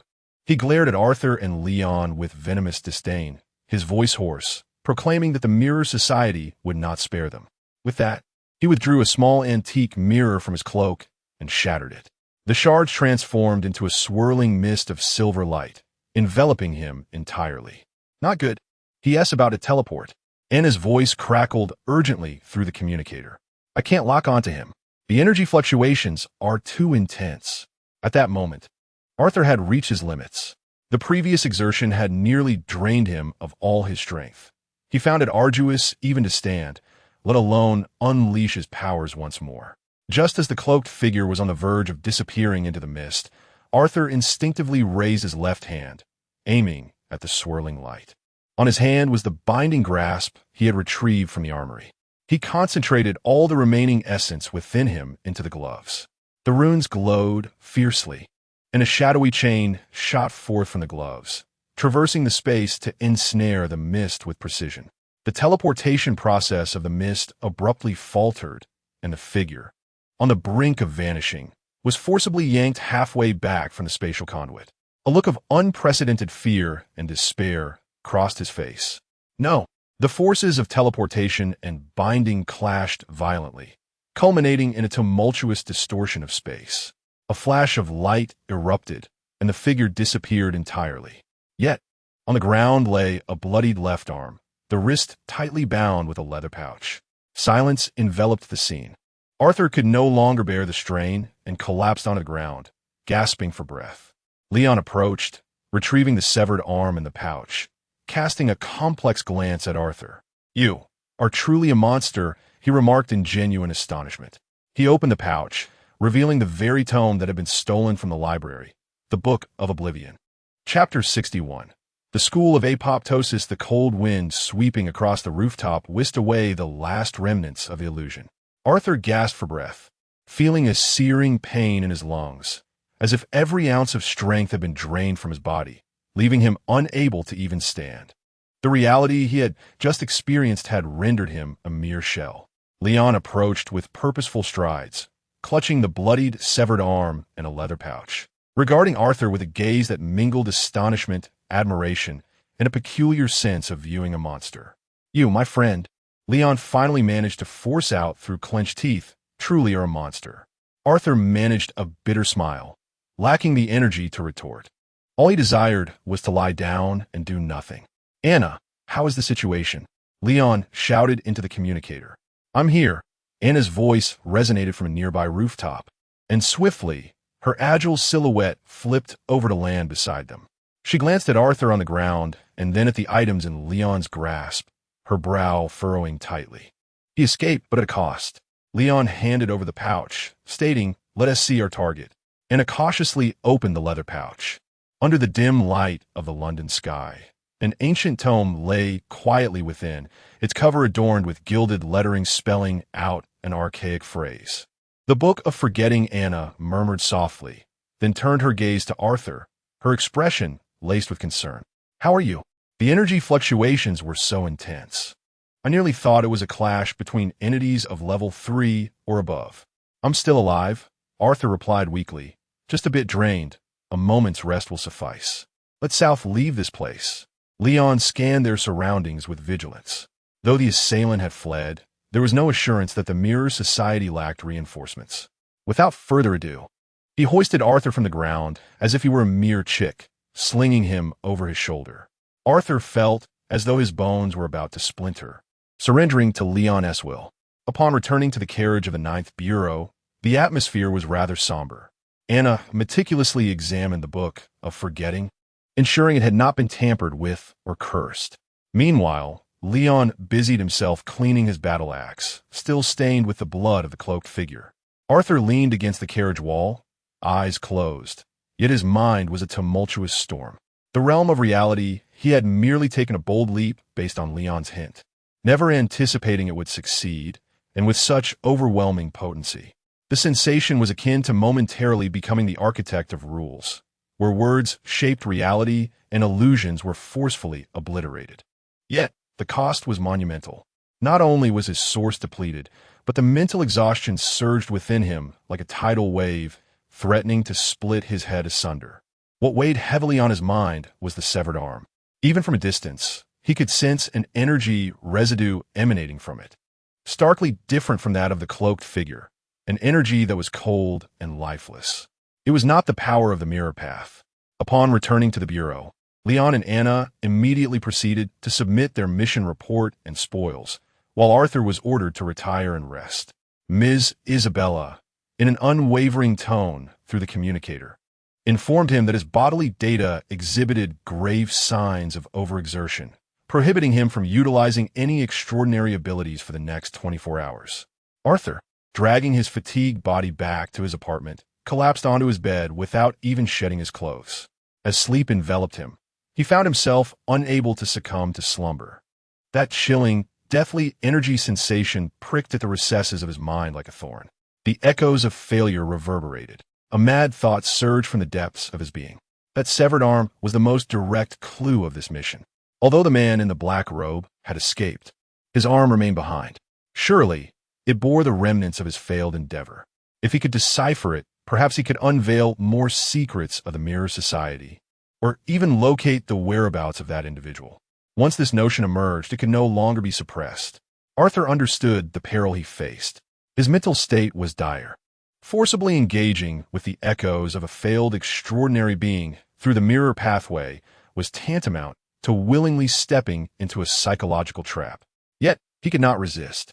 The allure of curiosity and the thirst for power compelled him.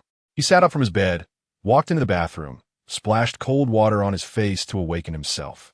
In the mirror, his complexion appeared as pale as parchment, with dark circles beneath his eyes. Just a glance, just one glance would suffice, he reassured himself.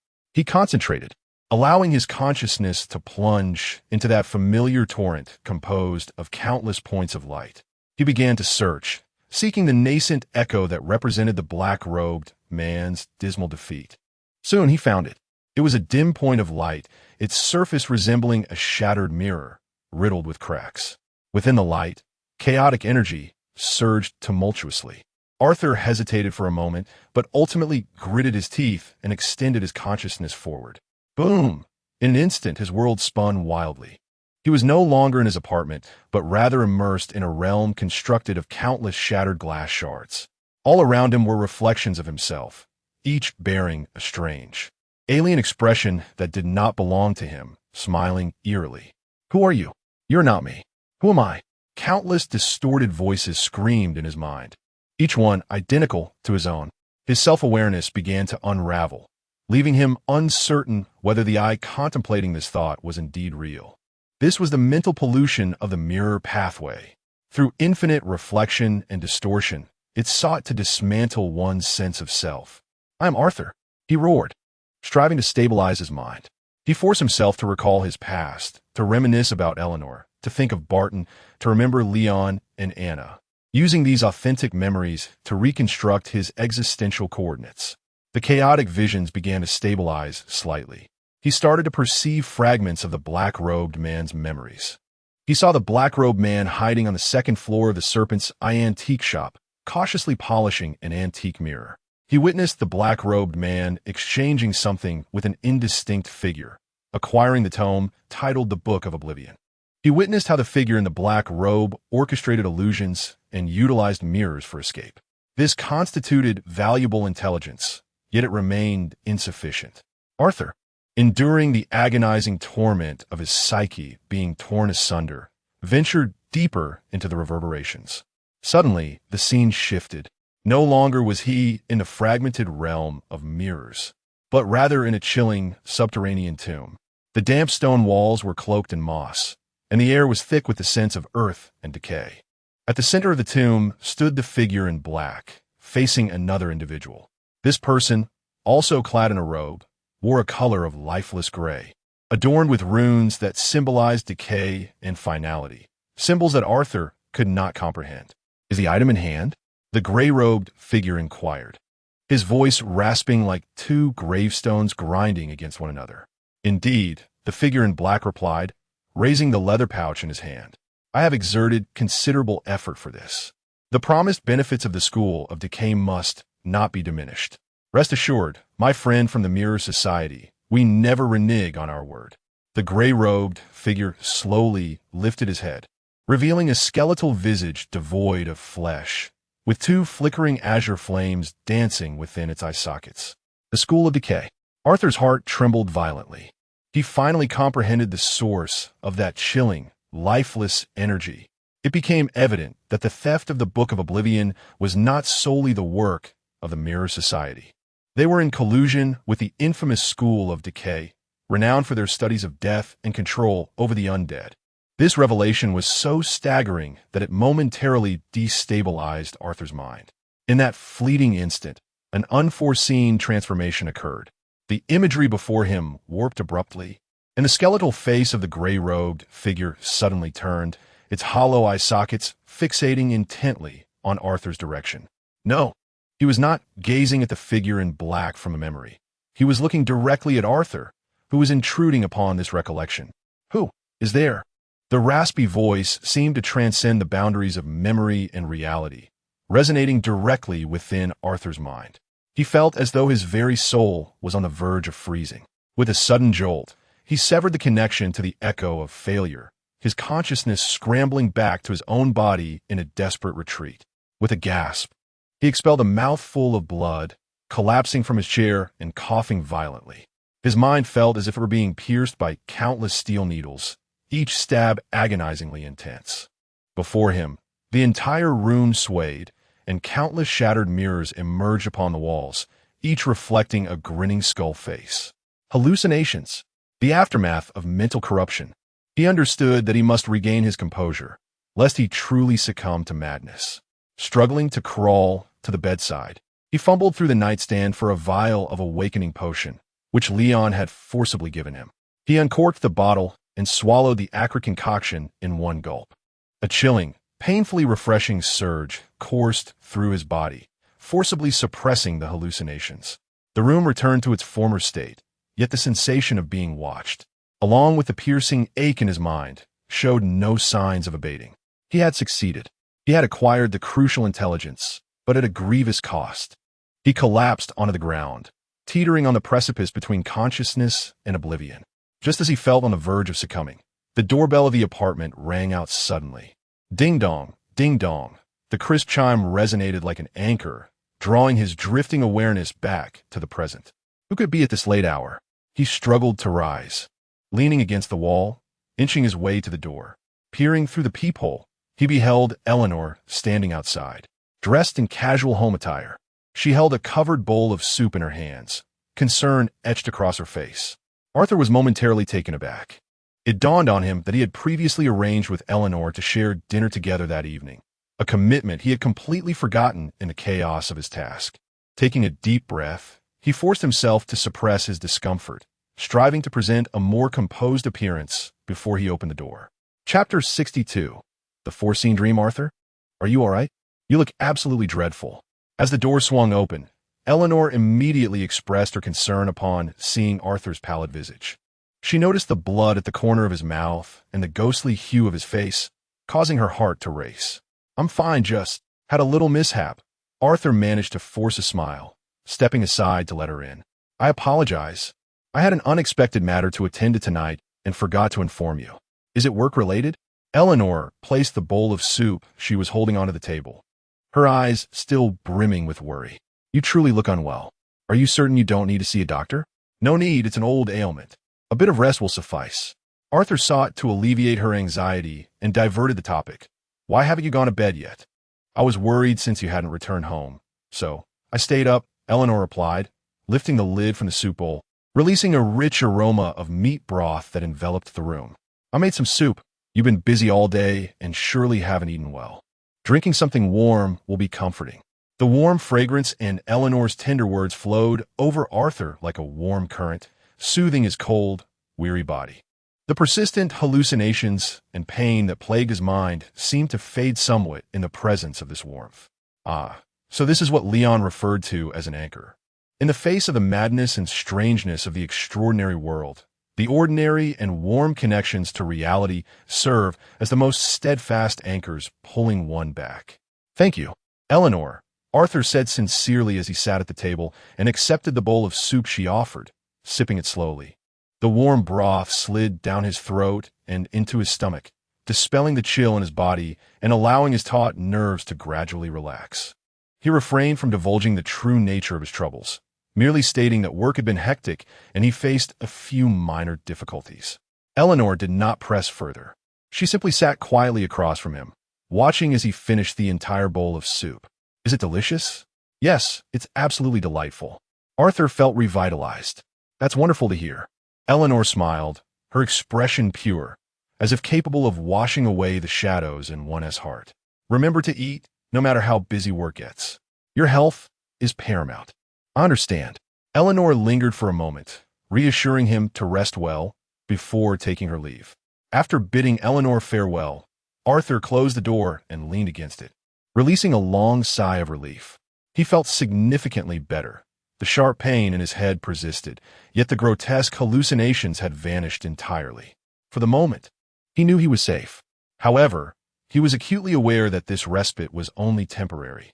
The collaboration between the apoptotic sect and the Society of the Mirror weighed heavily upon his heart like a massive stone.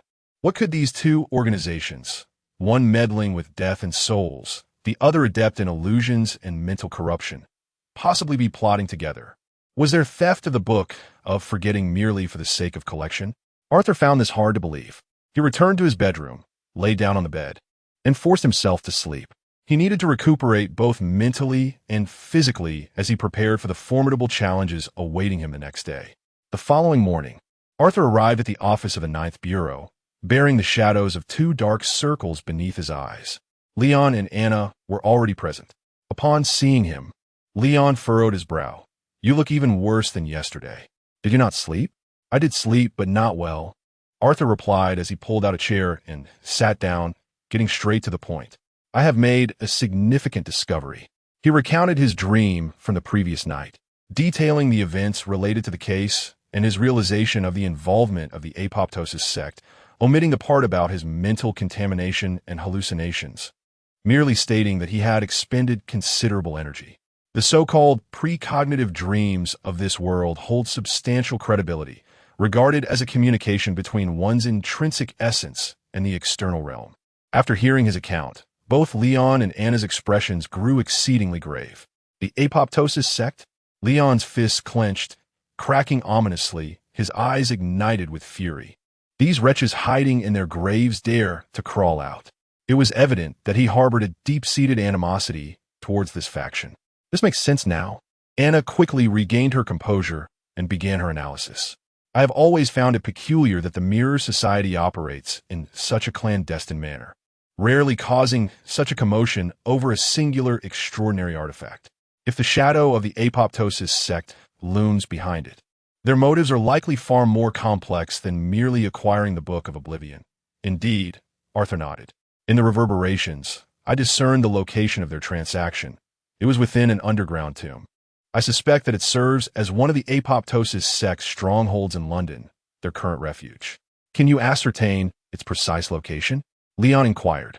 Arthur shook his head. The information from the dream was too fragmented. I could only perceive the general ambience of the tomb, lacking any definitive landmarks.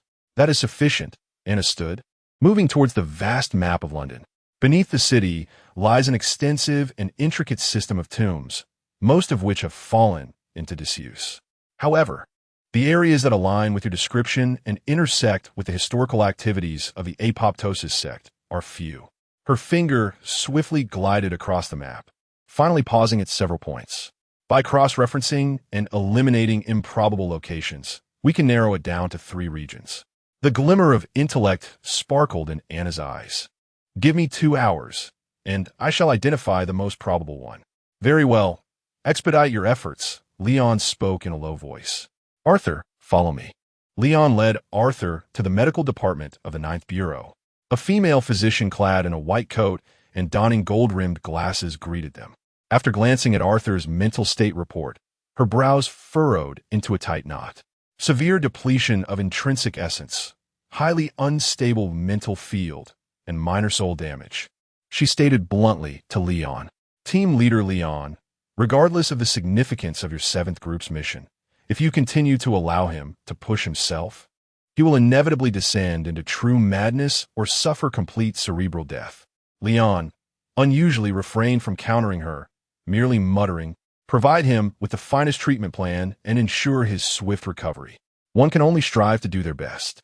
Arthur lay upon a treatment bed, various incomprehensible instruments affixed to his body. A cool, herbaceous liquid was being infused into his veins, and he felt as though he were submerged in warm water. The fatigue and pain that had beset him for days gradually dissipating. How do you feel? Leon inquired from beside him. Much better, Arthur replied, indeed feeling considerably more at ease. Thank you. No need for thanks. If anyone deserves gratitude, it is you. Were it not for your relentless pursuit of the clues, we would still be floundering like headless flies. Leon paused momentarily before continuing. However, you must not engage in such reckless actions again. The repercussions of your ability are far too great. It must not be employed lightly without thorough preparation. His tone was unusually grave, and Arthur recognized the genuine concern that lay beneath it. I understand, he nodded. This experience had indeed sounded a clarion call within him. While his powers were formidable, the backlash was equally terrifying. Until he had truly mastered his strength, vigilance was paramount. The treatment lasted for over an hour. When Arthur finally rose from the treatment bed, although his complexion remained somewhat pallid, his spirits had considerably lifted and the sharp pain in his head had largely subsided. Upon returning to the office, they found Anna already waiting for them. She pointed to a location on the map, asserting with undeniable authority, "We have found it. The Camberwell Cemetery lies to the south of the city. Its underground crypts experienced a necromantic resurgence 30 years ago and have since been sealed off and cleansed by the 9th Bureau. However, according to the records, it is there that the aura of death is most potent, aligning perfectly with the requirements for establishing a base of the apocalyptic school. Moreover, she placed a photograph on the table, depicting an unremarkable newspaper article. In the past week, 3 homeless individuals have gone missing near Camberwell Cemetery. The police consider it a typical criminal case, but it appears to be far more complex. The target has been identified. Excellent. Leon's eyes gleamed with a frigid malice. Since these vermin have chosen to reveal themselves, we shall incinerate them along with their lair. He turned to Arthur and Anna. Prepare for action. This time, we may face not only illusionists but also necromancers and the grotesque entities they summon. Be mentally prepared. Understood. Team 7, mobilize once more. This time, our objective is the shadows beneath the city, the realm that belongs to death and decay. Chapter 63. The Trap in the Tomb Under the Shroud of Night. The Camberwell Cemetery appeared even more ominous than during the day. The crooked gravestones cast elongated shadows in the moonlight, resembling a multitude of silent phantoms. Withered branches swayed in the nocturnal breeze, producing a rustling sound akin to the whispers of the departed. The air was saturated with the damp scent of earth, intermingled with a faint, nauseating odor of decay. The trio from Team 7 moved like specters, seamlessly merging into the darkness as they stealthily infiltrated the cemetery. The entrance lay beneath the largest mausoleum. Anna lowered her voice and spoke into her communicator, clutching a brass compass that trembled slightly, its needle pointing towards an imposing Gothic tomb nearby. This edifice belonged to a once prominent noble family, now in a state of disrepair, with its grand stone door encrusted with moss and fissures. "I'll clear the way," Leon announced, flexing his wrist as he drew his battle axe from behind. "Wait," Arthur interjected, blocking his path. "The energy field here is amiss." He closed his eyes, activating his Pathfinder's perception. In his awareness, the entire cemetery was enveloped in a thin veil of moribund energy, a hallmark of the Decay School, designed to thwart the prying eyes of the ordinary and nourish the deathly essence beneath the earth. Yet, surrounding that tomb, he sensed a familiar, fluctuating energy, a force of the mirror path. "They have set up illusions here." Arthur opened his eyes, speaking gravely. "The entrance we see may not be genuine." "More of these tiresome tricks," Leon replied impatiently, clicking his tongue. "What shall we do then? Use a shatter illusion stun grenade?" "No," Arthur swiftly countered. "Such a commotion would alert them. Moreover, the illusions are intertwined with the death energy. Forcibly dispelling them could yield unforeseen consequences." He scrutinized the mausoleum carefully. To the untrained eye, it appeared as merely a stone structure, yet to Arthur's perception, every detail, every play of light and shadow, seemed to shift continuously, akin to a mirage. "Trust your intuition, not your eyes," Leon's words echoed in his mind. Taking a deep breath, Arthur closed his eyes once more. He ceased to gaze upon the mausoleum and instead delved deeper into his perception, seeking that singular, authentic existence. In the realm of his awareness, the image of the tomb faded, replaced by a chaotic vortex of energy woven from death and illusion. At the heart of this vortex lay an exceedingly faint yet remarkably stable point, a coordinate of existence, an entrance untouched by any falsehood. "I found it." Arthur abruptly opened his eyes, his gaze not directed at the grand mausoleum, but rather at an inconspicuous, desiccated locust tree beside it. "The entrance is there," he declared, pointing to the roots of the old tree. Leon and Anna were momentarily taken aback. "Are you certain?" Leon inquired skeptically, casting a dubious glance at the tree, beneath which lay a mass of mud. "I am quite certain," Arthur replied with unwavering conviction. Leon scrutinized him for several seconds before ultimately choosing to believe.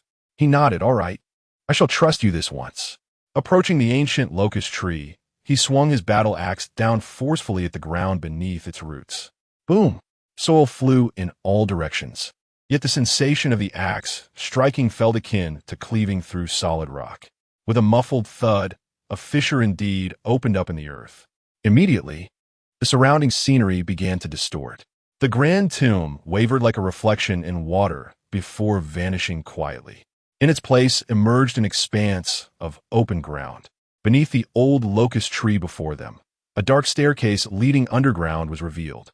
Had Leon struck the illusory 2 moments ago, he would have likely triggered a trap. "Well done, Arthur," Leon patted his shoulder, this time genuinely impressed. "Let us proceed." The three descended the staircase in succession. A more intense stench of decay met them, mingled with a faint odor of formaldehyde. The passage was narrow, barely wide enough for a single person to traverse. The walls were constructed of rough stone blocks, damp and perpetually dripping with water. "Watch your step," Anna cautioned as she activated a handheld alchemical lantern, its orange glow dispelling the darkness ahead. The School of Decay often lays traps laced with corpse poison on the ground. Leon led the way, battle axe in hand, treading steadily with each step. Arthur followed in the middle, his mind sharply focused, senses heightened, alert to the potential for illusory attacks. Anna brought up the rear, vigilant for any threats from behind. After descending for several dozen meters, they arrived at a spacious underground chamber. This appeared to be a main burial room, surrounded by stone sarcophagi, most of which stood ajar, empty within. At the center of the chamber was an altar constructed from bones, inscribed with eerie runes, suggesting that some ritual had recently taken place. "It seems this is one of their strongholds," Leon murmured. "Let's split up and search for any survivors or clues." "Wait," Arthur interrupted him once more. "What is it now?" Leon asked, a hint of impatience in his voice. "There are too many mirrors here." Arthur's expression darkened. At his words, Leon and Anna immediately scanned their surroundings with heightened vigilance. There were no mirrors in this chamber, only stone walls, sarcophagi, and the bony altar. "Arthur, are you perhaps overly anxious?" Anna could not help but inquire. "No." Arthur shook his head, his gaze sweeping across every corner of the chamber. "Have you not noticed? The light here is unnaturally smooth. The light from our lantern reflects off those stone walls and sarcophagi with almost no diffuse reflection. All the light seems to be perfectly reflected back." With his observation, both Leon and Anna began to sense that something was amiss. Indeed, although the tomb chamber was shrouded in darkness, the visibility was remarkably clear. The glow of the lantern seemed magnified several-fold, illuminating every corner with vivid clarity. The rough stone walls and the dust-covered sarcophagi appeared unnaturally smooth, as if polished. Damn it, the entire chamber was a mirror trap. Leon immediately grasped the situation, cursing vehemently. These scoundrels had flawlessly merged illusion with the tomb's environment. Unbeknownst to them, they had stepped into a mirrored realm once more. However, this realm was far more sophisticated than the one encountered at the thrift store. It did not create overt illusions, but silently distorted the entire space, rendering one defenseless. At that moment, an unexpected turn of events occurred. The neatly arranged sarcophagi around them suddenly burst open with a simultaneous bang. Emerging from within were not mummified corpses or skeletons, but individuals who bore an uncanny resemblance to themselves. A Leon wielding a battle axe, an Anna clutching a compass, and a cold-eyed Arthur stepped forth from the sarcophagi, their hollow and eerie gazes fixed intently upon the trio. "Not this again," Leon roared, and without a moment's hesitation, charged at the version of himself closest to him. "Don't attack," Arthur shouted urgently, but it was too late. Leon's battle axe struck the illusion with a resounding impact. The apparition shattered, transforming into countless specks of light. Yet in that very instant, Leon let out a pained groan. A deep wound materialized on his left arm, blood gushing forth instantaneously. The location and shape of the wound mirrored precisely where he had struck the illusion. "Is this damage reflection?" Anna gasped in horror. "No, it is worse than that." Arthur's countenance darkened. "What we attacked was, in fact, ourselves. This illusion has distorted our perception and spatial awareness, causing us to mistake comrades for foes and foes for ourselves." He had sensed it earlier. The phantoms emerging from the sarcophagi were perceived as Leon, Anna, and himself. Meanwhile, their true forms, standing together, had grown hazy in perception, resembling mere illusory projections. This was a terrifying trap capable of inverting reality. Had Leon's axe not struck the false Leon, but instead aimed at the false Anna or Arthur, then it would have been Anna or Arthur who sustained injury. Realizing this, a cold sweat broke out across their backs. "What should we do now? Are we unable to move?" Leon pressed his bleeding arm, his face ashen. The illusions did not grant them a moment to ponder. They began to approach slowly from all directions, their movements stiff and deliberate.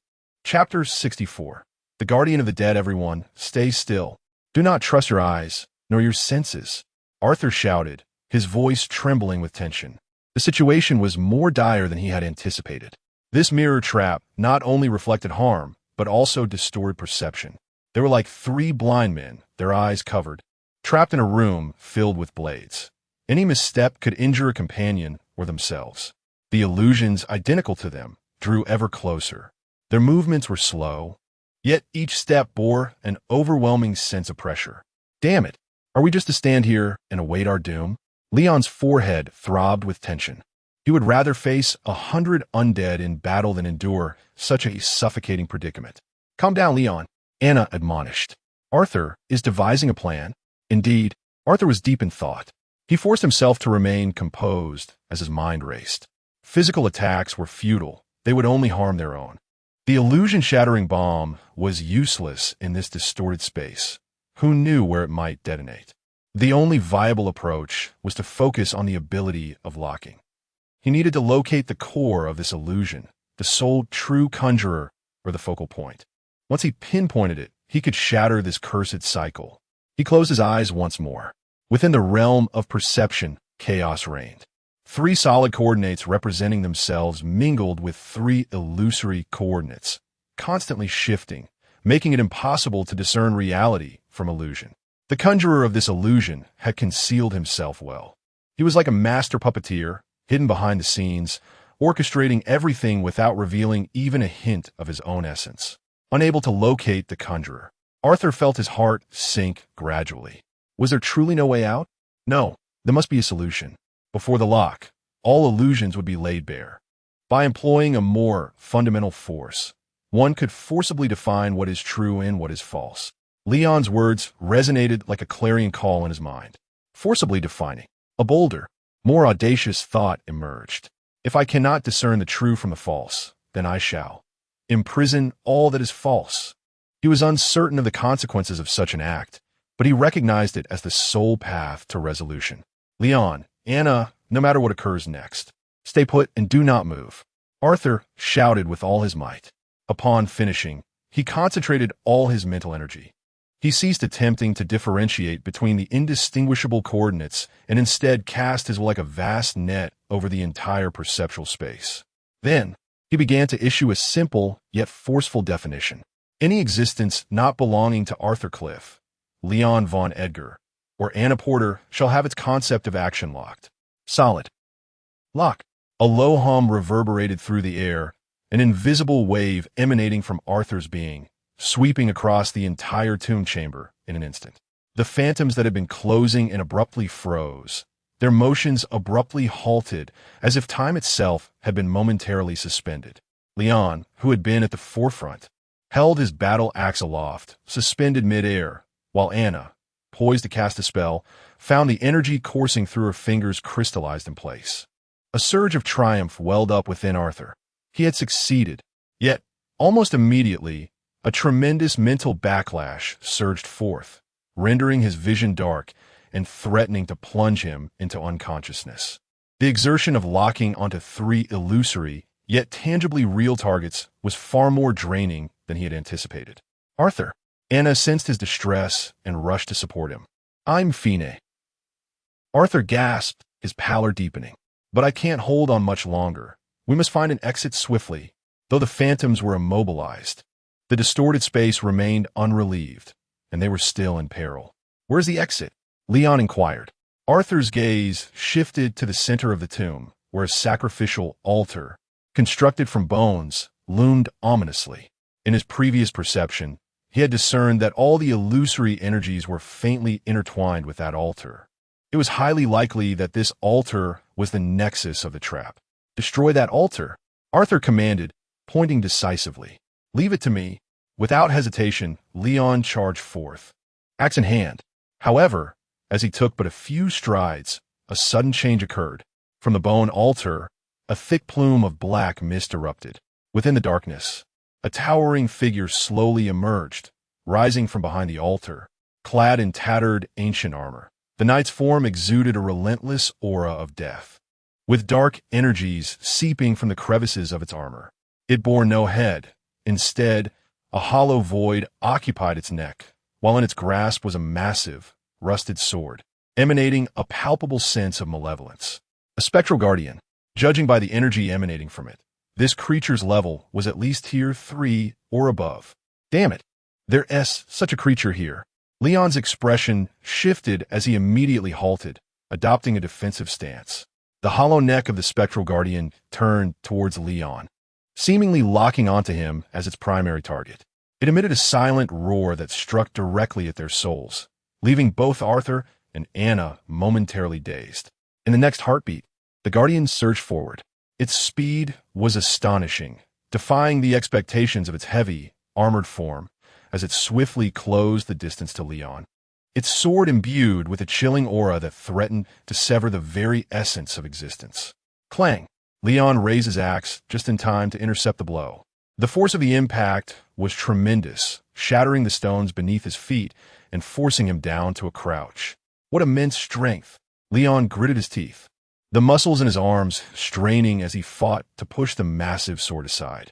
The spectral guardian, undeterred by its failed strike, launched a relentless assault. The sword transformed in its grip into a whirlwind of dark death, striking from various treacherous angles, relentlessly targeting Leon. Although Leon was valiant, he found himself struggling against the overwhelming force and oppressive levels of power, gradually retreating under the relentless assault. "We cannot allow this to continue," Anna exclaimed anxiously. She retrieved several rune pages from her leather pouch and began to chant an incantation. "Holy light, banish the evil." Several beams of gentle white light shot towards the undead sentinel. Holy light is the bane of undead creatures. However, as the radiant beams approached the sentinel, a faint sheen, akin to a mirror's surface, suddenly manifested upon its armor. The light was reflected back, striking the adjacent wall instead. It must be that illusionist, Arthur realized instantly, recognizing that the illusionist was providing cover for the undead sentinel. The hidden transcendent in the shadows and the necromantic sentinel in the front formed a flawless synergy, one on offense and the other on support, making their tactics seamless. If this continued, they would inevitably be worn down. A solution was imperative to break this deadlock. Arthur's gaze fixed intently on the sentinel engaged in battle with Leon. He discerned that although the sentinel was formidable, each of its strikes and movements subtly maintained a connection with the central skeletal altar. That altar was not only the nexus of the illusion, but likely the source of the sentinel's power as well. If they could sever that connection, Arthur took a deep breath, drawing upon the source energy that had just begun to replenish within him. His target was neither the undead sentinel nor the unseen illusionist, but rather that skeletal altar. What he aimed to lock onto was not the altar itself, but a more abstract concept, connection. He intended to forcibly bind the energy link between the undead sentinel and the altar with his abilities. This task was more challenging and abstract than the previous concept of locking down movement, demanding the utmost from his mental faculties. Fortunately, the grip of the curious ceiling was still in his possession. Extending his hand, Arthur aimed at the skeletal altar, pouring all his willpower into the effort. In an instant, he felt as though his mind had been emptied. Meanwhile, the once mighty, undead sentinel suddenly faltered in its movements. The black, deathly aura that had been emanating from it diminished significantly, as if the source had been abruptly severed. "Now, Leon, attack the altar," Arthur bellowed, expending his final reserves of strength. With his vast combat experience, Leon immediately seized this once-in-a-lifetime opportunity. He let out a fierce roar. Disregarding the massive sword, the undead sentinel swung toward him and charged forward, using his shoulder to absorb the blow. With a sickening thud, blood sprayed as a deep gash was carved into Leon's shoulder, yet he seemed impervious to the pain. Harnessing the momentum of the impact, he propelled himself like a cannonball, soaring over the undead sentinel and plunging directly toward the skeletal altar. "Shatter for me," the blazing battle axe, imbued with the ferocity to sever all, struck fiercely upon the altar. With a thunderous roar, the skeletal altar shattered, countless fragments of bone mingling with dark mist, scattering chaotically. In that fleeting moment of destruction, the entire tomb chamber resembled shattered glass, emitting a crisp sound as shards peeled away. The immobilized phantoms, along with the formidable undead guardian, disintegrated into ash. Dissipating into the air, the warped space reverted to its original state. They remained in the principal chamber of the tomb, yet the surroundings appeared far more dilapidated than before. The walls were enshrouded in cobwebs, and the sarcophagus was askew. The illusion had finally been shattered. With a thud, Arthur could no longer sustain himself and collapsed onto the ground. In the corner of the tomb, a figure cloaked in black stumbled forth from the shadows, clutching his chest, blood trickling from the corner of his mouth, clearly suffering from the backlash of the broken illusion. He cast a venomous glare at the trio before attempting to flee deeper into the tomb. Still wishing to escape, Leon, clutching his bleeding shoulder, wore a bloodthirsty grin. He picked up a shard of stone from the ground and, summoning all his strength, hurled it towards the back of the black-cloaked figure's head. Thud! The figure collapsed, rendered unconscious. The crisis was momentarily averted. Chapter 65. The hourglass of memory. Leon gasped for breath, his shoulder wound searing with pain. Yet a hint of exhilaration graced his face. Approaching the unconscious figure clad in black robes, he unceremoniously stepped on the man's back before bending down to lift him. At last, I have you, you wretched insect from the mirror, he muttered under his breath, retrieving a pair of specially crafted shackles from his pocket to bind the man's hands and feet. These shackles were inscribed with runes designed to suppress the flow of source material. Once secured, even a level 3 transcendent would find it impossible to escape. Anna hurried to Arthur's side, supporting him as he nearly collapsed, her face a mask of concern and dread. "Arthur, how are you? You were far too reckless," she exclaimed, deftly retrieving bandages and salves from a first aid kit to tend to Leon's shoulder wound. "I'm fine, I want to die." Arthur leaned against the cold wall, feeling as though the world spun around him, merely fatigued. "What about the undead sentinel? Is it dealt with?" "Yes," Leon's voice came from the side, having already taken care of his wound. He regarded Arthur with a complex expression. "When you locked the altar, it perished along with it. How on earth did you manage that? To directly bind the very concept of connection? Is that something a mere level 2 Pathfinder can accomplish?" He found himself genuinely perplexed by Arthur. This newcomer continually reshaped his understanding of pathway locking. The extraordinary manner in which he wielded such unfathomable abilities defied logic, yet proved terrifyingly effective. "I merely took a bold risk," Arthur explained with a wry smile. He couldn't quite articulate himself. It felt more instinctual. When he concentrated intently on achieving a specific outcome, the solid lock's capability naturally extended and defined toward that goal. "Enough chatter," Anna interjected, urgency lacing her tone. "This place is not safe. We've captured one, but members of the school of decay are surely deeper within. We must swiftly ascertain their intentions." The trio took a moment to regroup, with Leon hoisting the unconscious illusionist as they ventured further into the crypt. The deeper they delved, the more palpable the stench of death and decay became. Blood-drawn, sinister runes belonging to the school of decay began to appear along the walls, sending a chill down their spines. Before long, they reached the end of the corridor. There stood a heavy door, wrought from black iron, adorned with enormous skull reliefs, its eye sockets ablaze with eerie blue flames. The door remained shut, yet waves of unsettling energy pulsated through the cracks, accompanied by a disquieting murmur, as if a multitude of voices whispered in unison. They are conducting some sort of ritual within. Arthur's expression turned grave. Leon tossed the captive to the ground, approached the door, and pushed against it, but did not budge. "Stand back." He stepped back 2 paces, inhaling deeply, and raised the flaming battle axe high. "Wait," Arthur called out to him again, cautioning against the forceful breach of the door, which might alert them. "Allow me." He approached the entrance, extending his left hand adorned with the seal of restraint, gently pressing it against the obsidian door. He did not attempt to destroy the door. Instead, he activated the ability of the Path Seeker to sense the lock concealed behind it. This door was sealed by a complex conceptual lock. To unlock it, a specific key or incantation would typically be required. However, Arthur needed neither.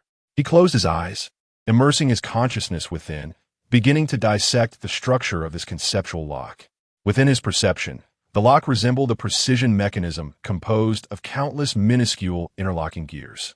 What Arthur needed to do was locate the pivotal gear and forcefully halt its motion for a fleeting moment using his solid lock. This demanded an extraordinary level of mental control. Moments later, Arthur abruptly opened his eyes.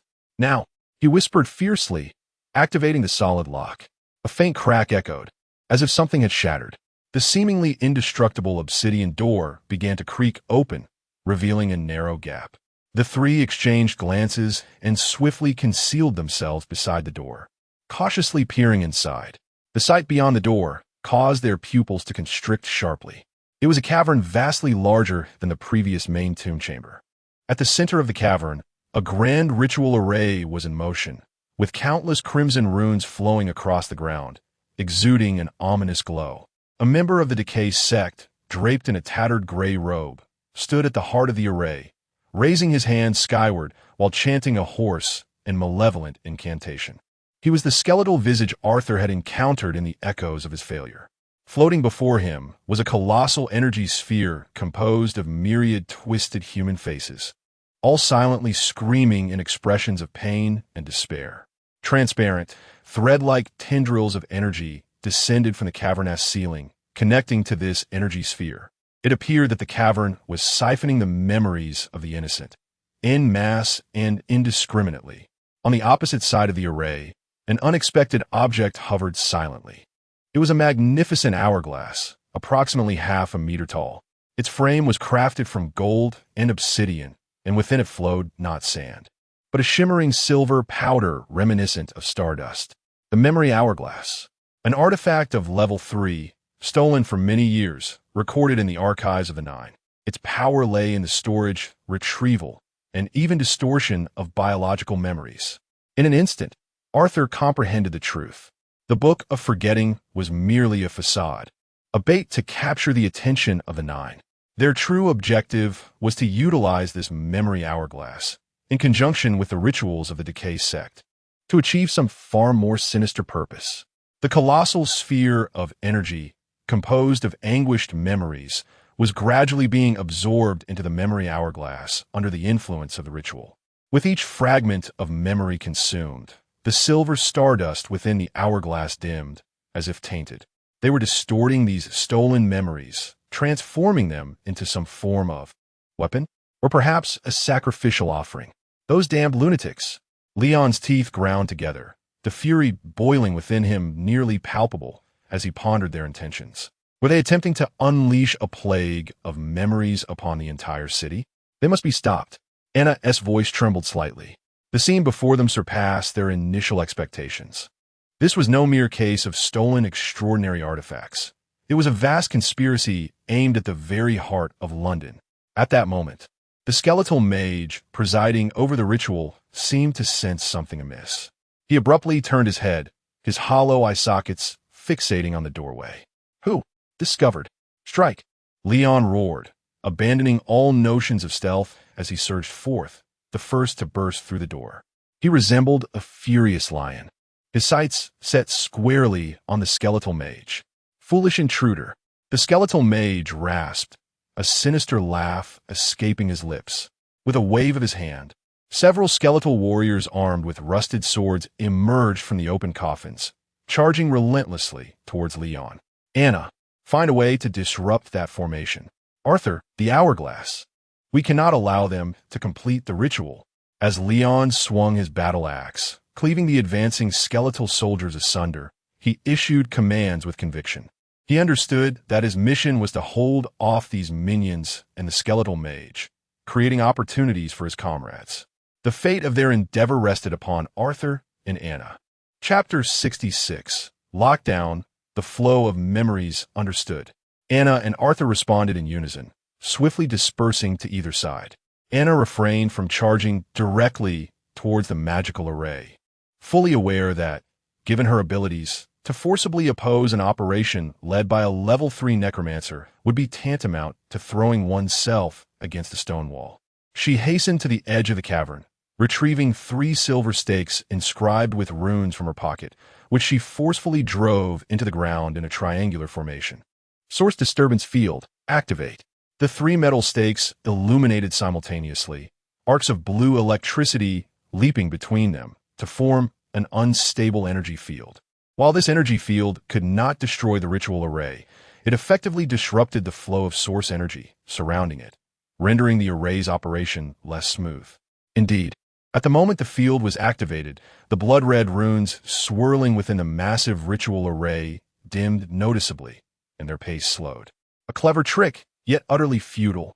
The skeletal mage snorted disdainfully, diverting part of his focus to point a finger at Anna. The ground erupted violently as a colossal hand of bone emerged from beneath, reaching fiercely towards her. "Be careful," Arthur shouted, but he was too far away to provide any assistance. Unfazed in the face of danger, Anna executed a nimble backflip, narrowly evading the grasp of the skeletal hand, yet found herself flustered and unable to continue disrupting the array. All the pressure suddenly converged upon Arthur alone. His objective was crystal clear, the hourglass of memories, endlessly absorbing twisted recollections. If he could interrupt its function, this malevolent ritual would be thwarted at its roots. He maneuvered past the battlefield of Leon and the skeletal soldier, racing towards the hourglass on the opposite side of the array. "You shall not succeed." The skeletal mage noticed his intention. The hollow sockets of its eyes flared with two bluish flames of soul energy. Instead of summoning undead minions to intercept Arthur, it resorted to a more insidious tactic. An invisible psychic shock surged across the spatial divide, crashing violently into Arthur's mind. Boom! Arthur felt a resounding thud in his head, darkness enveloping his vision. Countless chaotic fragments of memories, imbued with pain and despair, surged into his consciousness like a torrential flood. He witnessed the moment a drunkard was brutally beaten to death in an alley, experiencing the fear and resentment that consumed him in his final moments. He saw a destitute woman, helplessly watching her child take their last breath due to an inability to afford medical care. He perceived the excruciating agony of a child laborer caught in machinery, their body crushed in the process. These were the negative memories extracted from the lower-class citizens of London, twisted and magnified by the spells of the School of Decay, transformed into a most malicious weapon of the mind. Arthur clutched his head, collapsing to the ground in torment. Blood seeped from every orifice. His will, in the face of this vast torrent of memories laden with negativity, appeared as insignificant as a fragile skiff, poised to be capsized at any moment. Arthur, Leon, engaged in a fierce struggle with the skeletal soldiers, witnessed this scene with a heart torn with anguish. He yearned to rush to his aid, but was relentlessly ensnared by the relentless onslaught of skeleton warriors. Ha ha ha! Savor this despair. In the presence of great death, how laughable are the struggles of you living beings. The skeletal mage emitted a shrill, maniacal laugh. To him, this young seeker was already as good as dead. No second-tier extraordinary being could retain their reason under such a profound mental assault. Yet, he was mistaken. Amidst the unending agony and despair, Arthur's consciousness was ignited with an unprecedented ferocity. This torment, this hopelessness, was not unfamiliar to him. He had endured it countless times while interpreting the echoes of past failures. His will had been tempered to a resilience akin to steel. More importantly, the suffering inflicted upon him by strangers kindled a fierce fire within his heart. Anger. Why? Why should these innocent souls find no peace even in death, becoming mere materials for rituals at the hands of scum hiding in the shadows? Begone! Arthur let out a primal roar. He abruptly lifted his head, his eyes a fiery crimson. No longer did he resist the torrent of memories. Instead, he actively opened his mind, becoming a massive vortex that began to voraciously consume and deconstruct these negative emotions. His aim was not to expel them, but to understand them and then master them. Lock on. He transformed his will into an invisible lock, fiercely branding it upon the chaotic torrent of memories. He targeted the disorder within this flow. He was determined to impose a new order upon this raging energy. Buzz, the influx of memories into his mind, came to a sudden halt. The ferocious, aggressive negative emotions, akin to tamed wild stallions, still galloped wildly but ceased to inflict harm upon him. Instead, they began to orbit around his will, forming a peculiar equilibrium. What? The skeletal mage's laughter abruptly ceased, and for the first time, astonishment flickered in his hollow eye sockets. He could not fathom how this young man could withstand such a mental assault. Not only had he not succumbed to madness, but it seemed he had absorbed the very essence of the attack. In that fleeting moment of shock, Arthur had risen to his feet. He wiped the blood from the corner of his mouth, his crimson eyes fixed intently upon the still-turning hourglass of memories. Now is the moment. He summoned all the essence within him, along with the vast reservoir of memory energy he had just mastered, and poured it unreservedly into his left hand. The surface runes of the black binding grip illuminated to their utmost brilliance in an instant. Arthur exerted every ounce of his strength, directing his palm towards the magnificent hourglass. His target was not the hourglass itself, nor the memory stardust within, but rather the very essence of a singular concept, flux. He aimed to halt the hourglass in its tracks. An unprecedented, domineering force of law descended instantaneously. The memory hourglass, which had been flowing gently, trembled violently. Within it, the descending, tainted memory stardust seemingly defied the force of gravity abruptly. Freezing mid-air, the entire hourglass transformed into a still tableau. The concept of flow was forcibly confined by Arthur in a manner bordering on the miraculous. The ritual was interrupted. The colossal energy sphere, comprised of anguished faces, lost its target for absorption and began to exhibit extreme instability, its violent energy dispersing in every direction. The skeletal mage presiding over the ritual was struck by the most immediate backlash. He spewed forth a jet of black soul fire, and his entire skeletal frame emitted a cacophony of creaks under the strain, staggering backwards several steps. Success! A grim smile crept across Arthur's face. Yet in the next moment, he could no longer sustain himself. Darkness enveloped him, and he toppled backward, rigid and unyielding. Chapter 67. The Realm of Firearms. Arthur, Anna exclaimed, rushing forward without a moment's hesitation and supporting him before he fell to the ground.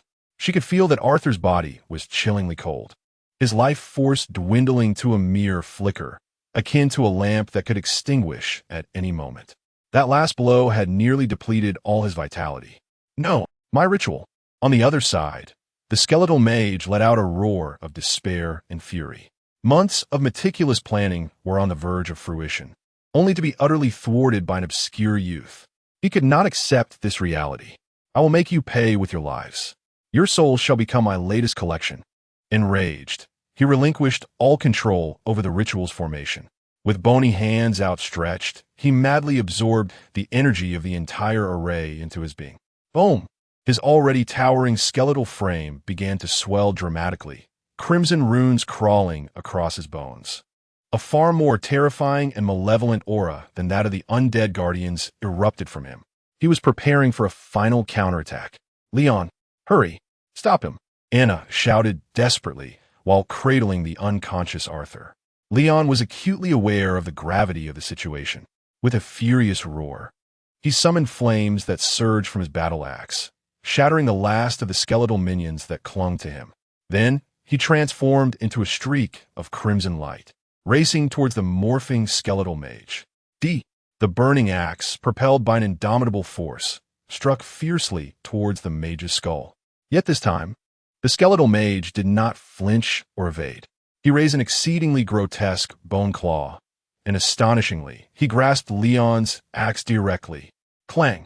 Sparks flew as the axe's blade failed to leave even a mark upon the hardened bone claw. Too late. The skeletal mage rasped with a sinister grin, his other hand shooting out like lightning to seize Leon by the throat, lifting him effortlessly off the ground. Leon's face flushed a deep shade of crimson as he struggled desperately, but the bone claw clasped around him like an iron vice, rendering him immobile. Your courage is commendable.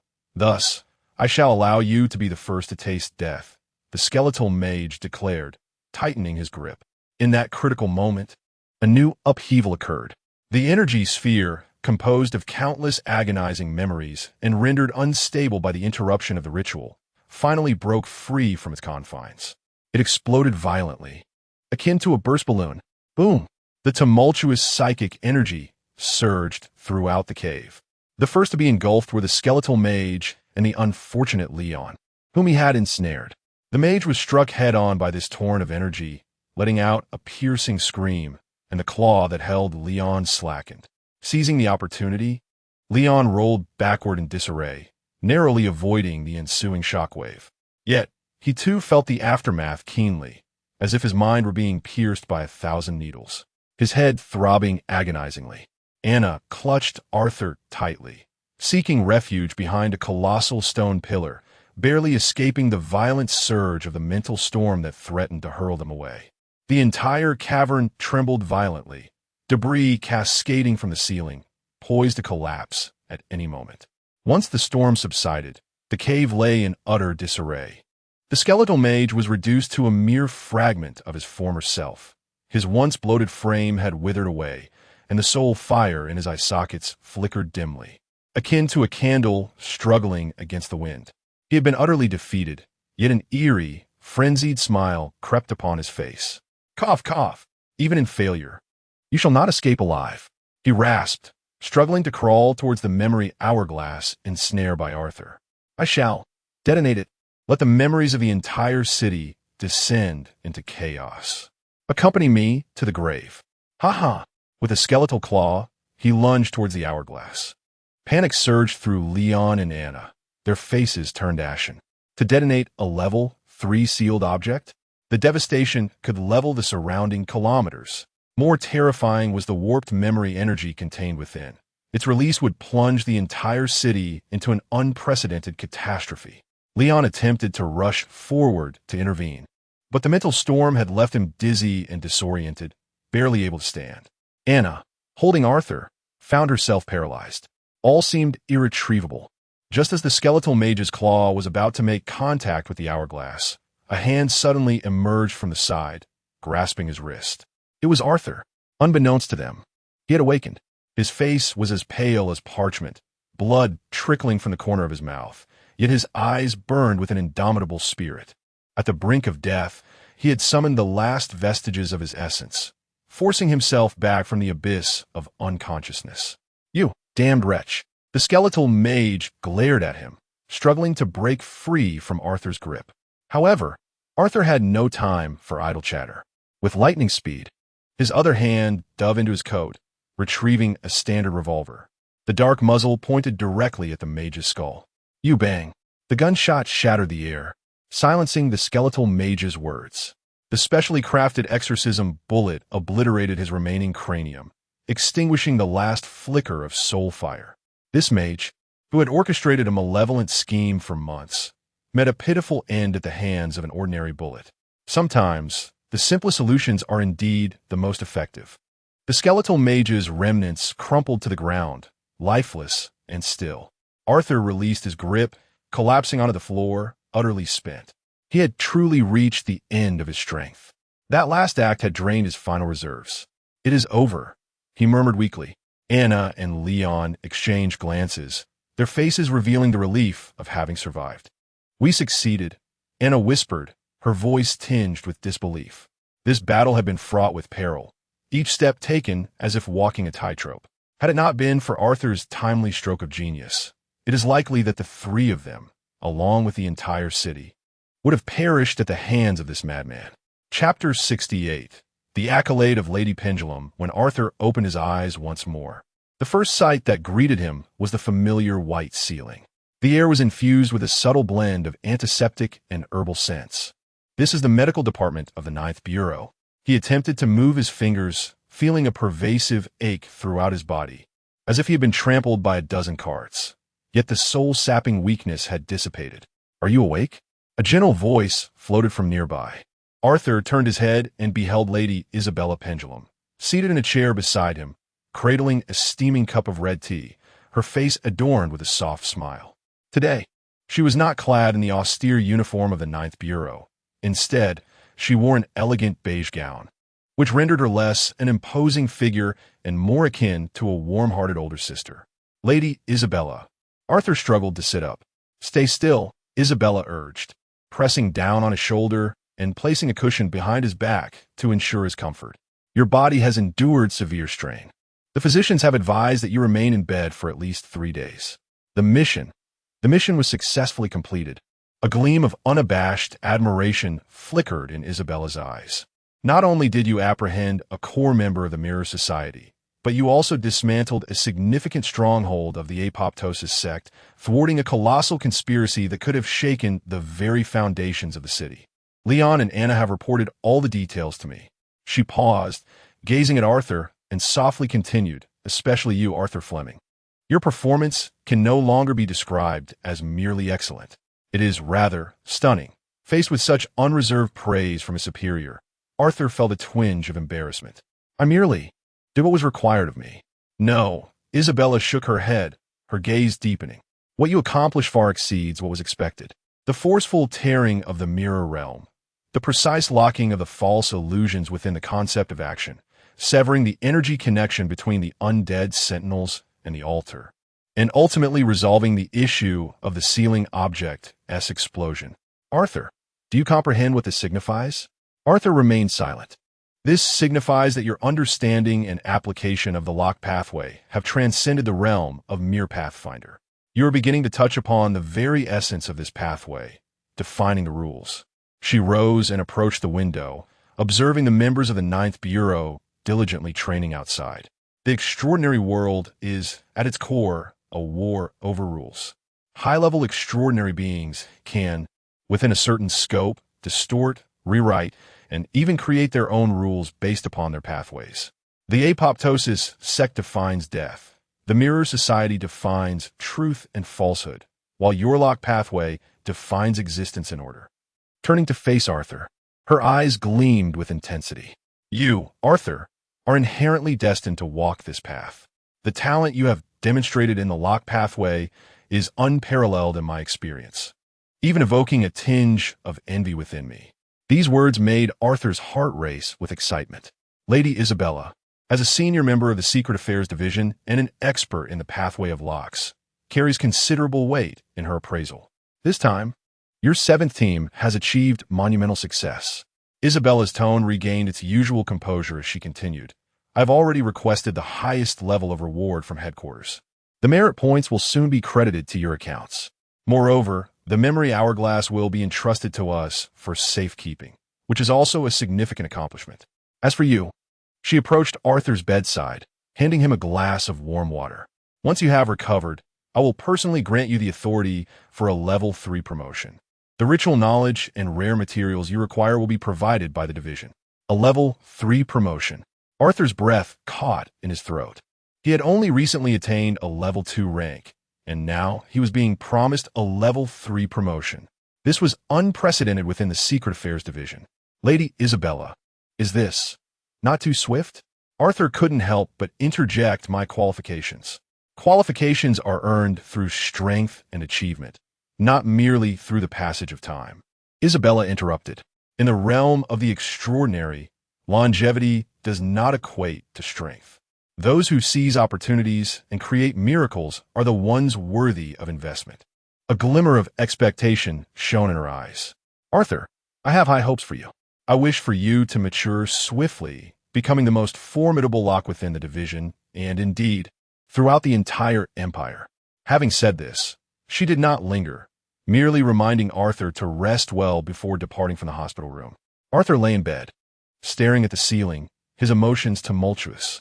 Lady Isabella's words resonated within him like a stone casting ripples across a pond. He had always believed that he was merely exploiting the capabilities of his golden finger to gain an advantage in battle. Yet, he had never considered that these unintentional actions held such profound significance in the eyes of true masters.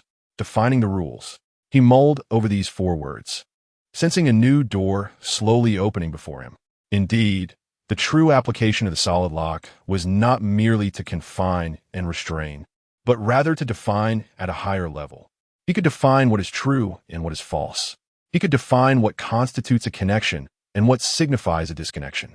He could even define what is existence and what is oblivion. This revelation sent shivers of excitement coursing through him. He felt he had finally discovered the true direction of the lock pathway. Knock, knock. The door to the hospital room was rapped upon. Leon and Anna entered. Leon's shoulder was still wrapped in thick bandages, yet he appeared to be in good spirits. Anna carried a basket of fruits. Ah, you're awake, monster. Leon plopped down into the chair beside him, adopting his usual teasing tone. You seem to be recovering well. Arthur smiled faintly. Indeed, I am quite resilient. A true blade in this journey. Leon proudly patted his chest, only to inadvertently aggravate his wound, causing him to grimace in pain. Serves you right. Anna shot him a glare. Placing the fruit basket on the bedside table, she turned to Arthur and inquired, "How do you feel?" "Much better," he replied. "That's good to hear." Anna sighed in relief. "Did Lady Isabella visit earlier?" "Yes, she shared some information with me. About rewards and promotions, I presume?" Leon leaned in, winking mischievously. "My friend, you are in for a windfall this time. I just checked our merit account, and it has expanded with an impressive string of zeros. Far too many for me to count." "So much?" Arthur expressed his astonishment. "Absolutely. Just think of what we accomplished. We dismantled an evil ritual presided over by a third-tier necromancer, seized a third-tier artifact, and even captured a core member of the Mirror Society. This achievement could allow the three of us to retire in comfort." Leon exclaimed with excitement. "Don't pay him any mind," Anna remarked with a hint of irritation. "While our merits are indeed substantial, the foes we face are growing increasingly formidable. These merits will be essential for enhancing our strength." The trio engaged in light-hearted conversation. The atmosphere in the hospital room was remarkably relaxed. Although the mission had been perilous, they had triumphed. This shared experience of battling side by side, facing life and death together, had truly forged a bond within the newly established Team 7. Arthur gazed at Leon and Anna. A wave of warmth surged within him. Perhaps joining the 9th Bureau of Secrets was the most prudent decision he had made since his arrival in this world. Chapter 69. Promotion Plan. After lying in the medical department for a full 3 days, Arthur was finally granted permission to leave. During this time, aside from eating and sleeping, he had been reflecting upon the words spoken to him by Lady Isabella. Define the rules. These 4 words illuminated a remarkably clear path for his extraordinary future. He began to consciously revisit each battle he had fought, each experience with solid locks, striving to extract some patterns from them. He discovered that his abilities seemed to possess a certain idealistic quality. The stronger his will, the purer his beliefs, and the clearer his desired outcomes, the more astonishingly powerful the solid locks became. This deepened his understanding of his own capabilities. On the day of his discharge, the trio from the group ventured together to the Merit Exchange Center. This was a vast circular hall located underground at headquarters, its walls embedded with countless glowing crystals, illuminating the entire space as if it were midday. At the center of the hall floated a massive exchange list composed of runes and light, densely populated with an array of items available for redemption. From extraordinary weapons and miraculous potions to rare materials and ritual knowledge, encompassed everything. As the 3 gazed at the astonishing figures in their accounts, their breaths quickened. They had truly struck it rich. Leon rubbed his hands together, his eyes gleaming with excitement, akin to a dragon that had stumbled into a treasure trove. "I want to exchange for a battle axe forged with dragon's blood, and a set of inner armor made from deep-sea octopus skin, and more." Anna, however, remained considerably more composed. She had already utilized her privileges to peruse the exchange list in advance and had devised a plan. "I wish to redeem a Babbage Advanced Analyzer, and then apply to upgrade my serpent-seeking compass to the dragon binding rope. This way, the next time we encounter someone with spatial abilities, they won't stand a chance of escaping." Both turned to Arthur. "What about you, Arthur? What do you plan to exchange?" Leon inquired. "With your current merits, you could easily acquire a level 4 sealed item." "Me?" Arthur chuckled softly. His objective had always been clear from the start. He intended to redeem all the materials and ritual knowledge required to advance to level 3 keybearer. Upon hearing Arthur's choice, neither Leon nor Anna was surprised. They both understood that for a genius like Arthur, nothing was more important than swiftly elevating his level. "Very well," Leon nodded. "Once you reach level 3, our 7th group will truly be unstoppable in the 9 districts." Arthur quickly located the items he needed on the exchange list. Deep Space Iron Core, Sand of Rules, ritual diagrams for stabilizing seals.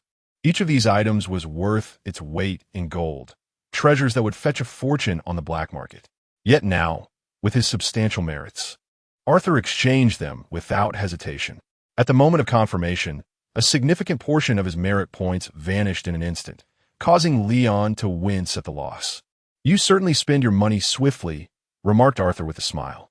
Just as they were about to depart, Arthur keenly sensed several gazes nearby, subtly directed towards them. He casually turned his head and noticed a group of agents clad in the uniforms of the Ninth Bureau, congregating across the hall, whispering and gesturing in their direction. Their eyes reflected curiosity and surprise, but predominantly, a sentiment that Arthur was all too familiar with, jealousy and skepticism. "Have you heard? It's them, Team 7. Just a few days ago, they dismantled a significant stronghold of the apoptosis sect. Just the 3 of them? One second-tier warrior, one second-tier logistics officer, and a newcomer, I hear, recently promoted to Pathfinder. How could that be? Who knows? I heard that the newcomer was personally recruited by Lady Isabella. Their background is quite extraordinary. I suspect they merely stumbled upon fortune. Are the necromancers of the apoptosis sect so easily dealt with? They even confiscated a 3rd-tier sealing artifact. Who would believe that? Indeed, I've heard that their team's loss report was nearly 0 this time, with only Leon sustaining minor injuries. Do you think that's normal? I suspect they might be concealing something, or that their achievements are somewhat exaggerated, although the voices were hushed. Arthur's keen hearing allowed him to grasp every word distinctly. His brow furrowed slightly, though imperceptibly. Leon had also sensed the unfriendly glances. His expression darkened as he clenched his fists, ready to confront them. "What are you doing? If you have something to say it to our faces. Whispering behind our backs is cowardly." "Leon," Arthur restrained him, shaking his head. "What is there to fear? These are merely individuals who can only speak empty words. I could easily take them down with a single punch." Leon retorted defiantly. "There is no need for argument," Arthur replied calmly. "Our accomplishments are substantial. The innocent will clear their name. There is no need to waste our breath." He understood that such matters were inevitable. The establishment of Team 7 and his rapid rise to prominence were already noteworthy. Coupled with their recent remarkable achievements, it was only natural that jealousy and criticism would ensue. That is human nature. Wherever there are people, there exists a realm of intrigue. The Ninth Bureau is not a sanctuary devoid of conflict. Anna approached, casting a cold glance at the group, stating, "They are merely a bunch of useless individuals, hiding in their safe zones, relying on their seniority to scrape by. Why bother with them? Let us go." The 3 of them disregarded the whispered rumors and turned away from the exchange hall. Yet, this incident left a small thorn in Arthur's heart. He realized that the path ahead may not be as smooth as he had envisioned. In addition to confronting foes lurking in the shadows, he might also have to navigate undercurrents within the organization. However, he was unafraid. Strength is the ultimate truth. As long as he continues to grow stronger, reaching a level where all others can only look up in awe, then all doubts and criticisms shall inevitably crumble. Upon returning to the office, Leon remained indignantly preoccupied with the earlier incident. "It infuriates me. Those individuals, lacking in ability, can only resort to disparaging others. If I hear them again, I shall not hesitate to knock their teeth out." Enough of that anger. Anna interjected, meticulously organizing the newly exchanged components of the analysis machine. "Engaging with them only diminishes your own stature." Arthur, however, refrained from participating in their exchange. He sat at his desk, slowly unfurling the intricate ceremonial blueprint of the stability rune he had just acquired. The parchment, crafted from an unknown beast's hide, was inscribed with silver ink, depicting an exceedingly complex and precise 3-dimensional magic array, imbued with an arcane aesthetic. Merely gazing upon this array, Arthur felt his mental energy drawn into its depths, as if he could perceive countless lines of rules interweaving and in motion within it. This was the ritual for ascending to the 3rd tier, a ceremony that would enable extraordinary individuals to genuinely begin to touch the threshold of rules. In his eyes gleamed an unprecedented desire and determination. He was resolute in his pursuit to elevate his prowess to new heights. Chapter 70. Factional Disputes. Arthur meticulously rolled up the ritual diagram of the solid seal and carefully placed it into a specially crafted metal tube. The fervor for advancement burned within him like an unquenchable flame, yet he understood the necessity of patience. The ritual demanded an environment that was utterly secure and undisturbed, and he needed to attune his mental state to its optimal condition. In recent days, he refrained from hastily applying to perform the ritual, instead dedicating more energy to the daily affairs of the Ninth Division. This served a dual purpose, to calm his spirit and to gain a deeper understanding of the organization to which he had committed himself. The whispers circulating in the exchange hall were like an invisible thread, leading him to realize that beneath the facade of glamorous achievements lay something more elusive. That morning, the 7th group received a task: no fieldwork, no combat, merely a straightforward clerical duty, to submit a summary report of the last operation to the head of the Archives Management Department. Such errands were typically assigned to newcomers or administrative staff. However, the assignment clearly bore Arthur's name. What did this mean? Leon furrowed his brow as he gazed at the assignment slip. They want us to deliver documents? What do they take us for, messengers? Anna adjusted her glasses, the lenses reflecting the glow of the coal lamps in the office. The task was assigned by Marlowe, a senior agent from the 3rd Division. I checked, she noted. He belongs to the Barrier faction, a group predominantly composed of seasoned members who value seniority. Seasoned members? Leon scoffed, referring to those gossip mongers in the exchange hall. Quite possibly, Anna replied calmly. This task appeared simple, yet the recipient department was the Archives Management, known for its rigidity and strictness. Any minor formatting errors or slight delays in delivery would be meticulously documented. This could very well be a subtle intimidation tactic. Arthur held the report, his mind as clear as glass. He knew this was likely aimed squarely at him. Lady Isabella's unprecedented promotion and remarkable achievements had transformed him into a target. Some individuals may not harbor genuine animosity, but they disdain the disruption of established norms. I will go, Arthur declared. I also wish to consult some materials in the archives. I will accompany you. Leon immediately rose, determined to witness who dared to intimidate him. No, Leon, Arthur interjected, with your temperament. Wouldn't you be walking directly into their trap? I can manage it alone. He glanced at Anna, who nodded in understanding. Rest assured, I will keep an eye on Marlowe's movements. With the document tube in hand, Arthur departed the office. The headquarters of the 9th Division resembled not so much an office building, but rather a vast, multi-layered underground fortress. Dark carpets lined the corridors, absorbing most of the footsteps, while soft glowing coal lamps adorned the walls at intervals. The air was imbued with a cold, stony chill and a faint scent of machine oil. As he walked, he meticulously organized his thoughts. He understood that jealousy is a primal sin. However, if this jealousy stemmed from rival factions vying for power, the situation became infinitely more complex. Lady Isabella, a master of the clock path, epitomized order and precision, while the Barrier School, to which Marlowe belonged, was evidently a conservative faction, rigid in its ideologies, emphasizing tradition and defense. To them, his rapid ascent might be perceived as a disruption of established norms and order. The Archives Management Department lay 3 levels deeper underground. Here, the air felt even more oppressive and the corridors narrower. As Arthur turned a corner, his steps faltered momentarily. Not far ahead, 2 agents clad in uniforms from the 3rd Department leaned against the wall, engaged in hushed conversation. One of them was Marlowe, the very individual he had just encountered in the files. Marlowe, a middle-aged man in his 40s, had meticulously combed hair and deep-set lines that made him appear older than his years, his gaze exuding a condescending scrutiny. That newcomer, Arthur Fleming. Isabella has truly lost her mind to mobilize such authority for a mere novice. Marlowe's voice was low, yet Arthur's hearing had evolved remarkably. Indeed, the other agent concurred. The stronghold of the decadent school has even yielded a level 3 sealed object. Such a feat is something we encounter scarcely once a year. And it was accomplished by 3 individuals, one a brash fool, another a logistics officer, and a recently promoted junior. I find that hard to believe. Marlowe scoffed. Whether their accomplishments are inflated or not, headquarters will ascertain the truth. Yet, Isabella's intentions are glaringly apparent. She seeks to elevate her own, planting a pawn among the younger generation. Those of the clock path always prefer to orchestrate matters with clarity.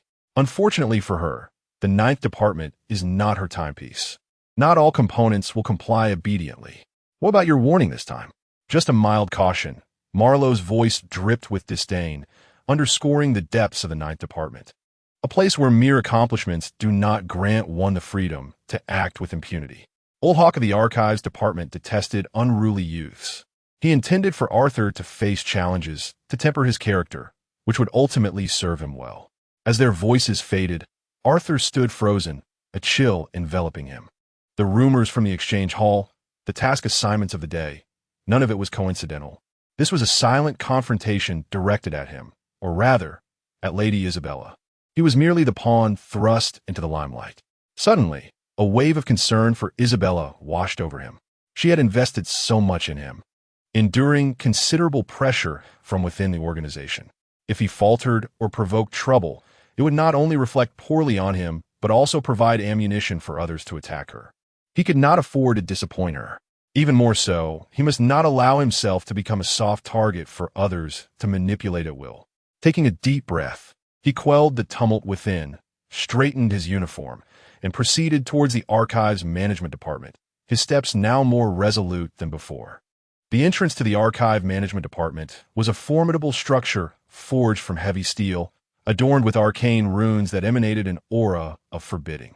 Arthur rapped gently on the door, which revealed a small observation window that slid open, disclosing a pair of murky eyes peering out. "What do you seek?" inquired a voice, aged and gravelly.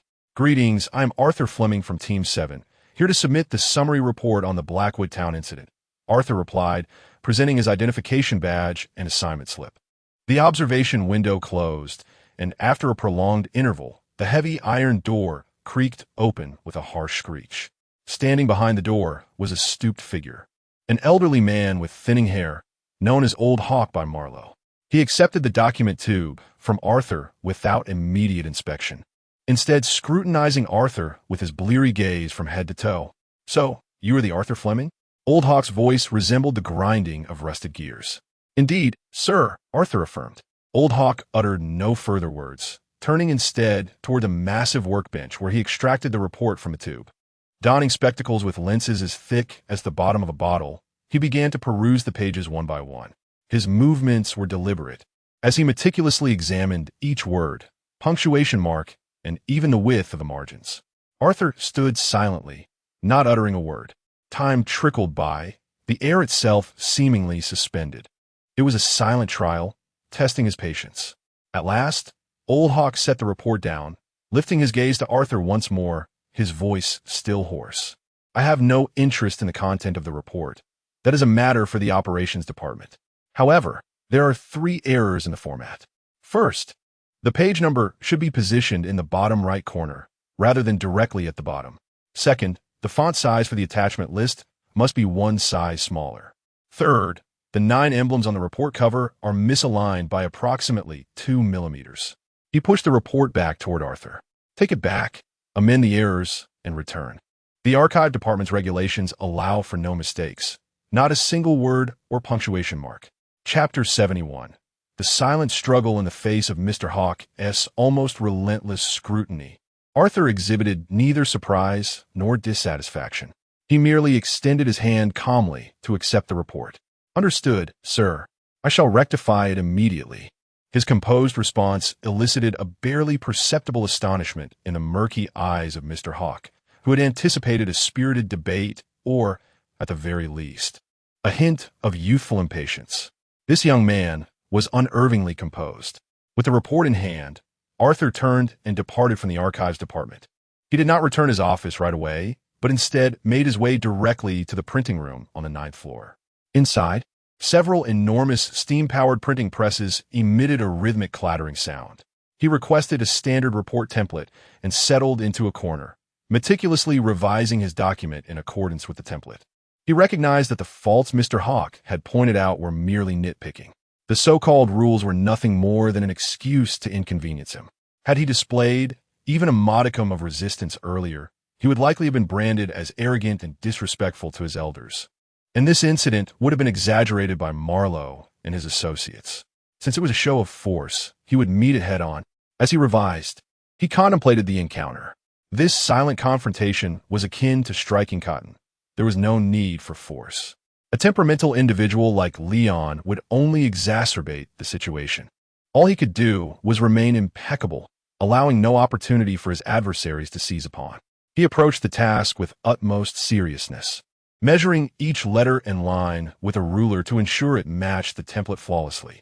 After half an hour, a pristine, flawless report was completed. He returned to the archives department, knocking once more on the door. The familiar observation window revealed the same murky eyes. The door opened, and Mr. Hawk, upon seeing Arthur, appeared unsurprised. He accepted the report and commenced another prolonged, word-by-word examination. This time, his scrutiny lasted even longer. Arthur could even hear the faint murmurs emanating from Mr. Hawk's throat, a result of his intense concentration. Eventually, Mr. Hawk set the report down. He remained silent for a considerable time before finally lifting his gaze to Arthur and raspy uttering, "There are no issues. You may leave." "Thank you, sir." Arthur inclined his head slightly before turning to depart. Throughout the encounter, he uttered not a single superfluous word nor displayed an extraneous expression. He operated like a precise machine, executing his task flawlessly.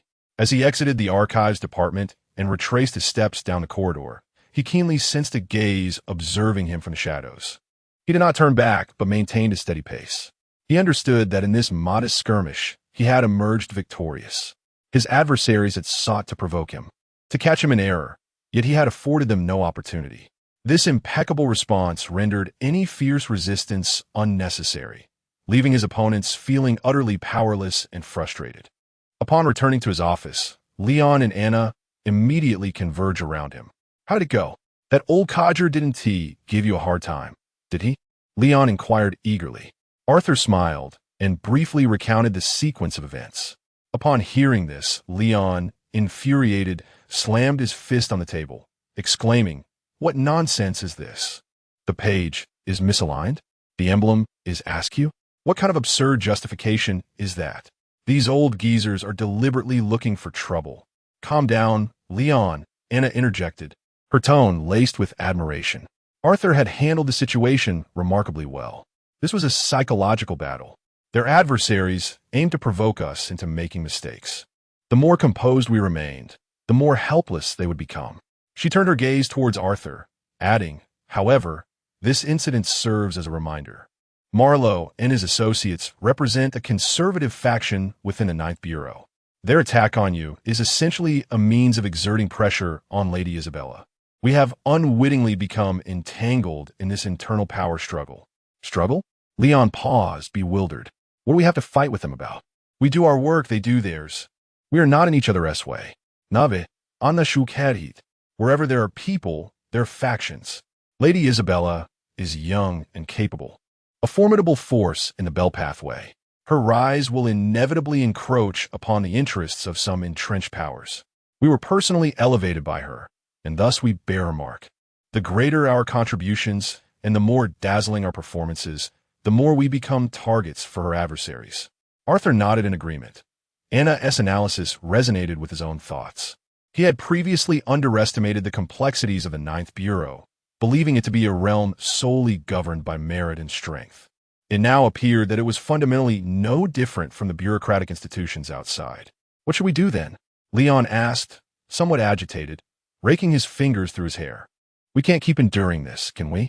It's too suffocating." "Endurance is merely temporary," Arthur replied, his voice calm, yet imbued with an icy resolve. "What we need now is time and strength. As long as we can grow swiftly and become formidable, so much so that they cannot ignore us or shake us, then all these petty machinations will become meaningless." He paused before continuing, "Moreover, we need not remain passive." "What do you intend to do?" Anna inquired. Instead of providing a direct answer, Arthur stated, "I require a list. A comprehensive directory of all the barrier faction members within the Ninth Bureau, as well as the mid to senior level agents closely allied with Marlowe. The more detailed, the better." Anna glanced at him, immediately comprehending his intent. Without further inquiry, she simply nodded, "Leave it to me." That very evening, Lady Isabella contacted Arthur through internal communication. "I have heard about the situation in the archives today," her voice revealing no discernible emotions. "I apologize for the trouble. Lady Isabella, Arthur replied softly. You have done nothing wrong. Isabella's tone softened. You handled it admirably, better than I had anticipated. I placed you in this position knowing you would inevitably face such challenges. This is a test for you, as well as for me. I understand, Arthur responded. Marlowe and his associates represent the pillar faction within the Ninth Bureau. They adhere to tradition, qualifications, and absolute stability, harboring a natural wariness towards all transformations and newcomers. You need not concern yourself overly with them. Focus on your own endeavors and let your prowess silence them. Isabella paused, seemingly weighing her words. However, their influence is deeply entrenched, and one must proceed with caution. I have assigned you a new task, to organize some old case files. This will not only familiarize you with the history of the Ninth Bureau, but also serve as a form of protection. The archives, as it stands, are a place where, apart from Old Hawk, no one dares to tread. Yes, I understand. Arthur felt a warmth in his heart. Lady Isabella was subtly safeguarding him, allowing him to temporarily evade the spotlight. The following day, Arthur officially commenced his duties in the archives.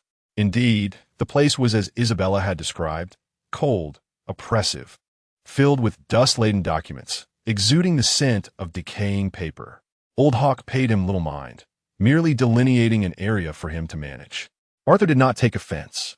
He immersed himself in the task, beginning to sift through the long-neglected files. These documents chronicled the myriad mysterious events the Ninth Bureau had dealt with over nearly a century, including several harrowing cases. He found himself engrossed. This was a splendid opportunity to comprehend the workings of this world. A few days later, while organizing a stack of files pertaining to the past missions of the barrier members, he stumbled upon something intriguing. One report was about Marlowe. It recounted a mission from a decade ago, in which Marlowe led a team to investigate a missing persons case in a remote village. The report indicated they encountered a minor aberration attack, suffering significant losses, ultimately leading to mission failure. The document was exceedingly succinct, with many crucial details blacked out or marked as lost. As Arthur gazed at the obscured report, a stirring occurred within him. He extended his finger, gently resting it upon the ink-covered area. He made no attempt to decipher or erase the ink, as that would leave traces. Although the handwriting was entirely concealed, the ink from different times would inevitably exhibit variations. He could discern it with his mental acuity. Gradually, fragmented and indistinct phrases began to materialize in his mind: misjudgment, gateway pathways, trap, non-aberration entities. It was a sacrificial ritual. The entire team was consumed. The information was intermittent, yet sufficient.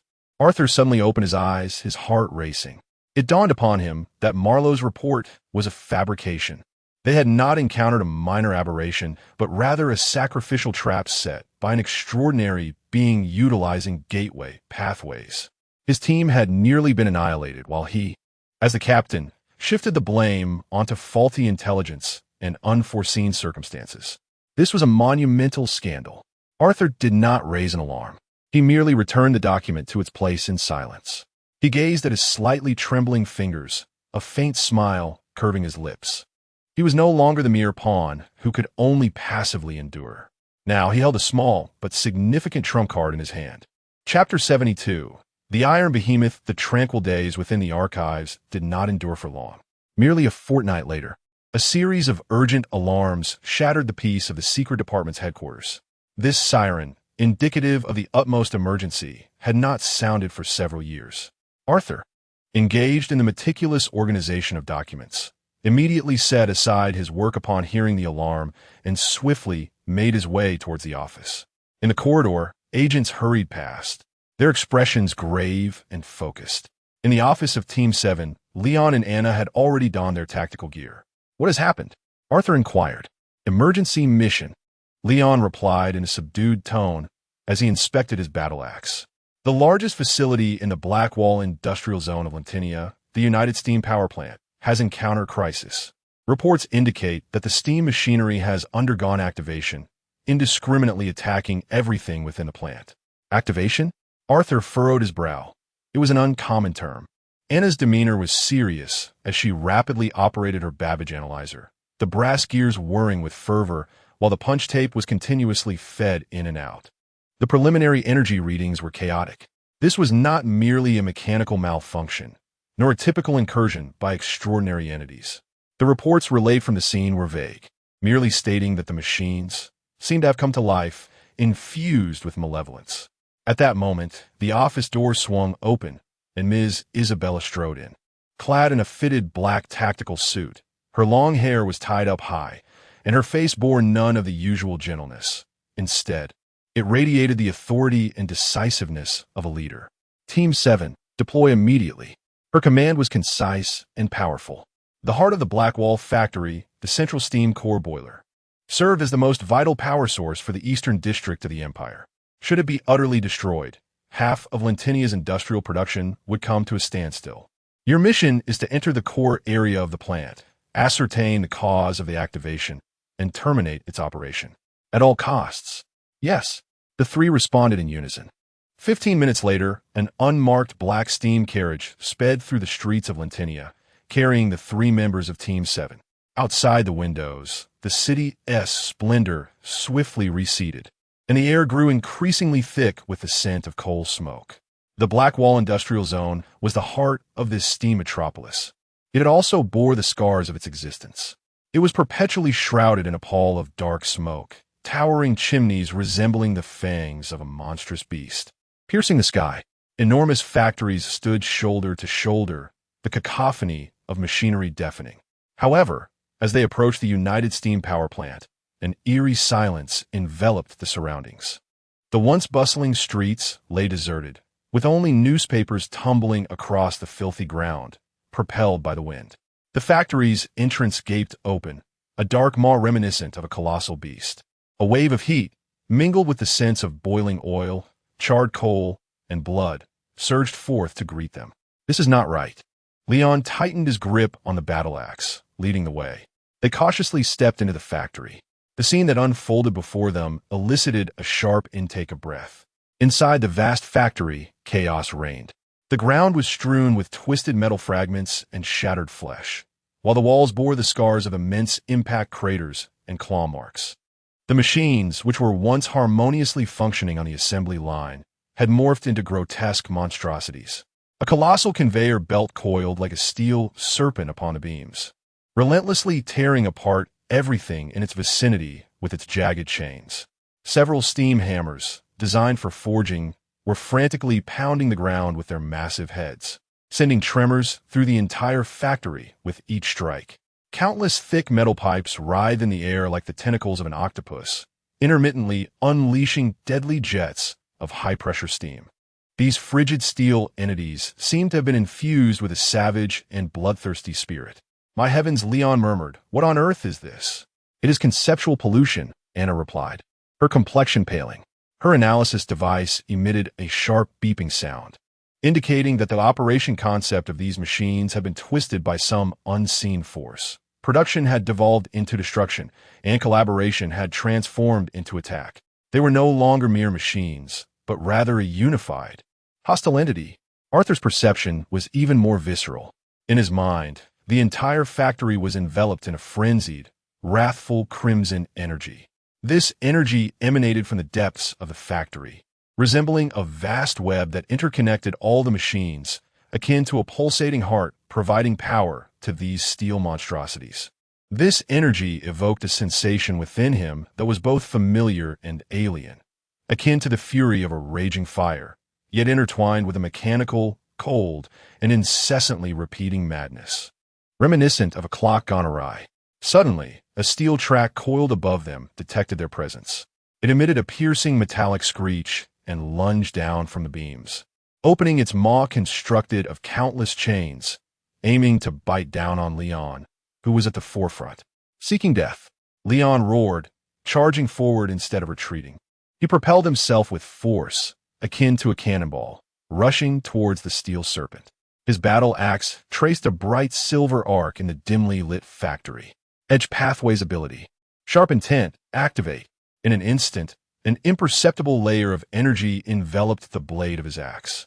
With a thunderous clash, sparks erupted as Leon's axe struck the chains of the steel track. The razor-sharp blade, capable of slicing through heavy armor, left only a faint white scar upon its surface. The tremendous recoil sent tingling sensations through Leon's hands, forcing him to stagger back several steps. Damn it, why is this thing so hard? A look of astonishment crossed Leon's face. The steel track, enraged by its missed strike, became even more frenzied, thrashing its massive body upon the ground and obliterating everything in its path. Physical attacks are ineffective, Anna shouted urgently. Its concept of fortitude has also been enhanced. Do not confront it head-on. We must locate the source of the pollution. The source lies deep within. Arthur pointed deep within the factory, where the dark crimson energy surged with the greatest intensity at the central steam core boiler. That is the very heart of this monstrous creation. Then let us destroy its heart. Leon bellowed, ceasing his entanglement with the iron tracks, and turned to charge deeper into the factory, with Arthur and Anna swiftly following. Their actions immediately provoked the wrath of the factory's activated machinery. From all directions, countless mechanical arms, conveyor belts, and cutting saws surged towards the trio like sharks sensing blood, transforming the factory floor into a veritable jungle of steel, a deadly trap. Anna analyzed their movement patterns. Leon, clear a path to the left. Arthur commanded with calm authority. Their attacks exhibited no fixed pattern, embodying pure chaos and destruction. Their energy supply follows a cycle. Anna's words flowed rapidly every 12 seconds. There is a power dip lasting half a second. That will suffice. Leon roared, his battle axe slicing through the air, severing several encroaching metallic tendrils. Though his strikes could not deliver fatal blows, they momentarily hindered the onslaught. Arthur's gaze remained steadfastly fixed ahead. In his sight, the frenzied streams of energy resembled a raging river of blood, and their objective was to swim against the current, striking at the source. Before them loomed a colossal assembly of gears, spinning wildly. Countless gears of varying sizes interlocked, forming an insurmountable wall of death. There is no way through, Leon exclaimed. There is. A glimmer of determination flashed in Arthur's eyes. He focused intently on the massive gear assembly. His intention was not to immobilize the entire structure, which would drain his strength instantaneously, but rather to locate the most critical node. Like a clock, no matter how intricate, there always exists a central driving cog. He spotted it. At the heart of the rapidly rotating gears, there was an unassuming small gear, rotating at a slightly slower pace. It was the engine of the entire gear assembly. Now, Arthur extended his hand, aimed at the small gear. Solid lock. An invisible force descended in an instant. At that moment, the core small gear seemed to be gripped by an invisible hand, coming to an abrupt halt. The shrill sound of metal grinding against metal pierced the air, sending shivers down one's spine. The entire massive gear assembly fell into chaos as countless gears collided with each other due to inertia, shattering and sending sparks cascading like a waterfall. Within mere seconds, what had appeared to be an insurmountable wall of death transformed into a heap of smoking scrap metal. A pathway to the core of the factory was forcibly opened. Leon and Anna stood in stunned silence. The monster! Leon swallowed hard before managing to utter the word. Let us go. With no time for explanations, Arthur surged forward. As they navigated through the debris, the scene before them opened up into a vast, circular space reminiscent of a grand cathedral dome. In the heart of the space stood a colossal entity, a gigantic spherical boiler towering 3 stories high. Countless robust pipes extended from its form, intertwining with the entire factory. This was the heart of the United Steam Power Plant, the central steam core boiler. At this moment, this heart radiated a foreboding crimson glow. The intricate brass dials and valves on its surface had twisted into grotesque shapes resembling eyes and mouths. It pulsed rhythmically, each throb transmitting a tempestuous and malevolent energy through the pipes to every corner of the factory. Atop the boiler, Arthur discerned the true source of the pollution. There protruded a twisted black metal staff, reminiscent of a gnarled tree branch. Embedded within it was a sinister red crystal, pulsating ominously like a heart. It is the ritual staff of the apoptosis sect. Anna exclaimed, No, that's not all. There are also runes of the fire and clock pathways. Someone has forcibly fused the powers of various pathways. creating this source of pollution. The boiler seemed to have detected the intruders. Its eyes turned towards them, issuing a deafening roar. The entire space trembled violently, and from the surrounding walls, larger and more robust mechanical arms emerged, encircling them like a mythic 100-armed giant guarding its treasures. Chapter 73. The rest of the steel mill trouble loomed ominously. Leon gazed at the colossal mechanical arms converging from all directions, his expression turning gravely serious. These behemoths were far more formidable than those outside.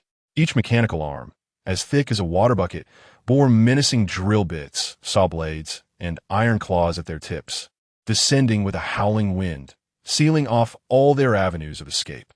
"We must first remove that staff," Arthur shouted, his gaze unwaveringly fixed on the source of pollution atop the boiler. "Easier said than done," Leon retorted, swinging his battle axe to barely deflect a massive iron claw aimed at him, each impact forcing him backward. "We cannot break through. Anna, calculate the shortest path and the intervals for energy bursts." Arthur commanded rapidly. "Calculating. Path has been mapped. Ascend via the left maintenance passage. It is the shortest distance." However, Anna's voice carried a note of urgency. "The energy output of the boiler is rising exponentially. There are no discernible power troughs. It could overload and explode at any moment." "Explode?" Arthur's heart sank. The detonation of such a colossal steam core would yield devastation akin to that of a heavy bomb. If it detonated, not only would they perish, but half of the Blackwall industrial zone would be reduced to rubble. "We can wait no longer. Leon, create an opportunity for me. Just 3 seconds." Arthur yelled at Leon. 3 seconds? Leon glanced at the impenetrable array of mechanical arms, then at Arthur's resolute expression. Gritting his teeth, a glint of madness flickered across his face. "All right, 3 seconds it is," he bellowed, and his aura shifted dramatically. An unparalleled sharpness erupted from him. No longer would he block or evade. He channeled all his strength into the battle axe. Dance of the blade. Leon transformed into a whirling silver tempest, the trajectory of his axe moving so swiftly that it appeared merely as a blur. He charged into the fray of the mechanical arms assault, adopting the most ferocious stance to draw all fire away from Arthur. Clang, clang, clang. The cacophony of metal crashing together resonated. Countless sparks erupted around Leon, resembling a solitary rock amidst tumultuous waves, enduring the most violent impacts. "Now, go!" Leon's voice, tinged with pain, rang out. His body bore several gashes, blood swiftly saturating his uniform. Without a moment's hesitation, Arthur sprang into action. Seizing the fleeting opportunity Leon had created, he propelled himself like an arrow released from a bow, racing up the maintenance passage toward the towering boiler. The fierce wind battered against him as the metal steps beneath his feet trembled from the boiler's vibrations. Arthur's focus narrowed solely on the ominous staff, glowing with an eerie red light and drawing ever closer. Yet, the boiler itself was not without its defenses. As Arthur surged forward, a gigantic valve on the surface of the boiler suddenly rotated open, unleashing a torrent of scalding steam intertwined with dark red energy. Akin to the breath of a fire dragon, rushing directly towards him. There was no retreat. Arthur's pupils constricted sharply. In that instant, his mind attained an unprecedented clarity. He recalled Lady Isabella's words, defining the rules. He remembered his experience at the factory gate, where he had brought the enormous gears to a standstill. This time, he aimed to define a concept more abstract and grandiose. He did not attempt to contain the torrent of energy, as its magnitude was far beyond his capacity to restrain. Instead, he extended his hand, not towards the energy, but towards himself.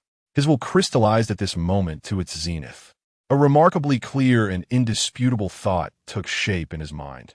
The concept of harm is, at this moment, ineffective against me. An invisible force coalesced around his body, forming an imperceptible barrier.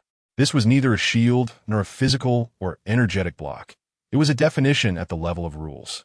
In the next second, the cataclysmic torrent of energy completely engulfed him. "Arthur!" Anna below shrieked in terror. Leon's eyes widened in disbelief, nearly abandoning his defense to rush forward. Yet, an astonishing scene unfolded. The energy torrent, capable of melting steel, transformed into a harmless illusion the moment it washed over Arthur's body. The scalding steam swirled around him, and the ferocious energy passed through him without inflicting a single scratch. He stood resolutely against the torrent, step by step, firmly ascending to the top of the boiler.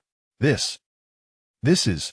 Anna gazed at the damage readings on the analyzer, which had instantaneously dropped to 0, rendered speechless by shock. Leon's eyes nearly bulged from their sockets in astonishment. Arthur stood before the malevolent staff. He could sense the crimson gem atop it emitting an angry, malicious mental wail. He reached out and grasped the cold, twisted staff. Then, he activated his ability once more. This time, he aimed to find not an object or himself, but the colossal machine itself, which had succumbed to madness. His hand gripped the staff tightly, his mental energy flowing unreservedly into the core boiler below. A grand and resolute will reverberated throughout the space. This machine is stable. This machine is dormant.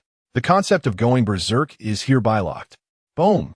An invisible shock wave erupted, radiating from Arthur's center. This was not a physical explosion, but a tempest at the level of concepts.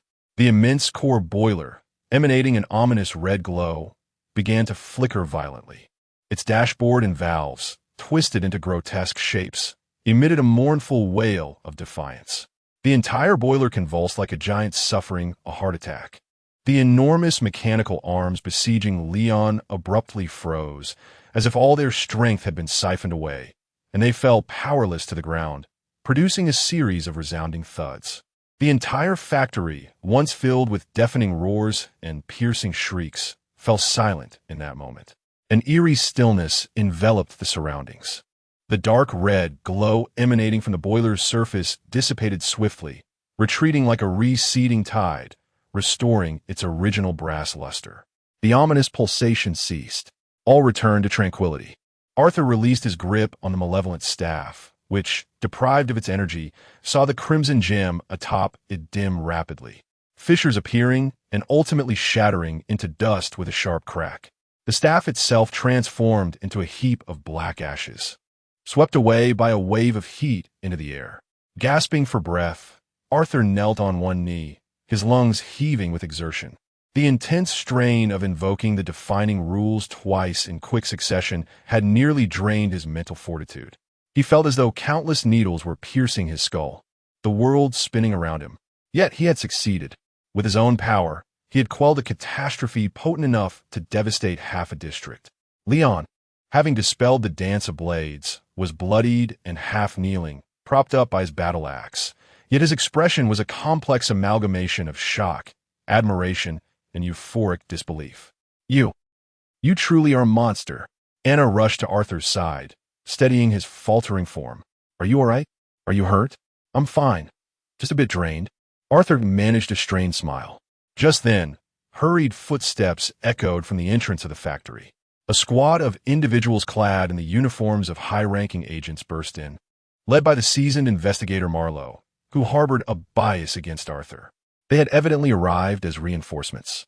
Upon witnessing the devastation before them and the now-quiet colossal boiler, everyone stood dumbfounded. Marlowe's gaze swept over the injured Leon, the support of Anna, and finally settled on the young man standing atop the boiler, pale yet upright. His expression turned exceedingly complex, a blend of shock, disbelief, and a hint of fear he was reluctant to acknowledge. He had presumed this was merely a troublesome contamination incident, one that would demand a hefty price to resolve. He had even prepared for the 7th team's failure, ready to lead the charge to clean up the mess and suppress Isabella's arrogance. But what did he witness? 3 young individuals had quelled the calamity assessed at level 3 in less than half an hour. Especially that newcomer, Arthur Fleming. What exactly had he accomplished? Chapter 74. Whispers from the depths. The incident at the Blackwall factory has stirred a tempest within the clandestine confines of Division 9. A Level 3 extraordinary catastrophe was resolved by Team 7 in an astonishingly brief span. Incurring nearly 0 casualties, the medical department deemed Leon's injury merely a superficial wound requiring a few additional stakes. This notion is nothing short of fantastical. The support team led by Marlowe conducted a thorough investigation of the scene, subsequently submitting a report brimming with confusion and perplexity. This document meticulously detailed the terrifying destructive power of the activated machinery, as well as the inexplicable quelling of the core boiler by unknown means. The phrase unknown means ignited the imaginations of all who perused the report. Lady Isabella, citing the involvement of core secrets, classified Team 7's detailed operational report as top secret, accessible only to a select few. This further fueled speculation within Division 9. Some posited that Team 7 had employed a powerful sealing artifact. Others suggested that Lady Isabella had covertly intervened, appropriating the accolades for her own faction. Regardless of external conjecture, Team 7, especially the name Arthur Fleming, was once again thrust into the limelight within Division 9. This time, aside from jealousy and skepticism, a sense of reverence was also present. Amidst all this, Arthur himself remained remarkably composed. Following the conclusion of the incident, he was granted a mandatory 3-day leave. He did not squander his considerable merits, nor did he celebrate. Instead, he isolated himself within his apartment, replaying and reflecting on the events repeatedly. The power to define rules is formidable yet perilous. Each use feels akin to traversing a tightrope, exacting a monumental toll on one's mental fortitude. More crucially, he sensed an insidious consequence lurking, a potential backlash from the very act of distorting the laws of reality. Though not immediately apparent, he could feel that the world itself seemed to possess an inherent inertia for self-correction. To forcibly distort, it would inevitably exact a price. He recognized the necessity of delving deeper into this power, rather than merely wielding it indiscriminately. Upon the conclusion of his leave, he returned to Division 9. As he traversed the corridor, he could distinctly perceive a shift in the gazes directed at him. The whispers and furtive glances that once accompanied him had dissipated, replaced by complex expressions laced with curiosity and trepidation. Even Marlowe, upon encountering him in the corridor, merely cast a deep glance before silently passing by. Indeed, strength proves to be the most effective passport. Life appeared to settle back into tranquility. Arthur continued his work in the archives, meticulously organizing the dust-laden old cases. For him, this served as a splendid form of reflection. One evening, he shed his uniform for casual attire and stealthily departed the headquarters of Division 9, making his way to a dock in the eastern district of Lentinia. This locale rested on the fringes of the city, where the air was thick with the scents of fish, inferior rum, and damp wood. Workers and sailors clad in tattered garments meandered through the grimy streets. Arthur entered a dimly lit tavern, shrouded in haze. In the most inconspicuous corner of the tavern, a man clad in a jacket and wearing a cap nervously rubbed his hands together, glancing around. He was Barton, the informant developed by Arthur. Thanks to the assistance Arthur provided previously, Barton had transformed from a street thug into a somewhat renowned informant in this dock area, gathering a dozen homeless waifs to form a modest gang of sorts. Upon seeing Arthur enter, Barton immediately rose and respectfully bowed. "Mr. Fleming," he acknowledged. Arthur nodded and took a seat across from him, ordering 2 glasses of the cheapest rye beer. "How have things been lately?" Arthur inquired. "Thanks to you, it's been manageable," Barton replied, forcing a smile that did little to mask the worry etched on his brow. "My people have established a network of information across 3 docks nearby. I know when ships arrive, what special cargo they bear, and who is scheming behind the scenes." "Excellent," Arthur remarked, taking a sip of the bitter and astringent beer. However, Barton's expression darkened. "Mr. Fleming, the situation in the lower district of Lentinia has become increasingly troubling." "In what way?" Arthur pressed. "The number of unemployed individuals is rising alarmingly." Barton lowered his voice. "The textile factory in the north has laid off half its workers due to the introduction of new steam looms. The mine to the west is on the brink of closure because it has failed to uncover new veins. Thousands have lost their livelihoods and have flocked to the lower district. Daily, the bodies of the starving are dragged from the sewers." Arthur listened in silence. Such matters were absent from the pages of high society newspapers. When hope is extinguished, people are easily swayed by nonsensical beliefs. Recently, several so-called new churches have emerged in the lower district. Barton continued in a hushed tone, tinged with fear. New churches? Yes. One is called the Brotherhood of the Second Dawn, proclaiming that the apocalypse is imminent and that only by believing in them can one attain salvation and enter the new world. They prey on the destitute, offering a morsel of black bread before whisking them away. Many who have entered have never returned. There's another group, the Gospel of Gears. They are even more sinister. They do not believe in God but in machines.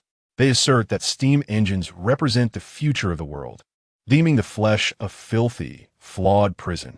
They preach that one must transform themselves with steel and gears to achieve eternal motion. One of my young informants witnessed them replacing a man's arm with a rusty hook, and that individual appeared blissful, murmuring praise the gears. Arthur's brow furrowed deeply. Such descriptions immediately conjured images of mad, twisted cultists in his mind. Despair and poverty serve as fertile ground for such malevolence. Are these churches well organized? Arthur queried. Extremely well organized, Barton asserted. They have designated meeting places, individuals specifically tasked with preaching, and even their own armed guards. In stark contrast to our street gang, we exist on entirely different planes. A look of trepidation crossed Barton's face as he exclaimed, "Mr. Fleming, I sense there are individuals behind them akin to you, yet distinctly different, those malevolent, extraordinary beings." He continued, "My territory has recently come under immense pressure. A gang known as the Blackwater Gang, which once operated solely in the seedy underbelly, has suddenly surged in strength. Their members are reckless lunatics, ferociously violent in their brawls. They are attempting to seize my docks and consume my intelligence network." The Blackwater Gang? Indeed. Their leader, known as the Corpse Eater, is rumored to possess the ability to converse with the dead. Fear resonated in Barton's voice. Converse with the dead? A necromancer? Arthur's mind raced with alarm. The emergence of these sinister cults and the sudden rise of the Blackwater Gang likely concealed the shadows of extraordinary powers. They were exploiting the chaos and despair of the lower city to bolster their influence, akin to cultivating malignant tumors within the city's very fabric. Barton's intelligence network resembled the nerve endings upon the city's skin. Should this connection be severed, the spread of these tumors may go undetected until it is too late. "I understand," Arthur said, gazing at the visibly distressed Barton. "Your intelligence network is crucial. It must not be lost." Upon hearing Arthur's words, Barton clutched at the lifeline, his eyes igniting with a glimmer of hope. Chapter 75. Consolidation and investment. In Barton's eyes sparkled a glimmer of hope.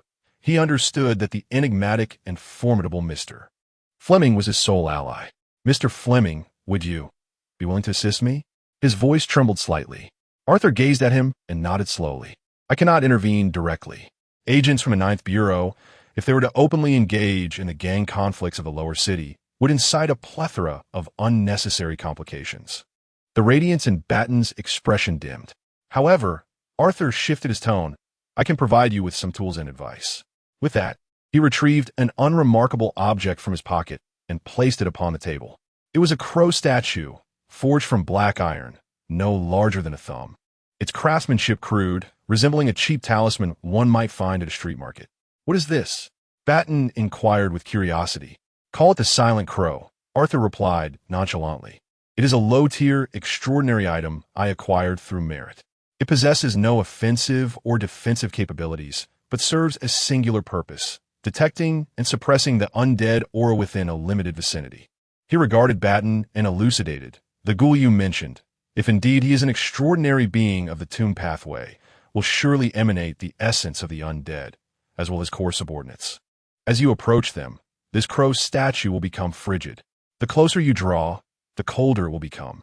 Simultaneously, its faint energy can, to a certain extent, disrupt their communication with the undead, rendering them agitated." Barton grasped the icy iron crow, feeling as though he held a shard of glacial ice. Yet within him surged an unprecedented sense of security. This object was truly a nemesis tailored for the ghoul. This is far too precious." Barton stammered in excitement. "This is not a gift. It is an investment," Arthur stated calmly. "I require your intelligence network, one that is stable, reliable, and capable of penetrating the city's underbelly. Thus, you must solidify your footing. He refrained from providing Batten with weapons or money, as that would merely attract more formidable foes or lead Batten to become lost in the allure of power. Instead, he offered knowledge and targeted tools. In addition to this, Arthur continued, I shall impart a few more strategies. The power of the tomb pathway is predominantly cold and averse to light. Within your territory, place more coal lamps, especially in the shadowy corners. Ensure your subordinates carry iron items, such as nails or small iron plates. Pure iron naturally restrains lower-tier spirits. Furthermore, should a conflict arise, endeavor to select crowded, cacophonous locations. The vibrant life force will suppress their power. Lastly, and most critically, Arthur's gaze sharpened. Do not attempt to kill the ghoul. You are no match for him. What you must do is harass him, making him feel that your territory is a source of trouble and discomfort. He felt an inexplicable loss of control over his undead minions, sensing that his power was perpetually suppressed by some unseen force. When he perceived that his investments yielded disproportionate returns from you, it was only natural for him to redirect his ambitions elsewhere. Every word spoken by Arthur was firmly etched in Barton's mind. Lis transcendit mea ganghaibelis. It was a lesson in how to navigate the complexities of dealing with a formidable supernatural entity.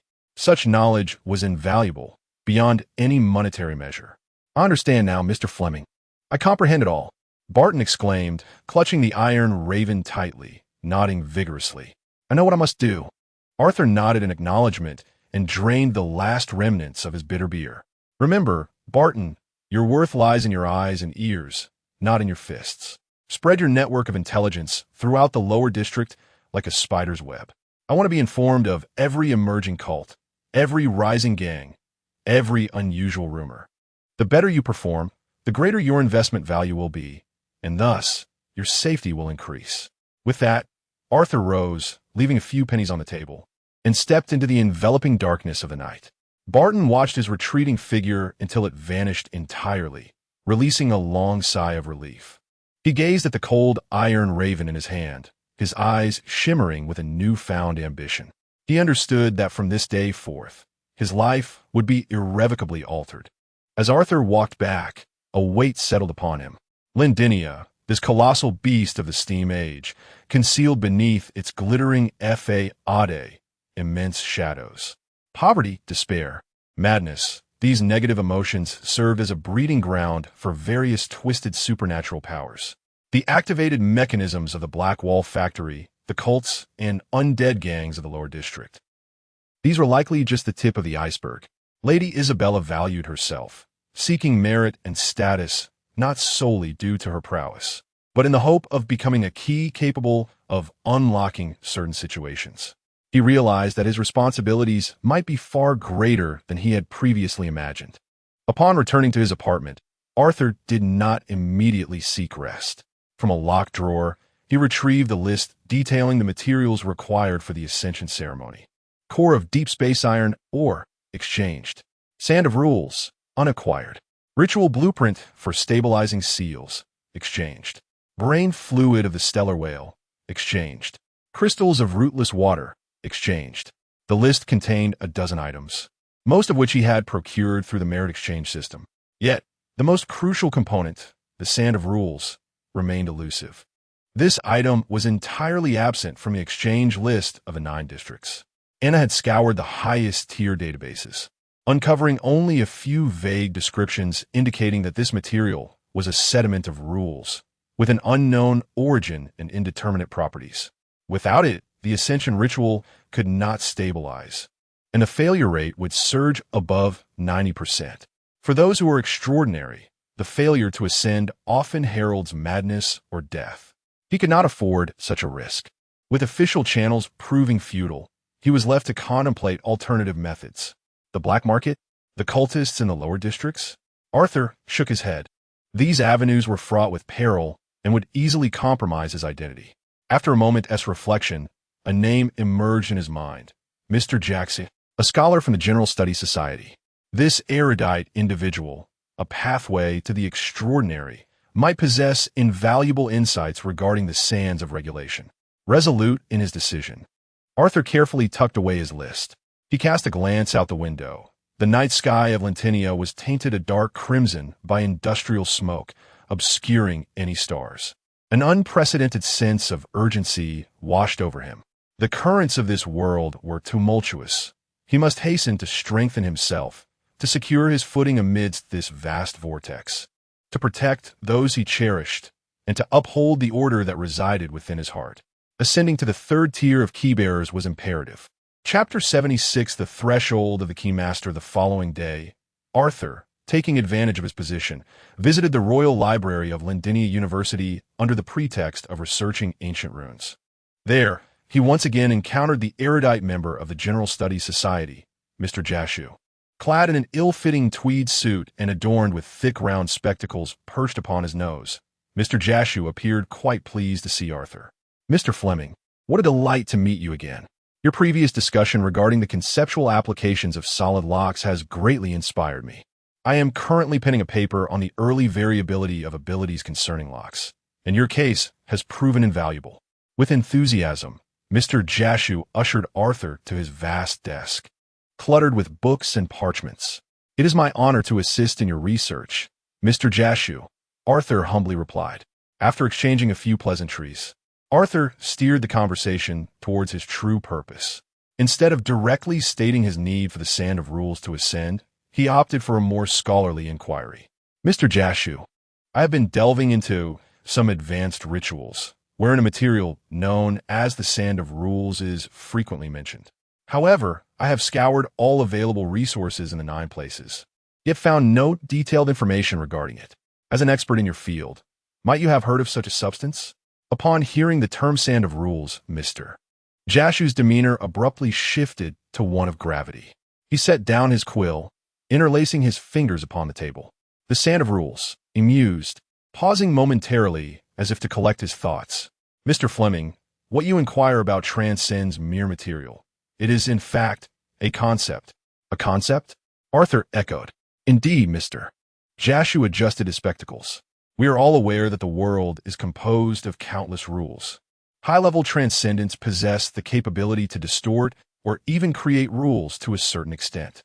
When a powerful domain or ritual that pertains to the realm of rules dissipates, there exists a minuscule probability that some remnants of rule memories will linger. These memories manifest in a crystalline form akin to granules, which is what we refer to as the sand of rules." Arthur listened intently. This information proved far more detailed than anything contained within the archives of the 9 places. This sand itself possesses no intrinsic energy, yet its most significant function is stability, Mr. Jashu continued, in undertaking perilous rituals that seek to touch or alter the rules. Incorporating the sand of rules can substantially enhance the stability of the ritual and diminish the risk of losing control. It serves as scaffolding in construction, although it will ultimately be dismantled. It is indispensable during the building process. And where might one procure such a material? Arthur feigned casual interest. Mr. Jashu offered a wry smile. That is precisely its most troublesome aspect. The conditions for the formation of the sand of rules are exceedingly stringent, rendering it a serendipitous find. To my knowledge, the only entity within the entire Austin Empire capable of consistently producing the sand of rules is the Court of Balance. The mention of the Court of Balance sent a shiver down Arthur's spine. That is the official organization of the balance path, the arbiter and enforcer of the entire extraordinary world. Indeed, the headquarters of the Court of Balance is said to be established upon the site of the ancient deity of Balance's Fall. There, the rules remain in a fragmented yet vibrant state. Members of the court can, through a special ritual, collect minute amounts of sand of rules from that region. However, this material is their most vital strategic resource, strictly controlled and never circulated externally. To procure it from them is more difficult than scaling the heavens. Arthur's heart sank. The Court of Balance, that colossal entity, was simply beyond his reach at present. Observing the disappointment etched on Arthur's face, Jaxi, who hesitated for a moment, lowered his voice and said, "Of course, exceptions do exist. If formal channels prove unfruitful, there will always be some gray avenues." Arthur's eyes brightened. "Are you suggesting the black market?" "No, something deeper and more clandestine," Jaxi replied, his expression grave. "Mr. Fleming, consider what I am about to say as the idle musings of a scholar. Just hear it and nothing more." "I understand." Arthur nodded solemnly. Jaxiu leaned closer, lowering his voice further. "Rumors suggest that within the shadows of Lendinia, an exceedingly mysterious organization operates. They do not worship any deities nor seek power. They are solely interested in one thing: secrets. They collect, steal, and trade a myriad of secrets, from the scandals of nobility to the rituals of cults, and even the ascension formulas of high-level extraordinary beings. They believe that knowledge and secrets themselves embody the most fundamental power. This organization lacks a fixed name. They are referred to by the outside world as the Whispers." "Whispers?" Arthur pondered over the name. "Indeed. It is said that the core members of the Whispers are primarily extraordinary beings from the paths of net, sand, and mirror, specializing in the art of information and memory theft." A hint of trepidation colored Jaxiu's voice as he continued. "According to rumors, they possess a unique method to forcibly strip rule-related aspects from a person's memory, subsequently crystallizing them to create a substitute for sand of rules." The thought of stripping away memories sent a chill down Arthur's spine. "Is this true?" "Merely rumors." Jaxiu shook his head, "But where there is smoke, there is fire. If you truly, and I mean truly, must find the sand of rules, then the Whispers might be your sole clue. However, you must remember that dealing with them is akin to dancing with devils. They are the most untrustworthy merchants in the world. Betrayal and deceit are their very nature. They may sell you a secret today, only to sell your secret to your enemies tomorrow." Once Jaxiu finished speaking, he fell silent, resuming his writing with a quill, as if the previous conversation had drained him of all his energy. Arthur stood, bowing deeply to Jaxiu. "Thank you, Mr. Jaxiu. Your idle musings are invaluable to me." Leaving the library, Arthur strolled along the tree-lined path of Rentinia University, his mind tumultuous and restless. A governmental organization monopolizing critical resources, a clandestine society thriving on the art of subterfuge. His ascent seemed, from the very outset, destined to be fraught with obstacles. The Whisper, he understood he had no alternative. Regardless of the peril, he must take the plunge. He could not remain stagnant at the level of a secondary seeker, especially after witnessing the turmoil of the lower districts and the undercurrents within the Nine. He required strength, now, immediately, without delay. Yet the question remained: how to establish contact with this elusive Whisperer, a being spoken of only in hushed tones? Given their reliance on secrecy, their movements must be shrouded in enigma. As Arthur pondered, he made his way out of the campus. He needed to devise a meticulous plan, ensuring that each step was executed flawlessly. Chapter 77. The Whisperer's Invitation: How to Make Contact with the Whisperer. Arthur did not flail about like a headless fly. From Jaxiu, he obtained not merely a name, but a detailed profile of a modus operandi. An organization that thrives on secrecy would undoubtedly be acutely sensitive to actions that seek to unveil such secrets. They may not reveal themselves readily, yet they would certainly lay an intricate web of invisible traps, waiting for valuable prey to unwittingly stumble into them. Arthur resolved to play the role of a worthy quarry. In the ensuing days, he took advantage of his position to frequently visit the libraries, antiquarian bookstores, and collector salons scattered throughout Lentinia. Instead of directly inquiring about the Whisperer, he exhibited a profound interest in various forbidden knowledge and rare materials. He would spend lavishly to acquire a unique tome recounting the failures of ancient rituals. He would inquire about the whereabouts of cursed inks or weeping parchment. To others, his demeanor appeared as that of a newly minted upstart, eager to explore esoteric realms, yet lacking the means to do so. This behavioral pattern not only conformed to his persona as a newly rich novice, but also sent a precise signal to potential watchers lurking in the shadows. "I possess value and am eager to trade." A week later, as usual, Arthur was sifting through musty volumes in an antiquarian bookstore located in the old town, when he extracted a card serving as a bookmark from a book titled An Examination of Ancient Alchemical Symbols. He felt an unusual chill at his fingertips. It was a blank card, crafted from some unknown heavy paper, devoid of any markings. Arthur's heartbeat skipped a beat. He discreetly purchased the book and the card before leaving the store. Upon returning to his secure apartment, he placed the card on his desk. He could sense an exceedingly faint yet pervasive spiritual vibration emanating from it, akin to the threads of a spider's web. Closing his eyes, he cautiously extended his mental faculties toward it. The moment his consciousness made contact with the card, a tapestry of countless entwined voices, seemingly emanating from all directions, resonated directly within his mind. "Seeker, what do you desire?" Arthur steadied his thoughts and refrained from answering directly. Instead, he countered, "What can you offer?" "We offer a key. The key to the door of your desires." The whispers echoed, laden with temptation, wealth, power, knowledge, provided one could pay the requisite price. "I seek the sand of rules." Arthur stated his objective plainly. The whispers fell silent for a moment, seemingly assessing the value of this request. "Rare grains, the remnants of rules. We can provide it, but at a steep price. What do you desire in return?" "We seek neither gold nor accolades. We adhere strictly to the principle of equivalent exchange." The voices took on a playful tone. "We require a secret. A secret from the core of the ninth place of secrets." "It has begun."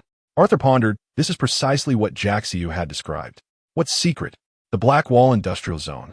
The United Steam Power Plant, a Level 3 conceptual pollution incident. We must understand how a Level 2 Pathfinder managed to quell an activated central steam core in a mere 3 minutes. "We need your secret."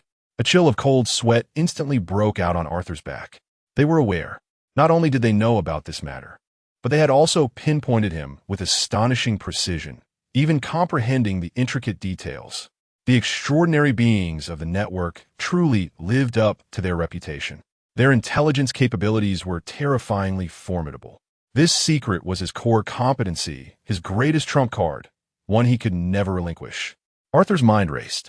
To refuse meant the deal would immediately collapse. To acquiesce was tantamount to digging his own grave. He must find a third path. The value of this secret was far too high. Arthur responded with mental acuity, his voice sounding remarkably composed, asserting that its worth far exceeded that of a mere promotion material. Using it as a bargaining chip did not align with the principle of equivalent exchange. He was reasoning with the other party, stalling for time, while simultaneously probing their bottom line. "Oh," the whispering voice seemed intrigued by his response. "Then, in your view, what would constitute equivalence?"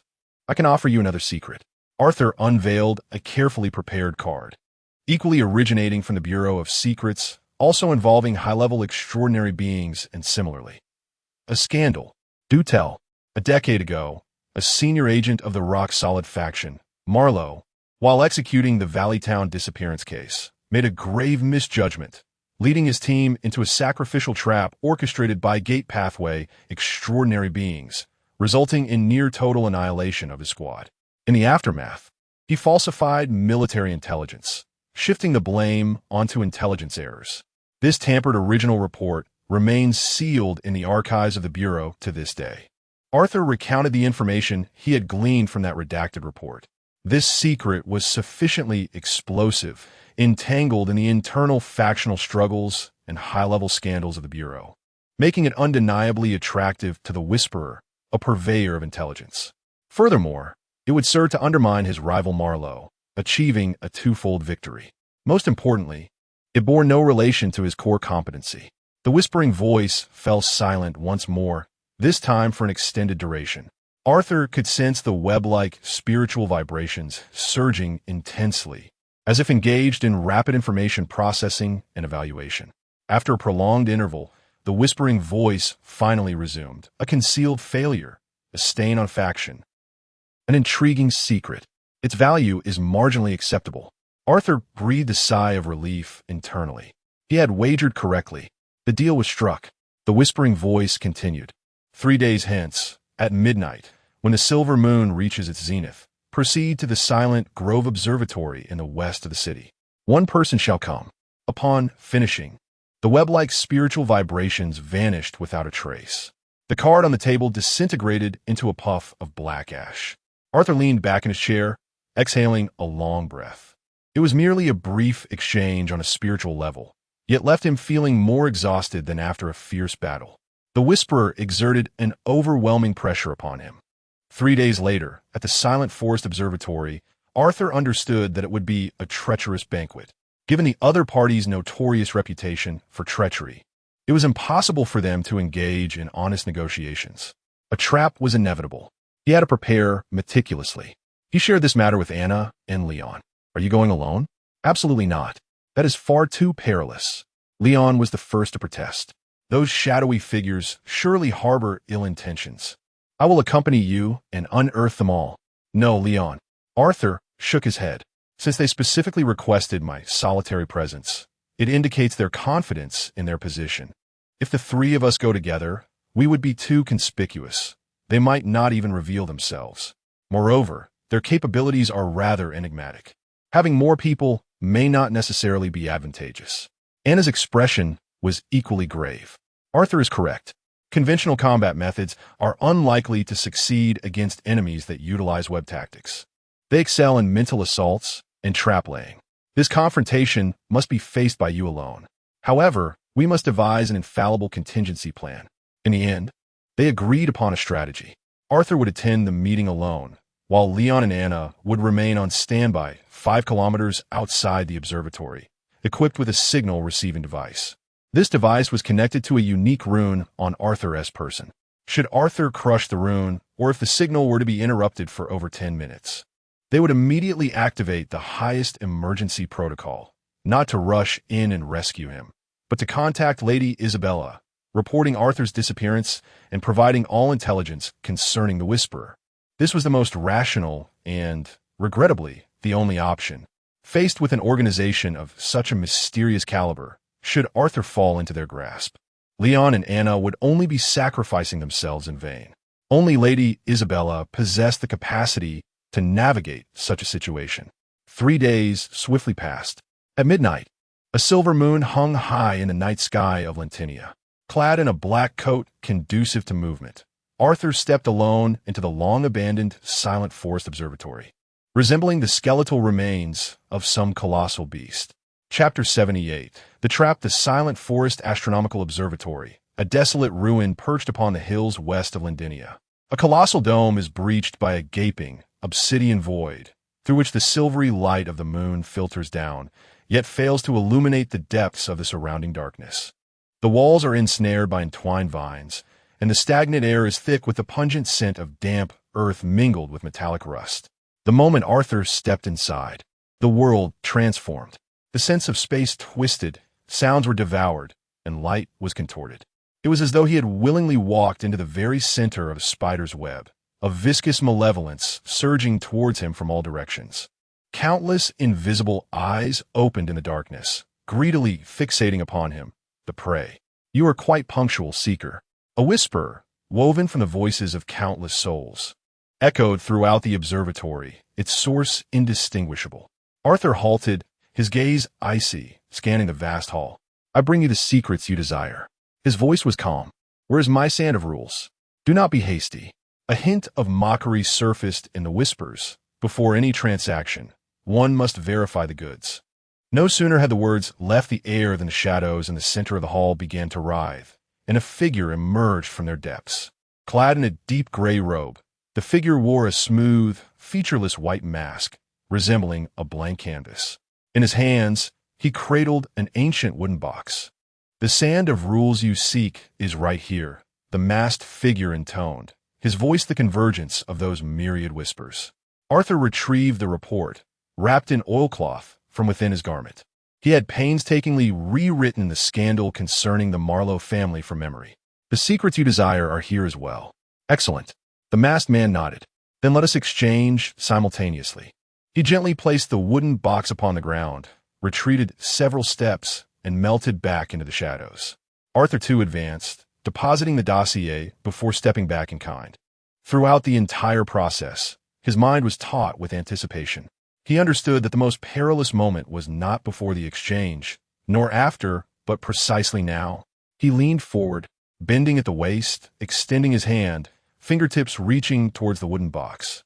At that moment, the trap was sprung. A hum, a sound imperceptible to human ears, erupted within his skull.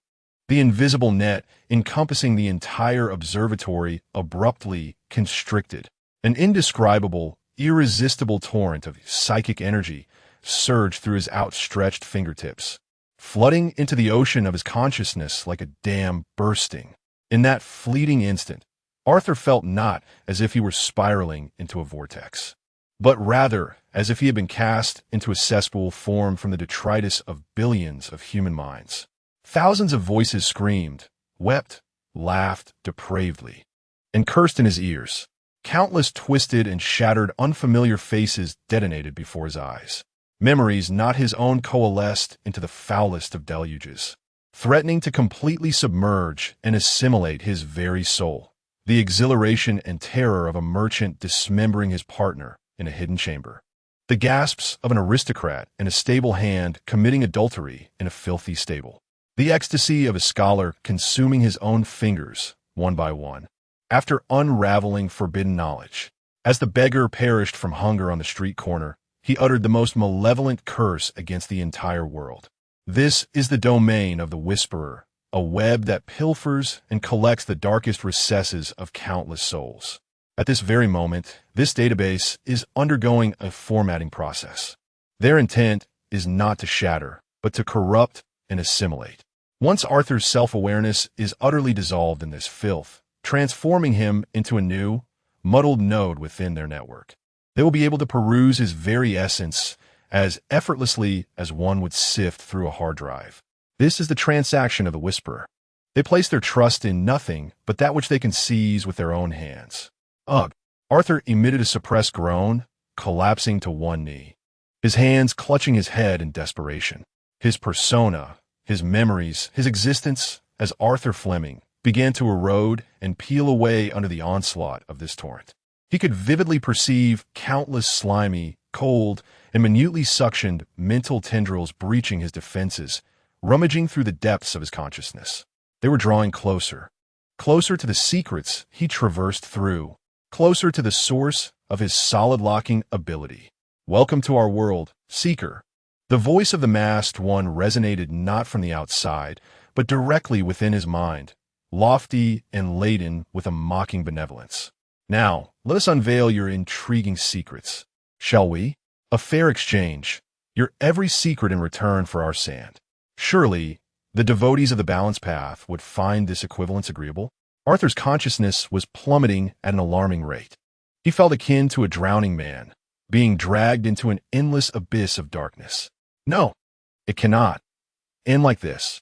His vision began to fracture, yet amidst the shattered light and shadow, several familiar faces materialized. The hopeful gaze of Lady Isabella, the boisterous laughter of Leon, the calm and composed profile of Anna. What will happen to them if I fall here? No, I cannot concede.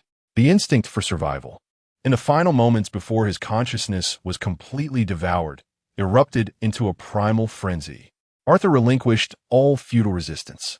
He ceased to struggle against the ocean of mental pollution, instead condensing his dwindling, soon-to-fade will into a singular point, an absolute and indisputable coordinate. He recalled Isabella's words. The essence of the lock path is to define the rules. He remembered defining a report-s existence in its unaltered state within the archives. He recalled defining the machine-s rampage to be locked in the factory. Now, what he must define is the nature of his relationship with this malevolent network. His will transformed into a cold, grand, and irrefutable decree, boldly proclaiming in this sullied mental realm, I, Arthur Fleming, am an independent entity. The connection between myself and this web is false. This connection does not exist. He refrained from assaulting that polluted ocean, fully aware of his inadequacy. He did not sever that spiritual conduit, for at the other end lay an extensive network meticulously curated by his adversaries over the years. Instead, he undermined them from the ground up. He categorically repudiated the very essence of the connection itself. If the connection had never existed, then all assaults predicated upon it would transform into mere farce. This represents an almost primordial, irrational form of ultimate defense.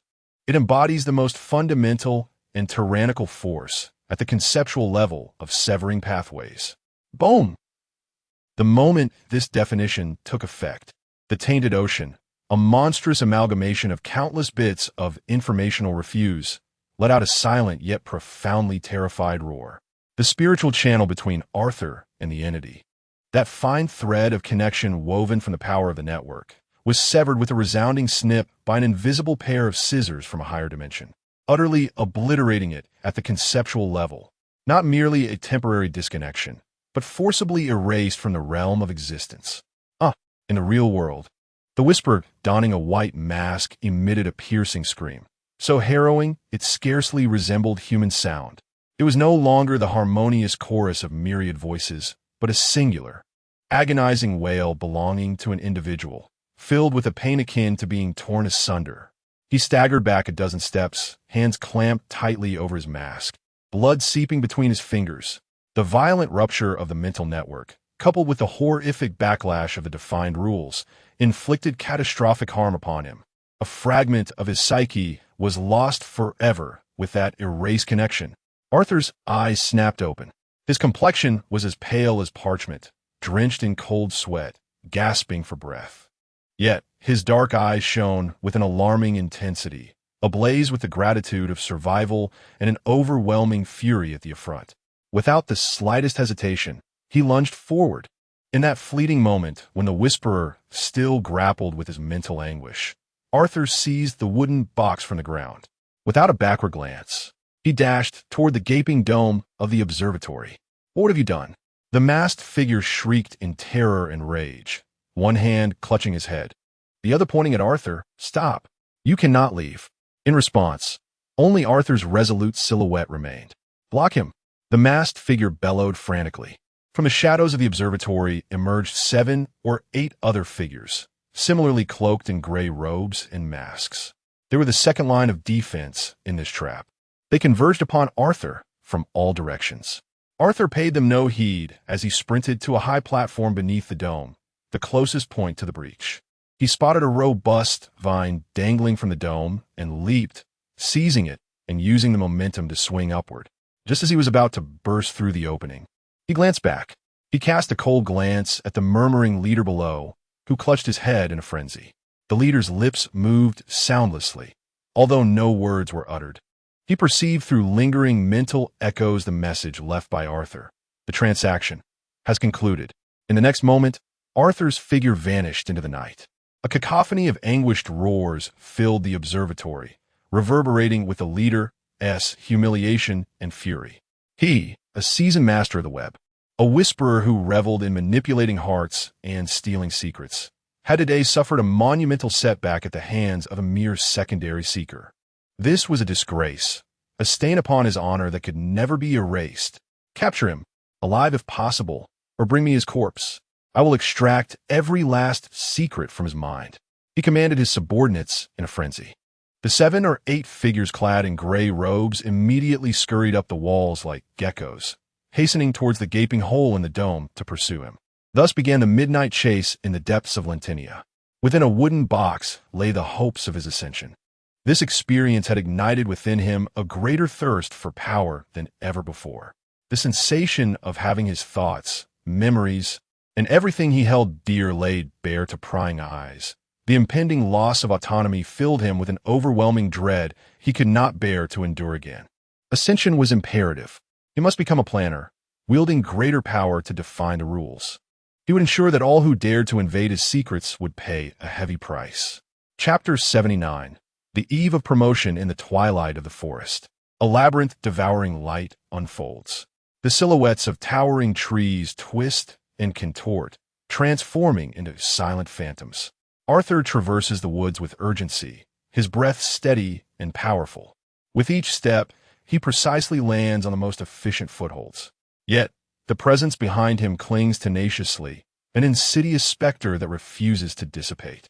The 7 or 8 gray-robed figures are masters of stealth and pursuit, moving with a remarkable swiftness and utter silence. They're sharing their positions through a network.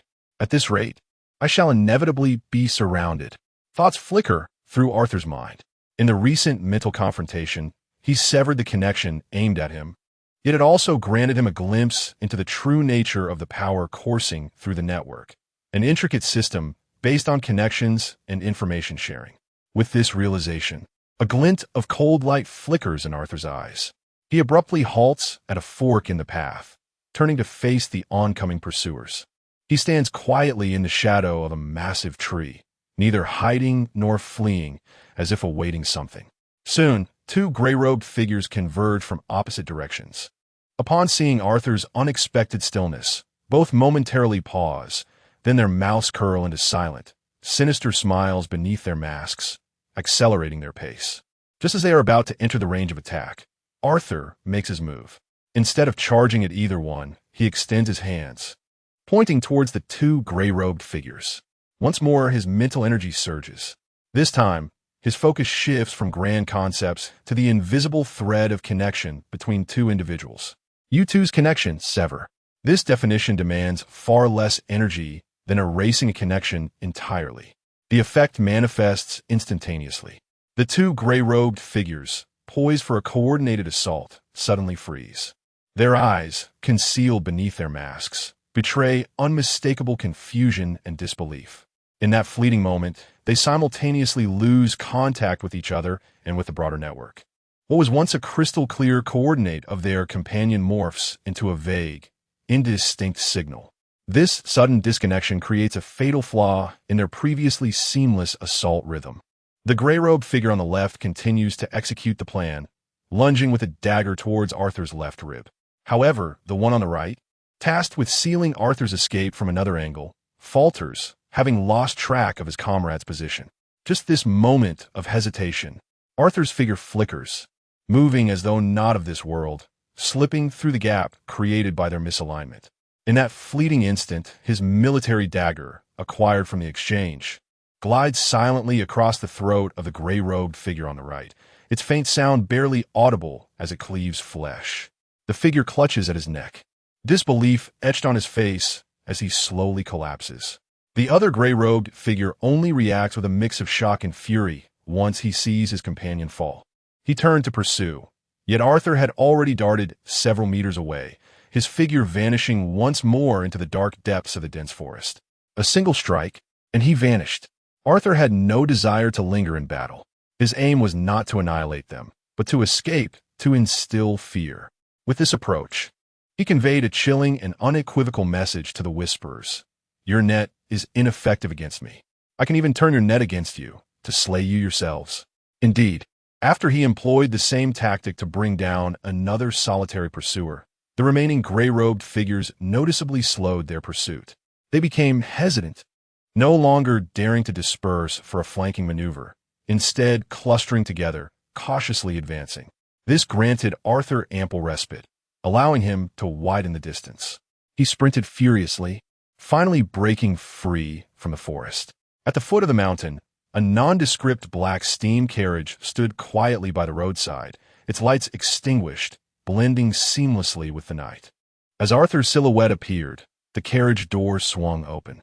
Get in quickly, Leon's anxious voice called from within. Arthur leaped aboard, and the door promptly slammed shut. Leon yanked the reins fiercely. The two seemingly ordinary draft horses, muscles rippling, erupted with terrifying strength, hooves pounding as they transformed the carriage into a streak of black lightning. Racing down the road, inside the carriage, Anna offered a flask of water. How are you? I'm fine. Arthur took a few swigs, his heaving chest gradually calming. He glanced back, noting the gray-robed figures had not pursued. They had given up. Did you really get it? Leon stared at the wooden box tightly clasped in Arthur's arms, his eyes wide as saucers. Arthur nodded and opened the box.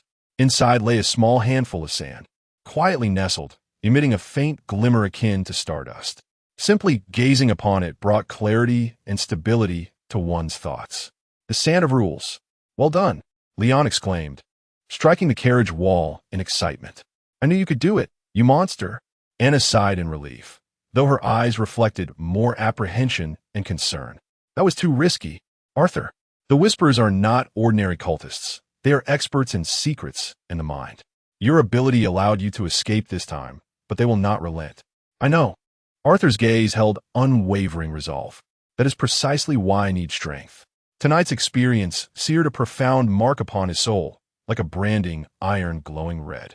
The feeling of utter helplessness, the terror of having one's thoughts, memories, and very existence laid bare and snatched away by the enemy. It was a sensation he never wished to endure again. He stared intently at the sand of rules in his hand, the thirst for ascension transforming into a ravenous beast, roaring and crashing within his chest.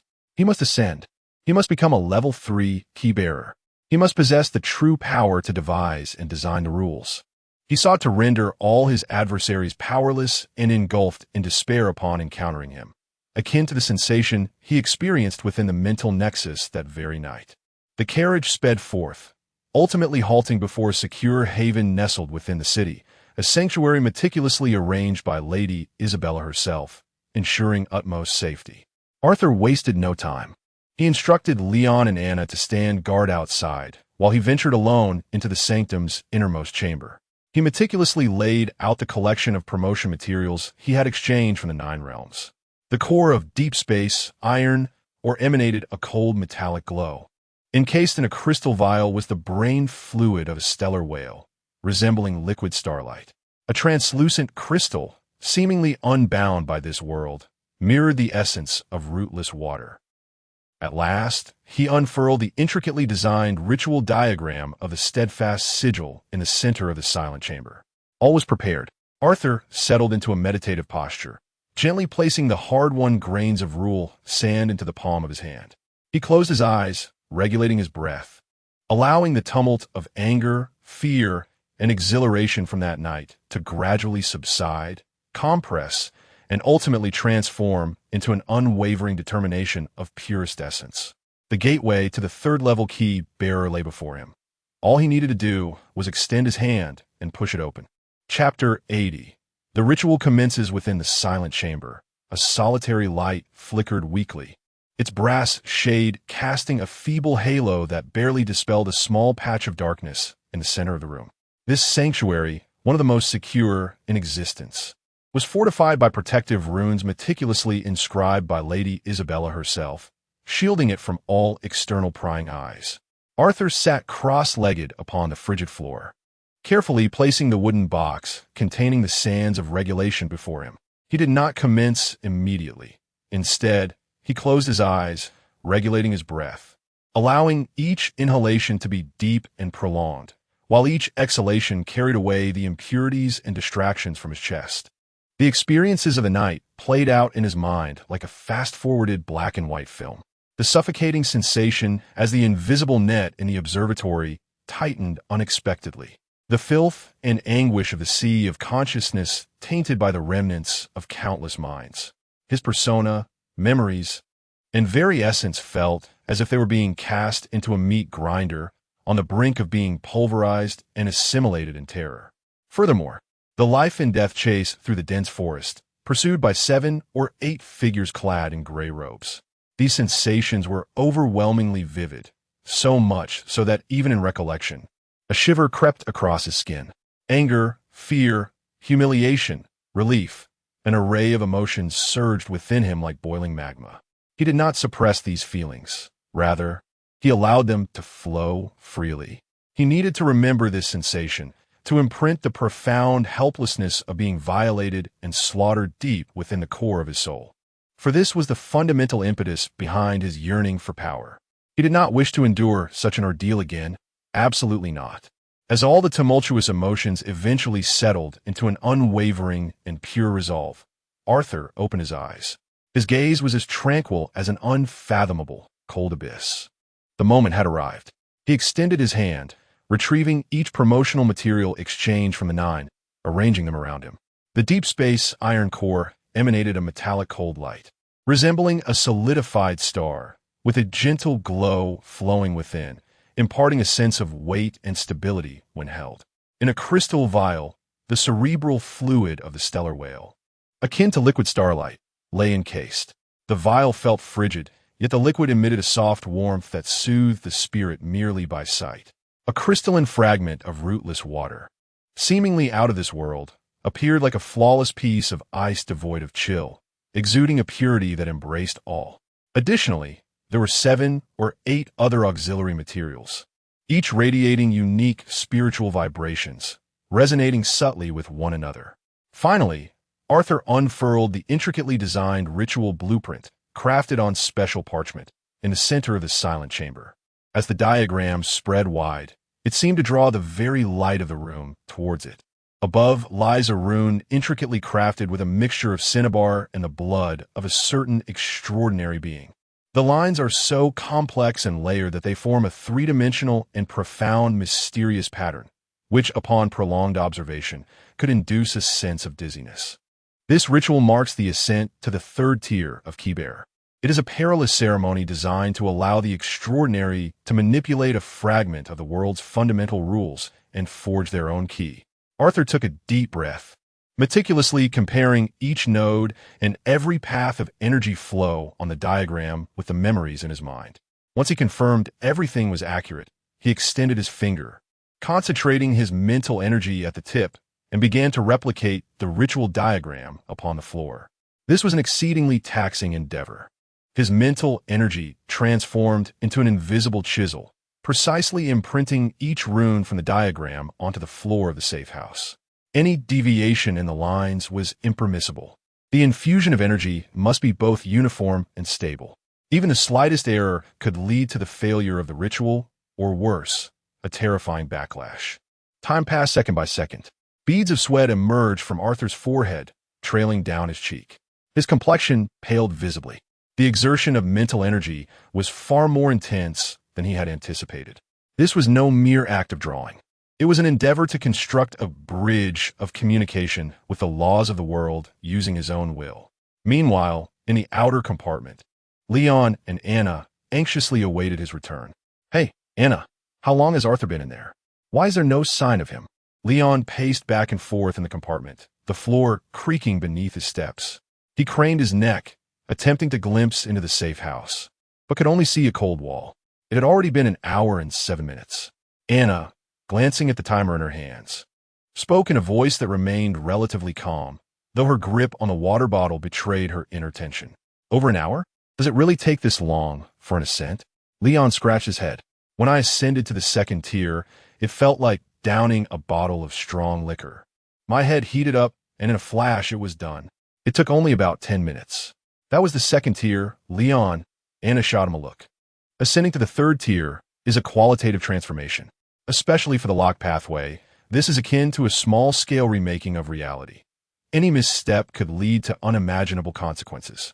Hearing the gravity of her words, Leon's expression fell. He plopped back into his seat, his hands cradling the back of his head, sighing heavily. "Do you think he can manage it? Those whisperers don't sound like benign entities. Arthur is going head-to-head with them, and he stole something. That must have taken a toll on him. Is it too much to ascend in this state?" After a moment of silence, Anna slowly replied, "I believe in him." Her tone was soft yet remarkably resolute. "Arthur is not an impulsive individual. His decision to ascend now must stem from a profound certainty. All we can do is wait for him here and eliminate any potential disturbances that may arise." As Anna spoke, her gaze inadvertently swept to the end of the street, where, amidst the dense darkness, something seemed to be surging silently. Leon followed her line of sight, grinning slightly as he tightened his grip on the battle axe resting on his knee. "Hey, it appears we shan't have a moment's respite tonight." Within the quiet chamber, Arthur exhaled a long, weary breath as the final stroke was completed, leaving him somewhat drained. Before him lay a massive ritual array, exceeding 5 meters in diameter, perfectly inscribed upon the floor. Invisible mental energy flowed gently through the lines of the array, emitting a faint glow. The first step was a success. Without pausing for rest, Arthur steeled himself, meticulously placing the precious, extraordinary materials at the designated nodes of the array, as per the blueprint. The core of deep space iron ore was positioned at the center, serving as the anchor for the ritual. He uncorked the vial of stellar whale brain fluid and carefully poured it along the main veins of the array, the liquid starlight being instantly absorbed, causing all the lines to illuminate brilliantly. The crystal of rootless water was placed before him. Once the ritual commenced, he would need this crystal to cleanse and purify his mind. Everything was in readiness. Arthur's gaze fell upon a small wooden box. He reached out and opened it. Inside lay a handful of sand, radiating a faint luminescence akin to fragments of stars. Merely gazing at it, Arthur felt his previously chaotic mind, due to excessive exertion, stabilize in an instant. Truly, it was the embodiment of the memory of rules, the conceptualization of stability. He delicately placed the hard-won sand between himself and the crystal of rootless water. Then he sat cross-legged, resting his hands on his knees, palms facing upward, and closed his eyes. All anger, fear, excitement, and distracting thoughts were thoroughly emptied at that moment. His heart transformed into a smooth mirror, reflecting only one intention: to push open the door before him, leading to the realm of the third-level keybearers. Commence, Arthur silently intoned. He poured all his remaining mental energy into the ritual array beneath him. A low, resonant hum, as if emanating from the other end of the world, reverberated within the quiet chamber. The entire array erupted in a dazzling brilliance. Chapter 81. The torrent of rules light consumed everything. At the moment the ritual array was activated, Arthur felt his consciousness being forcibly extricated from his body by an invisible hand, only to be violently cast into a realm that defied description. Here, there is no up or down, no passage of time, and even the concept of space was rendered irrelevant. He floated amidst a sea of chaos. Surrounding him were countless rivers of light, some as broad as oceans, others as slender as threads. They intertwined, collided, fused, and separated, creating a tapestry so grand it instilled a sense of despair. Arthur gazed upon a river nearest to him, radiating a deep ochre glow, and a thought emerged unbidden in his mind: gravity. He then turned his attention to another river, emanating a searing red light: heat. A cold, sluggish river flowed by: entropy. Another flickered with countless possibilities, ever diverging: time. Was this the embodiment of the world's rules? Arthur was utterly astonished by the spectacle before him. He felt like an ant that had fallen into the inner workings of a colossal machine, surrounded by vast gears and intricate components that governed the world's operations. The power contained within any single river could easily wash away his consciousness, leading to complete obliteration. Was this the trial one faced upon ascending to the third level? A direct encounter with the essence of the world? No wonder the failure rate was so high. This was a domain beyond the reach of mere mortals. Just as his mind reeled, a tumultuous, dark red eddy surged toward him, imbued with a chaotic essence of fragmentation and contradiction. Within that current swirled myriad distorted concepts: gravity pulling upward, time flowing backward, cold flames. Was this the shattered rules? The remnants of a failed ritual? Or the aftermath of a fallen high-tier transcendent? Arthur had no time to evade. He was on the brink of being engulfed by that chaotic torrent. At that critical moment, a gentle yet resolute force emanated from beneath him. Grains of sand, twinkling with starlight, emerged from below his consciousness, swiftly coalescing into a small raft capable of supporting him alone. The sand of rules. It provided Arthur with an unassailable foothold within this ocean of order. The tumultuous dark red stream crashed against the raft, yet it was as if it had struck an immovable rock, parting effortlessly. Arthur exhaled deeply, the sensation of surviving a cataclysm leaving him shaken. Without the sand of rules, he would scarcely have endured even a second before being utterly assimilated, disintegrated, transformed into yet another mindless remnant within this ocean of order. Once his mind stabilized, Arthur began to observe this peculiar world with greater scrutiny. He discovered that these torrents of rules were not devoid of structure. They adhered to a higher tier of meta-rules, mutually constraining and interacting, collectively upholding the operation of the entire realm. What he must accomplish is to find the river that belongs to the path of the lock within this vast ocean. This endeavor is equally arduous. The rules here are innumerable, amounting to billions, and most exist in a state of chaotic primitiveness. Arthur attempted to unleash a fragment of his mental energy to perceive the surrounding rivers. The moment his mental energy brushed against a river emanating a ghostly azure glow, an icy concept of stillness surged forth, nearly freezing his consciousness in place. He hastily withdrew his mental energy, his heart skipping a beat. No, he could not afford to probe blindly. A method must be found. He recalled his ability from the time he was a secondary seeker, the power to define rules. Back then, he had forcefully distorted the rules of a small area within the realm of reality. Now he stood at the source of these rules. Could he, perhaps, reverse the process? Instead of distorting, could he not define himself, resonating with a particular rule? A bold thought took shape in Arthur's mind. He retracted his will entirely, ceasing outward exploration, and instead focused inward.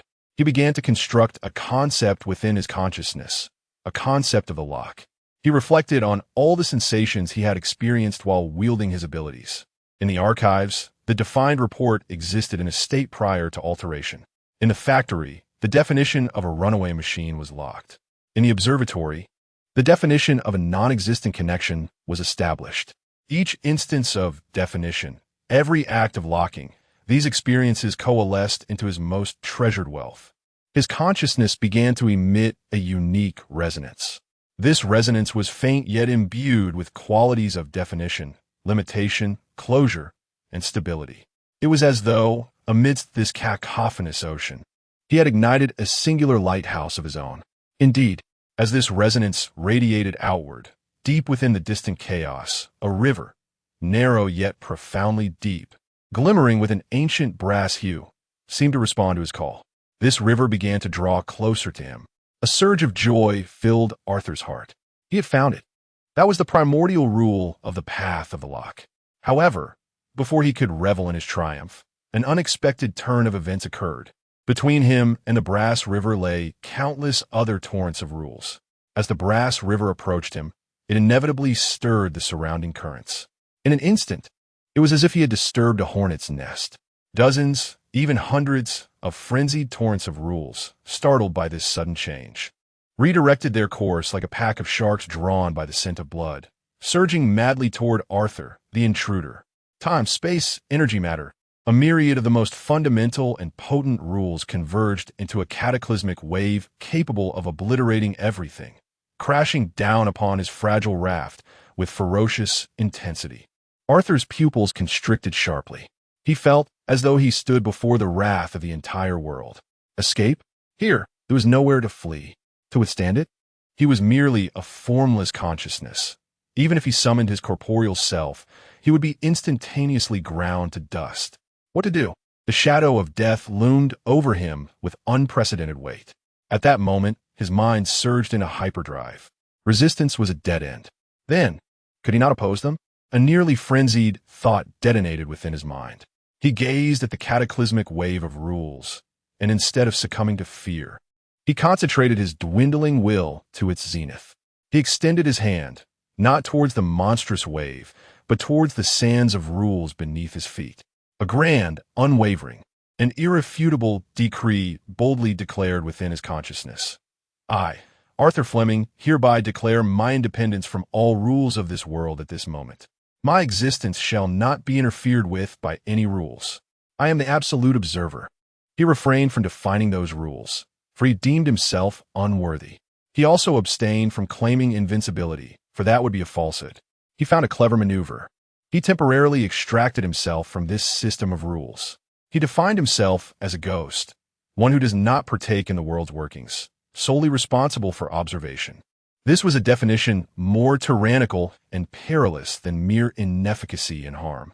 For should the definition fail, or time render it irrevocable, he might forever become lost in this sea of rules, a true observer devoid of entity and past.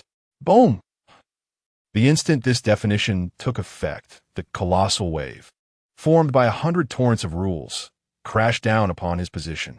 Yet, an astonishing scene unfolded. The wave passed directly through his body and the raft beneath him, as if he and the raft had transformed into non-existent phantoms. The violent rules could neither see him nor touch him. Arthur had successfully rendered himself invisible. He stood quietly upon the raft, watching the annihilating wave roar past him, his heart untouched by any tumult. For in the state of the observer, even fear had been temporarily stripped away. He was merely a pure, absolutely rational consciousness. As the wave receded, the surrounding torrents of rules gradually calmed. The rule of the lock, emitting an ancient bronze gleam, finally approached him. Arthur regarded it as one would gaze upon a long-awaited homecoming. He dismantled the definition of the observer. Exhaustion, trepidation, relief, an array of emotions surged back like a tidal wave, nearly overwhelming his consciousness. He forcefully steadied his mind, extending his hand towards the brass-hued river, reaching out. Chapter 82. Forging the key the moment Arthur's consciousness brushed against the brass-hued river. He felt as though he had returned to his mother's embrace. An indescribable sense of warmth and belonging surged from the depths of his soul. No longer an outsider, he became an integral part of this flowing continuum of rules. Countless pieces of information regarding the pathways of locks were imprinted directly onto his consciousness. From the most elementary act of securing a chest to the more advanced locking away of a person's memories, culminating in the legendary ultimate authority capable of sealing a deity. The myriad possibilities of the lock pathways unfurled before him like a grand tapestry. He understood. Ascending to the third tier of keybearers meant not merely an enhancement of power, but a profound acquisition of authority.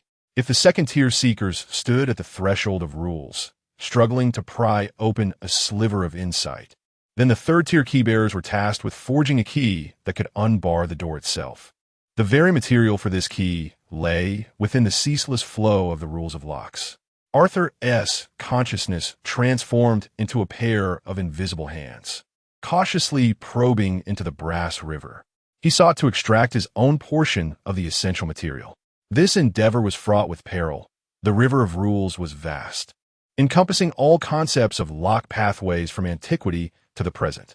Should he be overly ambitious, attempting to seize power beyond his capacity, his consciousness would be overwhelmed by these colossal concepts, leading to utter collapse. Conversely, if he were to gather too little or of inferior quality, the key he forged would bear flaws, rendering his future endeavors exceedingly arduous. Precision was paramount, and balance was essential.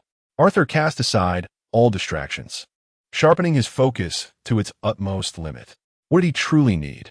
He began to reflect upon his combat style and the unique characteristics of his abilities. His core power lay in defining rules, an ability both domineering and unstable, demanding immense energy. Thus, he required a key that would enable him to wield this power with greater stability, precision, and efficiency. Consequently, his key must incorporate several fundamental components. The first component was anchoring. He needed an unyielding anchor to ensure that each time he defined a rule, he possessed an unassailable foundation, impervious to the backlash of the rules. Just as he had previously utilized the sand of rules as a raft, his gaze scanned the brass river, and soon he spotted a mineral resting at the riverbed, exuding a weighty aura. This mineral embodied concepts of stability, constancy, and permanence. This was it. With all his might, Arthur thrust his will into the depths of the river, imprinting his spiritual mark upon the mineral. A hum resonated, the mineral vibrated, transforming into a fleeting glimmer that merged with his consciousness. Arthur felt his consciousness suddenly become heavy and stable, as if he had acquired an anchor of unwavering resolve. He had successfully completed the first step. The second component was connection. He recalled the mental duel with the Whisperer, where he had unraveled the opponent's cyber assault by defining the non-existence of connection, thereby dismantling their strategies. This realization illuminated the concept of connection as a pivotal fulcrum capable of leveraging numerous rules. He recognized the necessity of possessing the ability to freely create and sever connections. His gaze returned to the river, where this time he beheld a shimmering web-like strand, glistening with light. Intertwined within this filament were concepts of association, subordination, and causality. Cautiously, Arthur extended his hand and extracted a small portion from it. He refrained from taking more, for the concept of causality was too profound and perilous, one that he had yet to master completely. He only selected the fragments pertaining to association and subordination. The strand transformed into a flowing luminescence, wrapping around the mineral within his consciousness. The third component was state. Defining the state of an object was his most frequently employed ability, rendering machines locked in fury, nullifying damage, and halting the second hand. This was the essence of his powers, and he needed to enhance this capability. In the river, countless translucent shards, akin to crystal, floated gracefully. Each fragment represented a distinct state: existence, void, stillness, motion, wholeness, and fragmentation. Arthur did not greedily attempt to collect every shard. He understood the impossibility of mastering all states. Instead, he chose the three most fundamental and core oppositions: existence and void, stillness and motion, wholeness and fragmentation. These three pairs of contrasting states served as foundational cornerstones of a world. He carefully retrieved the 6 crystal fragments and embedded them into the 6 faces of the mineral. At this juncture, all 3 core components of a key had been assembled. The anchoring was the handle of the key, the connection was the shaft, and the state comprised the teeth. A perfect prototype slowly took shape within his consciousness. Yet one final step remained: to seamlessly merge these 3 components into a true key that belonged to him. This process required a forge, which was none other than his own will and his understanding of the path to unlocking. Arthur's consciousness transformed into a blazing flame, enveloping the mineral, the strands, and the crystal shards entirely. He began to forge this key with his will. It was an excruciating process, as if his consciousness were laid upon an anvil, struck repeatedly. Each blow left him feeling as though his very soul were being rent apart. Yet, he did not surrender. In his mind, the gaze of Lady Isabella, filled with expectation, emerged alongside the boisterous laughter of Leon and the calm, composed silhouette of Anna. He recalled the debilitating sense of powerlessness, as well as his fervent desire for strength. I shall become the key-bearer. I shall seize my own destiny. I shall instill despair in all my adversaries before my rules. This potent obsession transformed into the final fuel, igniting the flames of his will to an unprecedented fervor. With a crisp snap, akin to a sound resonating from the depths of his soul, 3 components, forged by the fire of his determination, finally merged, irrevocably united. A key, ancient and exuding a lustrous brass hue, quietly hovered at the core of his consciousness. The handle of the key was robust and substantial, while its shaft was entwined with threads of causality. The teeth of the key shimmered with the light that defined the essence of all existence. It was complete. His key had been forged. At the very moment of its formation, an astonishing transformation occurred in the external world, within the tranquility of the safe house. The immense ritual array, meticulously crafted by Arthur, radiated with brilliance. The core of the deep space iron mine, serving as the anchor point, instantaneously morphed into a pool of molten iron, merging into the array. The crystallization of rootless water transformed into a clear body of water, seeping into the ground. All the extraordinary materials placed at the nodes lost their forms at this instant, transmuting into the purest essence of energy. These vast and refined energies did not dissipate, but were firmly bound by the array, surging like rivers converging into the sea, frantically rushing towards Arthur, who sat cross-legged at the center. An unprecedented torrent of immense power surged through his limbs and bones, flooding into his being. This force sought to transform his body, to fortify his spirit, reshaping him from a mere mortal into a vessel capable of containing the laws of existence. Arthur's body trembled violently. The surface of his skin began to exhibit fine cracks, reminiscent of a porcelain artifact on the verge of shattering. The magnitude of this power was overwhelming. His body was on the brink of yielding. Chapter 83. The Power of the Keybearer, Agonizing Pain. An unimaginable torment surged through Arthur's entire being in an instant. The torrent of primal essence, forged from a plethora of rare and extraordinary materials, was overwhelming and ferocious. It rampaged through his veins and flesh like a herd of wild bison attempting to breach a dam. Arthur felt as if his body were a balloon inflated to its utmost limit, on the verge of bursting. His bones lamented, muscles tore, and tiny beads of blood seeped through his skin. This was the final step of ascension, the baptism of primal essence. Success would lead to rebirth, stepping into a new realm. Failure would result in a catastrophic demise, reduced to a puddle of flesh and blood. Ugh! Arthur emitted a suppressed roar, his jaw clenched tightly, veins bulging on his forehead. No! He could not succumb to the onslaught. his consciousness plunged deep into his spiritual core. There, a newly forged key, radiating an ancient brass hue, floated serenely. It was the answer. Arthur, with fervent resolve, poured his entire will into this key. He intended to use this newly birthed key to lock down his crumbling body. In the name of Arthur Fleming. Definition: my body, its state is stable. Definition: this torrent of primal essence, its flow is ordered. As he proclaimed his will, the brass key suspended in his consciousness gently rotated. A hum, a formless power radiated from his spiritual core, enveloping his entire being in an instant. A miracle unfolded. The once rampaging primal essence within him, as if suddenly reined in, transformed into a docile force. No longer did it recklessly collide. Instead, it began to flow in a manner governed by an enigmatic order, gently nourishing and reshaping his body.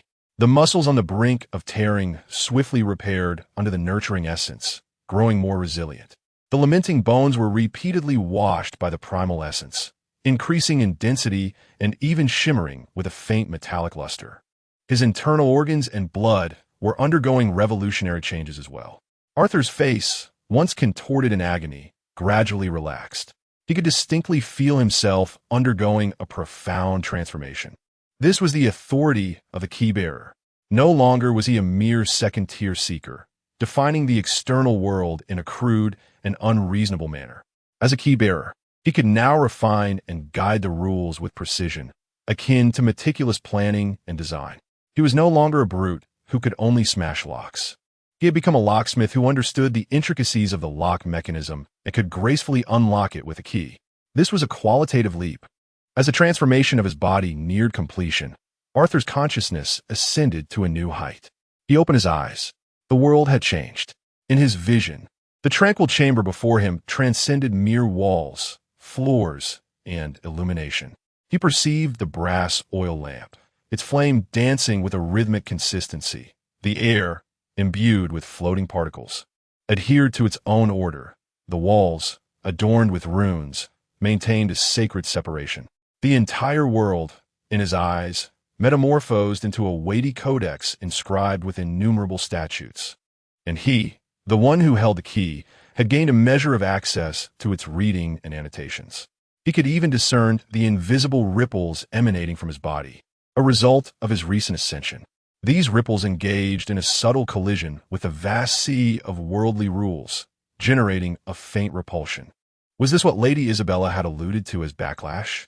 No, it resembled more inertia of the world, much like casting a stone into a placid lake. The water inevitably produces ripples to counteract this disturbance. Each time he utilized the powers of the key-bearer, it was akin to casting a stone, inevitably inviting the world's corrections. Should he hurl a stone of excessive magnitude, the resultant waves might even engulf him in return. A faint realization dawned upon Arthur. Power has always borne a cost. He rose slowly, stretching his limbs. An unprecedented sense of strength coursed through his entire being. He felt capable of punching through a steel plate. Yet, this was but a secondary transformation. The essence of change lay within his mind, his spirit. He sensed his mental acuity had intensified tenfold, becoming more refined and pure. With a mere thought, he directed his gaze toward the cup of water on the table, now thoroughly cooled. Extending a finger, he pointed at the vessel. He refrained from defining the water as ice, for that would be too crude. Instead, he endeavored to envision a transformation through the lens of the key-bearer. Design. The heat of the water in this cup will dissipate at a rate of 10 degrees per second. Locking in. This design is now in effect. No sooner had he spoken than the cup of water did not instantaneously freeze. Rather, it cooled at a visibly perceptible rate, entirely compliant with the laws of physics. Wisps of white vapor began to rise from the surface, as water vapor condensed upon encountering the chill. Then, from the walls of the cup, a thin layer of ice swiftly spread inward. Within 3 or 4 seconds, the entire cup was transformed into a crystal-clear block of ice. The entire process unfolded naturally, fluidly, devoid of any sense of artifice. Yet, the terrifying power contained within left Arthur himself astounded. This was no longer a mere distortion of reality. This was the very act of scripting reality. Taking a deep breath, he suppressed the excitement bubbling within. He cast a glance at the ritual circle upon the floor. All the extraordinary materials had vanished. Even the precious grains of rule sand had been reduced to a handful of lifeless gray dust. The ritual had concluded. He, Arthur Fleming, has officially become a bona fide Tier 3 extraordinary, the keeper of the pathway. Approaching the door of the quiet chamber, he extended his hand and pulled open the heavy wooden door. Outside, Leon and Anna, anxiously awaiting, rushed forward almost immediately. "Arthur, how are you? Did you succeed?" The moment they laid eyes on Arthur, both were momentarily taken aback. The Arthur before them appeared, somewhat transformed, though his complexion retained a hint of pallor. His black eyes shone with an astonishing brilliance, profound and deep as the night sky, compelling one to lose themselves in their depths. He exuded no overwhelming aura of power, yet his mere presence, standing there quietly, imparted a sense of unwavering stability akin to that of a mountain. "I am fine." Arthur smiled faintly at the anxious expressions of his companions. "I succeeded." These three words, casually uttered, resounded in Leon and Anna's ears like a thunderclap. Chapter 84. The New Beginning and Its Cost, Is It True? Leon's voice soared by several octaves as he stared wide-eyed at Arthur, circling him twice like one would observe a rare creature. "You've actually achieved it? A level 3 keybearer? Goodness, are you even human? Typically, it takes others 3 to 5 years to ascend from level 2 to level 3, and yet you've done it in 2 months? 3 months?" As he spoke, he reached out with his large hand, intending to clap Arthur on the shoulder, but hesitated midway, sensing an inexplicable aura around Arthur that restrained him from being as familiar as before. "How does it feel? Can you now strike down a cow with a single punch?" "No, perhaps an elephant?" Leon queried, his curiosity palpable. "My physical attributes have indeed improved significantly." Arthur chuckled, aware of Leon's underlying thoughts. He took the initiative to deliver a light punch to Leon's shoulder. Yet he understood that the essence of his transformation lay in something far more profound. He turned to Anna, attempting to elucidate in terms they could comprehend. "If my previous abilities relied solely on brute force to break locks, now I possess a master key. I can approach unlocking with greater ease and finesse." "Master key," Anna murmured, repeating the term while gazing into Arthur's deep-set eyes, pondering. She was far more perceptive than Leon and sensed that Arthur's transformation transcended mere physical strength. His demeanor and gaze bore an alien detachment, reminiscent of someone who has long stood atop a lofty perch, surveying the masses below, with a perspective and mindset distinct from the ordinary. "Fantastic!" Leon, oblivious to the deeper implications, excited